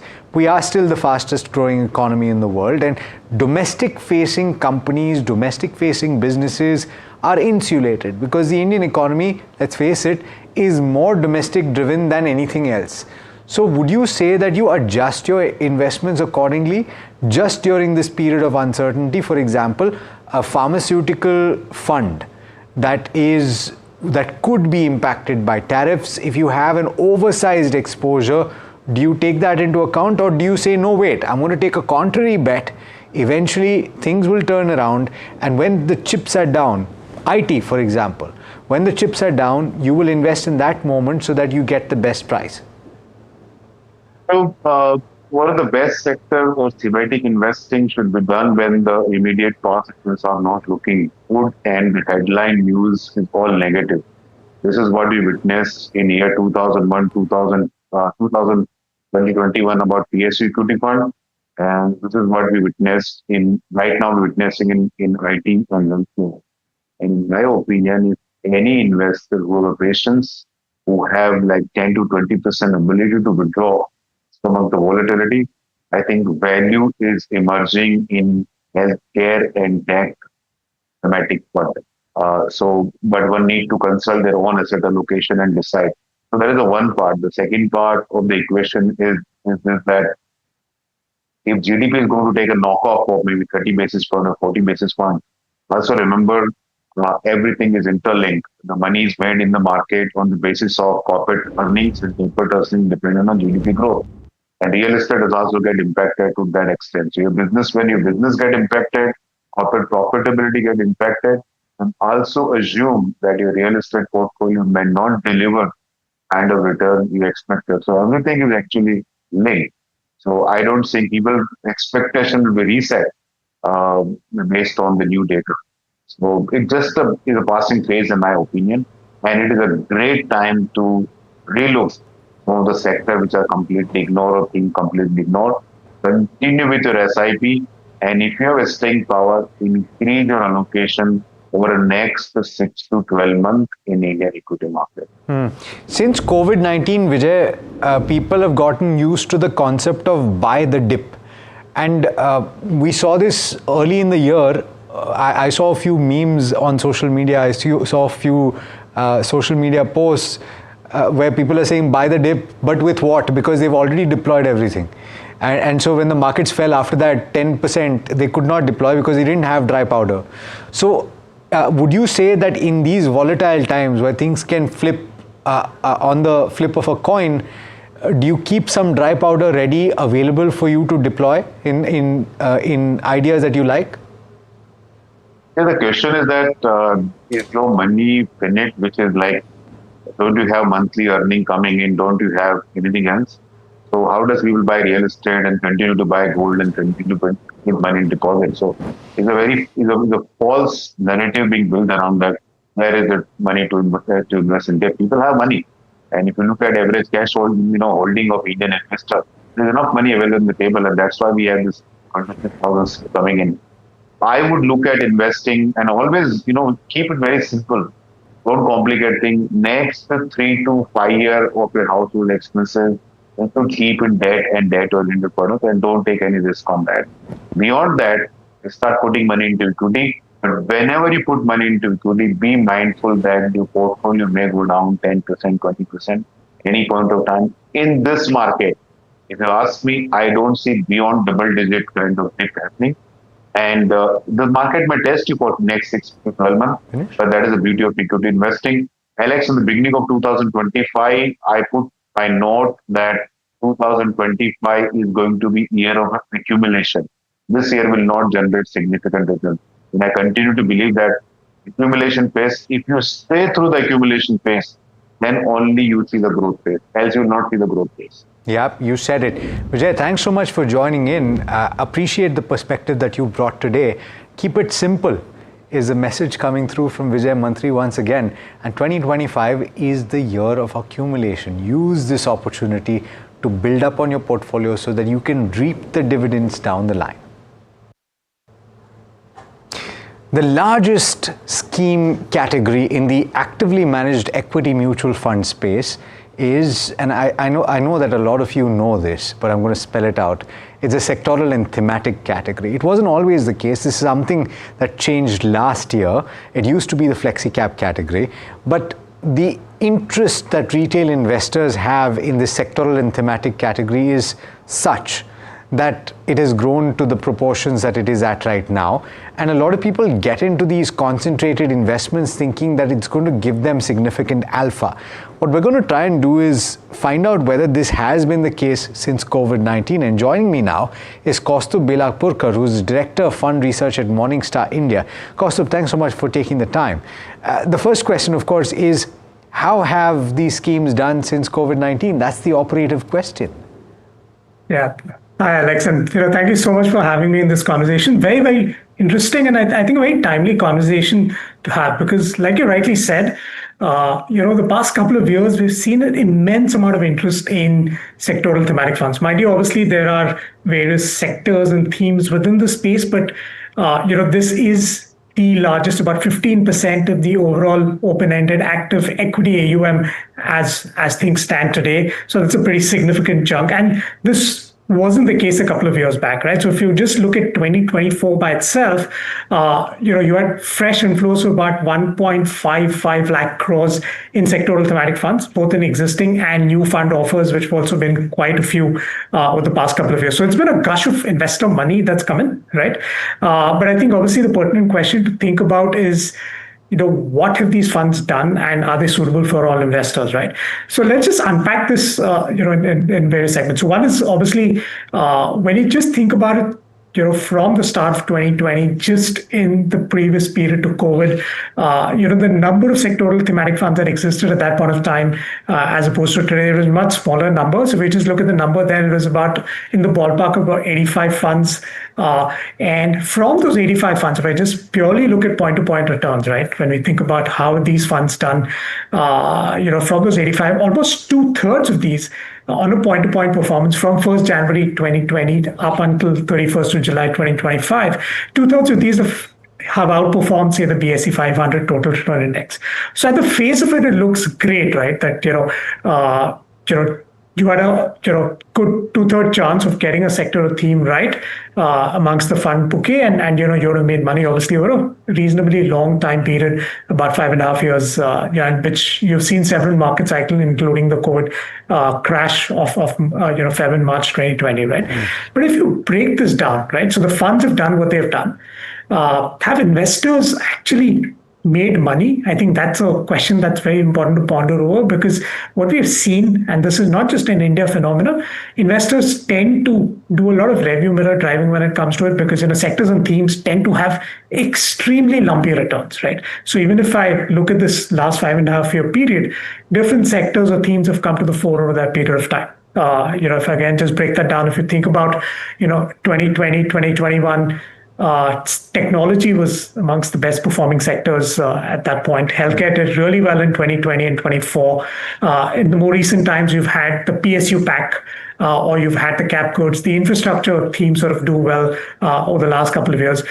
So sectors and themes come to the fore at different points of time, and investors more often than not find it challenging to get this timing right, because it is hard, right? So I think that is the thing that needs to be kept into context when you think about the success rates over a point-to-point period for sectoral thematic funds. We'll get into that. Yeah. But just to delve a little deeper into this 2/3 number, which is quite substantial. If you actually look at the rolling returns of mid-cap funds, you look at the rolling returns of small-cap funds, and of course this is point-to-point returns, so perhaps the rolling returns will tell you a different story because of the lumpiness of these schemes. But it's not as substantial, right? So the winners in the mid-cap category and the small-cap category are not as substantial. Does that tell you something? So I think obviously when we're comparing here versus broader market, diversified market benchmark, and when you look at mid caps and small caps, you tend to compare it from the context obviously of that particular capitalization benchmark. So yes, you're right that the success rates have probably been lower. But if I were to compare it against a broader benchmark, if you just think that the BSE 500 was your target segment, then also from a similar lens, you would see that small and mid caps, significant proportion would have outperformed intuitively. I don't have the number on hand, but yeah. But I think a very important thing to point here, right? When you even think about 2/3 that have done well, and this is a study they've been doing for many years, where we break down this outperformance of funds on a monthly time series basis, right? You look at which were those best months of performance for a particular fund, and what we found, and this is a staggering number, right? So you're looking at a 67-month period since 1st of Jan. On an average, only 5 months accounted for the entire outperformance of a sector thematic fund versus the broader benchmark. That means if you as an investor were not invested in those 5 months, which is less than even 10% of the time periods, you would have actually underperformed the BSE 500. So it's very, very hard from a timing perspective to get your entry and exit right in sector thematic funds. And the lumpiness comes in from just these 5 great months of returns over a 5.5 year period. Which is why what you were saying is that you take this with a pinch of salt, because yes, there's been 2/3 of an outperformance, but investors have not made money. And if somebody heard that in isolation, they'd be like, what? Kaustubh, kya bol raha hai? And they would be like, no, that can't be true. But the point is that if your sector benchmark or if your sector fund has dropped 20% in a month, then you'd have had to have the gumption to hold it through that period of tough time, and then ensure that you held while it was going up as well. And you absolutely need to be correct on both counts, right? On the entry and on the exit, more so than any other diversified fund. Do you agree with that? Oh, absolutely. I think, we all talk about, time in the market versus time in the market. But here, in a sense, for sector thematic funds, if you get the timing wrong, and data has shown us that majority of the investors have actually got their entry wrong into these strategies. I'll just take a classic case of, say, technology. I spoke about 2020, 21. You had, I think, the index run up something in excess of 70% each year, right? So staggering returns in that sort of post-COVID period. But the money that came in all post 21, in 22, 23, when we all know IT has gone through its own challenges. So investors came in looking at, kind of the past returns and said, hey, the sector is doing really well, let me come in. But their experience was actually polar opposite to what the funds. So even if I look at a 5-year print of technology funds, they're actually pretty good CAGRs. But what an average investor in those funds would have made would tell a very, very different story. And I think that is the challenge of getting entry and exit into these sectors. Very, very challenging. I think even the best professional money managers will not try to take binary calls on sectors like, and that's why we think that diversified equity funds are such a huge, huge positive for most investors. You're not taking that binary call on a particular sector or theme, right? Yeah. So, okay. So a few of the questions that I've asked you and that you've shared data for will actually elucidate these points further. So, Kaustubh, I asked you whether there's a significant deviation between the top performing, the worst performing fund in a particular sector. And some of these become so popular that everybody's got a scheme out, right? Obviously, a financial sector fund, a lot of offerings in that, or thematic fund, or a healthcare thematic fund. There are quite a few options to choose from. So has that been something that you've noticed? Yeah, absolutely, Alex. I think, I wouldn't leave that only to sector funds, but it probably gets a little more exacerbated in sector funds or thematic funds, purely because, it tends to be a little more concentrated. You might have top-heavy names.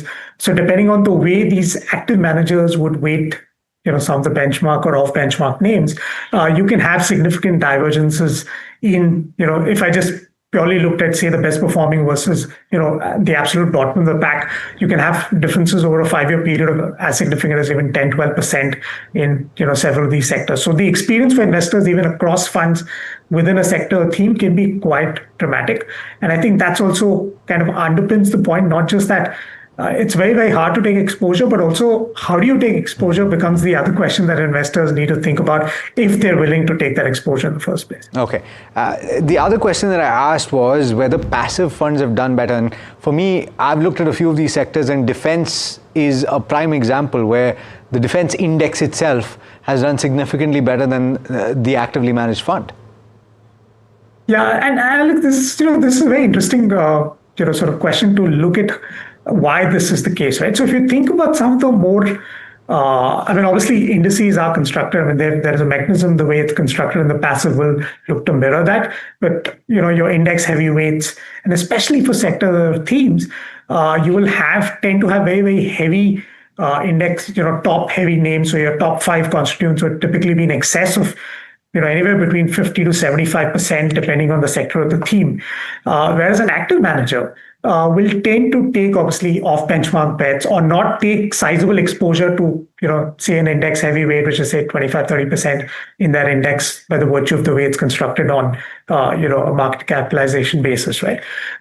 So that can lead to 2 outcomes, right? So one is if it's a very narrow sector and theme, if the top 2 names in an index do really well. Like for instance, you spoke about the defense index. Obviously, the heavyweights have done very well over the period of time, and their allocation in the index has only gone up. That's where the actives perhaps struggled because they didn't hold that index name in that much of a proportion. But the same can happen on the contrary if the index heavyweights were to underperform over a period of time, right? But in more broader sectors, when I say broader, that there is an opportunity set that lies outside the index heavyweights. Let's take, for example, technology or healthcare. When you look at some of these, you would see that actually the active managers have added a fair bit of alpha because they could have gone into segments, maybe down the capitalization curve or weighted some of the index names differently. Yeah. So I think it needs to be looked at from the context of that and not just painting it in an active versus passive debate because it can be very different exposures that you could gain depending on the narrowness or the broad sort of sector theme that comes into play. So we have a few more minutes to talk about these very important subjects, so we'll have to run through it.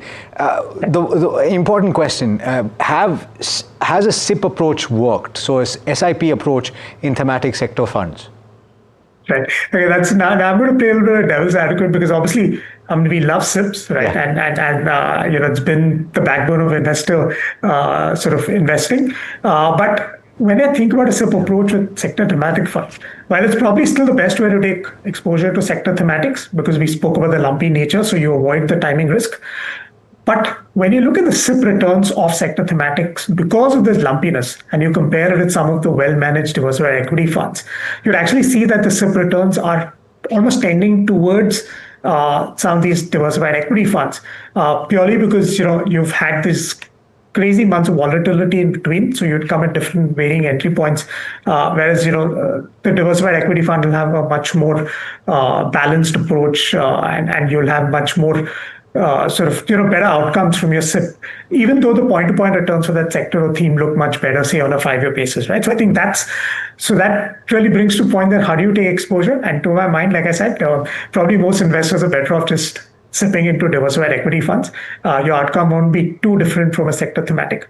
You only take exposure to a sector thematic if you really want to express a very specific view where you can get the entry and exit right, because that is very crucial. Yeah, right? You need tactical. You come in early, and get out, when it's at a high. Yeah, so tactical allocation. Is there a way to understand whether people have made money in sector thematic funds? You've actually identified investor return. How do you get that, and what does it tell you?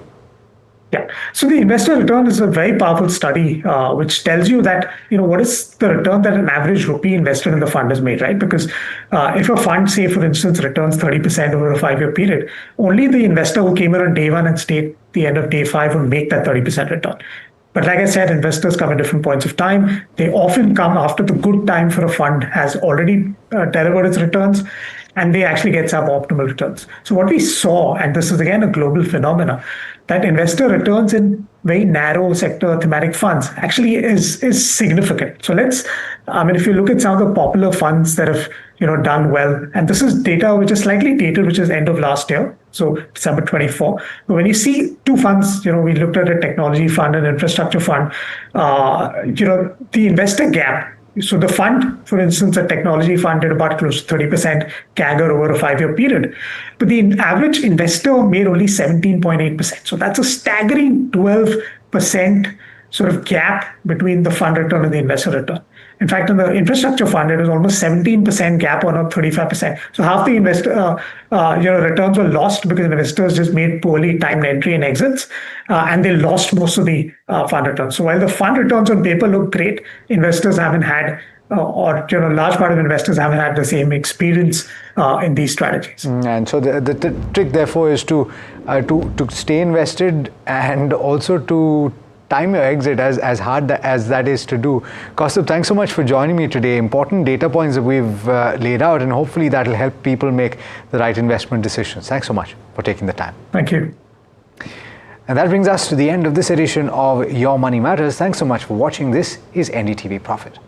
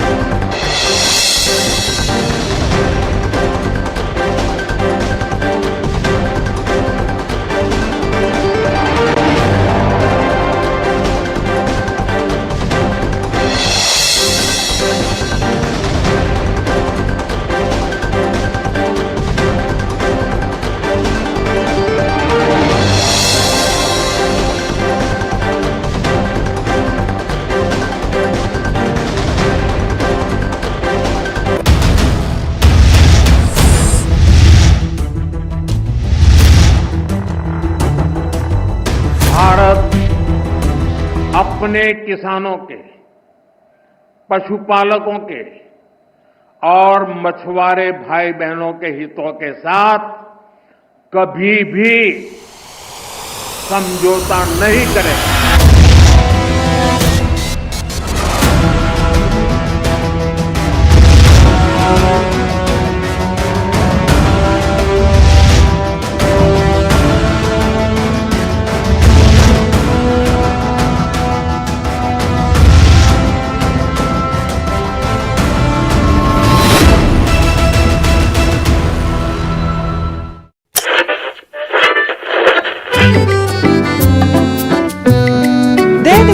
behind some of India's most respected business empires.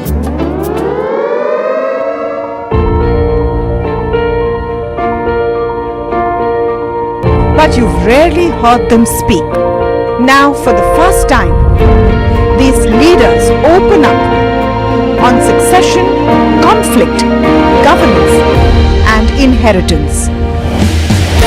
Join me as we step inside boardrooms and living rooms of India's most enduring family businesses for real stories, raw conversation, resilient legacies, building legacy.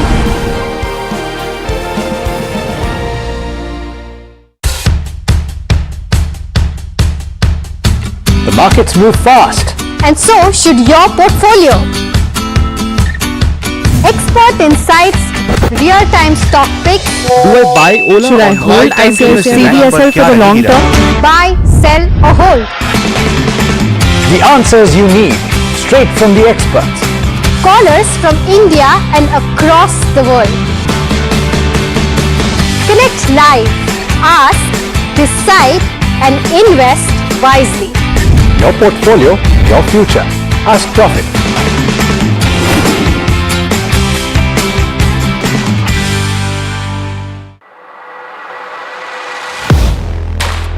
Do you really know the company you invest in?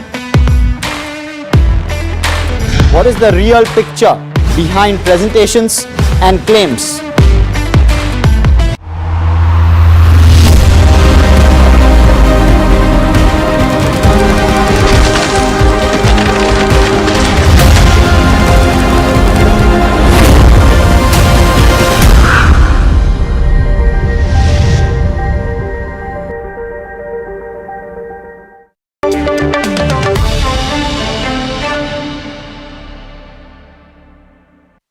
I'm here joined by Dr. Ashutosh Raghuvanshi, who is the MD and CEO of Fortis Healthcare. Dr. Raghuvanshi, welcome to the show and pleasure to have you and congratulations on a good set of numbers. So, Thank you. Thank you for having me.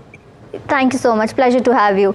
My first question would be, you've seen a strong margin performance when it comes to Q1 FY26.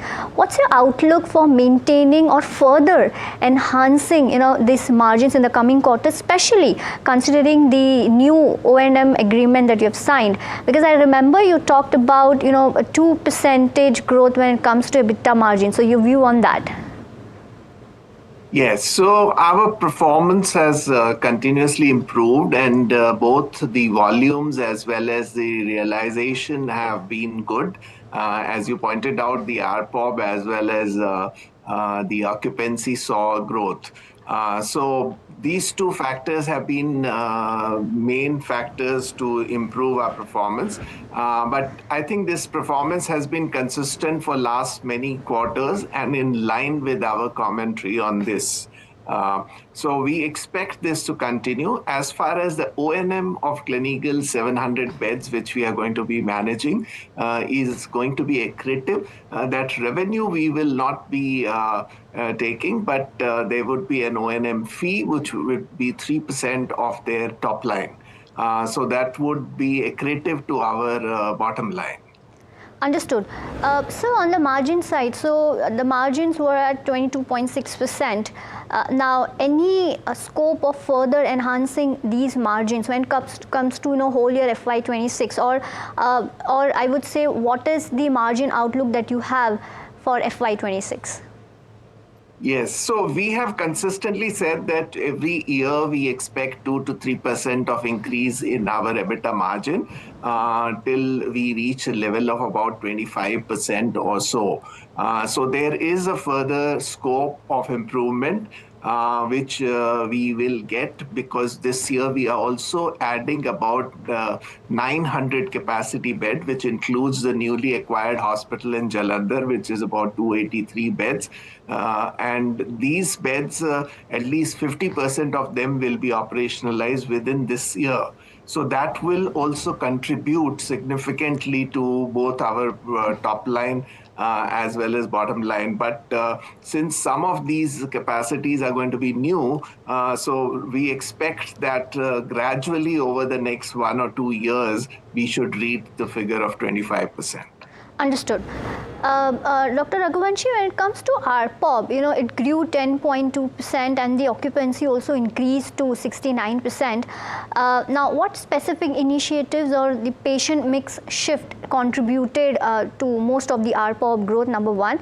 And what is the target occupancy when it comes to FY26? Because I remember you had a target of 70 to 71% of occupancy. So your outlook when it comes to occupancy and also ARPOB? Yes. So ARPOB mainly grew because of the case mix change. And if you would look at the different segment of service lines in our hospitals, oncology has grown much faster than other specialties, though all specialties have grown. But oncology has become the the largest of the service offerings. And that has typically a higher ARPOB, and that has led to a case mix change, which is favorable towards increasing the ARPOB. So we don't expect the ARPOB to increase in the same manner in future. It will get slightly moderated. However, the occupancy numbers we are targeting, as we had said earlier, above 70%. So hopefully we should achieve that within the next 2 quarters. Sir, any reason for moderation of ARPOB growth? So because right now we are seeing a case mix change. And we have not done any significant pricing interventions, and we believe that in healthcare, pricing changes is the lever which should be used as a last resort. So we are only basing our ARPOB growth on the case mix change. So more complex cases, we are doing more robotic surgeries, we are doing more complex procedures.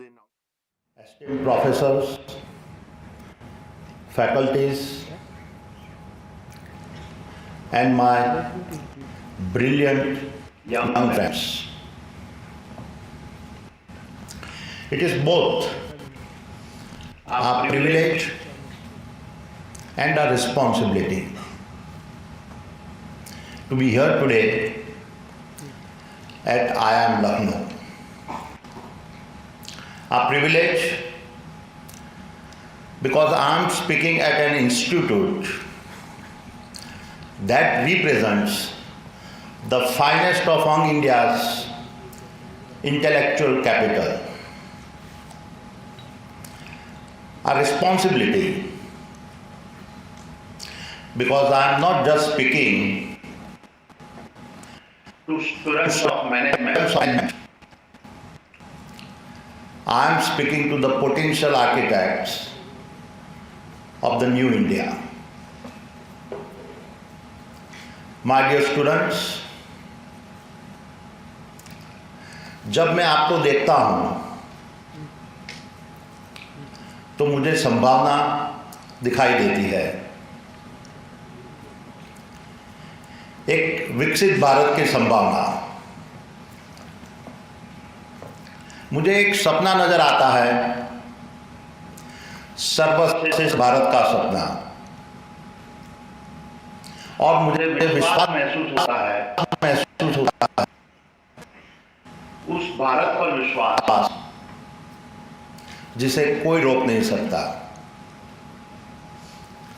लेकिन ये संभावना, ये सपना और ये विश्वास आज की मुद्रा नहीं है, ये भविष्य का भरोसा है। And it is about this belief in the future that I want to speak to you. My journey has taught me that the future never unfolds as neatly as it appears in a classrooms.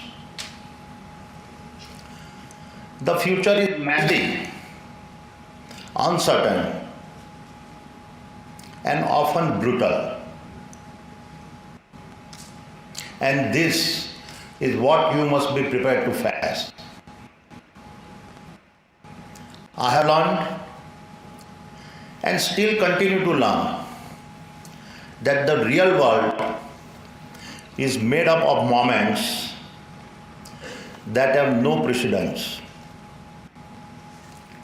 And when these unprecedented moments come, where the data is ambiguous, where the business models break down, and where the road ahead is unmarked,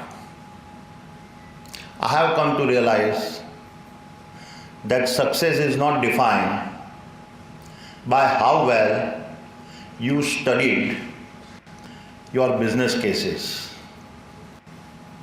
It's defined by you being able to make your own story a case study.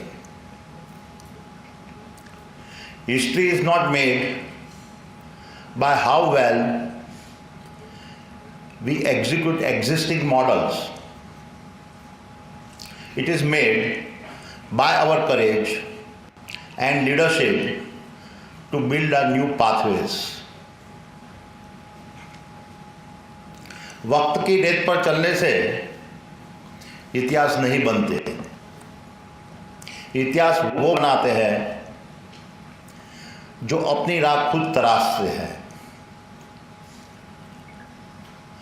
So I stand before you today not to hand you a map, but to invite you to redraw the map itself, to challenge your very definition of leadership, to urge you to adopt a philosophy that dares to choose conviction over caution, consequence over comfort, creation over conformity, and conscience over convenience. ये सिर्फ नारे नहीं है, ये वो फैसले हैं जो मेरी असली लड़ाइयों, साहसी दावों और बेहद नीची क्षणों से आकार पाए हैं। और अब मैं आपको हर एक फैसले के पीछे की कहानी सुनाऊंगा, वो जो मेरी राह की अग्नि परीक्षा बने और मेरी पहचान गढ़ी। My dear students, looking back, I can tell you that every meaningful journey I have taken has almost always faced moments where my resources ran dry and my support systems failed. Only one thing always remained with me: the burning convictions that my bold dreams were worth the struggle. I have always believed that anything worthwhile achieving will test you. It will strip away your safety nets, challenge your assumptions, and ask you to bet on yourself when no one else will. But then I've also learned that the most extraordinary lives are never built on easy choices. They are built with comfort being surrendered in the search for meaning. असली विकास वो नहीं जो सुविधा में पले, असली विकास वो जो संघर्ष में तपे। Real growth happens not when the path is clear, but when you choose to keep searching and walking, even when the destination seems beyond reach. It is in those moments when passion becomes your guide and purpose becomes your strength that you begin to walk not with certainty but with faith. Not because the path is visible, but because the dream is. क्योंकि हर महान निर्माण की नींव रखी जाती है एक ऐसे सपने से जिसे कोई देख नहीं सका और एक ऐसे विश्वास से जिसे कोई समझ नहीं पाया. So let me walk you through some of the very moments in my life. My entrepreneurship journey began at the age of 16 when I left my home in Ahmedabad and moved to Mumbai to work in the diamond trading business. It was my first real exposure to risk, relationships, and the power of global networks. In about 3 years, I was called back to Ahmedabad to help manage my brother's polymer factory. It was here that I first understood the importance of scale, logistics, and end-to-end supply chains. These insights would go on to shape my entire approach to business. Then came a moment of national transformations that put India on a different growth trajectory. As India began to liberalize under Prime Ministers Shri Rajiv Gandhi and Shri Narasimha Rao, I saw a once-in-a-generation's opportunity unfolding in what until then had mostly been a supply-constrained market. I made a massive bet and stepped into a trading business with aim of building India's largest trading house. We did so in a matter of just 3 years, and by 1994, at the age of 32, I had taken the company public. Today, that company is Adani Enterprises.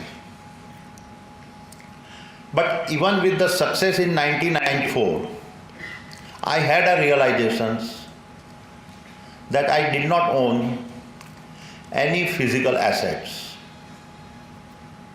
And in a country at the start of an infrastructure revolution, it felt to me like an opportunity waiting to be corrected. I therefore decided then that my next step would not be just about trading, it would be about building infrastructures and participating in India's growth story. But when I first announced my intention to build a port, most people thought I had lost my mind. Not just because I had never laid a single brick in my life, but because I chose to build the port in Mundra, one of India's largest marshland in the Kutch region. I still recall that when I presented the idea, some of the bankers laughed and asked, Mr. Adani, how do you expect us to finance a land that is under the water? And they were not wrong. Mundra had no access, no industries, no precedent. And that is precisely where my first philosophy of conviction over caution came into play. Because my convictions was not about asking the bankers to fund a piece of land. I was asking them to fund a possibility no one had explored. Maps will only take you where someone has already been. But to build something truly new, you do not need a map. You need a compass that points to the possibilities. दिशाएं केवल वहां तक ले जाती है जहां कदमों के निशान पहले से हो, लेकिन दृष्टि वहां ले जाती है जहां किसी की कल्पना भी न पहुंची हो. And my compass of conviction pointed me to Mundra. Today that marshland is India's largest commercial port.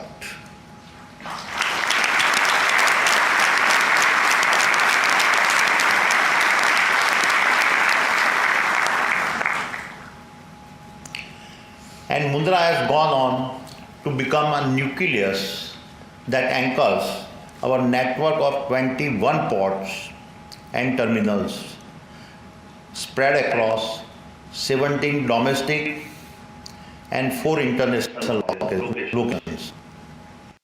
Adani Ports now handles nearly 30% of India's seaborne cargo and also powers India's largest industrial special economic zone, spanning over 40,000 acres of land. Looking back, I can tell you that the first project is always the hardest because it demands not just skill but belief. But once that first impossible dream is brought to life, something shifts. You stop asking, can it be done? And start asking, what else is waiting to be built? जब दुनिया कहे कि यह संभव नहीं है, वहीं से इतिहास रचने की कहानी शुरू होती है. For me, Mundra became the start of the journey that shaped the Adani Group, where complexity was not my challenge, it was my calling. A calling where the extraordinary was not the exceptions, it was the principle. That confidence led me next to Queensland, Australia. Queensland was the manifestations of my second philosophy, consequence over comfort. It was not that India did not have a coal, but India was short of good quality of coal.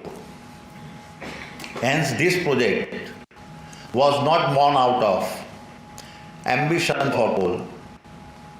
It was born out of a consequence to provide India with a better quality coal. It was born out of a consequence to reduce carbon emission as well as to secure India's energy independence. Little did we realize then that the Carmichael coal mine would become one of the most contested energy projects of this century. And this was not even in our own backyard. We are building in Australia, in a country where we had no political capital, no historical presence, and no institutional support. The resistance was relentless.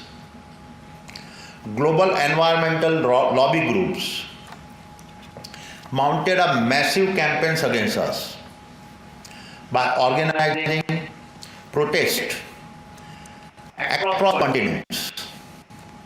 International media made us a villain. Banks withdrew financing under their pressures.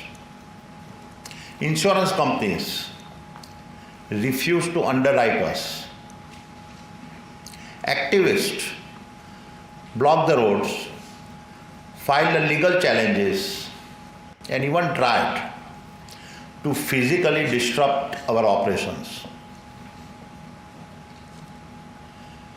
We were accused in the courtrooms, debated in parliaments,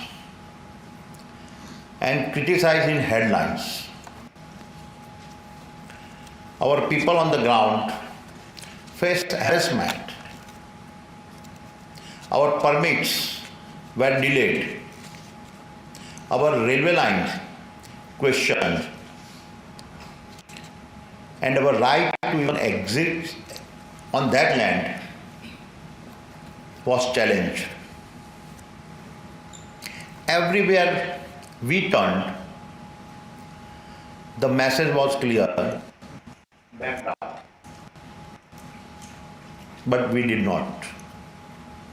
And today, our Carmichael project powers industries with a cleaner coal, support several thousands of livelihood in Australia, and is built on Indo-Australian corridor that is both commercial and strategic.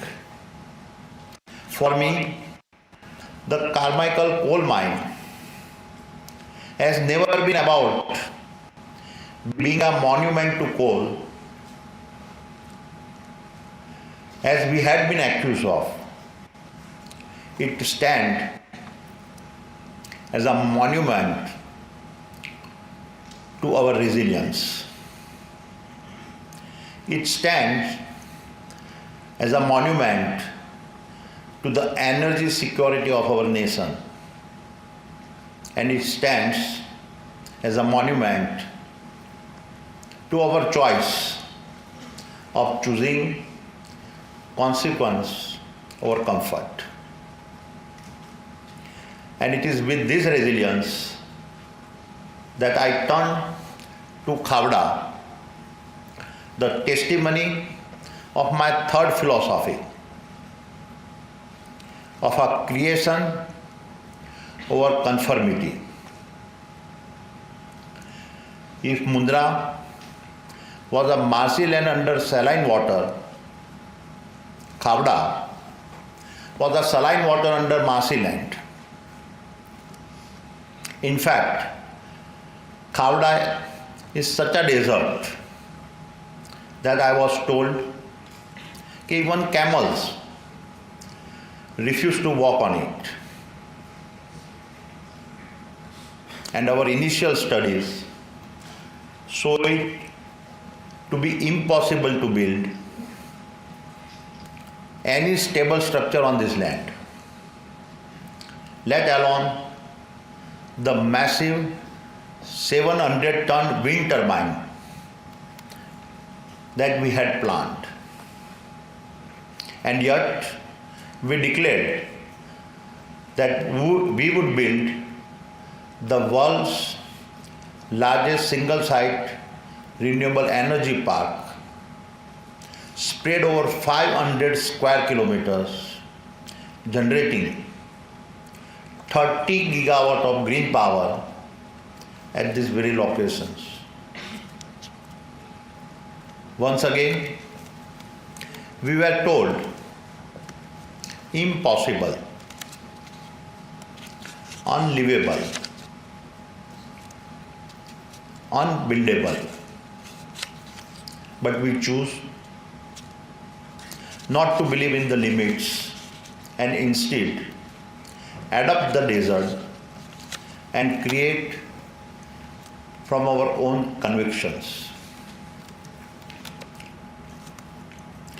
बंजर वो नहीं जो सूखा है, बंजर वो है जहाँ कोई सपना न बोया हो। दृष्टि है तो वही धरती जो कल निराशा थी, आज भविष्य की सबसे बड़ी उम्मीद बन सकती है। Because a Khavda for me was never just about building in the desert. It was about reimagining what the desert could become. And today, I can proudly say that we have already commissioned the first 5 gigawatt of a green power and are well on our way to setting a global benchmark in an energy transition that will see us produce the world's least expensive green electron.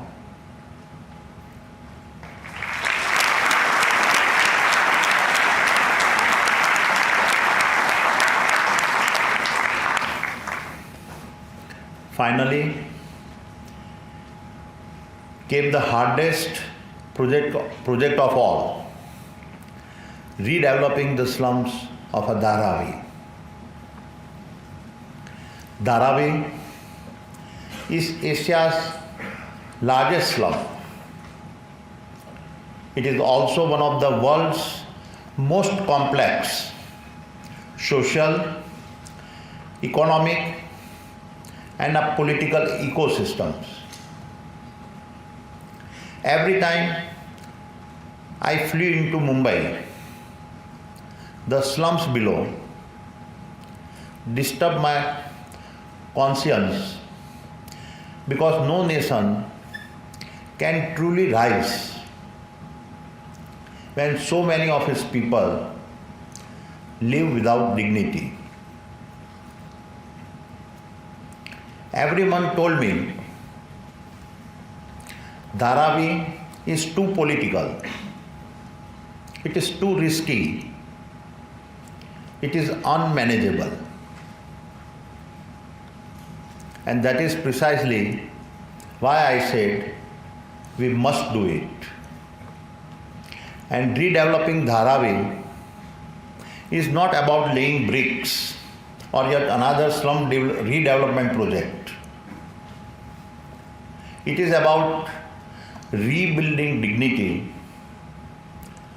for for those 1 million people who helped build Mumbai but never benefited from it.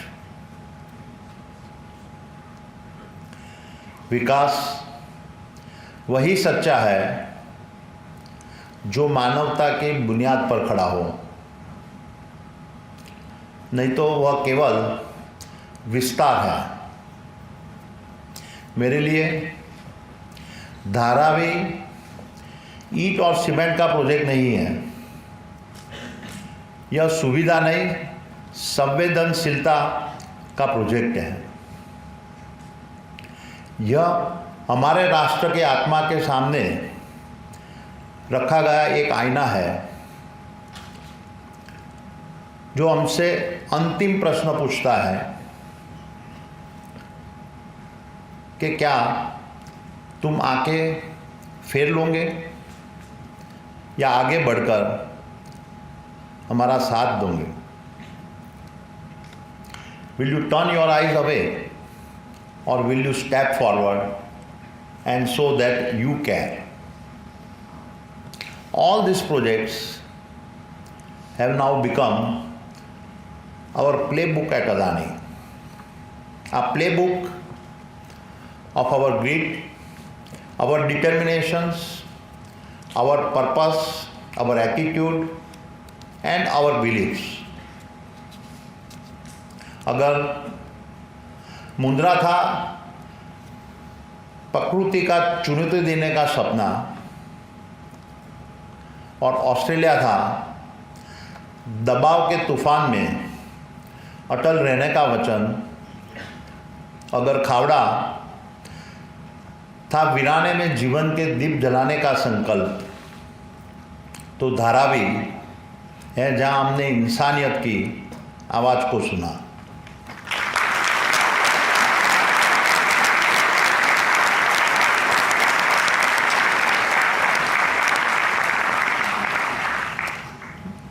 My dear friends, let me now switch gears and speak about the elephant in the college rooms of today. In this age of artificial intelligence, algorithmic decision making, and global uncertainty, what is the true value of education?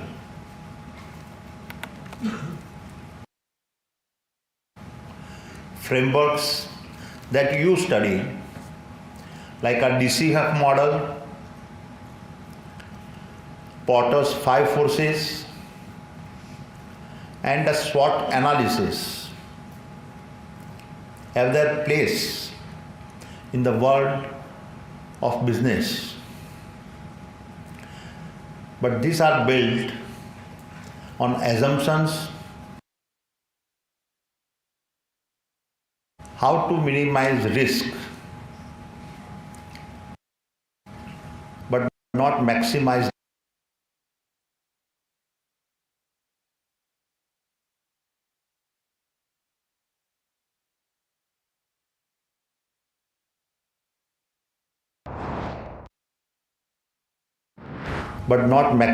the future, because the future will never belong to those who played safe. It belongs to those who maximize possibility,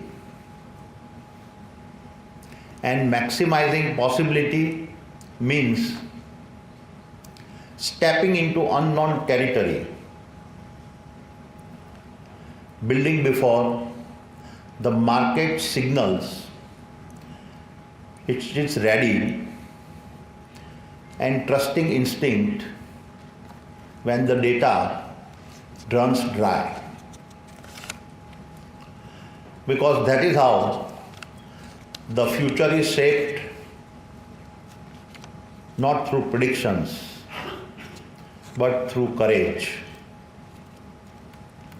Our acts from the marshland of Mundra to the contested lands of Australia, from the dry salt plains of Khavda to the denied gullies of Dharavi, these are not just a business venture.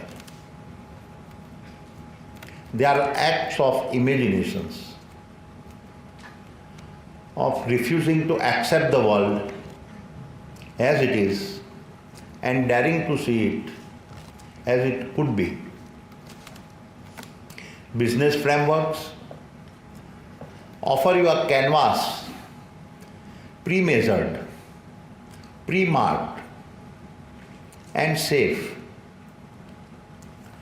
But India does not need more painters who fill in the blanks.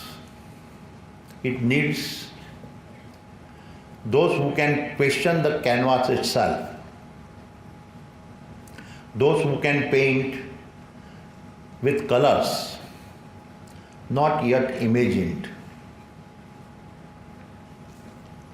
And this, right now, is your moment, because India is the canvas that is standing at the edge of something extraordinary. The winds of destiny are on our back, and the lift is coming from four unstoppable forces. First is a demographic. We are the youngest, hungriest, and most ambitious working population on the planet.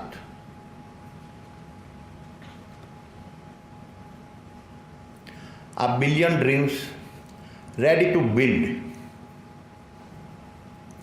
Second, demand. We are racing to become the third largest economy by 2030, not just by consuming, but by creating markets for the world. Third, digital infrastructures. No country has built what we have, like Aadhaar, UPI and ONDC. These are not just platforms. These are launchpad for inclusion, innovation and scale. And fourth, domestic capital. For the first time in our history, Indian money is backing Indian ideas with courage, conviction, and an urgency we have never seen. What I can state with confidence is that your most productive years will coincide with India's most powerful years.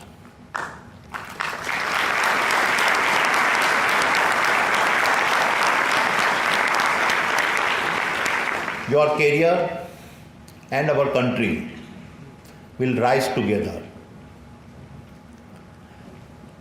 You will not be looking at a $5 trillion or $10 trillion economy. You will be looking at an India that would be a $25 trillion powerhouse by 2050.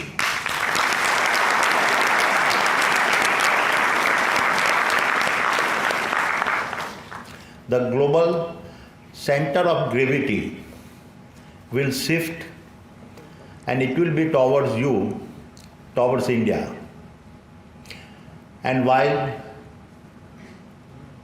you may have studied from books authored across the world, remember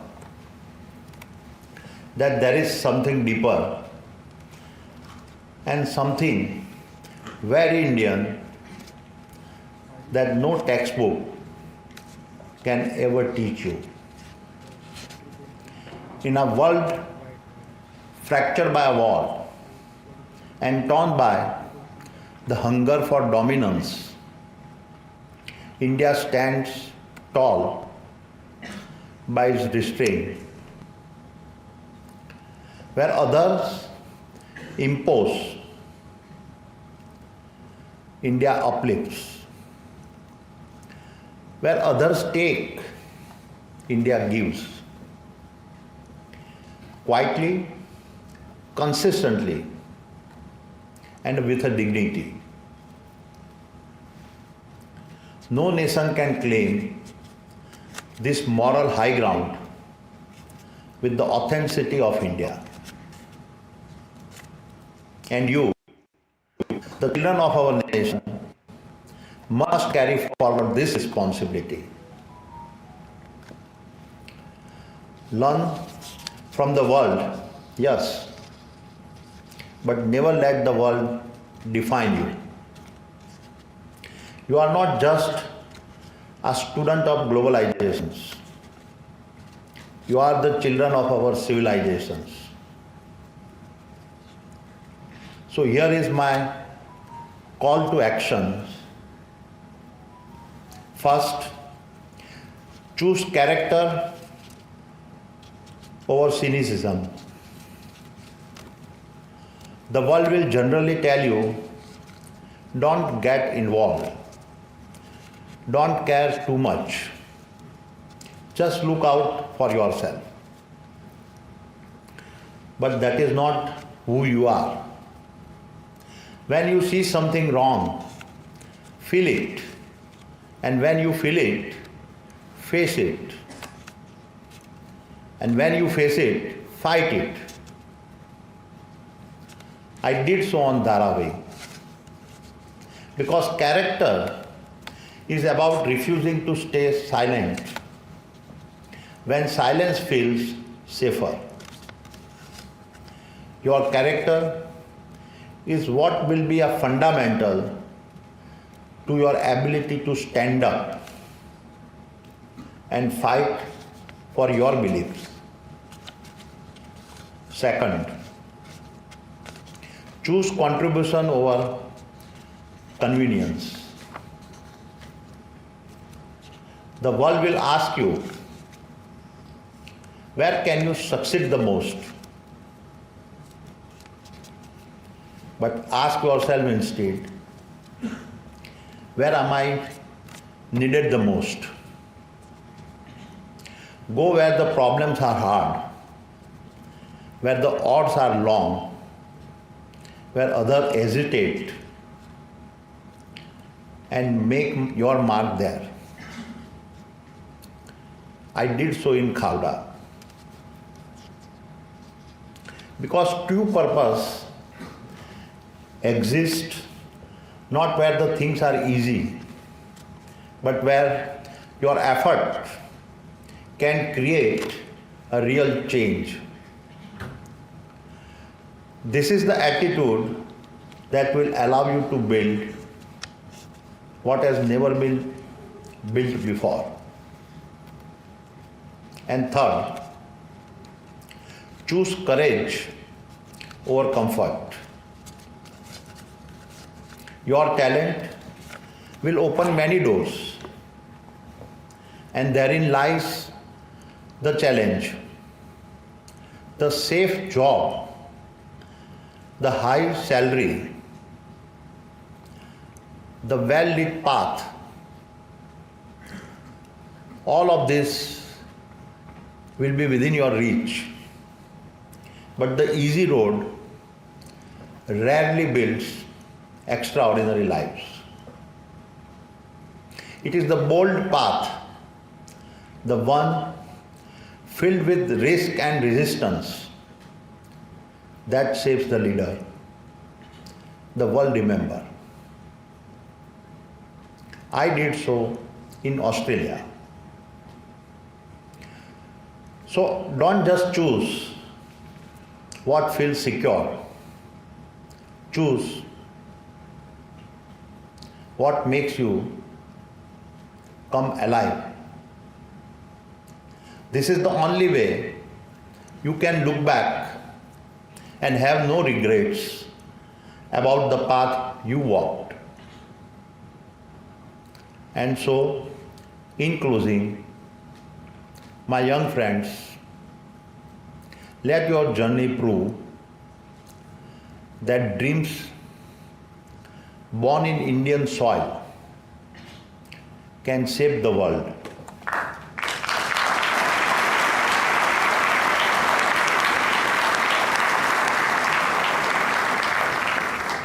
बहुत से भारतीयों ने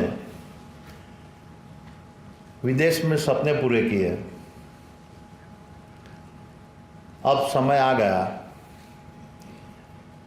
कि भारत की मिट्टी में जन्म लिए हुए सपने भारत में ही साकार हो।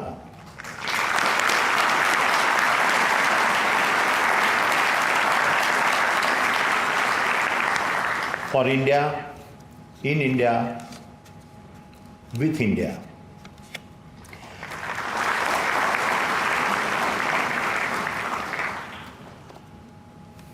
क्योंकि भारत कोई प्रश्न नहीं जिसे तुम्हें हल करना है।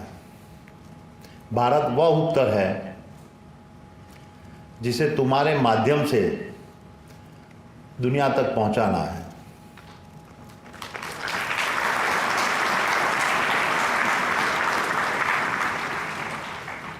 यह वही उत्तर है जो बुद्ध की करुणा में था, विवेकानंद की वाणी में से जगा और गांधी के सत्य में चला। यह वो भूमि है जहाँ विचारों ने धर्म का रूप लिया और आत्मा ने राष्ट्र का स्वरूप। भारत एक जीवंत चेतना है और अब ये चेतना तुम्हें पुकार रही है, यह कहकर कि उसे जियो, उसे गढ़ो और उसे गौरव बनाओ। So when the world asks, where is the future being built? Let your proud answer be, here in India.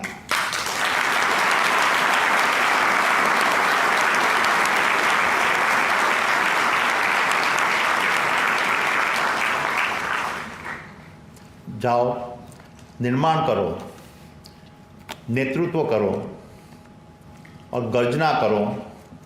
Bharat तुम्हें पुकार रहा है। India is calling you. धन्यवाद। Thank you. जय Hind.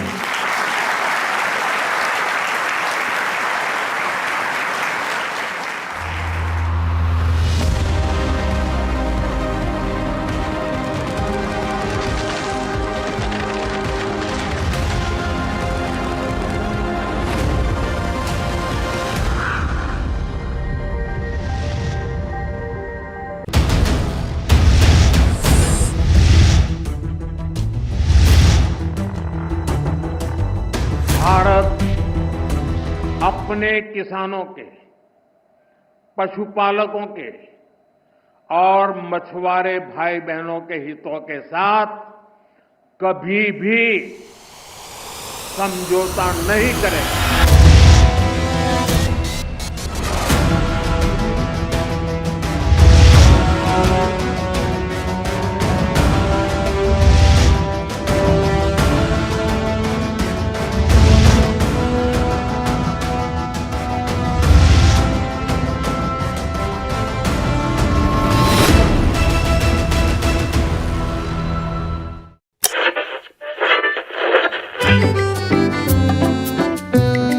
They're the force behind some of India's most respected business empires.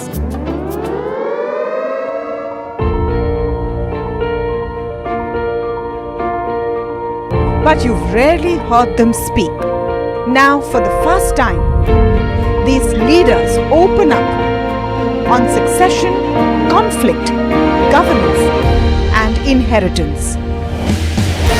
Join me as we step inside boardrooms and living rooms of India's most enduring family businesses for real stories, raw conversation, resilient legacies, building legacy.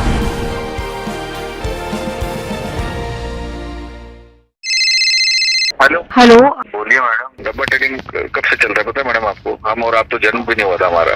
We investigated a shady advisory firm that has spent big bucks on advertising.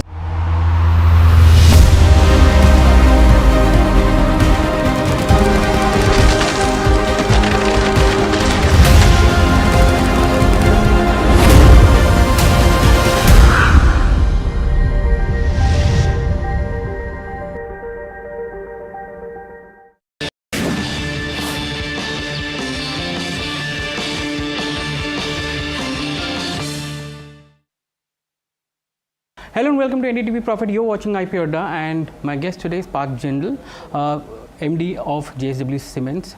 Parth, your IPO is coming on 11th. Can you take us through the entire proceeds which you're going to raise? It's the 3,600 crore IPO, and I think the second one in the last couple of years after JSW Infra, which came out with an IPO. How are you going to use the proceeds? Sure. So the IPO opens on the 7th and closes on the 11th. And like you rightly said, we're raising 3,600 crores. 2,000 crores is an offer for sale where the private equity investors in JSW Cement, Apollo, Synergy Capital as well as State Bank of India would be partially offloading their stake. And the 1,600 crores is getting infused into the business as primary. We've disclosed that about 520 crores of that is going for debt repayment. About 800 crores of that is going towards building our integrated unit in North India at Nagaur in Rajasthan, and the balance is being used for general corporate purposes. So the purpose of this IPO is really to enter the North Indian market as well as to become a pan-India cement player. And this is the first step in our journey from 20 million tons where we are today to 42 million tons, which we would like to get to over the next 3 to 5 years. Do you see this IPO being also an exit for some of the investors who came in 2021? Because your valuations have more than doubled since the time they came in. I think, if I'm not wrong, 1,600 crores for 18-19%, and now we are looking at 19,500 crores for the upper band which is there. So is that also one of the reasons? Yeah, so the upper band is at 20,040 crores, and you're right. They came in at a lower valuation, and they would be partially exiting, but they will still retain about 7% of the company even after the IPO. So yes, every fund has its strategy. So I'm sure they are looking at they are partially exiting, and partially they would remain in the business. And yeah, they came in at a very timely time for JSW Cement. That 1,600 crores that they invested in 2021 has really allowed us to expand and become the 20.6 million ton company that we are today. So we'll always remain grateful for their participation, because without the capital that they provided in 2021, we would not be where we are today. Do you see the environment also very challenging because there's a consolidation happening? Two major players are emerging, and you're also one of them, which has come in the last 10 years. And there's a hyper competition which is now for consolidation as well as for market space. Do you see that as a big challenge for you as you look to get into the northern markets? No, I think see, there is no doubt that the number one and number two players are extremely strong. In fact, a bunch of the cement companies are very strong, whether you look at Ultratech, you look at Adani, you look at Dalmias, you look at Shree Cement, you can look at JK Cement, Ramco, Novoco. Everyone is extremely strong, aggressive. Many of the companies that I mentioned have no debt on their books, and all are expanding. So in this backdrop, yes, it is challenging to be a new player. It is challenging to grow in this market, and it is challenging to take market share. But I think we bring a lot of differentiation to the industry because we are fully backward integrated. The waste product that comes out of the steel making process, the waste product that comes out of the thermal power making process, that is our raw material. So the blast furnace slag or the fly ash, synergies are there with the group. we're also able to leverage the JSW infrastructure, ports and rail facilities to lower our logistics cost. And the JSW Steel sales and marketing and distribution network, because TMT rods and cement are always sold together. And hence we are able to leverage the power of the JSW Group brand and the various synergies that I spoke about. So this gives us a competitive edge over our competition, whether it's in distribution, whether it's in raw material cost, whether it's in manufacturing, setting up new capacities cost. All of our numbers are substantially lower than our industry peers, and hence we are able to expand and grow. So we are very bullish. I am very bullish of the growth path that this company is on. We have been the fastest growing cement company over the last 10 years. And I expect us to continue to remain the fastest growing cement company over the next 10 years. No, the reason why I was asking this question was, you have strategic advantages with respect to group companies, and that brings in synergies for you. Yeah. But at the same time, when we saw in FY25, pricing was depressed, volumes were not growing. Yeah. We saw your cash flow from operations dipping from 1100. Your EBITDA came down from 1100 to roughly around 800 odd. 864 crores, which came down. So the sensitivity to the external environment seems to be very high for your cash flow from operations. Yeah, of course. I think, apples to apples, given what happened in the industry last year, relatively JSW Cement did much better because we have the strength of the group, strength of GGBS. But having said that, we are present in as of now, we are present only in 3 regions: the south, the east, and the west. So if there is heightened competition or heightened volatility in any one of these 3 regions, that impacts JSW Cement. And hence why we are looking at expanding into the north and into the central, so that as a company we are naturally hedged. If the price in one geography is depressed, it won't have a significant impact on our overall performance because the other geographies will do well. And that's what we saw with some of the pan-India players last year. Even though the regional players suffered, some of the pan-India players who had higher presence in the north or central, they did extremely well. And that's why as a company our strategy is to have 2 planks. For the cement side, be a pan-India player and continue to focus on penetration and volume growth of GGBS, where we are the clear market share leader. And that's also an advantage for you in that sense, because that's a unique product, because you have a market share of 84% odd in that market there. But do you see that can be replicated in the northern markets when you expand from 20 million odd to 41.8? That's the plan over the 3 to 4 years for you. Do you think that you'll be able to replicate the same success there? Yeah, so GGBS as a product, we will continue to remain focused in the existing geographies only, which is the south, the west, and the east. We have no plans of taking GGBS to the north or to the central part of India, because there are no steel plants in these parts of India. So there our strategy will be purely conventional cement strategy, where we will be making fly ash based cement, whereas we are very bullish on the growth potential of GGBS within the existing geographies itself. Okay.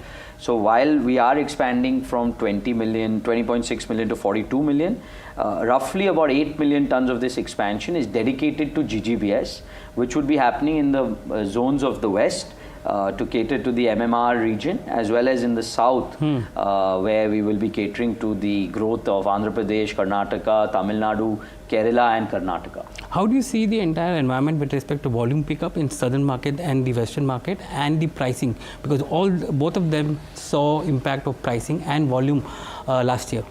I think last year was an aberration. The volume growth was only 1% in our geographies, and a large part of that was due to the general election being there, as well as a series of state elections being there. So the political uncertainty, or the time taken for the new government to actually form and establish and restart government infrastructure, took a little bit of time, and it's only from December of 2024 that we really saw government infrastructure spending pick up again. This year it's a more stable environment, and the start has been very strong, both as on the volume front as well as on the price front. We saw recovery. Volume growth, in our geographies has been about 4%. Whereas Pan-India has been about 5%. I expect all India cement demand to grow at about 6 to 7% this year. Whereas prices have recovered. So the lows of 2020, FY25 have gone away, and there's been a 8% odd. Last year prices dropped nearly 10%. We've seen prices recover. Fully recovered? It's fully recovered. It's fully recovered. In some markets, it's gone even above FY24 levels. So we see stability, and I'm very confident with the great monsoons that we've had, that the second half of the year will be even stronger, given good government spending, good focus, as well as great monsoon. So I expect that's why I expect the first half I expect 4% sort of a growth, but I expect all year growth to be around 6 to 7. So about 8 to 9% growth I expect in the second half of the year. From 21 million tons to 41.8, you want to expand over the next 3 to 4 years, and that would need a lot of cash flows and maybe debt on the books as you head towards that. How do you plan to bring in the cash and the debt? Because your leverage is already at 3.2, if I'm not wrong. So how do you plan to do that? Yeah, if you look at our overall leverage of our 4,200 crores, about 1,500 crores of that is already gone towards our expansion projects. We're getting 1,600 crores by way of this IPO. So that was going to really help us fuel this expansion. Plus, over the next 3 to 4 years, there are going to be substantial internal accruals that come. So our expansion plans are going to be funded by a mix of internal accruals as well as debt. At the same time, we don't want our net debt to EBITDA post IPO will drop to about 2.57. We want our net debt to our goal as an organization is to keep our net debt in and around 2.5 times over the medium term. So the way we'll be able to manage that is because of the improved internal accruals that we are projecting to generate through these projects. And the two line items which are there in expenses, one being the fair value impact and the other being the ESOP charges, will that go off from FY26 onwards, and that will improve your EBITDA as well in that sense? It won't have an impact on our EBITDA, but it'll definitely have an impact on our profitability, on our PAT. And because you were loss making in FY25. Yes, both these charges go away from the time we IPO. And how do you look at the volume growth? You give me a brief idea about 6 to 8% of volume growth for the industry. Does this IPO also brings in the ability to have more currency in terms of any expansion or capital that is required going forward? Yeah, definitely. I think this gives us a lot of flexibility. It allows us to compete for any acquisition if any such opportunity comes. But like I mentioned earlier, the cement industry is filled with very strong players, entrenched and cash-rich players who have stronger balance sheets than JSW Cement has. And as a result, any acquisition fight would be very expensive for JSW Cement. So for the medium term, we are very focused on our organic growth journey, which is to grow from 20.6 million to 42. We are not considering any acquisitions for the medium term. But the group as a whole is very aggressive in acquisitions, right? And you were saying that I'm focused more on organic. Why is that actually? And you've been very quiet in the inorganic front in the last 2.5 years when there has been a lot of inorganic activities happening in this sector. Why is that actually? Yeah, I mean, I mentioned the reasons. I think it's difficult to compete for JSW Cement with some of the larger players. While as a group we are very ambitious and we are very aggressive, if you look at the acquisitions that we have made, we've always made it based on the strength of that company's balance sheet. So when JSW Steel acquires something, it's because JSW Steel balance sheet can acquire. Similarly, energy, similarly, infrastructure. Paint was the first time where we acquired a bigger company with group support. But that was a very big opportunity which we didn't want to lose out on. We tried the same in cement with the Wholesome acquisition when we put in a bid. But that was again not JSW Cement acquiring it, it was the group acquiring it. Now when it is, when I am building this business and I'm on my own, I can always go to the group if some very exciting opportunity comes. But as of now, there's no exciting opportunity in my mind on the anvil. Because Mr. Sarjan Jindal is a very aggressive person from a business and expansion point of view, and we are seeing some of the businesses also taking that outlook. But cement has been very quiet in that sense. That's one of the reasons why. Now, finally, my question is on the valuation part of it. You're coming at this around 20,000 odd crores valuation. How do you put this valuation in perspective for the investors? Because from a top line point of view and the EV bar EBITDA multiple, you're coming almost at par or slightly expensive to the existing players which are there, the top tier 4 or 5 players. How do you put that into perspective?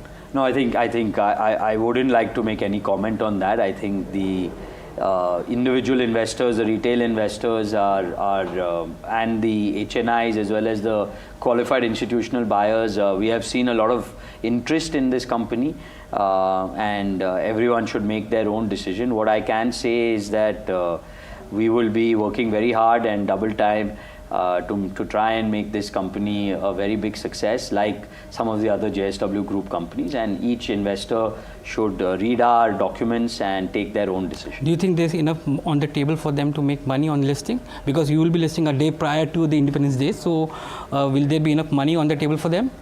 I mean, as the largest shareholder of this business, we are very excited about the future, and that is why in the offer for sale, the family is not giving up even one share, because we believe that this company is a very exciting company to be a part of.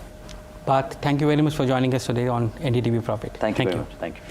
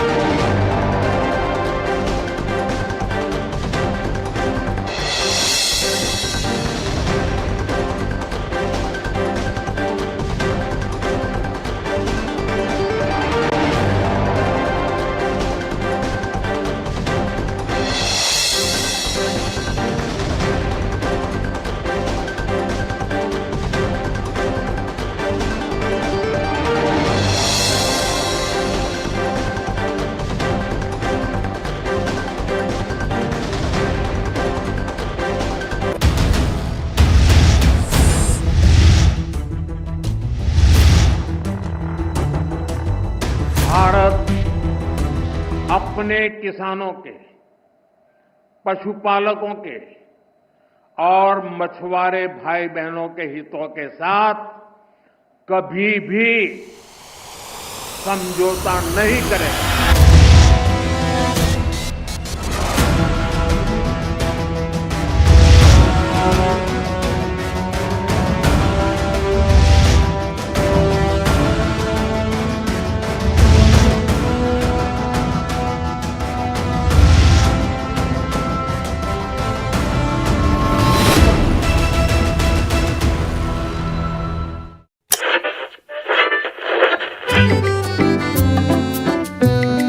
They're the force behind some of India's most respected business empires.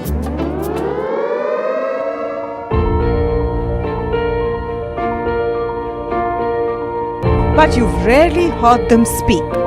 Now, for the first time, these leaders open up on succession, conflict, governance, and inheritance. Join me as we step inside boardrooms and living rooms of India's most enduring family businesses for real stories, raw conversation, resilient legacies, building legacy.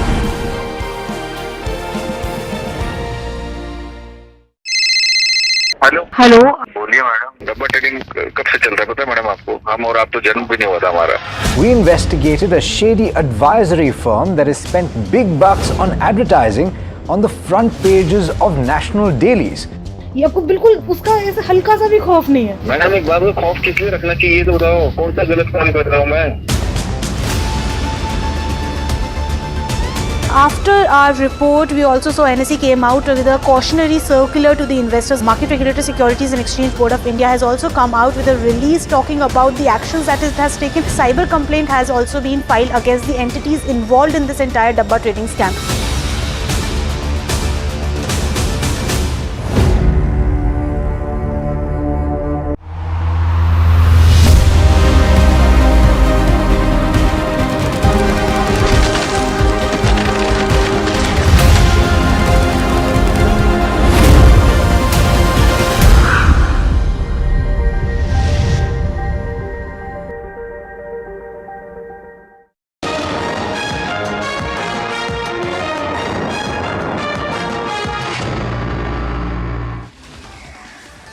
Hello and welcome. Good afternoon. You're watching Market Express and I'm your host Malika Mishra. Let's get straight into the show. Markets shrug off Trump's tariff threats, end the day in the positive territory. HDFC Bank, Eternal, Hero MotoCorp contribute the most to the indices. HUL and M&M amongst the top sectoral loser. Nifty manages to end near day's high. Sectoral action remains mixed. Nifty, Media and IT end as the top sectoral gainers. Bitter day for the Nifty Defense and Realty. US President Donald Trump imposed a 50% tariff on Indian goods, apparels, textiles, diamonds and chemicals face the biggest hit. Knitted apparel exports could see a 63.9% tariff. Textiles and diamonds also face over 50% duties. The tariff effective August 27 targets India's Russian oil imports. Indian exporters brace for a 40 to 50% drop in US shipments. Sending a strong message a day after US President Donald Trump escalates the tariff war against India, Prime Minister Narendra Modi emphasizes that India will never compromise the interests of its farmers and fishermen. The sharpest minds weighed in on US President Donald Trump's 25% tariff, which shook the markets today. Nilesh Shah of Kotak AMC said it is fatal to be America's friend. Markets expect a trade deal as US-India interests align. Tariffs effective August 27 target India's Russian oil trade. Shah predicts market volatility but hopes for negotiations. India's economy faces risks from global trade tensions. Trent delivered a strong Q1 FY26 with standalone net profit up 24% YOY, beating estimates of 405 crore. Revenue grew 20%, slightly below the 20% guidance, reflecting a multi-quarter low. EBITDA surged 37% with margins expanding to 17%, driven by inventory provision reversals, low employee costs, technology-driven efficiencies, and reduced rental expenses. Fashion segment, like-for-like growth, low single digits from mid-single digits in Q4. Store additions were below expectations. Trends Q1 FY26 results with a 23% YOY net profit rose and 20% revenue growth drew varied brokerage reactions. Citi maintained a buy rating but cut its target price to 7,150, citing moderated like-for-like growth and a 0 to 2% EBITDA estimate reduction. Morgan Stanley is overweight with a 6,359 rupee target, sees the slowdown as a strategic move, emphasizing margin gains. Jefferies holding at 6,000 notes flat unit EBITDA but questions a 7% staff cost drop despite 30% retail expansion. Bajaj Auto reported a 5% YOY increase in Q1 of FY26 standalone net profit, beating estimates of 2,050 crore rupees. Revenue grew 5%, driven by 14% export growth and double-digit gains in premium motorcycles, commercial vehicles, and Chetak electric scooters. EBITDA rose 3%, but margins dipped to 20% due to lower dollar realization and rare earth magnet supply disruptions. Total sales edged up 1%, with domestic two-wheeler sales down 9% YOY, reflecting 8 months of flat to negative growth. Jefferies maintained a hold rating on Bajaj Auto with an 8,000 rupee target, implying an 18% downside post a subdued but in line Q1 FY26 result. Net profit rose 5% YOY, driven by 14% export growth. Jefferies is optimistic about India's two-wheeler demand but cut its FY25-28 industry volume CAGR to 8% from 10% earlier.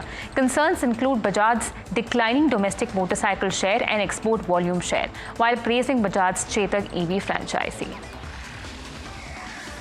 Hero MotoCorp reported a modest 0.3% YOY increase in Q1 FY26 standalone.